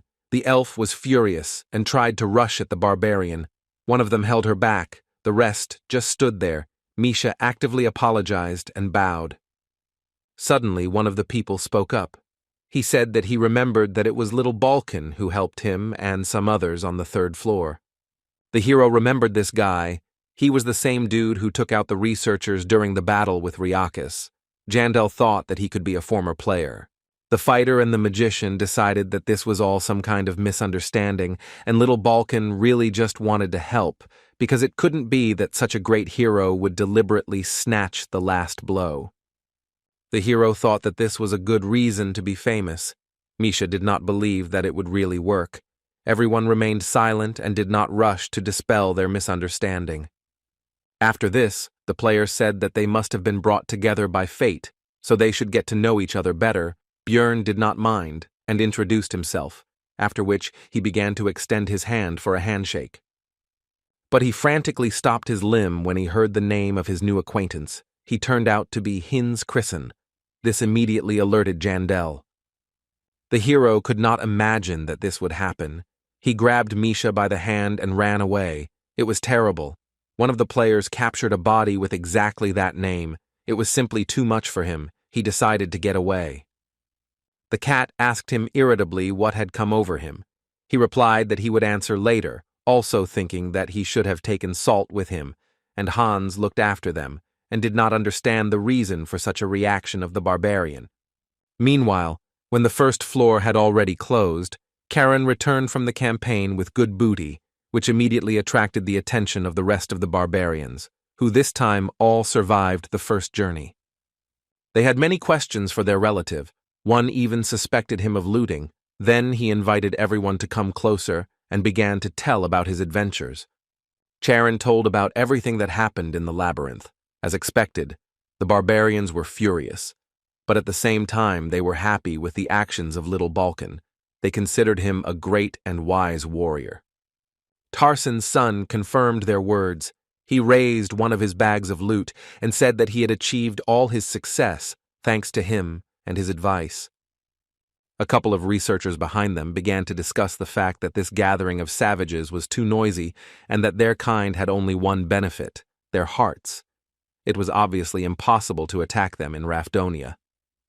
Until now, the barbarians were at the lowest level in the hierarchy of the labyrinth, but now Karen was going to change this. He decided to start small. He would teach his kindred what he learned from Bjorn and what he learned himself. Misha and Jandel reached the 3rd floor in the second half of the 9th day, ending up in the Black River mouth location. Next time, they definitely need to take a scout, but now they've tagged along with another group. Bjorn also told the cat about Hans, who said that since such a meeting was a bad omen, then perhaps they should have gone back and left the 1st floor. The hero noted that this was not proven, and if such an effect existed, they would not become immune to it even if they returned to Rafdonia, so it was better to just continue doing what they were going to do. Misha said that it would be better if he didn't tell her anything, because now she was worried. He replied that he was glad to share his problem with someone. This irritated the girl, because she thought that he was laughing at her. The barbarian initially agreed with this, but then said that he began to rely on the cat, although he himself did not understand when this happened. These words confused his companion. Misha praised Jandel and said that he needed to continue to rely on her and not suffer alone, while she experienced a cocktail of different emotions: pride, joy, fun, and awkwardness. Bjorn said that he was just joking, after which he instantly disappeared from his previous place, causing the cat to be surprised at first, and then angry and irritated, so she chased after the fleeing barbarian. But the merry chase did not last very long. To reach the place for a halt, it was necessary to cross the river. At certain moments, the water rises. They were lucky to make it in time, but the best places were already taken. Misha said that she forgave Bjorn because she has a generous heart, and certainly not because she didn't want to get wet. Suddenly, the voices of the researchers were heard asking someone to be quieter, because they were trying to sleep here. They apologized, and the cat was happy, because she recognized the one who was asking for forgiveness for the noise. Hikuro, Devalki, and Rottmiller also set up camp here. Misha said that they were definitely connected by fate itself, but so the team of outcasts became one again. The dwarf asked about their task. Bjorn answered that it was on the 1st floor. The customer had already returned, after which he inquired about their presence here, because the trio was going to stop on the 2nd level. Hikuro explained that they had already finished all their business on the previous floor, so they had come here on a backup mission that they had taken just in case, which was exactly what had happened. After that, the team completed the task that Murad took. It was necessary to get the eyes of the frog sorcerer. The reward would be 2 million. It did not take even 3 days. Misha was surprised that the matter was finished, but Devalki was glad that his distortion magic, which kept the monster's body from dissolving, finally worked, and told the beast woman that she was a talisman of good luck. But Hikuro said that he was looking at her through rose-colored glasses. The lucky one here was obviously Jandel. Fortune was following him on his heels. The barbarian himself had a clearly opposite opinion about this. After that, he suggested going to the 4th floor. Since they were done here, it would be a shame to stop there. If they set out now, they should make it in time, even if it would be tight. Everything was decided, and 3 days later, the team entered the Witch Forest, and 3 hours before the third level closed, the portal was reached. The hero praised Rothmiller for his work. When Jandel was already entering the passage, he heard a familiar voice calling him from behind, but he did not have time to turn around. It seemed to him that it was Irwin. He began to think about the likelihood of such a meeting. But there was no time for that, because in the Sky Tower, the monsters attack immediately. This time, they had a nasty combination. It was an orc sorcerer, a stone golem, living armor, and a Dullahan. Only a few moments passed and the battle began. Hikuro exclaimed that his comrades should not lose their vigilance, because even though the opponents were low-ranked, their teamwork could be unpleasant. But the next moment, everything was already finished. All the enemies were killed. Bjorn dealt with the Dullahan and the living armor. Misha dealt with the golem, and Devalki demonstrated his new spell on the orc. Murad was surprised at how easy the fight was, but quickly came to his senses, because 4 multicolored portals opened, behind each of which were different types of tests. They did not have time, so the choice was obvious. This will be the Ladder of Wisdom, a path that requires a scout, since the road is very confusing and filled with traps. Monsters appear periodically, but you can climb up 5 floors at once. The hero was interested in what could have happened if they had chosen a different path, because then perhaps this would not have happened. On the first level of the Sky Tower, the team passed the Door of Wisdom, then Courage, and then Wisdom again. Thus, they reached the 12th floor, where they came across a troll, a 5th-rank monster. Everyone was surprised and afraid of this meeting. The hero was no exception, because this is a very dangerous opponent who somehow jumped out right here. Of course, rank 5 monsters do appear in the Sky Tower, but they are extremely rare. In 10 years of playing, Bjorn had only encountered them 7 times, and even then it was on the 100th floor, not the 12th. The hero was finally convinced that people named Hans bring bad luck, because he had just recently met one of them. But now was not the time for reflection. The barbarian shouted to his comrades to pull themselves together, after which he used Wild Splash and rushed into battle, because if this happened, then he needed to strike ahead. Even with a skill that significantly increased physical characteristics, Jandel had a hard time taking the blows of such a powerful monster on his shield. Hikuro rushed to the rescue. He used weight balance, which increases resistance to repulsion and absorbs inertia, but even with this, the shield was damaged, which is why emergency recovery was used. Be that as it may, the short distraction of the enemy allowed the hero to stop defending and go on the attack. Although this did not bring much result, the troll turned out to be too strong. Rothmiller began firing his crossbow, trying to hit vulnerable spots, and Devalki finished preparing his spells. He used enhancement on Ice Spear. The projectile rushed towards the monster, but despite its size, it was fast enough to break the attack with its huge hand. The wizard could not believe what he saw. But the team was in no hurry to give up. Now it was time for Misha to try her strength against the enemy. She began to cut him, but the skin turned out to be too strong for her blades, but she managed to freeze him a little. The troll's defense left a lasting impression on the squad. Devalki began to shout that they needed to retreat because it was impossible to win, but Bjorn reminded his comrades that they had nowhere to run. The hero remembered that during his previous encounter with a monster of the same level of power, he had a 6th-rank sorceress with him, and for wizards they are considered 1.5 times more powerful than for other researchers. In addition, she knew and used spells of the element of light, to which the guardian was vulnerable, and before the battle, the tear of the goddess was used on him. Only thanks to all this and other factors was it possible to win.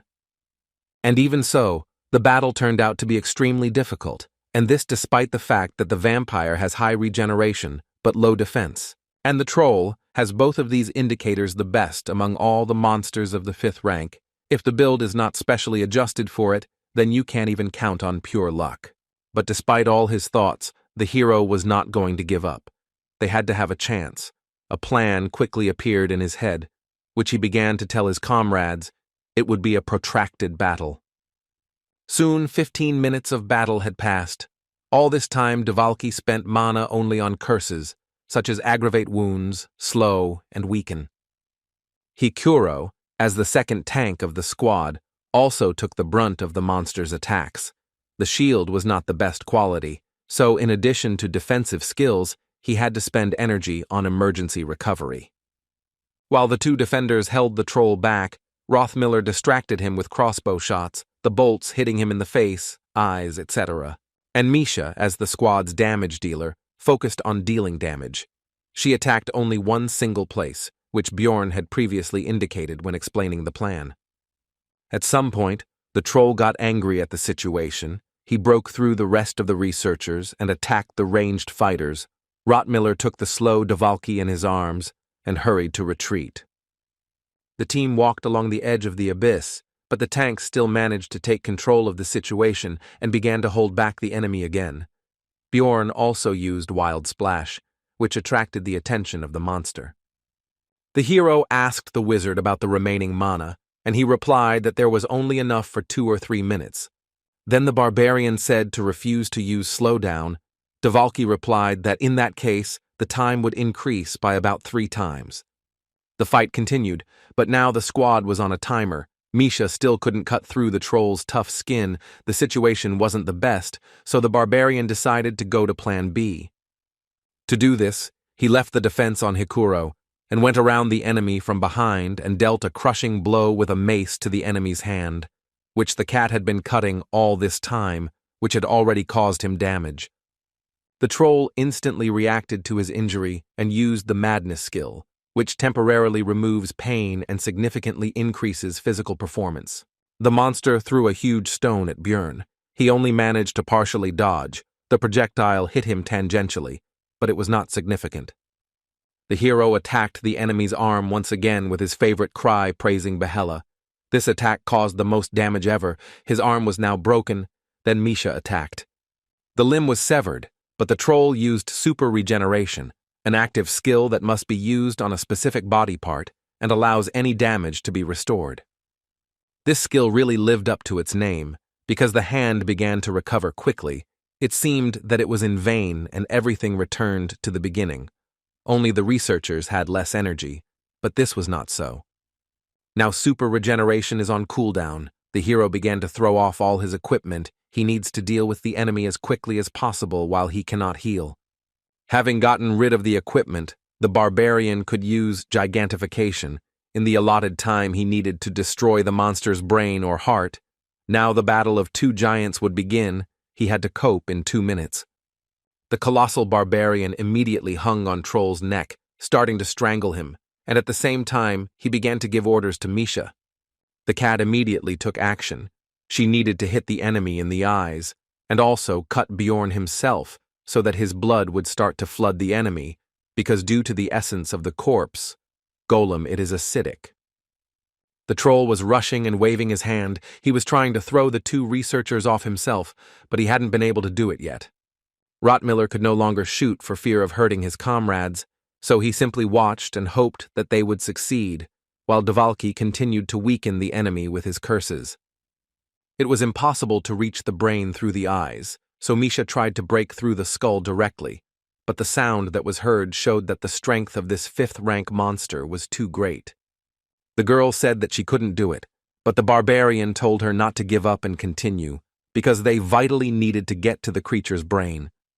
The blinded monster seemed to have already given up hope of throwing the enemies off his body, which is why he became enraged and rushed to those he could reach. To Rothmiller and Dvalki, the monster did not intend to tolerate the curse. It is unknown how he aimed at the wizard, because he should not have seen anything, but it was now and it did not matter. Brown, as a more resilient and physically developed one, took the magician in his arms and began to run away.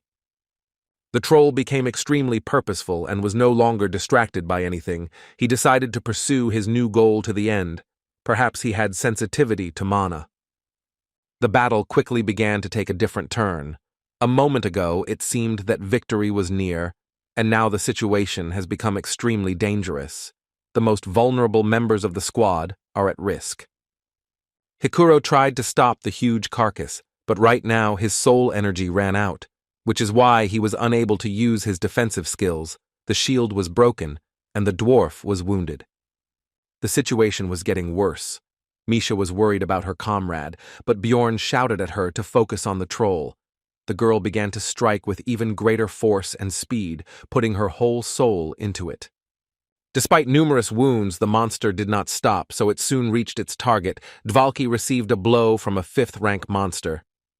The curse's effects stopped affecting the troll, and Misha, after a moment of confusion, pounced on the enemy with unprecedented fury, simultaneously using skills to inflict more damage. Tears flowed from the girl's eyes. Curses at this monster burst from her mouth, but she did not stop, continuing to cut, pierce, and freeze the monster. But Bjorn's energy was not endless. Gigantification consumed it in huge quantities. So soon it ran out, the skill's effect was cancelled, and the barbarian and the beast woman fell off the troll. They both lay limp on the ground. The creature turned around and bowed its eyeless head over them, as if looking at the enemies who had caused it so much trouble. It seemed that this was the end. But it turned out that the troll was on its last legs, and the next moment he died, leaving behind only a single magic crystal, and no essence or anything else. The hero rose to his feet, simultaneously beginning to think about the situation, because all this was not his dream. These were the consequences of the decisions he made, because of which Dvalki suffered. Misha quickly checked Rottmiller and Hikuro, who were lying nearby. The first one only had a leg injured, and the second one was knocked out. There were no critical injuries. The real problem was in Dvalki. He wasn't breathing. The young mage's frail body had suffered the most from the encounter with the fist of the 5th rank troll. Misha was at a loss. Tears were flowing from her eyes. Bjorn simply poured the potion into the mouth of the injured but still living wizard, although he understood that this was a temporary solution. Dvalki is an ordinary human magician who is known for his fragility. Now his spine is almost folded in half, his leg is also broken. There are also internal injuries, since blood is coming from his nose and mouth. At that moment, the hero regretted wasting his advanced healing potion on Abman. All sorts of petty thoughts came into his head that the situation should change. But it turned out not to be so bad.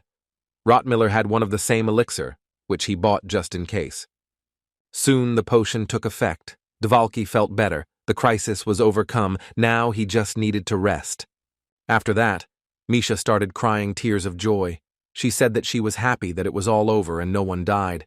But Bjorn couldn't be happy because too many things had happened that were stressing him out. Jandel's son understood that everything ended well, not because he planned everything correctly, not because of his efforts or because of the right reaction. It was just luck. Now, recognizing this fact and remembering his past misadventures, the barbarian truly understood what the life of an explorer meant in this accursed world. The hero was also sure that luck, like today's, would not be with them forever. Death might await them in one of their next journeys into the labyrinth. Soon Hikuro came to his senses, and having learned all the details, was glad that everyone survived. Rothmiller said that it was worth leaving a donation at the temple when they returned. Bjorn bowed his head and began to apologize to his comrades, because he did not expect such behavior from the troll at the end of the battle. They were not going to blame him, because without him, no one would have survived. He made the right decisions. The conversation was interrupted by Dvalka's cough. He woke up. Everyone immediately rushed to come closer to him and began to calm him down and explain the situation. The potion hadn't completely healed everything, so some blood was still coming out of his mouth, but he said he was glad to see all his comrades were okay. Hikuro laughed and said that this story was not even worth bragging about, because no one would believe that they managed to kill the troll. Misha shared her indignation over the lack of normal prey. Rottmiller was also glad that they all survived, after which Murad remembered that the squad scout had spent an expensive potion and said that everyone would chip in for a new one. He did not refuse. While Brown and the dwarf were talking, Misha asked Bjorn about their next steps. She wanted to know if they would be going up further. He was outraged that a cat could think that way about him. The Barbarian said that their team would stay here until the labyrinth was closed, but Hikuro was outraged that the girl was asking about such a thing as Jandala, since this dwarf was the leader. After some time, the labyrinth closed, the squad moved back to Rafdonia, a week passed, and their 6th expedition came to an end. Irwin found out which hotel Björn was supposed to stay at and was looking forward to their long-awaited meeting. But a little while ago, right after returning to the city, the team went to the Temple of Letlas with Dvalki in their arms to completely heal all his wounds. Soon the wizard was completely whole. Björn expected something like this, because some advanced potion cannot compare with divine power, but neither one nor the other will help with psychological trauma. While Rottmiller asked about any side effects, to which he received the answer that everything was fine, the hero decided to visit the magician later and talk to him about what happened. Now everyone decided to rest and meet in 2 days, since this time they did not get many magic stones. Then the main income will be from tasks. When they receive a reward for them, then everyone will take their share. In the end, it should be 400,000 per squad member. This was very little. Because of the troll, the income from this expedition will be significantly less, and the monster itself did not even drop any essence. Misha asked the hero about his future plans. He replied that they should not split up and needed to take a bath. This caused the girl to be embarrassed, and the Barbarian continued by saying that after that, they needed to sort out his clothes. The cat realized that her thoughts had again taken a wrong turn. Jandel said that they had already had enough rest in the labyrinth, so she shouldn't even think about escaping. She agreed with this. The girl said that in that case she would wash herself at his place, since she didn't want to go first to her place and then to his place. The hero replied that he didn't mind, since he didn't want to waste time walking to her house. Björn quickly took the water procedures, impressing Misha with his speed and then delighting her with the fact that she could take her time because he still needed time to sort. The hero was going to divide all his loot into what he would need to keep for himself and what he would need to sell. All of this could be done while the cat was in the bathroom. But he was distracted from this activity by a knock on the door.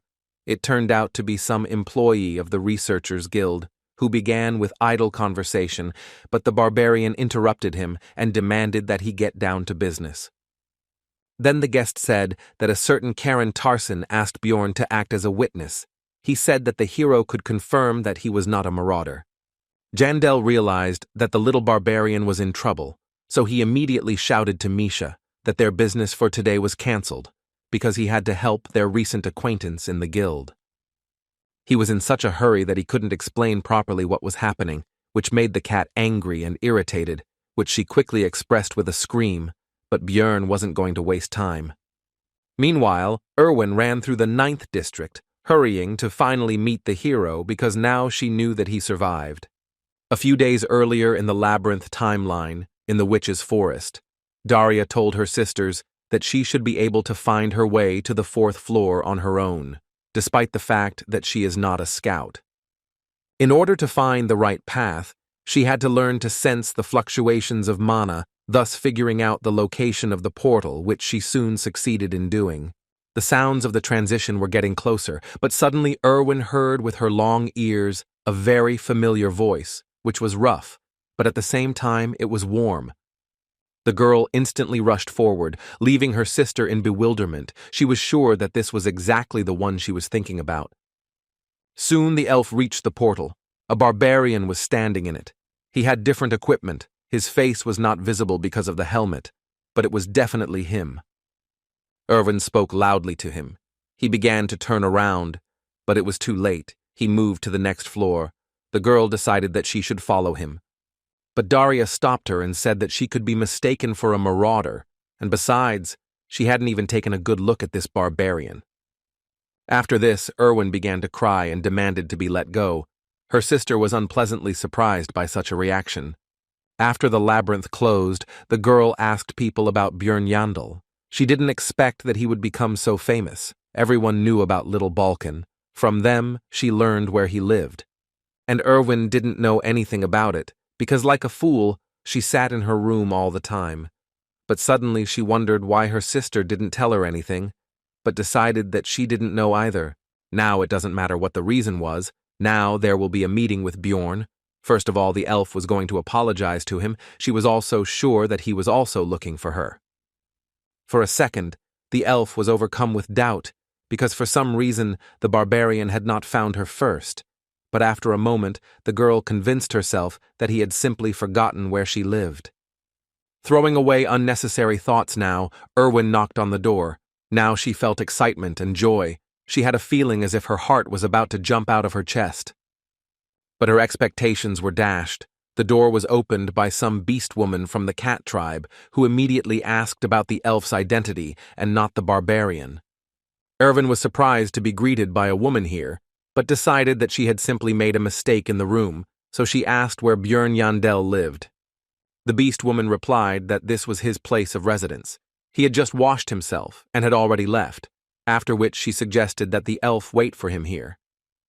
Irwin mentally repeated the words she had just heard and realized that this was indeed Bjorn's room, from which the girl had come out, clearly just from the shower. She was at a loss about this situation. After this, Misha said that if the elf did not want to wait, then let her say her name, then she would tell Jandel about her arrival when he returned. This phrase made Irwin even more tense, because it sounded like they were living together, but she decided not to ask about it. After this, the elf decided to wait for the barbarian in the room and not go anywhere. The beast woman did not object to this. When they entered the room, Irwin noticed the things scattered here, while Misha explained that there was usually no such disorder here. The elf interrupted her. She said that she understood what was happening here, and she also said that she had done the same with him. Then the beast woman asked her about the fact that she was also a researcher. Then Misha said that the girl shouldn't get it all wrong, because all this equipment was obtained from marauders. Irwin said that the beast woman shouldn't worry, because she understood everything correctly and knew that Bjorn would never do something like that. And she continued by saying that it is only fair to be punished for lusting after something that does not belong to you. Meanwhile, Bjorn arrived at the Explorers Guild, where he was informed that the girl he had taken hostage for some reason wanted to meet him. The branch manager was reluctant to disclose any details, so the barbarian stood up and said he was going to leave. The man quickly stopped Bjorn. He explained that he could not reveal the details, but it would not harm him. But Yandel replied that he could tell the girl that he was refusing the offer. 20 minutes before, it had become clear that the story with Karen was just a decoy for the hero. He had been told that, with the help of magic, it had just become clear that Tarson was innocent. After which the local chief invited Bjorn to his place and said that Miss Urbans wanted to meet with him. At first he did not remember who it was, but the man reminded him that it was the daughter of the head of the district, whom he had taken hostage. Meanwhile, the girl's father recalled how his daughter spoke out against him, while a woman should know her place. He was amused by this fuss, because what could she do anyway?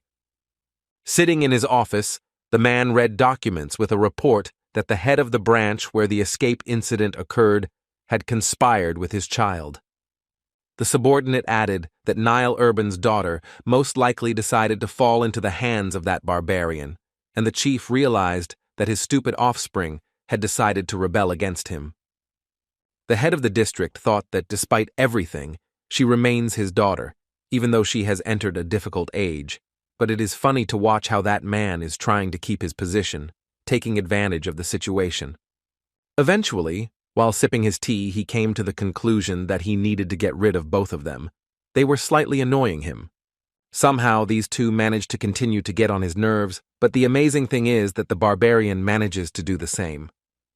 Meanwhile, Bjorn, who had no idea about the intrigues swirling around him, left the guild and unexpectedly found himself right in the middle of a downpour. He decided that since it was dinner time anyway, he could hide inside the nearest establishment, wait out the rain, and at the same time satisfy his hunger. Having tried the meat, the barbarian came to the conclusion that Misha was doing better. He was interested in what she was doing now, and also thought about the fact that tomorrow he could buy a piece and ask the girl to cook it. After that, he suddenly wanted pancakes with green onions and soju, But there probably isn't anything like that here, but he still doesn't have much of a desire to return because he's already gotten used to the local way of life. And to the creaky bed, to the only room with a bathroom in the entire tavern, but most importantly, to the everyday life with his comrades, of course. He could complain all day about all the troubles that happened to him here. The hero came to the conclusion that he had simply begun to become attached to this world, especially if you pay attention to how he thinks about it. Later, he thought about the fact that if he was going to get to the next floors of the Labyrinth, he would have to look for a new team. Bjorn had thought about this before, but after the incident with the troll, he finally realized that if he was going to go higher, it wouldn't work with this group. After all, the further you go, the more dangerous your opponents will be, and you can't expect too much from your current comrades. They can't be lucky all their lives, as they were in past events. The hero was pulled out of his thoughts by Abmann Urikfried, who unexpectedly approached his table. Bjorn first made a mistake with his last name, but he corrected him and said that if it was difficult to pronounce, then he could use his first name. The beastman sat down on the chair opposite and said that he did not expect to see Jandel in this place. He did not understand why, to which he received the explanation that this was his wife's establishment. The barbarian was surprised that Urikfried was a married man, but still went into research. He replied that business was going badly, and it was his job to cover the rear. Bjorn decided not to comment on this.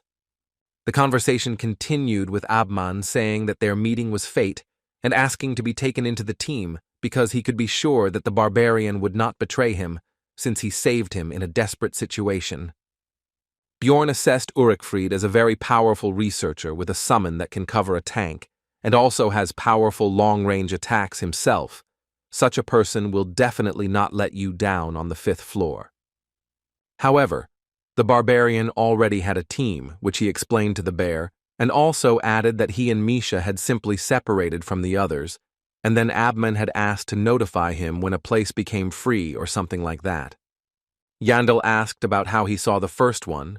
Urikfried's face became serious, and he replied that the hero should understand what he was talking about. After this, the issue of repaying the debt was discussed. They agreed to meet in 10 days. The barbarian borrowed a raincoat and went home. In the hero's room, the two girls continued their conversation. Misha noticed that Irwin was much sterner than he seemed at first glance, and she herself was surprised that she said her phrase about justice out loud. After this, the elf came up with the idea that technically Bjorn could not have been stolen from her, because he was not some kind of thing that belonged to her, and she herself decided to form a team with her sister. But despite all these reasonable arguments, Irwin continued to feel hostility towards this beast woman.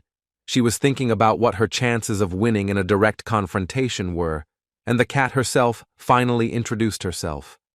The elf also said her name. Misha admired his beauty. After that, the girls sat down and began to wait for the owner of the room to arrive. An awkward silence settled between them. Irwin broke it by asking if the cat was dating anyone. She blushed and replied that she and Bjorn were just partners. These words made the elf glow with joy. She explained that she had misunderstood Misha's words, thinking that she had taken a shower with the barbarian. Irwin suggested that the cat simply lived far away, since she went to bathe in another man's bathtub, but she replied that her house was not that far away. The elf immediately came to the conclusion that this woman was using dirty, dissolute tricks. She was trying to seduce Jandel. Misha wanted to know how Irwin knew Bjorn, and she told him that they were also teammates before. After that, she added that she had a special relationship with the hero because they were each other's first partners and also had their first drink together upon returning from the Labyrinth. Misha noticed that all this was so important, it seemed, only for her, which somewhat upset the elf's mood, who asked for an explanation. The cat grinned and said that she had been with Bjorn for several months, but in all this time she had never heard from him about Irwin. There he instantly jumped up from the table. She could not believe these words, which she loudly told the beast woman, to which she calmly asked her name again. And she continued by saying that she couldn't just turn a blind eye to the elf's behavior, who seemed to be treating her like an idiot and didn't even hide her dislike. Now the cat was angry. Irwin was already out of her mind. She had the feeling from the first glance that this Misha Karlstein would be her enemy. She was trying to steal something important from her, so she needed to be dealt with. But a moment later, the elf's ardor quickly began to fade. When the beast girl became serious, it became clear that the chances of winning in a direct fight were absolutely zero. At that moment, Irwin remembered a moment from his childhood when someone also took away something important from her, which he had succeeded in doing, and now this woman was going to do the same. Tears began to flow from the elf's eyes. She bowed down and began to beg Misha not to take the hero away from her. In the midst of this scene, the owner of the room returned to his home and found an unexpected guest inside. This meeting seemed to Björn as sudden as the rain in the middle of this sunny day.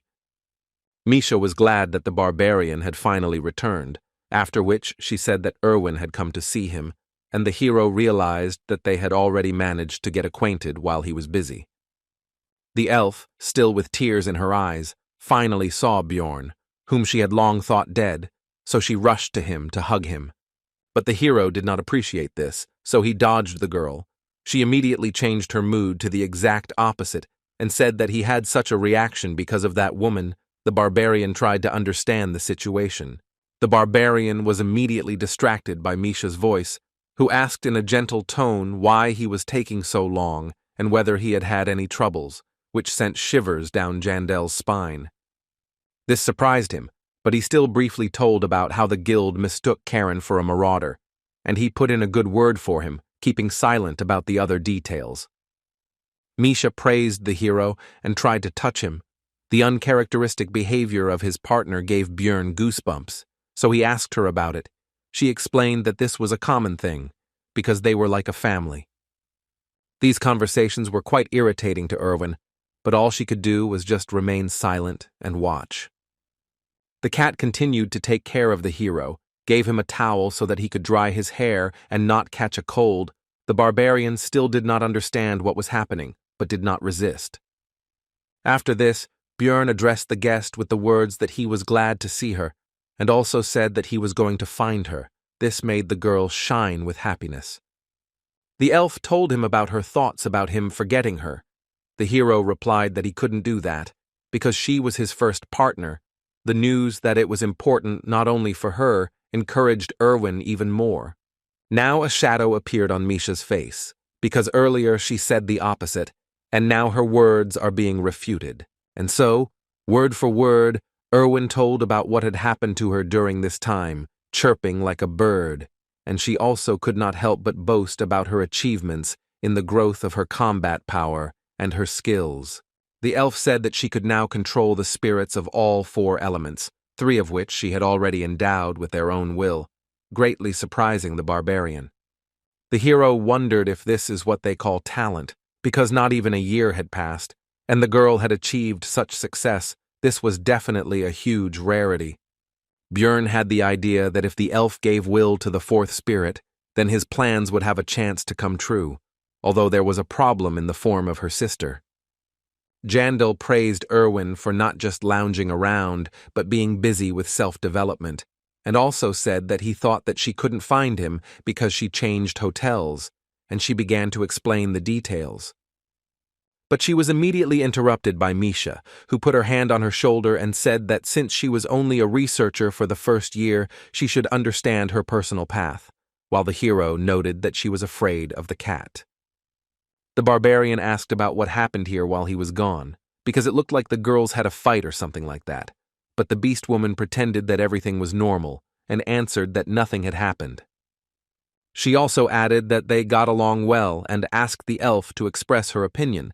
She confirmed everything, calling her Miss Karlstein, while the cat asked to call her by her name. But all this, like their just-held dialogue, seemed suspicious to the hero. He understood that something was clearly wrong here. Quite a lot of time passed during the conversation. The rain had already stopped, and the hero, for some reason, was exhausted to death, so he began to escort the girls out of the room, explaining that he wanted to rest. When they both went outside, it turned out that they needed to go in the same direction. Misha suggested that the elf go first, and she would go a little later. But Irwin understood that her rival was simply trying to get back to Björn in the room, so with a false smile, she gave her the right to go ahead of her. The cat smiled wryly at this.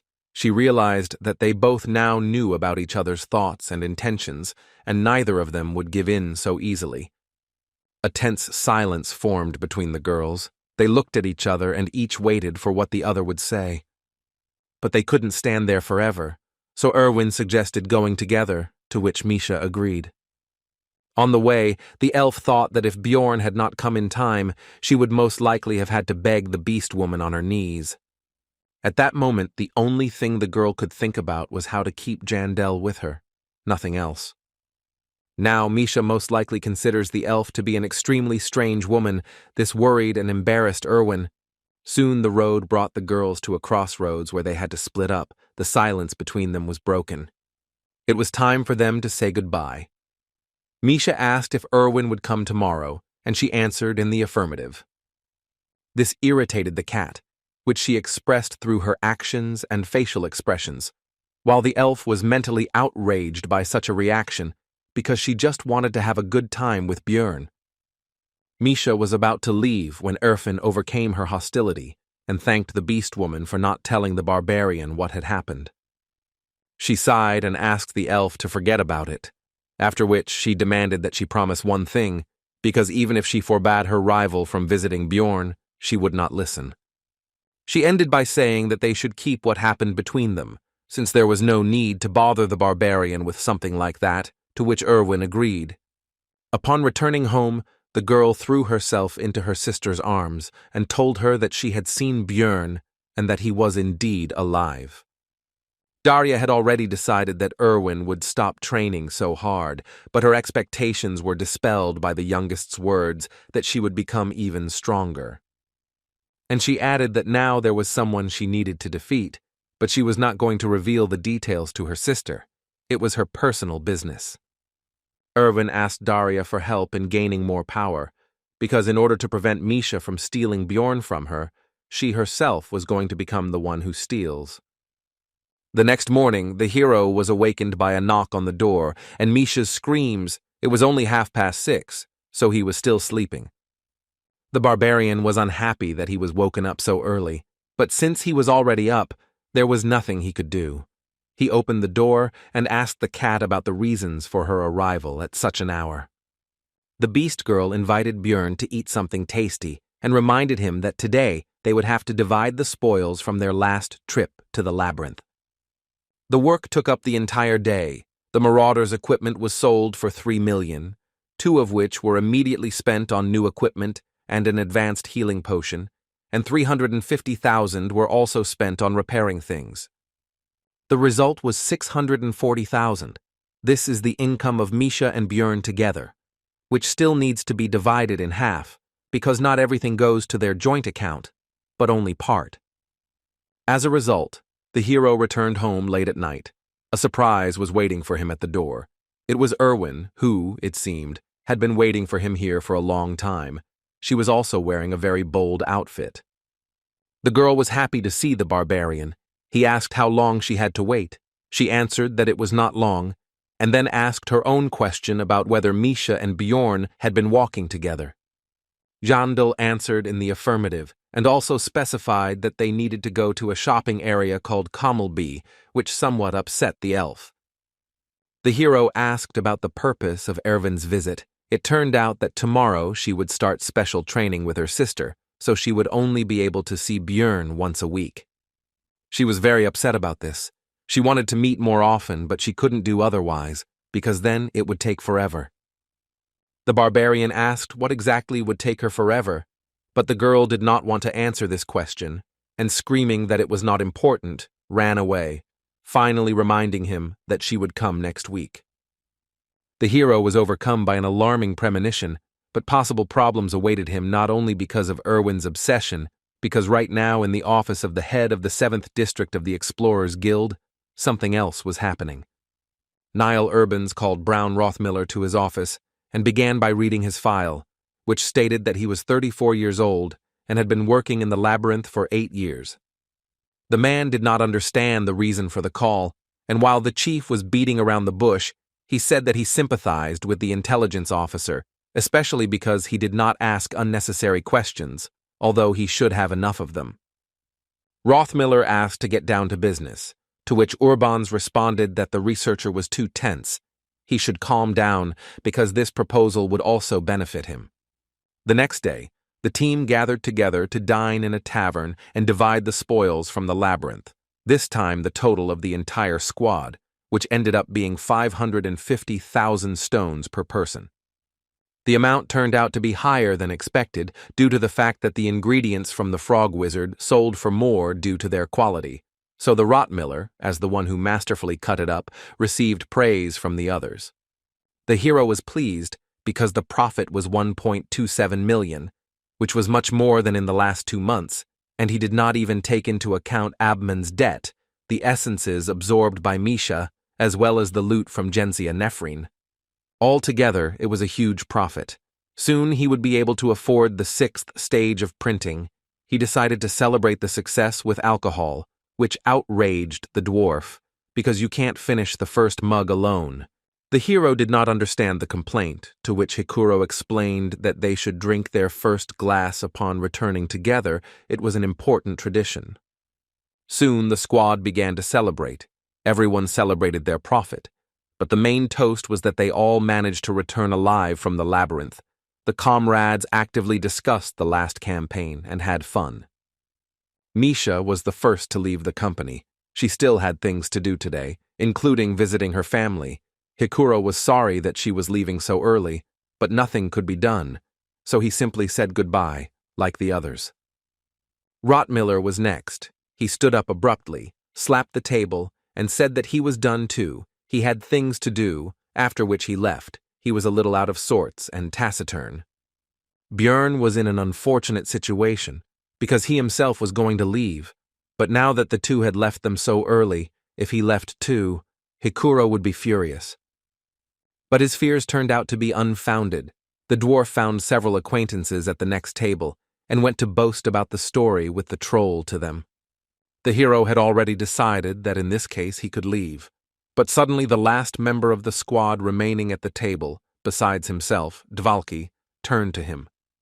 The wizard asked Jandel to talk because they had never talked like this before. The barbarian did not know what the topic would be. He did not want to refuse his comrade. Dvalki suggested that they clink glasses first, but he was clearly out of his element and stuttered constantly. Björn even felt a bit awkward and decided that it would be better to leave. The hero asked the magician how he was feeling, and he replied that after going to the temple and receiving divine healing, he felt a little uneasy, but now everything is fine. The barbarian replied that this was good, but he was also worried about whether the sorcerer's head was okay, since it was the first time he had been completely torn apart like this, and he asked whether he would be able to return to the Labyrinth. Dvalki replied that because of that incident, even the thought of returning there made him panic. He really thought he would die at that moment.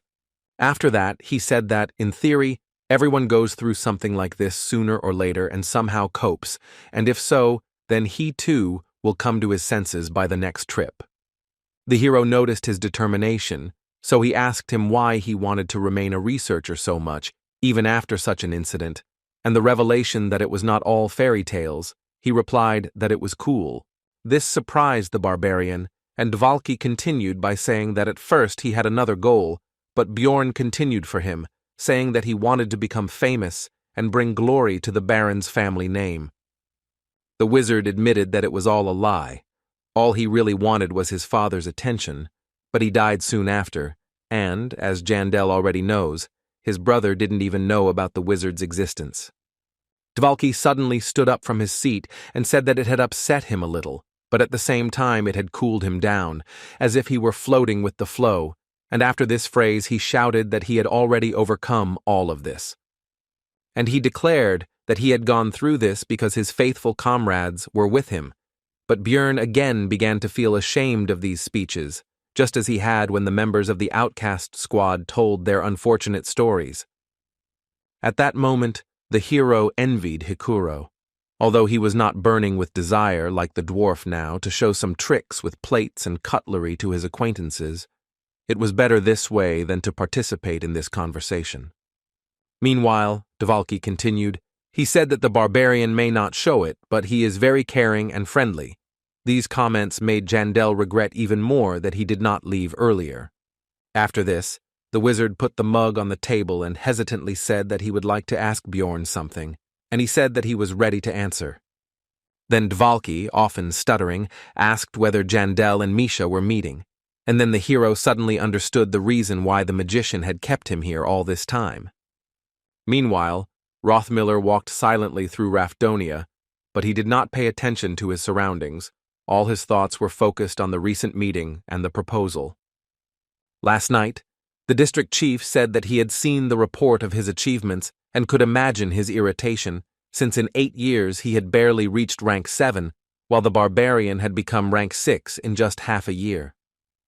And continue with the fact that Brown has worked hard for this, but has barely become stronger, and meanwhile his comrades will surely continue to rise through the floors without him. After all, unlike Rothmiller, they are not ordinary people, after which he asked the intelligence officer's opinion about how long they would have to be one team. Rothmiller was silent. Then Urbans answered his own question. He said that this would continue for another 3 or 4 months, maybe even longer if he was lucky, if they took pity on Brown.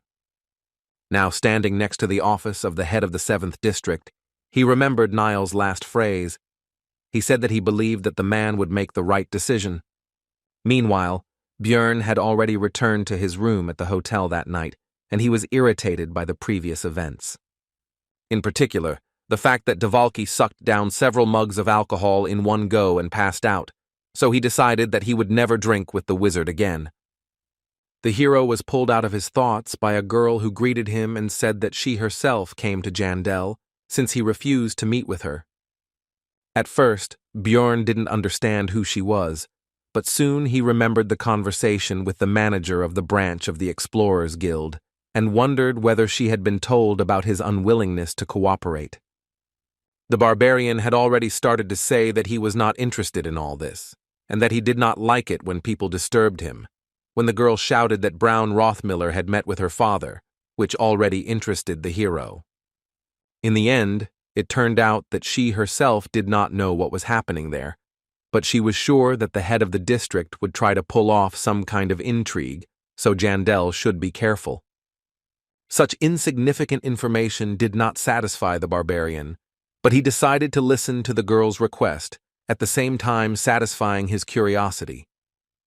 The district chief's daughter responded with a short phrase about how she wanted her father's career to collapse, which surprised Bjorn, but he continued to wait for further explanations. The girl's eyes sparkled, and she said that otherwise she would live the life of a doll, and that was why she needed the hero's help. But in the middle of her fiery speech, she was interrupted by the barbarian's short answer. He simply refused her with one word. The girl began to persuade Jandel that this would bring him a lot of benefits, but he began to lead her away because he understood that he would face collapse if he made the head of the district an enemy. Soon the guest was outside the door, and as she said goodbye, she said that Bjorn should find her if he changed his mind, because she was the only one who could resist her father's machinations. The hero could finally relax after the girl left, though not completely, because he learned information about the meeting between Niall Urbans and Rothmiller. Now he was going to take a closer look at the latter. After this event, Bjorn's days passed as usual. Every morning Misha fried him a portion of meat for breakfast, which he was very pleased with. And from lunch until late evening, the barbarian spent time in the library, expanding his knowledge of this world, because it was somewhat different from what was presented in the game. Once a week, Irwin came. Misha joined them. Both girls constantly argued with each other, although they did not cross a certain line, but the tension was felt. Team meetings also took place sometimes. Rothmiller never told about meeting with Urbans. The hero was already beginning to think about asking him about it directly. Abman Urikfried repaid his debt of 5 million magic stones, so he had to return the numbered item, although the barbarian did not want this, because the artifact was useful, but he had to accept it. So time passed, day after day passed, Soon the 15th arrived, soon it would be midnight, and the moment of sending to the community of players would come. This is what happened. The hero's soul was drawn to another world, and he again found himself in the projection of his past body in his room. First of all, he decided to rummage through the channels and check the market later. After checking many rooms, it turned out that there were no barbarians at all. It seems that there were few of them from the very beginning, due to the unpopularity of the class, and those that were died due to the complexity. In the end, a chat for Koreans was found. He clicked on it instinctively. Now looking at the interior, he was surprised by its luxury, because he expected that everything would be as usual, but it seems that a lot of software was put into it. Here his thoughts were interrupted by the cry of another player, who apparently was very happy about Lee Han-soo's appearance here. This man was dressed in a military uniform. On it was written, "But Sergeant Lee." He immediately explained the reason for his appearance by saying that he came here immediately after demobilization. This hero was filled with horror at this situation and sympathy for his compatriot. It was extremely unfair to him. For the next 5 minutes, the Koreans shared stories of their suffering and eventually decided to finally introduce themselves to each other. It turned out that they had the same last name for each other. The new acquaintance was called Lee Baek-ho. They also told each other their age to the new acquaintance, Bello, 23. The hero clarified what the word meant, after which his compatriot explained that he had been in this world for 10 years, but at the same time he refused to acknowledge his seniority, believing that he would return young again. After that, his expression became somewhat gloomy, and he asked Lee Han-soo for confirmation, who wisely agreed to it. It seemed like he had a serious issue with age or returning to the previous world.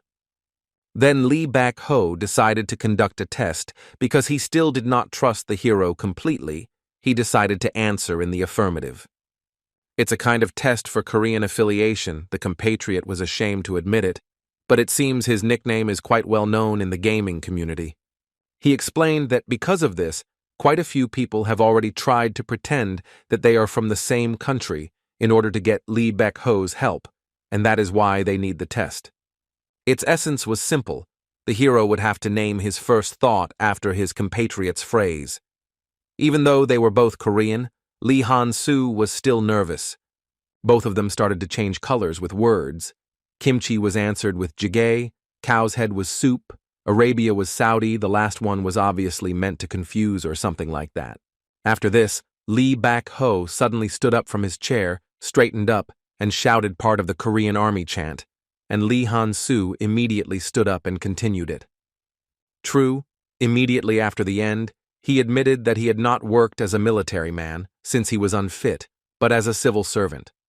At first, the guy opposite was a little upset, but after a moment, he cast aside this feeling and resigned himself. After that, Lee Baek-ho made a serious face and announced that there was one last question left, as if everything that had happened before meant nothing. And the guy said just one name, Lee Won-yong, who most Koreans consider a traitor because he signed the agreement for the annexation of the country by Japan in 1910. Lee Han-soo was a patriot, so he got angry at the mere name of this man, which he did not hesitate to express in words that mentioning him was too much, even for this test. Lee Baek-ho simply remained silent for a while, after which he said that he now believed the hero. He really was a true Korean, while he himself had the impression that his compatriot was somehow strange. Lee Han-soo thought for a moment about the identity of the new acquaintance. He was a player who was drawn into this world exactly on the day he finished his mandatory military service and had lived here for more than 10 years. To the hero, he seemed like a good guy, but it seemed that something had happened to his head during this time. He changed his emotions and behavior too often, and it was unclear which of his personalities was real. Lee Baek-ho apologized for his behavior after a short time and explained that he had been preparing for a long time for someone to pass his test. He did not expect it to take so long. And now he was simply glad that he had held out until this moment and finally met someone from his homeland. The hero understood that his compatriot was here, since even he had already managed to miss a lot. Besides, He missed simple personal conversations, and Lee Bak-ho was here even before this community was created. So, under such conditions, it's not surprising that he went crazy. The hero decided to somehow help his new acquaintance, but in the end, it was he who questioned the guest in the hope of somehow helping. But in the end, he was interrupted almost immediately, because Lee Han-soo did not want to reveal his identity in this world. The former military man understood the reasons for this, so he did not object, but a new topic for conversation was quickly found. He asked about the difficulty level on which his compatriot completed the game. He himself said that he did it in 10x mode. Lee Han-soo decided not to stand out and answered the same. This made Lee Bak-ho proud of the Korean players. He was convinced that they are the best gamers. The hero decided that he was a true patriot, and he had been lonely all this time among foreigners, and his older friend offered to transfer him some currency, but he replied that he was not going to cash it. Lee Han-soo thought that Lee Bak-ho himself didn't do that either, because it could reveal their personalities in the real world. Their characters were similar. They both wouldn't reveal themselves so easily and would act prudently. In the end, it turned out that they wouldn't be able to provide any material assistance to each other. So the former military man suggested simply meeting periodically, just like now, and just chatting. He also decided that he could at least provide support with information, and suggested asking any question. Lee Han-soo first decided to find out who was in charge of the player community. Lee Bak-ho was surprised by what his new friend decided to start with, but still said that he himself was not sure about it for sure, but named 3 magicians whom he suspected of this. After this, the elder comrade gave advice, which was that it was better never to reveal one's identity in this community, because among its members there were those who sided with the royal family. Then the hero asked if the administrator of this little world could find out who he was, to which he received the answer that he shouldn't, because they weren't even the creators of this place, they just rebuilt it.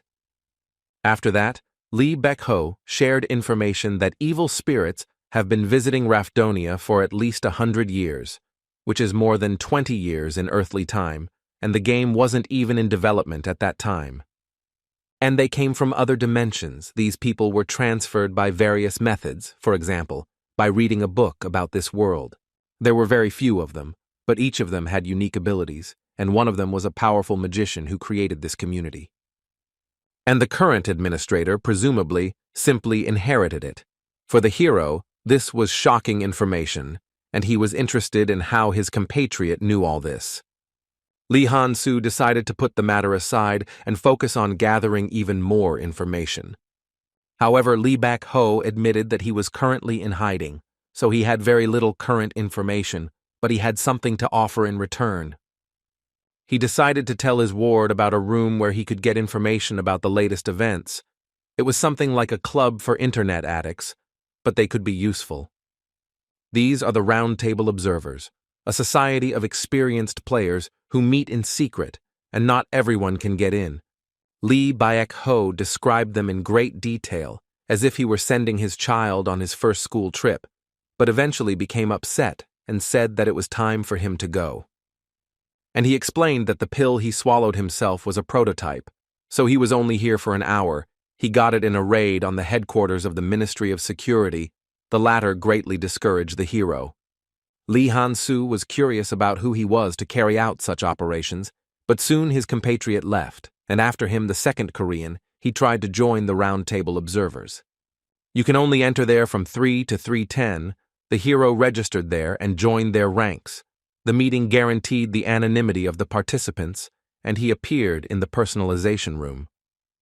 Lee Han-soo wasn't too thrilled, but he decided to disguise himself, since that was the rule here, so he took a lion mask and dressed in a blue suit.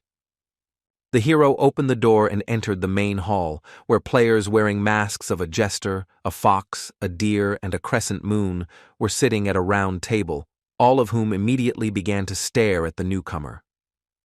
The clown remarked that he had never seen a person with such a disguise before, and the girl in the animal mask asked how the player got here, since they had not accepted new participants since last year. Lisa demanded that he identify himself and the person who recommended him, which made Lee Han-soo clench his fist and tense up. Lee Baek-ho has already said that if you lie in this place, the mask will instantly break, and the liar will then be thrown out of this channel. However, this rule only comes into effect after the meeting has started, and these people are simply watching the newcomer. Apparently they either agreed in advance, or they are simply curious. Lee Baek-ho recommended that he hold himself rigidly from the first second, and if it becomes too difficult for him, then he should simply follow his instructions. Now the hero understood why his compatriot insisted on this so much. He immediately began to pretend that he was uncomfortable and the like. Lisa immediately tried to put pressure on the newcomer. But he immediately interrupted the girl with an answer to the question about who recommended him here, saying that her mother had advised her to drop in last night. This was done because he had learned everything about the members of this club from Lee Baek-ho. The hero understood that these people could not do anything to him. The fox was shocked by these words, so she asked again, to which the newcomer repeated his words.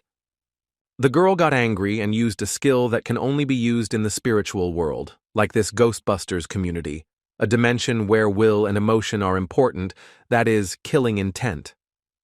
This caused some strange sensations in the hero. His skin tingled, something like goosebumps. But they were in this special space where they travel only with their souls. It's not a very useful thing, but Lee Han-soo heard that it's great for scaring noobs. He started to pretend to be confused and scared again. Lisa believed him again and pressed. But the hero understood that these were just pathetic tricks of experienced players. The girl demanded to repeat after her word for word. The intensity of the threat increased. Lev agreed, but instead of what was expected, he again said that her mother had advised her to drop in last night, which surprised Lisa because she thought that the new guy should have already shit his pants from fear. The other participants intervened in this performance.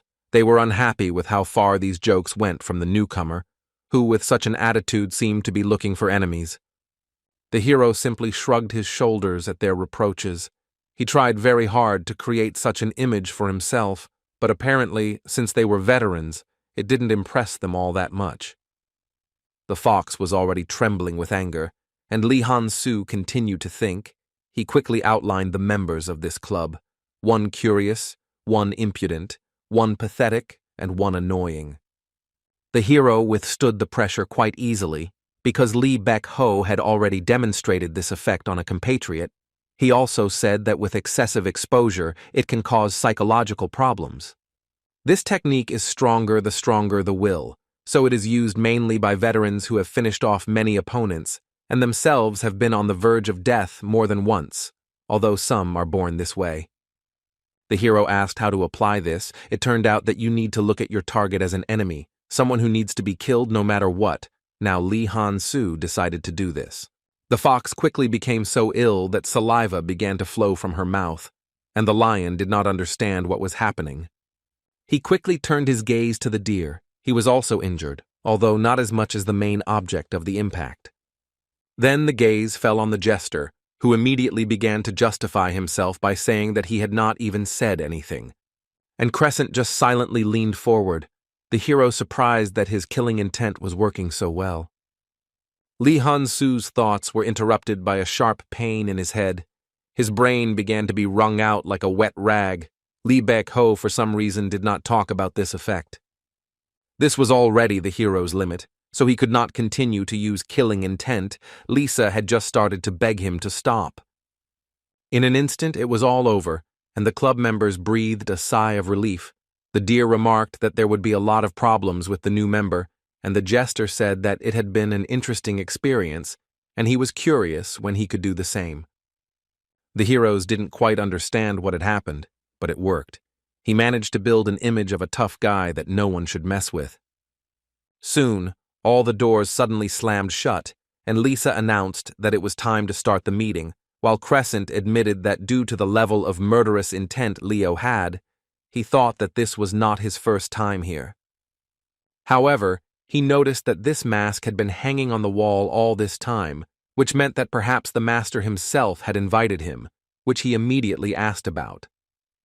Crescent said that he was even ready to pay for this information, although it would not be easy to satisfy Leo, but he was ready for it, and the hero noticed his polite speech and understood the importance of the first impression. Li Han-su asked him the reason for such thoughts, to which he replied that he was the first newcomer who joined them a year after their master went missing, which is why there were such suspicions. The jester added that this was precisely why the fox had tried to test the water, and as a result had gotten what she deserved, causing the said person to grind her teeth, and the hero suggested that it was this master who had apparently created the room. Crescent continued to try to get information, but was interrupted by Leo's decisive response, who said that they would not get it. The fox seemed to be unhappy with this development of events, so she began to try to say something, but the jester simply suggested that they finally start the meeting. The rules of this event are simple. Everyone takes turns giving out information. If at least half of the participants did not know about it, then the crystal lights up green. If the majority knew what was said, or the information was false, then the red light will come on, and new information will have to be given out in place of this one. The jester decided to start. He said that the king of Rafdonia's illness had worsened, but the crystal lit up red, and the other participants said that this was too vague, and also that everyone already knew. But the hero was surprised because he had never heard this before. Such rumors don't even reach the city. The jester replied that they simply did not realize the full significance of this information, while looking at Lev with such a look as if he was saying that he understood exactly what he was talking about. Li Han-su just sat there imperturbably. After this, the clown gave new information to replace the previous one. He said that the captain of the Order of the Knights of the Rose died yesterday. The green light came on, everyone started discussing the consequences, and the hero did not even understand who they were talking about. After that, Lisa spoke up, reporting that the Yagun clan had successfully gone after the first floor boss. The crystal lit up green again, and the discussion began again. This information already brought some benefit to the hero, because it was he who sold the information about the passage of this monster to the community, and this meant that there was an evil spirit in a high position in this clan. Next was Crescent. He reported that if you activate the secret on the island of Calm Elves, you can summon up to 3 Ravgans. Deer noted the usefulness of this for those who need essence from such monsters. The fox had no idea what secret was being discussed, and the crystal meanwhile began to glow red. The jester ironically sympathized with Crescent, who began to complain that before it was enough for him that the others did not know about his information, but now he would have to take Leo into account as well. In the end, he had to tell other information. This time, he reported that the elves were on the trail of the one who stole their holy relic. The clown noted that he seemed to really be an elf, since he knew this. Now it was the hero's turn. He decided to maintain his mysterious image, so he was going to tell about something that most people don't know. He said that if you go after the half-demon with a group of 3 people, essence will definitely drop from him and the crystal will glow green. The other participants are shocked by this information, because this is a 3rd-rank monster, which is almost impossible to kill in such a small group. Li Han-su was puzzled by the fact that everyone was so surprised, because for him, this was not the most terrible opponent. A 3rd-rank monster, a half-demon, has only an average, even slightly lower level of danger at its level. It is simply rare, because to meet it, you need to fulfill several conditions. That's why the hero chose it as the first piece of information. It's hard to find, even harder to kill with 3 of them. In other words, it's useless information. Next, it was the turn of the deer, who spoke with a successful outcome, and the round ended. Now the participants are given a chance to discuss whether they will continue the meeting or not.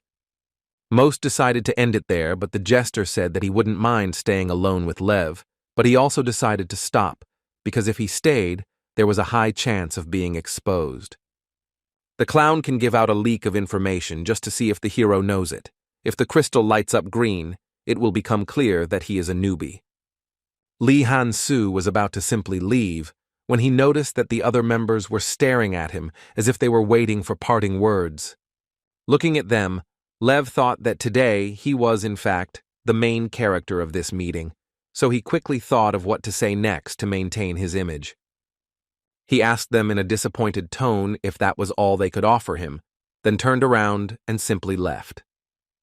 As soon as the hero left, one of the participants asked how Lisa was feeling. She replied that she was still shaking, but Lev stopped before she received serious damage to her psyche.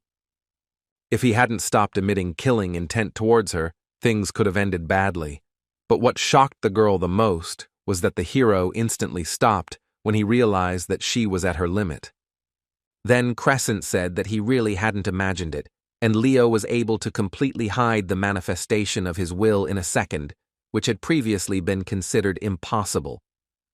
The deer changed the topic to the information provided by the hero. He understood that the information about the half-demon was from the game, but even so it sounded absurd. He admitted that Lev could have beaten it on 50x, even though he didn't look like someone who did it on easy difficulty, but was interrupted by the jester, who asked why they were so sure that the information was obtained from the game. The others could only remain silent at this. Then the clown stood up, told them to forget about it, and said that he was going to prepare better for the next meeting. The participants did not understand what he was talking about. Then the jester shouted that Leo could give them even more exclusive information, but at the same time he should not lose interest, so they needed to find some valuable information for him. The deer didn't understand what they had to do with it. The clown reminded him of Leo's parting words and explained that he sounded disappointed, so he might not come here at all. After this, the jester activated his murderous intent and demanded that the others, if they did not find anything, then they themselves should create a sensation, because he was not going to miss such an opportunity. The Round Table Observers are a secret gathering that ordinary players don't even know about. Each of them is proud of the fact of their participation. However, one single question stung them all, and they had no choice but to admit that even this gathering was nothing special to someone else, the mysterious Leo. Soon, Lee Han-soo found himself back in the body of the barbarian Bjorn Yandel. He sprawled on the bed and thought about what a curious place this was. There was no better place to get complex information. He decided to thank Baek-ho later, also. Naturally, he wasn't going to just accept his help. He didn't want that. And he didn't think that someone who smelled like a pro player would help just like that. If you want to continue any relationship, then you need to know the boundaries that cannot be crossed, so decided the hero. He also thought about the fact that everything happened this way because of his murderous intent, but he could no longer continue to reflect, because fatigue overwhelmed him, and he closed his eyes. The barbarian's awakening was accompanied by Misha's cries, asking what he had done the previous night since he had slept all day. The hero replied that he had not slept well, after which he noted that the girl somehow knew that he had been sleeping all day and had not just gone to bed, so he asked her if she had been there since the morning, and she began to make excuses. The beast woman said that she wasn't just lazing around, she trained, visited her parents, and also met with Dvalki, the latter of which interested Bjorn, and he asked about it. The girl replied that the mage said that something was bothering him. Jandel decided to find out what they were talking about, because relationships between teammates are a slippery slope. It was like that even in the game. The barbarian folded his hands in front of his face and asked the cat what their conversation was about. Misha began to say that it was the wizard's business, but Bjorn interrupted her and asked if they were friends. The girl was embarrassed, but answered in the affirmative, because they really were close, and the hero came to the conclusion that she realized that the hero would be a little upset when it seemed to him that she did not consider him a friend. It turned out that Dvalki shared that he didn't know whether to confess his love to the object of his affection or not. Bjorn felt sick from this. He didn't know that in real life someone uses such tricks. The barbarian decided that Misha understood the wizard's attitude towards her, so he asked what she answered him. The cat told him to confess like a man, and it became clear that she did not understand anything at all. Jandel had expected some kind of outcome. It seemed to him that the beast woman was somehow not particularly interested in a romantic relationship, but his thoughts were interrupted by the girl, who began by saying that they were close. And she continued, embarrassed, that if that was the case, then could Björn go with her to her house, since her father wanted to see the hero.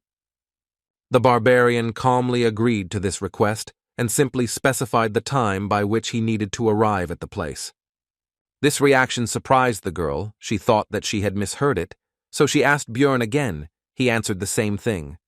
The cat, still embarrassed, said that she would answer later because she was not ready yet, and Dad needed to be warned. Jandel said that he did not see any problems in this and asked to let him know when everything was ready. Misha decided to find out why Björn so easily agreed to meet her father. Although he always says that he is busy when she wants to go for a walk with him, the hero replied that since he is her parent, she needs to see him. The girl was again surprised by the brevity, simplicity, and imperturbability of the barbarian. The blush did not leave her face throughout almost the entire conversation. Misha covered her face with her hands and said that she didn't understand how Björn could say all this with a stone face, while the hero didn't understand what was happening to her. The next day, Jandel woke up and went to the Holy Land after breakfast. He finally felt rested. The fatigue was most likely caused by using the killing intent. The hero decided to start fulfilling his to-do list for today by activating the 5th stage of the immortal seal, which, as always, was accompanied by unpleasant feelings, but the pain of spending 8 million was stronger. On the way home, Björn thought about the fact that he only had to improve his seal one more time, and then he would be able to use his special skill. This level of it increased energy by 80 units. 3 days later, the hero set off for the Holy Land of the Beastmen. It took 6 hours there and back. Now he understood why the cat always stayed overnight when she went to her parents. The hero had heard a lot about this place, but what he saw exceeded all his expectations. He had heard that Misha's people were as developed as humans, and indeed, there was an almost ordinary city around. A child with a parent was passing by. The boy noticed a barbarian walking around here and pointed at him with his finger, also drawing his father's attention to this, and Björn realized that children here remain in families. The beastman calmed his child, and they continued on their way. Jandel was still looking at them. Misha noticed the strange behavior and asked her comrade about his thoughts. Because the hero was turning around, the cat decided that he was already thinking of running away, so she exclaimed about it and added that it was too late to back down. But Björn explained that he was simply surprised. He was taken aback by the huge difference between the creepy lifestyle that the barbarians lived and the way things were done by the beastmen. This place was a real city for their race. Yandel asked his companion if all the Holy Lands were arranged the same way. She did not understand at first, and Björn explained that he thought that her people lived in the forest and bred animals, adding to himself that this was 150 years ago. Misha replied that they lived like this in the past to preserve traditions. Then the hero wondered why the barbarians were the only races that had not developed over all the past time. Soon the couple approached an impressive estate, locked behind reliable metal gates. This was the cat's house, which greatly surprised the hero. Björn was slightly upset by the comparison of this dwelling with the way the leader of his people lived, but Misha took it as a worry and consoled him that nothing terrible would happen. After that, the girl said that her father liked famous explorers, and Jandel came out of his thoughts and noticed that she was the one who was nervous here. Misha was lost in her memories, because just recently she believed that all her worries would disappear as soon as a contract with a spiritual beast was concluded. But this was not the case, which became clear after meeting with her parent. The first thing he did was to make sure that his daughter did not tell anyone else about this, while he continued to look at the girl as if she were a stranger, and his voice remained as distant as before. Then her father asked her to bring her companion from the barbarian people somehow, but the cat was nervous. She thought that her parents somehow knew that her contract was concluded in an unusual way. Misha asked the beastman about the reasons for his interest in Björn, but he simply pressed her, and she did not dare to refuse. Of course, she did not say anything to the hero. She decided that even if everyone else knew, She didn't want Jandel to hear about her problems. She didn't want him to know. And that's why she started visiting home more often. That's why she tried so hard. Even though her relatives despised Misha and were far from delighted with her visits, she still came. Even among all the other relatives, she was alone, as if on an abandoned island. Even the servants cast angry glances at her, but the girl endured all this. The beast woman did this because Bjorn taught her that running away would not solve anything. Her father offered her, in essence, a deal. She had to bring the hero here within a month, and in exchange, he would tell the family that she had signed a contract and would also treat her like a normal child. Misha didn't understand why he was so insistent on meeting Jandel. She just thought that she would be more confident in front of Bjorn if her family accepted her. The girl believed that she would be able to be more useful with the support of her relatives. She was afraid that the barbarian would refuse, but he easily agreed. Misha managed to rejoice only for a second, until she was consumed by anxiety, because when they visited her house, it would no longer be possible to hide everything. The cat didn't know what to do with the situation. All she could do now was tell her companion that only her father knew about her contract, so the hero shouldn't be surprised by what would happen inside. The girl asked Jandel not to get mad. He replied that everything would depend on what exactly would happen there. Soon the servant opened the gate. Misha asked if they could pass through, but he didn't even say hello, uttered a quiet curse at the cat, and hurried away.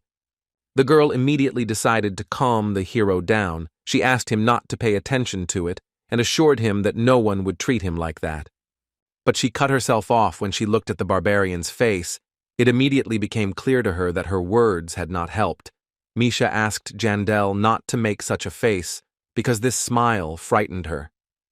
The girl also made another attempt to convince her companion not to do anything. She said that all this was temporary, and that her parent would soon tell him everything. She just needed to be patient a little longer. But the hero continued to be angry, because the bastard who called himself her father silently watched her tolerate such treatment. Regardless of whether there was a reason for it, he made his child suffer for the sake of profit. And he even dared to call her friend to his home. He definitely considers the hero an idiot, the barbarian came to the conclusion. Bjorn began to sense some kind of bad vibes from this mansion, as if he was looking not at a rich building, but at a dungeon filled with monsters. After finishing his thoughts, Jandel gave vent to his emotions. He filled his lungs with air and shouted out his favorite cry, the name of the barbarian ancestor goddess, Behela. That servant immediately reacted to this. He was dissatisfied with what the hero was doing and irritably called on him to observe manners. Bjorn decided that no barbarian would observe them in the face of an enemy, so he simply loomed over the beastman and said that he must have some problems with his head. Misha came to her senses after a scream that was sensitive to her ears. Because she was standing nearby and blocked her fellow with herself, she said that he couldn't do what he was going to do, and the hero clarified what exactly she was talking about. The cat replied that she already knew that his words about troubles with the head meant that he was going to smash the skull of the addressee of this phrase, while the barbarian simply admitted that he had been caught. After that, Bjorn said that it's normal to do what you want from time to time. You don't have to restrain yourself, and in Misha's case, nothing good will come of it. The girl replied that this is her family after all. To this, the hero asked his partner if this was more important than her own life. She fell silent, and the barbarian added that if she agreed with this, then he would stop. But the girl didn't say a word, so Bjorn told her to just watch what was happening, and also assured her that what she was worrying about would not happen. The servant seemed to believe that no one would dare touch him on the territory of the Karlstein family, so he became bolder and began to make claims again, to which Jandel simply gave him a flick on the face, which was enough with his strength. But he decided not to stop at a broken nose and kicked the beastman with his foot. He immediately flew into the depths of the territory, and the gardener was surprised by what was happening. The other servants were also taken aback. They shouted out the name of the victim, whose name was Brante, and also raised a noise throughout the entire area. Armed beastmen quickly arrived at the sounds. having learned from the rest of the estate's inhabitants that the barbarian had just attacked the one standing at the gate. Among those who greeted him, the hero noticed a familiar face. It was Misha's brother. He also immediately recognized Björn Yandel. He was surprised that this was the guest his father was expecting, but first of all he wanted to know about the situation. He also added that if the intruder did not justify his actions, he would have to face the consequences. The barbarian expected at least a slightly different reaction, since he had previously saved this man's life. Bjorn said that he was indeed a guest of the head of his family, and this insignificant servant treated him like trash, and even insulted Misha, the daughter of the patriarch, and that was a big problem. The beastman quietly said that he told them to behave decently in front of strangers, but Jandel heard this and asked about the fact that he knew everything but did nothing, to which he received the answer that it was their business. Misha's brother, whose name is Talon Orifring, said that if this information is true, then the servant will be punished, and the hero must be content with this. The hero paid attention to the last words. Well, his original plan was to kick the insolent creatures and show them that he was not to be trifled with, but now he changed his mind. The barbarian hovered over the beastman and asked if he had any problems with his head. He was not going to stop at his previous idea. Misha already knew what these words meant, so she tried to stop the hero, but it was useless. He had already made his decision. Björn began to take a deep breath. He wasn't going to act as a normal barbarian would. He felt the need to go a little further. He ended up using his favorite scream again. It was loud enough to cause noticeable discomfort to the beastmen in front of him. But they quickly came to their senses, tensed up, and began to prepare for a possible collision. Talon asked Jandel what he was even allowing himself to do. The hero simply decided to ask them whether this attitude towards Misha was due to the fact that she did not make a contract with the spiritual beast, even though she was from the main family. Talon realized that the guest already knew this information, so he confirmed it and added that it was their business, but was interrupted by Bjorn, who asked what would happen if this was not actually the case. He asked that if Misha had made a contract with the beast, then would the beastman apologize for his past actions and accept her as his relative, to which Orifrening clenched his hand into a fist. He said that his sister was already 25, so this was unlikely to happen, but under pressure he still agreed to it, because he believed that such a miracle would never happen to this loser. The hero was pleased with this development of events. He achieved what he wanted. Now it was Misha's turn, so the barbarian turned to her with a request to show her achievements, which she was not happy about. The cat said that in that case her father would not forgive her, but Jandel did not take it seriously. He said that in that case she should just apologize, because that is how a family should be. Misha started to make some excuses or something like that, but before she could even utter the first word, Bjorn interrupted her and said that she could do what she wanted, and he was here to help. The girl simply froze, while all the attention of the nearest fighters and servants was focused on what was happening. Everyone was waiting for further developments. But in the end, it was at this moment that the Patriarch of Karlstein appeared. He immediately ordered everyone to disperse, and the hero realized that this was the same crazy scoundrel. Misha, Bjorn, and the owner of the estate moved to the library. The man first thanked Jandel for answering his invitation. The barbarian in return thanked him for this. But the next moment, politeness and hospitality disappeared. The patriarch put his hand on the hero's shoulder, asked about his recent actions, while simultaneously using his skill. This is a Nightmare Lord ability that plunges its target into a state of fear that immediately runs through Bjorn's veins against his will. He understood in his head that this was just the effect of the skill, but his body did not obey. It was an extremely disgusting feeling. Now he understood why Misha was so afraid of his father. Karlstein felt like he was in control of the situation, although in reality, Bjorn had sufficiently pumped up magic resistance, willpower, and fighting spirit to cancel the skill's effect very quickly. The patriarch began to demand an answer, but he was interrupted by the guest's words that he should not be groped, and in general, how dare he, the hero decided to treat others the way they treated him. When Misha approached Bjorn to convey the invitation, Yandel immediately agreed. He did this for two reasons. Firstly, to prevent the cat from possibly leaving the team, because powerful families like this one might have connections with large clans, so they could simply order her to join them. Secondly, so that her father would not suspect that Björn Yandel was an evil spirit, since Misha's late awakening could attract attention. And if the patriarch knows about the secret behind the conclusion of this contract, then the barbarian needs to visit him and give him a normal excuse. However, it turned out that the family's attitude towards Misha had not changed, and her father suddenly tried to show his superiority over the guest. Karlstein was surprised. He asked the barbarian about the fear of death. He answered that he did not know about it, but he had no fear of the beastman himself, even though he was an explorer of the 8th floor. And he didn't care that in a direct confrontation this man would smear him across the wall, because if he was finished off here, the leader of his tribe would not stand aside. The hero mockingly said that Karlstein could not kill him here. The reasons were simple. He is a famous barbarian, admired by many, and he is now on the holy land of the Beastmen, where he was also invited. For a moment, Björn even imagined how immediately after his death another war would break out, like the one with the elves 10 years ago, because barbarians are exactly that kind of people.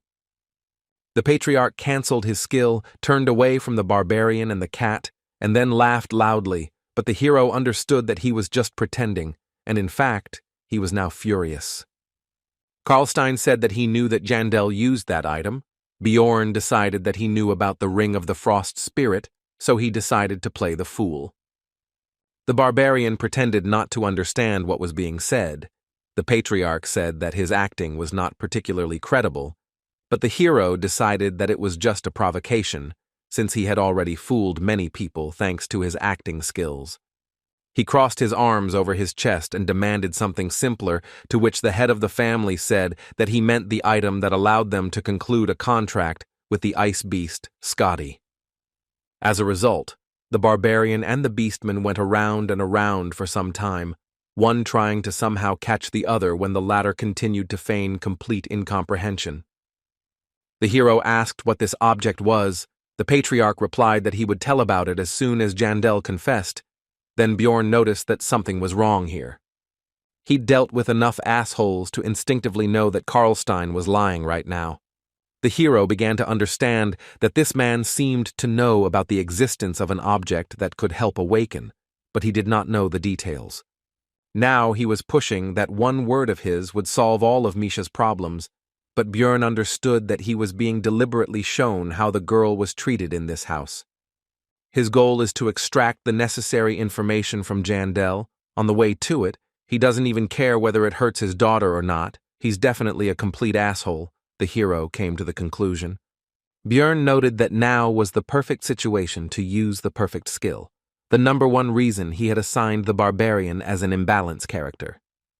Yandel placed his fist on his chest and said that he swears on his warrior's honor that he knows nothing of such a thing. It was an oath of honor that he lacked. This immediately made Karlstein believe in the truth of what was said, because for barbarians these are serious words that they usually do not throw around. But the hero didn't stop there. He said that he would find out what this object was, and in exchange, the patriarch would solve all of Misha's problems, who was now staring at her comrade in amazement, and he was already anticipating victory in the conversation. When Karlstein was left alone, he again took out and reread the passage from his damaged complete book of Relics 4, which was missing the part about what particular item allowed one to conclude a contract with Scotia. The patriarch invited the barbarian to his place, thinking that his daughter had somehow awakened with the help of this artifact, but it didn't seem like he was lying. The beastman was completely indifferent to his oath, but then he really looked like he had no idea about the subject, and he was also clearly worried about Misha. He was curious about the fact that even this inferior race could produce such talent, but he could not think further. The servant reported that his daughter, Misha Karlstein, had returned and was asking for an audience, and he ordered her to be let in. The girl began the conversation somewhat hesitantly, saying that she was going to say something that she had never been able to say before. The patriarch said that she shouldn't worry, because he would keep his promise and no one in the family would consider her a stranger anymore. But he didn't wait for any reaction. Misha remained silent. The man thought this was strange, so he solemnly said that this meant that he recognized his daughter, but even to this he heard only silence. In the end, the beastman decided to finally find out from Misha the reason for her silence and complete lack of any reaction. And before these events, the girl was walking behind, and after some time decided to ask about what happened during the conversation between her father and the hero. She said that the barbarian had sworn by his military honor, but that was a lie. He himself had given her that numbered item, and she wanted to know what it all meant. After this, there was silence between the couple for a while. They looked into each other's eyes. The cat was waiting for an answer to her question. The barbarian answered honestly that he had indeed lied. He had done so because Misha was more important to him than any warrior's honor. These words struck the beast woman. And the following words brought tears to the girl's eyes. Björn said that he simply thought about how hard it must be for her to live in such an environment. Returning to Misha's conversation with his father, the girl sharply replied that she was silent because she had come here to talk about the wrong, stupid promise of his. After that, she said that the beastman was not even her father, because her mother told her something before she passed away. They were not connected in any way. The girl turned away and said that she wanted to say exactly that, and also added that she hated him, mentally continuing that at the same time she felt pity. The beastman was discouraged. He shouted that he did not understand this behavior, because if Misha had kept silent, he would have accepted her as a worthy member of the family. He did not understand why she refused this opportunity. The girl, without turning around, walked away with a smile, and as she said goodbye, she just wanted to, but she still followed the advice that Bjorn had given her earlier. The supreme leader of the Beastman tribe, Albrecht Karlstein, found her answer completely impossible to understand. 10 days later, in a tavern in the 7th district, the hero met with Rothmiller. He had a strange feeling that because of the stranger's words, he could not trust his teammate. It was some kind of paradox for him. Even after hearing that warning, Björn had a hard time imagining how Brown would betray him, and all of these suspicions were making him feel guilty, so he decided to just talk. Jandal asked why his comrade had gone to the guild after the last expedition, and upon hearing this, Rothmiller shuddered, but quickly came to his senses. He put his mug on the table and said that all this time he had been wondering why Jandal met with him so often, and now he understood what the matter was. The scout asked the source of this information. The barbarian replied that he knew someone there, also thinking that if he said so, then something really happened. Rothmiller sighed and began to tell that it all started with the fact that he was called to the guild, and of course he went. It turned out that the head of the 7th district wanted to see him. Urbans offered Brown a reward for betraying Björn, but the scout replied that he would pretend that the conversation had never happened, and that was the end of it. The hero asked why he hadn't told him about it before, and Rothmiller explained that he really was going to act as if nothing had happened, and he also thought that the atmosphere in the team could have deteriorated. After this, Bjorn thanked Brown for the answer, and they continued drinking. The barbarian decided that nothing would change, and they would all go on the next expedition together. The next day, Irwin visited the hero and said that she would come to visit him as soon as they finished with the labyrinth, and also wished him to return safe and sound. Bjorn wished the same to the elf. A moment later, the door slammed shut. This visit ended as quickly as it began. And the next moment the door was suddenly thrown wide open, and an irritated Misha stood in the passageway, asking what Irwin was doing here. The hero replied that she was just saying hello, since she had already completed all the preparations, including the binding magic, and he was now going to take a nap while he had time, and asked what the cat would do. About 7 hours later, it was time to leave for the labyrinth. Devalki and Hikuro were a little late, but nothing critical. While he was waiting for his comrades to arrive, he noticed a new group of barbarian babies nearby, and he immediately trudged towards them. The hero immediately gave them advice that if they were lost, they should follow those people who looked like explorers, to which he received an unexpected reaction, these newcomers considered it obvious and asked his name. Bjorn introduced himself, which immediately caused delight among the young warriors who were happy to meet little Balkan. Jandel quickly calmed them down and asked about the unusual reaction. One of the barbarians explained that they could not get lost because they just needed to follow the explorers, as they were told on the Holy Land. The hero expressed his surprise that they were taught something there and not shown some strange map. The latter already discouraged the newcomer because they do not know how to navigate by this thing. After this, Bjorn tried to warn them about hearts, but they knew about that too, so he decided to ask about who was teaching all this. To which he received the answer that it was Karen, the son of Tarsan, the same one whom he and Misha saved on the second floor from a group of marauders. The newcomers began to leave, saying at the end that it was an honor for them to meet the hero, and he looked after them and thought about the wind of change, which he did not know about, blowing over the heads of the barbarians. They had to wait for some time, but in the end Hikuro and Dvalki arrived on time, and the dwarf immediately began to explain the reason for their delay. It turned out that the magician had eaten his fill during the day, so he had to try really hard in the toilet, which made the person being discussed embarrassed, and he began to shut his comrade up. Murad responded to this by saying that they were all his own here. While the rest of his teammates looked at this, they clearly didn't really want to hear all this. Soon the squad entered the first floor, but this time it was not their standard formation. Dvalki was positioned on Bjorn's back. This was not just like that. The reason was that this time they decided to challenge the Labyrinth. It would be a speed run, a race with other explorers to see who would open the portal first. This idea was suggested by Rothmiller a few days ago. He decided that the probability of their success was high, and he also wanted to test his skills. He was usually passive in all matters, so this time everyone agreed.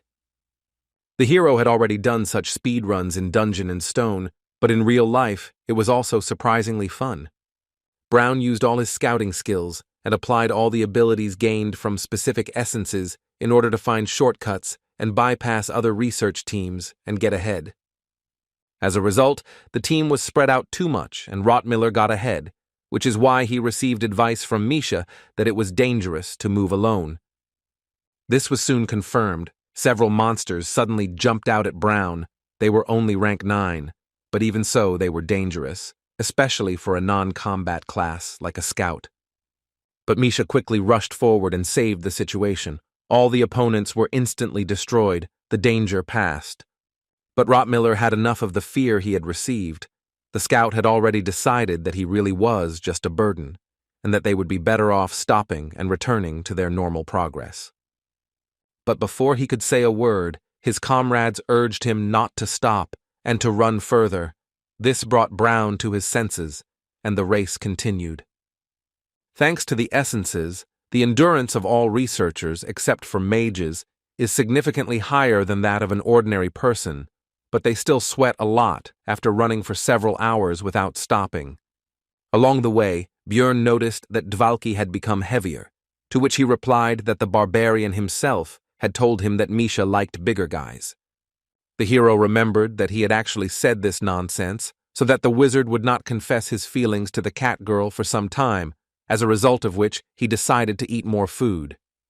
Be that as it may, each member of the squad did everything possible to achieve their goal as quickly as possible. However, they were unable to succeed. The portal to the second floor had already been opened by someone. They were late, and another group got around them. Rothmiller was disappointed with the failure. He experienced anger and other negative emotions, and the hero realized that the difference in the abilities of his comrades was becoming increasingly obvious, and soon he and Misha would have to leave the team. Soon Brown pulled himself together and rose from the floor. He noticed traces that indicated that 3 groups of researchers had already been here. The lag behind the first was only 30 minutes. Rothmiller said that if they hurried, they would be able to bypass their rivals on the second floor and open a portal there. His comrades hastened to agree with his proposal. They did not want to upset him. Everyone except Bjorn. He pointed out that their strength was already running out, and they had only just gotten here. They wouldn't be able to catch up with these explorers. He thought it was a bad idea. The gap would only increase. The hero called on Rothmiller to be reasonable, since his stubbornness was putting the entire team at risk. These words made the scout angry. But he quickly controlled his emotions and admitted that he had momentarily lost his mind, so everyone should forget what he said, which made his comrades breathe a sigh of relief. After that, they passed the second floor and moved to the third. Despite the tense mood, the campaign continued. Despite everything that had happened, Rothmiller led the detachment as usual. But the hero continued to watch the scout, because his moral state was questionable, and he was not going to forget about that problem with the head of the district. Although the expedition did not start off very well, their mood was somewhat lifted by the fact that, as was tradition, they decided to admire the beautiful view from the third floor.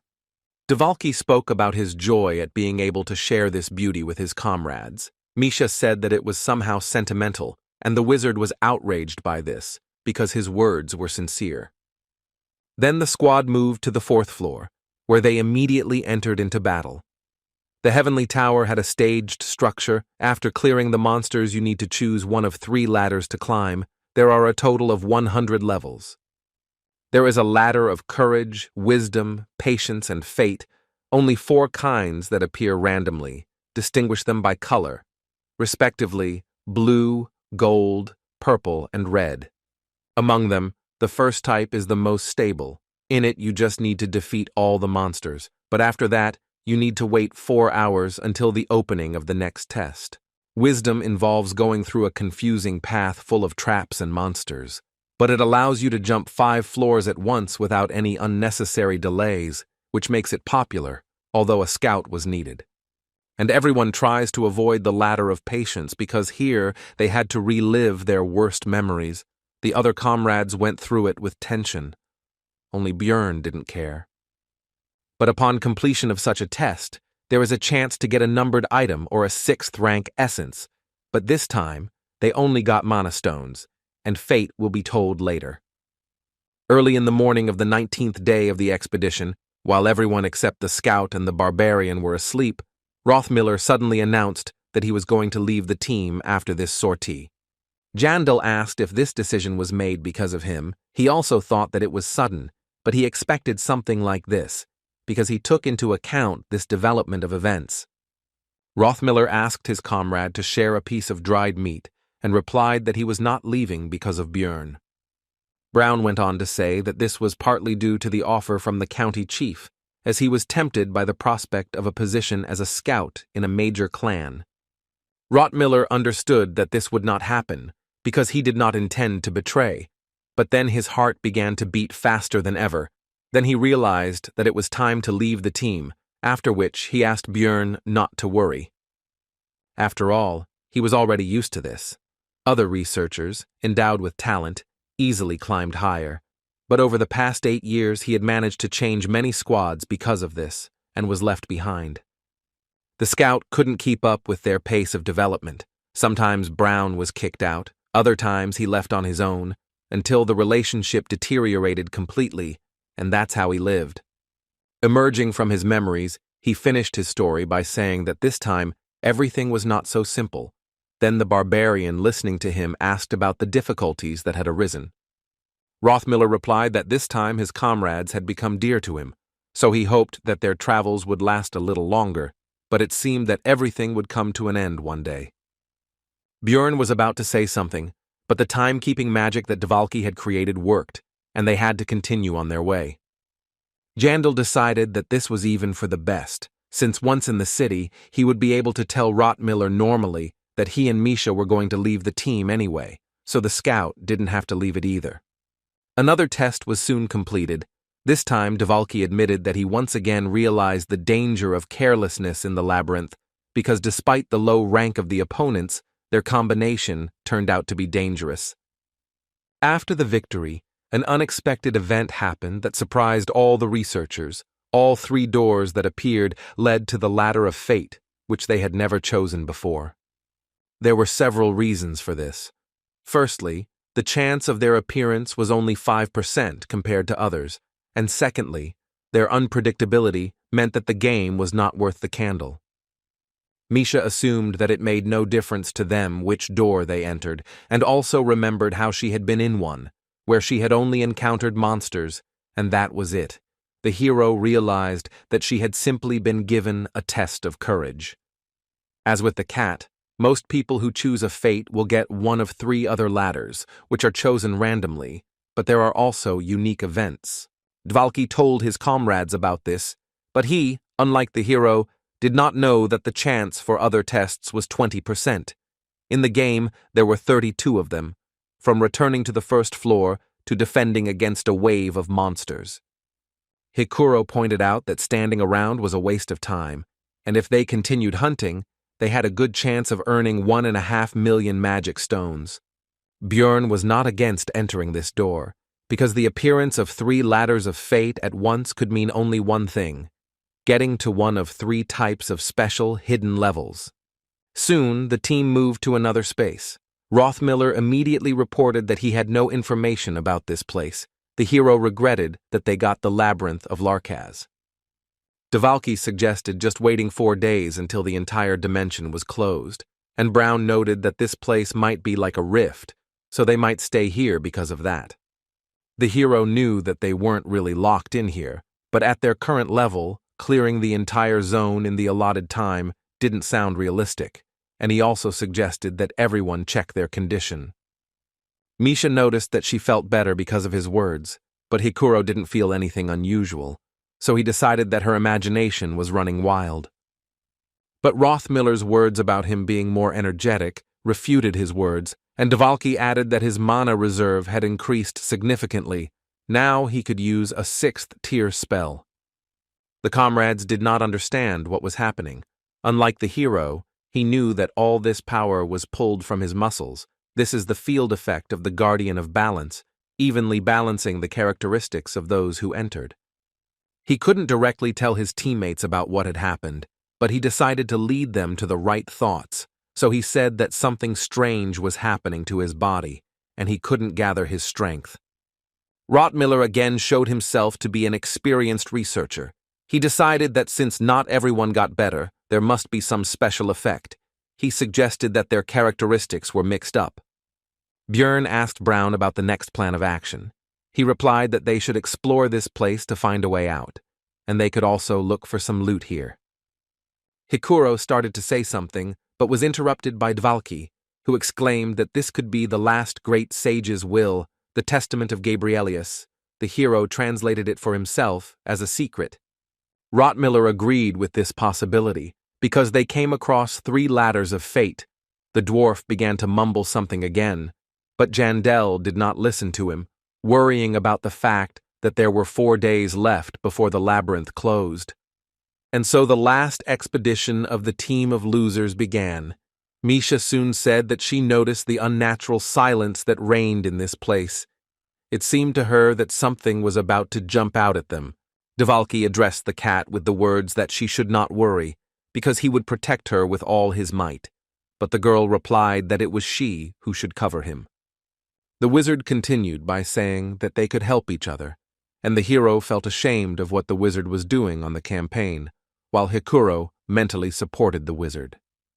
Soon the squad met the first monster in this location. It suddenly came out from around the corner. It was a Vicundus.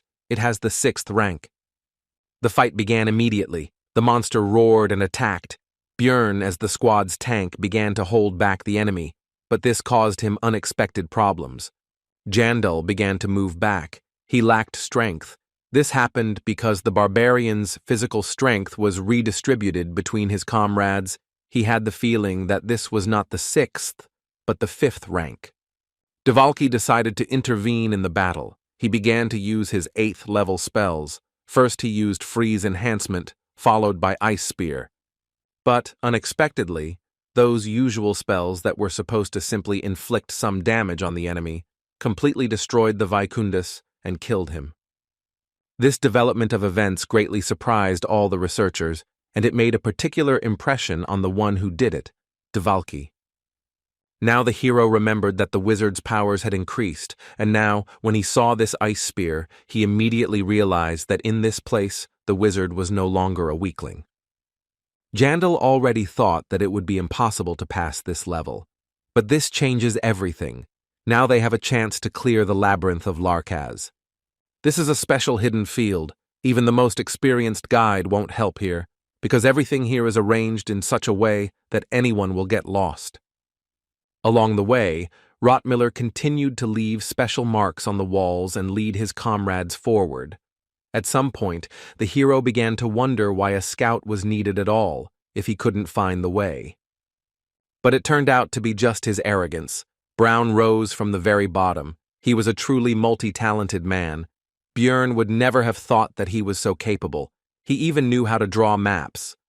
The barbarian expressed his admiration for the skills of his comrade, who was doing his job without any stress at all, and he replied that it was not that difficult. Everything could be remembered along the way, and the distance was measured by the number of steps.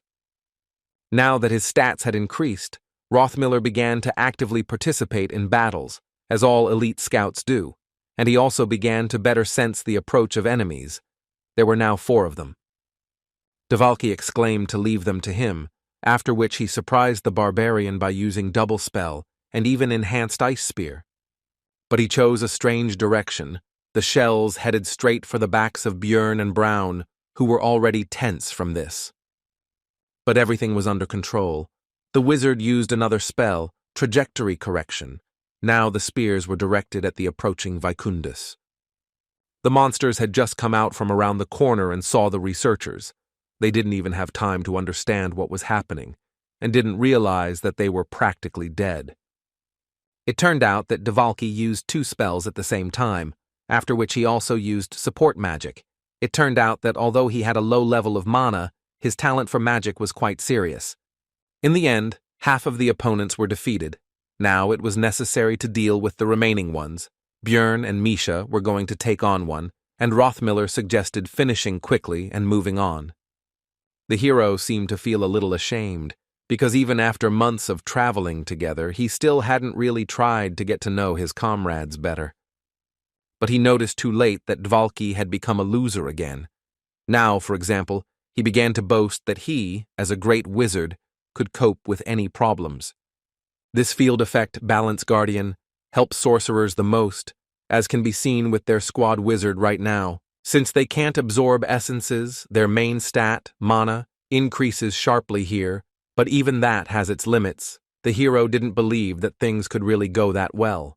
Dvalki said that it was as if the shackles had been removed from him, but be that as it may, the barbarian analyzed the team's strengths during the day of observations. As a result, he personally lost a lot, but the squad itself became twice as strong. It was because of teamwork. They simply performed their roles better when everyone had a decent level of power, rather than like before, when one person was superior to everyone else. The hero found it a bit unpleasant to admit this, but this was precisely why he wanted to leave the squad. He and Misha had grown too much. It was now the 20th day of the expedition, and the barbarian was thinking somewhat sadly that this would be the first and last time they would work as a real team.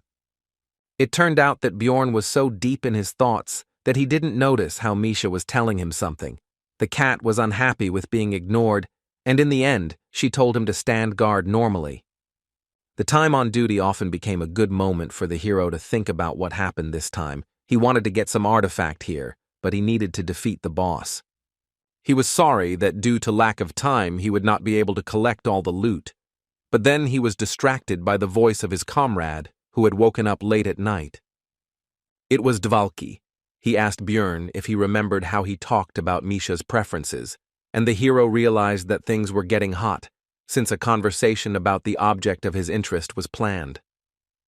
The wizard said that he wanted to know if it was true, but now he decided that it did not matter, because he believed that it would be cowardly to want a sincere answer without showing his true self. After that, he said that Björn already knew it. Dvalki was secretly in love with Misha.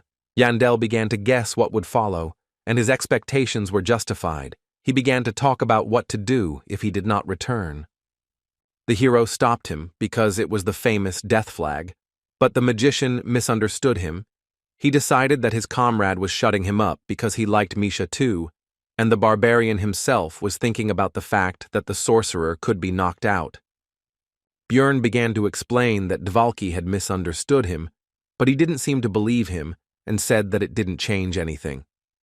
In the end, the magician still hung up the death flag. He said that he would tell Misha about his feelings when he returned to the city, and Jandel decided that in such a situation, they needed to get out of here as quickly as possible. The group continued to explore the location. Soon they reached a dead end, and the barbarians sighed with relief, because this meant that they finally arrived at one of the 4 intermediate bosses. With their level of strength, it didn't matter which one of them they would have to face. They just had to somehow open the secret door without their comrades noticing. But then Rothmiller exclaimed that he had found something unusual. Jandal was surprised by this and did not know what exactly allowed Brown to discover this, a sixth sense, observation, or something else, but it did not matter.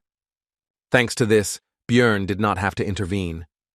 The scout was able to find a way to open the secret passage, and the next moment, the wall parted to the sides. The barbarian, like a tank of the detachment, went forward, and inside an ominous magic circle with a goat's skull in the middle was discovered. Teammates expressed their opinion about this place. It seemed creepy to them. The hero thought that, compared to many other arenas, this was nonsense, but then he threw these thoughts out and decided that since this room had dropped out, it wouldn't be difficult to summon the boss. He wasn't listening to the others now. The only question was how to do it without attracting attention. Here you need to spill blood on this magical pattern, but doing it openly would be too suspicious. His thoughts were interrupted by the fact that his strength suddenly began to rapidly increase upwards. The armor became light, and his entire body was filled with energy. The others also felt the increased power. It was beyond anything the barbarian had ever felt before, even more powerful than both gigantification and the wild surge, so he immediately turned to Rothmiller with alarm. Brown realized that they had thought of the same thing at the same time. More explorers had entered the Larkaz Labyrinth. There could be one of them, or all 5. Anything is possible. But one thing is clear. Regardless of their number, these people must be incredibly strong. Researchers actually entered the Labyrinth of Larkaz. There were 3 of them, a mysterious man with a horn, a priest, and a common man. The horned explorer smiled. He was very pleased that he finally managed to get to this location. The priest prayed to his goddess, asking why she had given wings to such an unholy creature. The horned one did not like these words and began to threaten the old man that he would tear out his tongue, but he replied that he was not afraid of physical pain. The mysterious man readily agreed with this statement, after which he added that he meant the tongue of the priest's granddaughter, which caused the latter to tremble. The 3rd member of the squad, who was now kneeling, growled and cursed the horned one, which made him turn his attention to the man. The mysterious man said ironically that this worthless fellow was just whining because he had lost his hand, while thinking that he was very lucky to finally find such a simple way after a year of searching. He was pleased that he only had to sacrifice the hand of a 5th-rank researcher, and the path to the Larkaz Labyrinth was opened. The evil god was very useful to him. The priest, incredulous at such cruelty, noted that this was the horned man's comrade, but he replied that he kept this man with him only because he could be used for good. After that, he started kicking the armless man to hurry up, because they got here late. The old man tried to stop this, because the man had recently sacrificed part of his body to the evil god. But the horned one was not going to listen to the servant of God. He turned to him and made him shut up, while the left side of his face, which was purple, became visible, as well as an unusual glowing eye. The one-armed man more or less came to his senses and rose from the floor. He assured the old man that everything was fine, and he also called him the high priest. The next moment, the guardian of balance began to act. The horned one immediately felt the changes. He knew about such an effect, but even so it was too strong an impact. He asked the old man if anything had changed in him. He answered that his holy power had fallen somewhat. He asked again about this, but the priest was absolutely sure of his words. Then the Horned One turned to the third member of the squad, the scout. He replied that his physical abilities and strength of soul had declined. Because it affected not only him and the high priest, but also the fifth-rank researcher, the mysterious man realized that some rats had slipped past them here. He removed his hood, revealing the face of a member of the rebel Orcules faction that wanted to end the royal family, the Dragon Slayer, Regal Vagos. Returning to Björn, he felt that his stats had doubled. He also realized that those who entered must be from at least the 6th floor. It was also clear that it was a small team, not a large clan. Jandy shared his concerns with his comrades. Misha took his words seriously and suggested trying to overcome them with teamwork or find a way out of here. Hikuro remained calm. He said that these researchers could well be normal guys, but the hero for some reason already considers them to be marauders. Dvalki felt confident due to his increased strength and said that since their strength was balanced, their team should be able to handle it. Rottmiller was neutral on this issue. He believed that it was better not to fight them or even encounter them. He saw a much better option as finding a way out of the labyrinth of Larkaz. The hero realized that their collective thoughts were not helping, so he decided to get down to business first and continue the conversation later, so he spilled his blood on the magic pattern. It immediately began to shine. As a result, the labyrinth demon, Baphomet, sensed the prey and appeared in the flesh. Misha immediately began to accuse the barbarian of stepping on something again. This is an intermediate boss, which would be difficult to deal with. But in the end, due to his increased stats, he was defeated in less than a minute. Björn didn't expect it to be that easy, so he wondered what kind of monsters had entered here, giving them such power. In addition to the experience from the monster, a very detailed map of the place was obtained, and Jandel, from his previous thoughts, concluded that they needed to move as quickly as possible. Therefore, he distracted his comrades from studying the loot and informed Hikuro, as the leader of the squad, that it was time for them to move out. He considered such caution unnecessary and considered his comrades' behavior strange.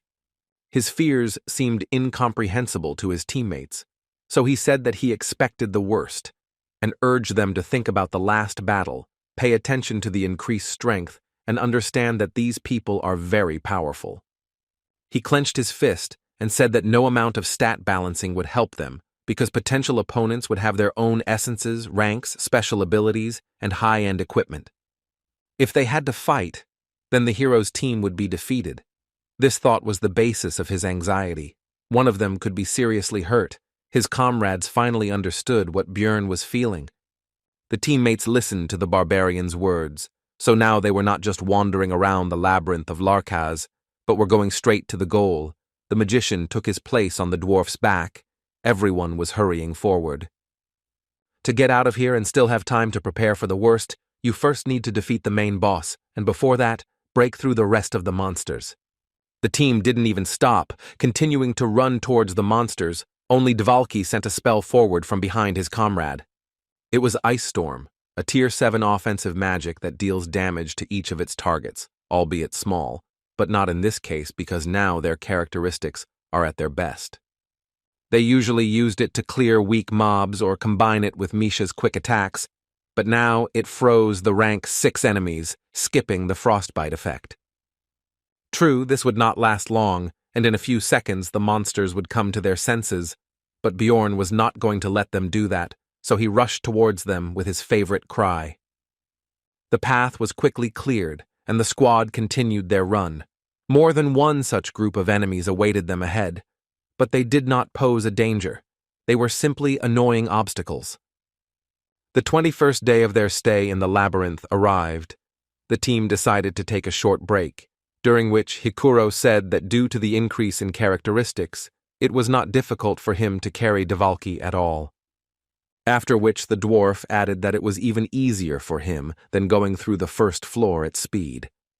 The barbarian reacted to these words immediately, because it turned out that no one was particularly tired, but they suddenly decided to rest, so he turned to Murad and demanded an explanation. His look was telling. Hikuro immediately asked not to glare at him, and said that they had been running for more than 6 hours without a break. even with short breaks. He thought that was enough. He remembered how, right after the battle with Baphomet, the hero had admitted that he was now experiencing a bad feeling, similar to what he had when he and Misha encountered the Lord of the Third Floor. At that time, everyone reacted to this seriously and decided to listen to these words, but now it seems their ardor has begun to subside. Dvalki said that this should be enough, and even if they were marauders, they would not be able to find their team, because they were already far from Rotmiller's marks, and Hikuro was ready to sign under his every word. Misha asked the hero about his opinion on this matter. He answered that he considered it necessary to run further. The girl immediately said that she did not object to this. After that, Rotmiller entered the conversation. He did not understand the reasons why the Barbarian thought that they could get out of here this way. Pointing at the map, there was a boss there, but Bjorn could not say it directly. Brown went on to say that despite his own doubts, for some reason he felt as if something truly terrible would happen to them if they didn't listen to Jandel's words. These words had a better effect on his comrades. The reason for this is that Rotmiller had acquired the essence of the mimic and pumped up the sixth sense stat, and during his adventures he was convinced of its effectiveness. Everyone instantly believed more in the possible threat. This somewhat hurt the Barbarian, but he understood them, because thanks to this, he himself became more confident in his own feelings. The comrades immediately agreed to continue running further, because when Rotmiller says this, it's a completely different matter. He no longer had an ordinary sixth sense, but a pumped-up one that really worked. After that, their run continued further. They moved forward, simultaneously destroying monsters that they encountered along the way, and practically without resting. And 12 hours after defeating Baphomet, the squad finally reached their destination, the door to the arena with the boss. Now they have to fight him. After some time, the seal lit up, which meant only one thing. The master of the labyrinth sensed a worthy opponent. After this, a loud roar was heard, which made the researchers prepare for an imminent battle with the main boss of this location. Who did not keep himself waiting long, he appeared before the opponents with a drawn-out moo. This is the lord of the labyrinth, Larkaz, the Minotaur. He immediately attacked the Barbarian with his axe. It was a monster whose strength could be estimated at the 4.5 rank. After all, he was a named high-ranking mutant. But his blow didn't bring any results, because thanks to the increased characteristics, it didn't even bring any damage to Bjorn. He wouldn't even have to use gigantification. Seeing the futility of his attacks, the Minotaur used Burning Skin, which was the ability of the Ifrit, another monster, but the boss had the essence of such a monster. Now the Barbarian began to receive damage from fire, but the third stage of his seal gave resistance to this element. Of course, he would not last long like this, but this was already not bad. Then Dvalki used the support spell Cold Blood, which increased the defense against this attribute. Bjorn was surprised that he reacted so quickly, and that he didn't even have to order it to be done. This magic affected not only himself, but also the rest of his close combat comrades, causing them to immediately rush to attack the boss. After that, Dvalki used his set of curses consisting of wound exacerbation, slowing, and weakening, and Hikuro charged the enemy with the lightning skill. And now Misha made her move. She used toxin release on her blades and began to cut entire furrows on the Minotaur's body at great speed. The hero was surprised at how good the teamwork of their squad was. He felt like he was playing an auto-battler, because he didn't even have to do anything yet. The Minotaur soon died, bringing the group valuable experience, and Bjorn could not believe that this was the same team of losers that he had seen before. In the end, they dealt with a high-class mutant in less than 10 minutes. Jandel even dreamed a little about what would happen if their indicators were the same outside of this space. This would be a super stable front of 2 tanks, preventing the enemy from even getting close to the rest of their comrades. He is also a melee damage dealer who can consistently deal damage in the thick of battle with courage, and a mage who can cast both single target and area of effect spells while also applying buffs and debuffs. He is also a highly skilled and experienced scout, strong enough to directly participate in battles and able to stand up for himself in unforeseen situations. If they were really that strong, they could reach the upper floors together, But this sentimentality was of no use now, the hero thought, especially in such a dangerous situation as this. The explorers were a little upset that the boss didn't drop any essence, or even the portal they were counting on didn't appear, but Rothmiller pointed out the doors that had opened, and they decided to check them out. The hero knew that there was no exit here that they were looking for, but there was something here that they simply had to take with them. It was a small stone that contained a huge amount of mana. They would still need it. The comrades were a little concerned that there was no portal here, but Rothmiller said that he had a feeling that their goal was where the blue dot appeared on the map, and Björn knew that this was true. The hero's good mood was interrupted by a threatening voice coming from behind him, which said that he knew that these rats would be here. He then pointed out that if they had not sacrificed another hand, they might have been too late and not caught this group of researchers. Regal Vagos turned to the barbarian and said that he should thank him, because it was thanks to his strength that they dealt with this boss with one hand. The priest immediately turned to the Dragon Slayer with a request that he simply take what he came for and let these uninvolved researchers go, which somewhat threw him off his game.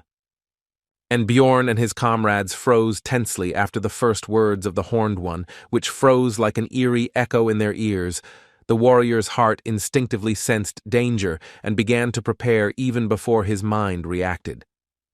The hero expected the worst development of events. Time was worth its weight in gold. Every second became more and more important. His hearing became sharper. His eyes were fixed on his opponent. All his senses absorbed all possible information. The Horned One still stood in place and tried to get at least a word from the silent researchers, and the barbarian analyzed. He realized that this guy knew about this place and got to the arena very quickly, even too quickly. It was also worth paying attention to that sacrifice. Everything indicated that it was an offering to the evil god Karui, but at the same time the priest did not seem to be on the same wavelength with the Horned One. From what we saw, we can conclude that this guy kidnapped the old man and forced him to swear allegiance to another god, and the guy without arms is apparently also just a victim. Regal Vagos was already angry because he was being ignored, and the hero summed up his thoughts by saying that this guy was a crazy bastard, and all his plans went to the trash, and he needed to find a way out of the situation. The Horned One had already started to say that since they weren't answering him, he would simply kill everyone. But Jandel finally started a dialogue. He said that he didn't expect to see a researcher here. Regal said with feigned surprise that the barbarian could still speak, and the hero was glad that he had managed to gain at least a little time and asked about a way to leave this place. He decided to seem as weak as possible. But his plans were ruined. The Dragon Slayer raised his hand with the ring and asked who this barbarian was because the stone did not glow green, which meant that this rat caused the yellow color. Björn immediately realized that this was number 6111, the Destiny Seeker, also known as a traffic light ring. Green means a good event, red means bad, and yellow means uncertainty, such an object. This caused mixed feelings in the hero, because it showed that he had a chance to break the Horned One's skull, but at the same time, his advantage of surprise evaporated. Now the enemy also knows that everything is not so simple. The opponent also noticed the barbarian's reaction and realized that he knew about the ring, and he also drew his blade, causing Jandel to be unpleasantly surprised. After all, it was not a simple weapon, but a sword made of arc, a 6th-grade metal. It is considered the most perfect in this world and is capable of cutting through any object, even a numbered one. Its equipment corresponds to the 8th floor. The Horned One demanded that they give him everything they had dug up here. The hero understood that this situation could not be resolved with words, but with such a level of enemy forces, he should have at least 8 essences of the 5th rank and higher. Jandel took out the recently found stone and asked if this was what he was looking for. Regal immediately confirmed it and said that he would let them go alive if they gave it to him. Misha agreed with this, since they still didn't know the purpose of the item. Hikuro supported her. He wanted to avoid a battle, but Bjorn wasn't going to trust a psycho who somehow made a priest change his faith. He did not consider the arguments of his comrades to be at all reasonable, so he decided to act in his own way. Bjorn went into dumb barbarian mode, said he was suddenly hungry, and threw the crystal into his mouth, starting to swallow it, causing shocked silence among his comrades. The armless man and the high priest were also extremely surprised by the hero's actions, and the dragon slayer clenched his fist in anger. He became enraged, and thrusting his blade forward, made a dash towards the savage who had so angered him. Bjorn covered himself with a shield, and the dragon slayer cut through him, but did not continue the attack. He simply froze, and the hero knew why he did it. This was his plan D, a replacement for all his other plans. If this guy thoughtlessly pierced him, he would rip open Jandel's belly, and at the same time, that trinket that he wanted so much. The Horned One jumped away from the barbarian, called him a crazy bastard for coming up with such a move, and asked what he wanted. The hero noted that his opponent had given up faster than he expected, to which Vagos advised him to state his terms quickly, since his next target could be the savage's comrades. Jandel demanded to give him just 1 day, and then he would no longer resort to such dirty tricks. The Horned One was surprised that they were not begging him for mercy, but the hero understood that he had heard this many times before, so many that he had lost count of these pleas, and it had become boring and meaningless for him. The barbarian decided that the only way to achieve his goal was to arouse the interest of this guy, so he continued to push his line. He said that the warrior would not beg for mercy. Vagos asked why he should trust the hero. He answered with an oath on his military honor, and also explained that they had not slept for several days and were exhausted to death, so they would go out to fight in 1 day. The dragon slayer grinned and decided to ask whether the savage really believed in even the slightest possibility of his victory. The hero could admit to himself that the chances of this were slim, but he replied that he was not going to give up just like that. This time it was not a pretense. These were his true feelings. In the end, he agreed, and the squad hurried away from their meeting place. Hikuro wanted to talk about something, but Bjorn replied that they would do it later. After some time, it was time to take a break, where we could talk about the current situation and come up with a plan of action. Rottmiller noted that 3 hours had passed since then, and given that there was no sign of pursuit, the Horned One was going to keep his promise, while Landel expressed his doubts. He remembered that the guy had only agreed to 12 hours, but warned that such a trick wouldn't work on him again. The hero blamed that damn ring for this. Without it, there would have been a good chance to agree on a full day of rest, but nothing works out for him without problems. Bjorn allowed himself a tired sigh, but remembering all the dangerous and hopeless situations he had been in, he decided to start to strengthen himself, clear his mind, and focus on one goal: survival with his comrades. Rothmiller pointed to the map and said that in a little while they would reach the room at 11 o'clock. As Jandel had said, he had a rough idea, but he still wanted to know about their plan. Misha asked if they would fight. Dvalki said that it would not be the best choice, and Hikuro supported him and reminded him of how easily the Horned One's blade cut through the barbarian's shield, but stopped. The hero turned to face his comrades and asked them if they would trust him one last time, to which the cat girl immediately responded with consent.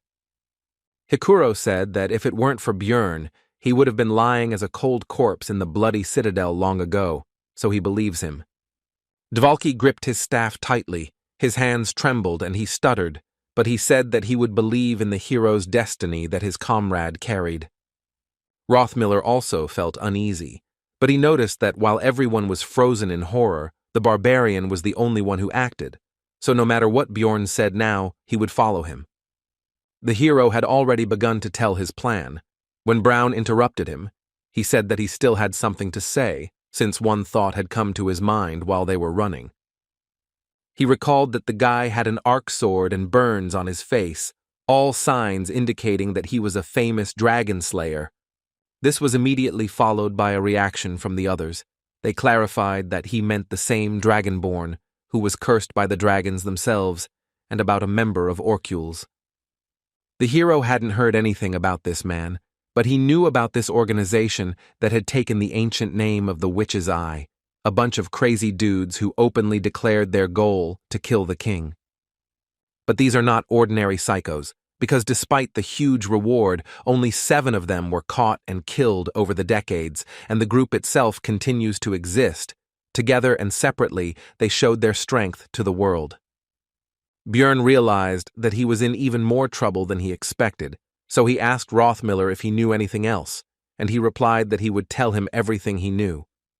It turned out that the dragon slayer, Regal Vagos, was a dragonborn who killed the leader of their clan, a certain ancient dragon for which he was cursed, after which he disappeared, and when he returned, he massacred the elves. There is only one piece of good news, which is that his most annoying ability, namely Dragon Tongue, a skill unique to Dragonborn, was sealed with a curse. His main weapon is a long sword from the Ark, called the Dragon Slayer Blade. The hero and his comrades have already seen it in action. It cut through the Barbarian's shield without any problems. According to available data, he has 6 confirmed essences, 3 of the 5th rank, 2 of the 4th rank, and 1 of the 3rd rank. Judging by the known abilities, he is a swordsman sharpened on characteristics, with no weak points. But 10 years have passed since this information was received. A lot could have changed, even though the probability is low, because it is difficult for a criminal to remove the essence in any temple. But it could have happened. And he climbed here because of a special item that can help him bypass some of his limitations. The hero told his comrades that first, they need to collect everything that they left here. After that, the team's run through the Labyrinth of Larkaz continued. They had to hurry, because the Dragon Slayer did not give them much time. But at the same time, the hero did not stop thinking, because this Regal Vagos turned out to be a much greater threat than expected. If not for the Guardian of Balance, he would have killed everyone before they understood anything. The team arrived to fight the next boss, and Björn was still in his thoughts. He had goosebumps just thinking about fighting the enemy, and the more he thought, the more he realized that running away was not the best solution. Despite his thoughts, Jandel and his comrades entered into battle with the Labyrinth demon, Argos, summing up that there is a famous saying that says that cowards are not allowed into Valhalla. The second intermediate boss was killed, which meant that the room the hero was thinking about should appear somewhere, and loot was also obtained from this monster. A scroll with the Flame of Greed spell. Björn was a little surprised that what he got was exactly what he wanted. He decided to use everything that would be available to him. After that, he began to explain to Rothmiller that they needed to find a secret room, and he immediately agreed to do it without any unnecessary questions. Once Brown got serious about it, they started finding secret places about every 2 hours. Thanks to his intelligence skills, enhanced senses, and mimic essence, he noticed all the suspicious places. But the problem was that none of them were the one the hero needed, and they were running out of time. It did not stop its rapid run. While searching for the necessary secret, the 12-hour delay almost ended completely unnoticed, and Rothmiller stopped the group once again because he noticed something.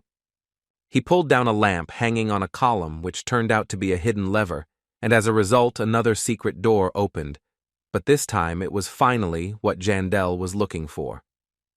The hero decided to close the room back for now, returning the device to its previous position, after which he announced that they were making a stop here and he would be the first on duty.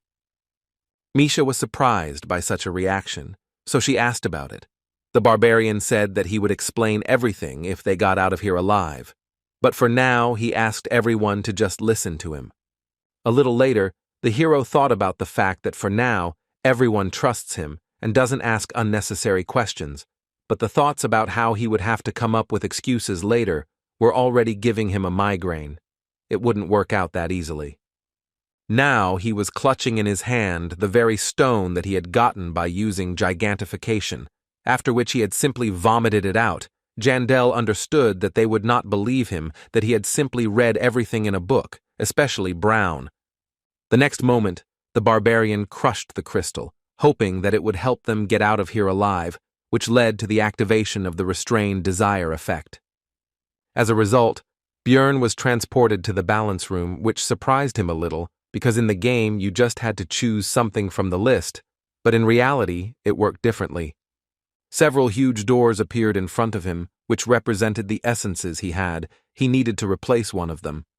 He already knew how this item worked. Restrained desire allowed one to replace any essence of rank 4 or lower with a random one of the same rank. Opening the chosen door will replace the corresponding essence. Jandel immediately walked towards his goal because he already knew what he wanted to choose. It was obviously not an orc hero, because even though she was only rank 5, she was part of his final build, so she couldn't be changed. A corpse golem would be a good option, since Björn was going to erase it later anyway. But he didn't want to waste his restrained desire on a rank 7 essence. It would be a waste. Therefore, only the last option remained, to which the barbarian reached out. It was a vampire. He had good skills and gave excellent stats. It suited the tank. Moreover, it was a guardian essence with 3 skills, which was rare, but restrained desire had hidden effects, so the hero didn't even doubt his choice. But suddenly, a glow appeared. Jandel couldn't see the notifications popping up on his monitor in his home world, but it said that the essence of the guardian had been detected. He didn't know what was going on here, but new lines appeared. They said that the rank of one selected essence had increased due to the fact that no one currently possessed such a gift. There are several doors to choose from. The first is the Lich. It gives the passive skill Soul Receptacle, as well as several destructive active skills, a typical 4th rank monster of the supernatural type. The next one is a Colossus of the Soul. It has no strength or agility at all, but the spirit indicator is simply gigantic. It was a monster of the spiritual type, the same rank as the previous one. The hero was surprised that 2 essences of the Keeper appeared. They also dropped in the game, albeit rarely. This can still be attributed to luck, but the next door cannot be a coincidence.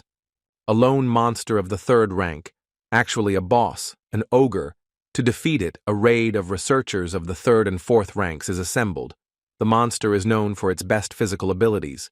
Björn immediately started to open this door. This event was not some kind of luck. It just means that there were still things in the game that he did not know about, and which he found today. 4 hours later, the hero began to remove his equipment. This essence gave him many characteristics: great strength, magical and physical resistance, but reduced regeneration and cognitive abilities.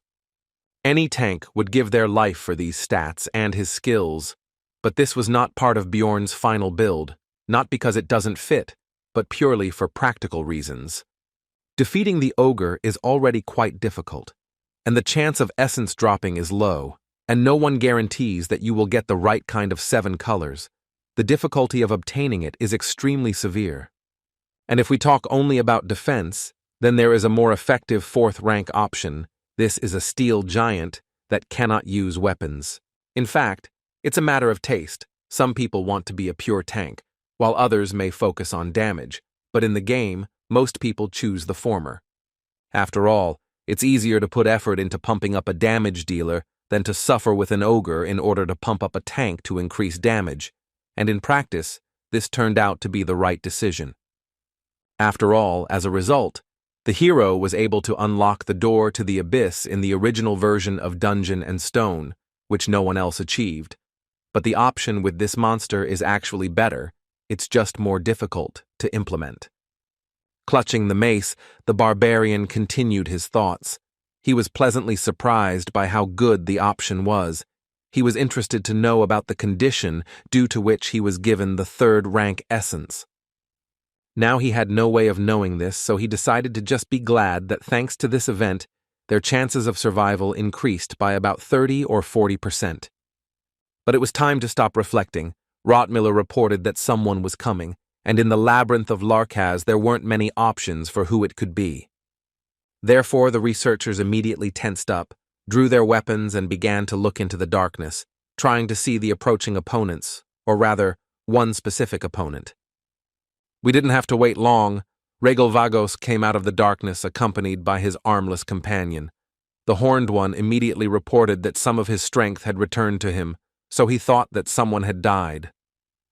His companion lost a part of his body again, apparently to find his way back to Bjorn's squad. This time he was missing an eye. The Dragon Slayer was incredibly cruel. Regal himself continued speaking in the meantime. He noticed that everyone was alive, so he assumed that someone had absorbed the essence of the Vicundus or someone else, and the hero noted that the priest was not here. This was good news. The absence of a deity servant here, as well as the fact that the barbarian now had a third-tier essence, should give him a better chance of winning, and Jandel also understood that Vagos was simply asking for information now. But, having failed to find out the source of the increase in strength from the barbarian's group, he decided to remind him of his promise and demanded that the stone be given to him. Jandel turned on his stupid barbarian mode again and said that he was playing with this crystal out of boredom, and it so happened that it accidentally broke and apologized for it. But the Dragonborn realized that the hero simply had no intention of keeping his oath in the first place, and was now simply mocking or simply pretending, so he became furious. After this, the Dragon Slayer did not intend to continue the dialogue and attacked the barbarian, who immediately tried to knock his blade aside, not taking it directly on the shield, but moving it to the side until the sword cut through his defense. And just like their team had been practicing while they waited, Bjorn jumped to the side and cast the 7th rank spell Ice Storm into the window that was left open for Dvalka to attack. In response, the Dragon Slayer used the Furnace skill, a unique ability of the 4th rank of the Lava Giant. When activated, it imposes invulnerability to cold and fire, also increasing physical stats. Now the hero was glad that Vagos still had this essence even after a decade, because now he had an item that was originally intended for the battle with the Minotaur, but was still suitable now. It was a scroll with the Flame of Greed spell. It instantly nullified all fire-type abilities in the designated area, which also sealed the Lava Giant's essence for 48 hours. Then Dvalki sent Ice Storm straight at the Dragon Slayer again. Now he couldn't defend himself from its impact with his skill. But Regal just laughed and said that it wouldn't work on him. He couldn't be defeated that easily, while the hero thought that this stage had gone surprisingly smoothly. The enemy, however, was not harmed, but he did demonstrate one of his skills, the Dark Veil, which was not on the list that Rothmiller had previously provided in his report. The hero was pleased that at least one of the unknown threats had been discovered, but he had to abruptly cut off his thoughts, because right now the Dragon Slayer's blade was aimed straight at his eye. The barbarian suddenly focused on the fight again. He swung his shield in an attempt to reach his opponent, but he was agile enough to dodge the blow, but he was forced to interrupt the attack. But he was too fast, so Bjorn quickly went to the side and, with a cry of death for the savage, prepared to strike him with his sword. Jandel did not have time to defend himself in any way. But the blade made of arc, the most perfect metal, unexpectedly for Vagos could not pierce the skin of the barbarian, and he did not want to reveal his card so early, but he had to. He hoped to keep it a secret until the last, most perfect moment, his new passive skill Iron Skin, doubling physical resistance, and against cutting and slashing attacks, doubling it again. The hero understood that now it would hardly take the enemy much time to understand what kind of essence it was, which would make him more cautious, so he decided to use his first attack skill right now. This is the ability of the Sweep, which increases the destructive power of the striking weapon in proportion to the strength. Vagos did not have time to escape and received the first damage of this battle. The Dragon Slayer's shoulder was knocked out. He immediately jumped away from his opponent, but the hero was not going to give him a chance to recover, so he shouted out Dvalka's name, calling him to action. The wizard cast the Slow Curse, allowing the barbarian to catch up with the Dragonborn, but he was able to dodge the mace again. Regal was a little pissed off that some weaklings had forced him to retreat, so he negated the speed debuff with his advanced acceleration and was able to draw blood from Jandel. The hero was surprised that the Dragon Slayer could still develop such speed even after balancing the characteristics and slowing, but of course, he was not going to despair. After that, the fight flared up with even greater force. The blows rained down faster than before. Vagos began to give it his all. Bjorn's agility was no longer enough. The Dragon Slayer continued to use his new skills. this time activating the afterimage, in the process informing his opponents that they could not expect an easy death, and urged them to surrender. This allowed Regal to plunge his blade straight into the hero's hand, but he was not at all worried about this. On the contrary, a devilish smile adorned his face. He was pleased. The reason for this was that Misha intervened in their confrontation right at the moment when the Dragonborn could not defend himself and struck him with her sword. The Dragonslayer pulled his blade out of the Barbarian's body and tried to hit the beast woman with it, but she simply dodged and also attacked. He also dodged this counterattack. They both relied on agility. He shouted at Misha to know his place. She did not remain in debt, and noticed that his own horns were cut crookedly, so they exchanged insults. Vagos was obviously more hurt than the girl, so he abandoned the confrontation with the Barbarian and rushed after the cat, who was already retreating back under the cover of the tank. But Regal clearly forgot that there were other opponents here. Hikuro turned to him, notifying him of this fact, and began to use his lightning. After that, he activated release, and the elemental charge flew straight to the position between Misha and the Dragonborn. The Dragonslayer didn't want to get hit by lightning, so he had to stop pursuing and stop. He was furious that some worthless people dared to oppose him, which he said. He shouted that the mere insects could not affect the outcome of this battle, and then used Fear Imprint, a unique ability of the 4th-tier monster, Nightmare. So she temporarily instills wild terror in the enemy, and then turns that fear into pure physical stats, but their team had an answer to that. Hikuro used his numbered item, Guardian Bracelet, which heavily knocks back enemies and grants temporary immunity to all harmful effects on allies. After that, the hero instantly broke into a dash, simultaneously rejoicing that this artifact had dropped then in the bloody citadel, and also noticing that the Guardian of Balance, as expected, had not been cancelled. The Barbarian decided that his shield was useless against the arc sword anyway, so he threw it away and decided to trust in Iron Skin and continue to press the enemy. After that, he used Wild Splash, which, let me remind you, increases the threat level threefold, proportionally increasing physical stats, and rushed towards Vagos together with Misha. The Dragonborn had been in a rage for most of the battle and was still in it now, and he was preparing to use his new skill again.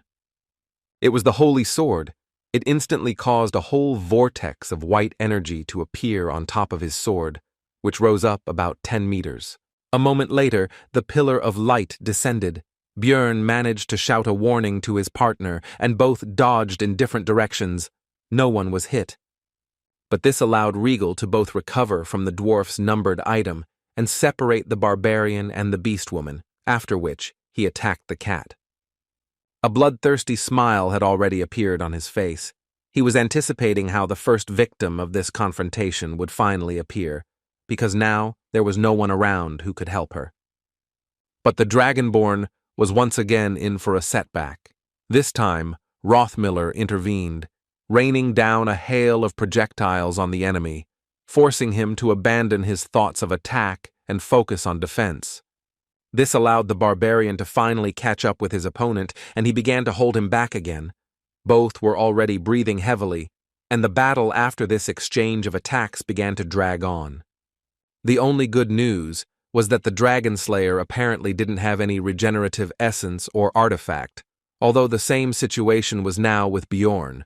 The wounds no longer healed on their own. But this did not stop Rothmiller from keeping an eye on the Barbarian's condition from behind and throwing healing potions at him when necessary, as had once happened in the bloody citadel during the battle with the vampire.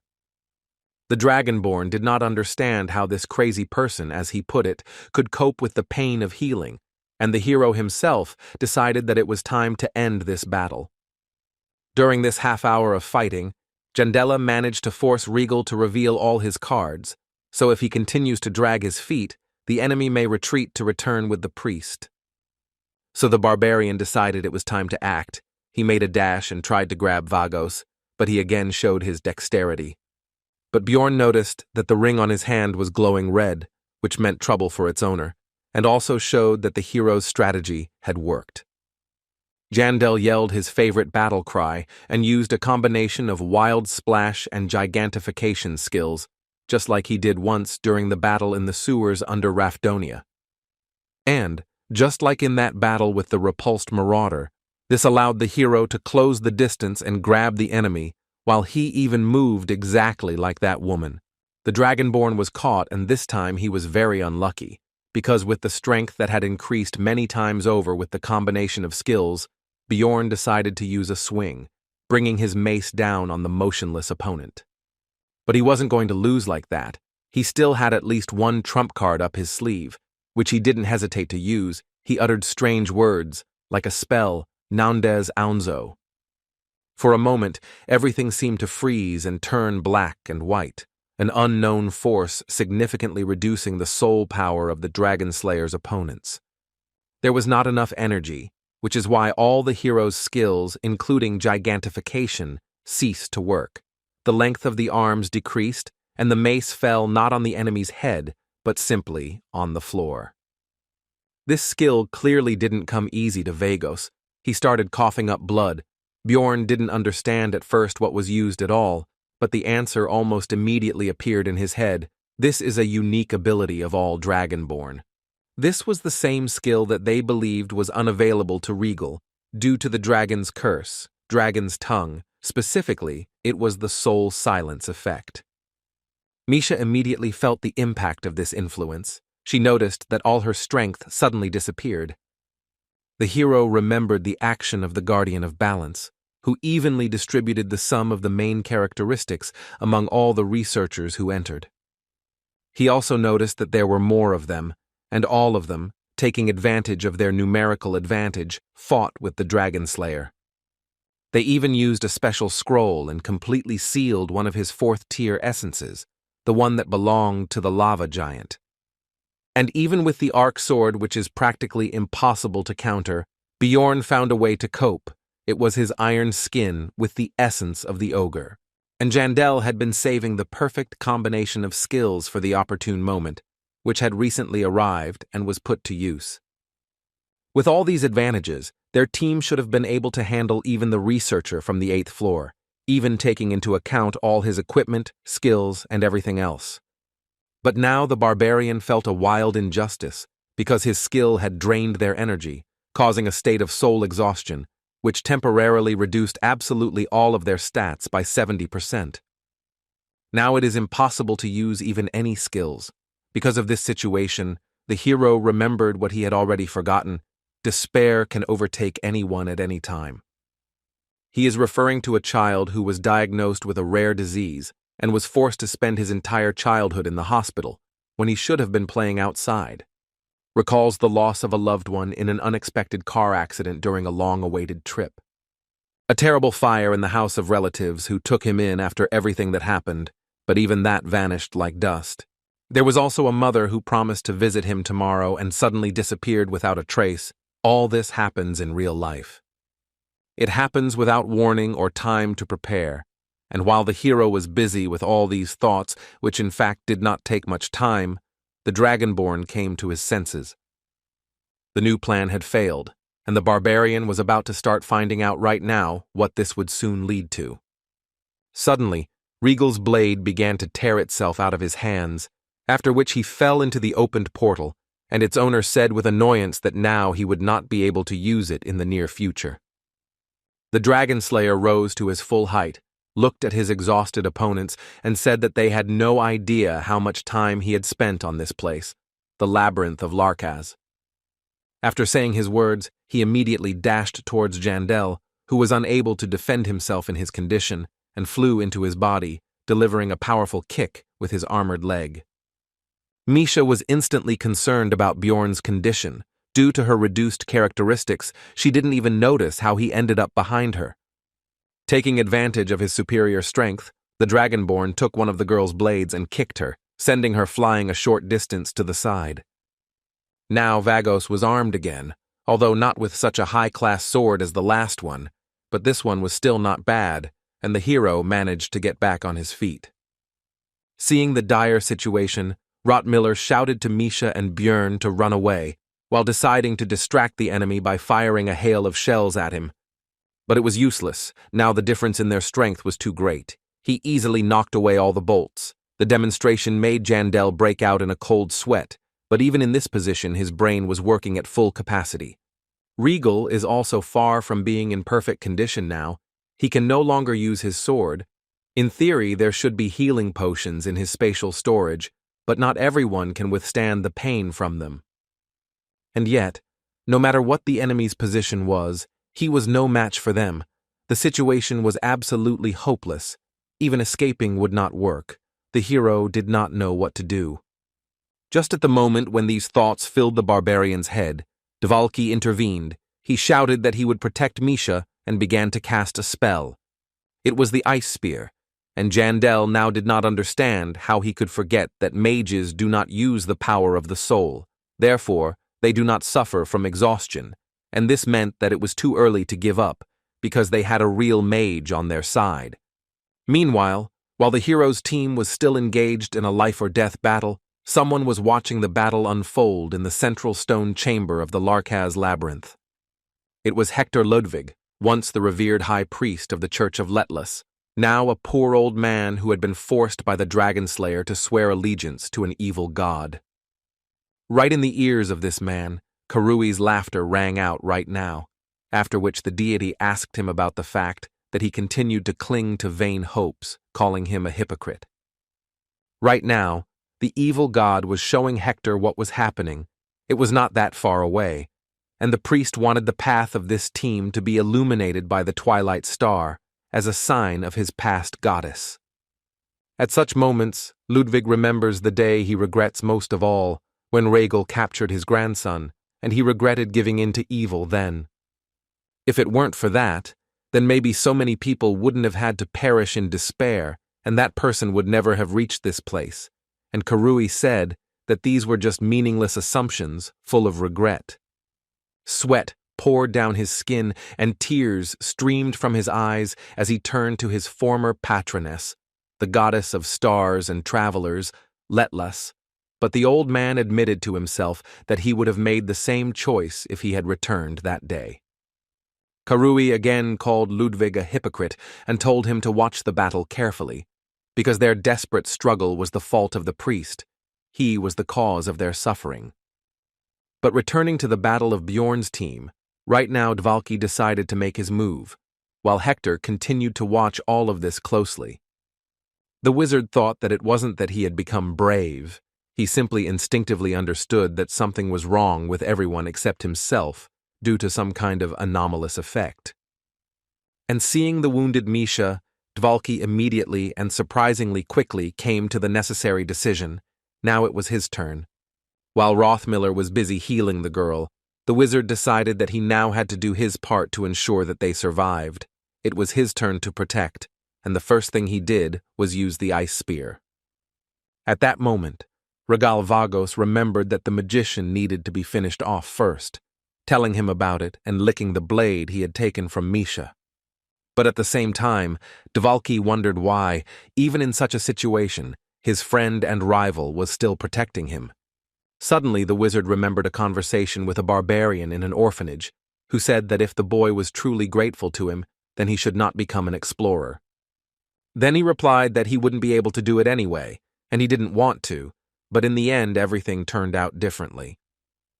Dvalki had to quickly finish with his memories and thoughts, because the battle was still going on, and now he was the one in the most combat-ready condition among the rest of his comrades. Bjorn held Vagos back with all his might. He asked the magician when the spell would be ready.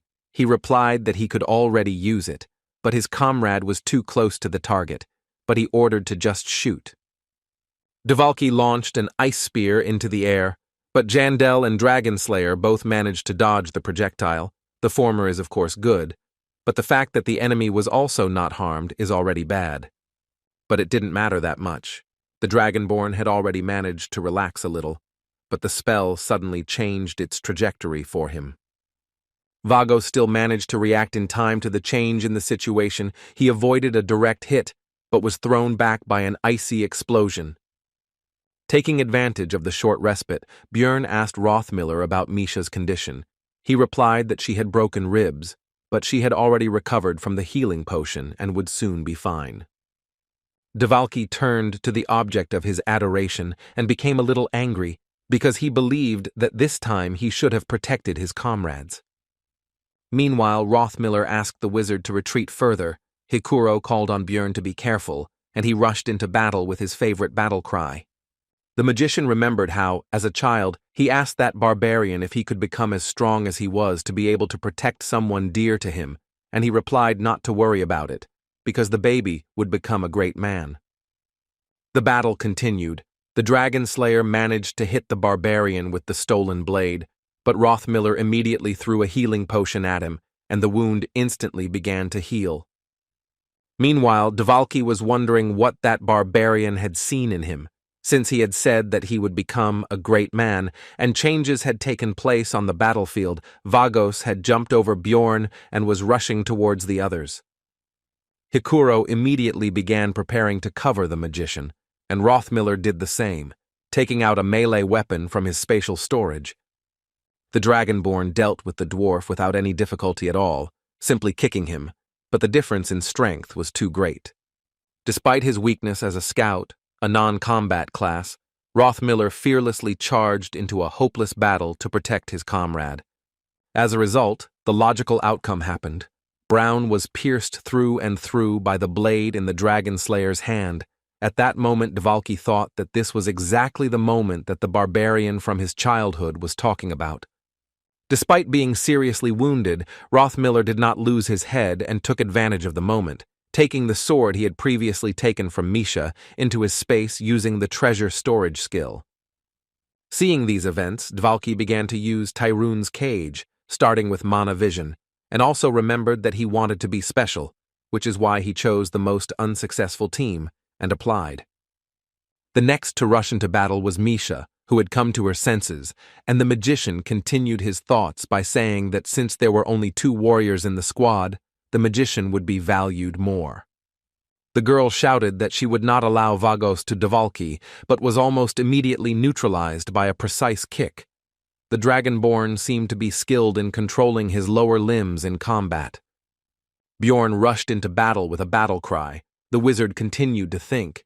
This time his thought was that after joining, a little time had passed for his true level of power to be revealed. Regal Vagos dodged the barbarian without any problems, after which he asked if Jandel was going to give up, adding that their mage was just trash that he was counting on in vain. This brought back memories for Dvalka of how a high-ranking sorcerer from an influential clan insulted him and did not recognize him as his colleague. He despised the weak sorcerer. The Dragon Slayer said that their squad mage seemed to have already given up, and the barbarian must already understand that it was all over for them. And Dvalki was still in his memories. He was now at that moment when all the members of their team confessed to each other their failures and problems, becoming closer to each other, because they were the same. Back then, he felt like he had been saved and promised to work hard to be useful to their group, but now he decided that maybe all 25 years of his life had been for just one thing. Perhaps the meaning of his life is solely for him to meet these people. He began to value them so much that such thoughts even came into his head. Bjorn, meanwhile, continued to fight with the Dragon Slayer, who in the midst of the fight shouted that he recognized the barbarian as the most persistent insect of those he had met in his entire life. Seeing his dear friend continue to fight despite the hopelessness of the situation, Dvalki finally decided to make his move and realized that he couldn't give up. It would be for the sake of his friends. After that, he focused entirely on his magic. Slightly detached from the world around him, he would be the one who would save everyone else. Once again he plunged into memories. This time they were thoughts about the day when he came to the old wizard, who immediately noticed that Dvalki seemed to be shining lately, all thanks to his new comrades. But the young magician replied that he had recently simply come to like magic more, after which he asked about ways to defeat the troll. The old man hinted that it would cost a lot, but the sorcerer was ready for that. Then the old man said that he would teach him, but Dvalki had to promise that he would only use it in the most extreme case when the chances of survival were absolutely zero. And now the wizard was casting this cascade of spells, starting with mental acceleration, mana enhancement, and heart stimulation, all of which were notoriously dangerous and combined many different buffs. After that, there followed a variety of spells that enhanced sensory and cognitive abilities. Then came neural foresight, mana concentration, blood resonance, etc. Bjorn continued to hold back the Dragon Slayer, and Dvalki continued to use more and more new spells. This cascade has no name. It is simply passed from mouth to mouth among magicians, from teacher to student. Although the barbarian held out for a long time, he was losing, it was obvious. But his efforts were not in vain. Very soon his comrade would finish this combination. At the same time, he was thinking about what name he would give it.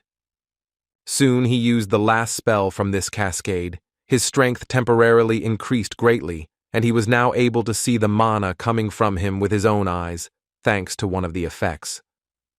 The veins around Dvalka's eyes bulged. He himself continued to come up with his own name for this combination. He decided that self-sacrifice would be too pompous, eventually coming to the conclusion that awakening would be ideal. Now the mage had gained immense power, and along with his final spell, he used Tayron's Cage, which sent a multitude of magical projectiles towards the Dragon Slayer that homed in on him. Regalvagos began to use all his speed to repel all the magic directed at him, cursing the sorcerer who suddenly intervened so significantly in the battle. There were a lot of shells. His agility was no longer enough. At the same time, he could not help but ask the magician whether he was really ready to die. He recognized this technique.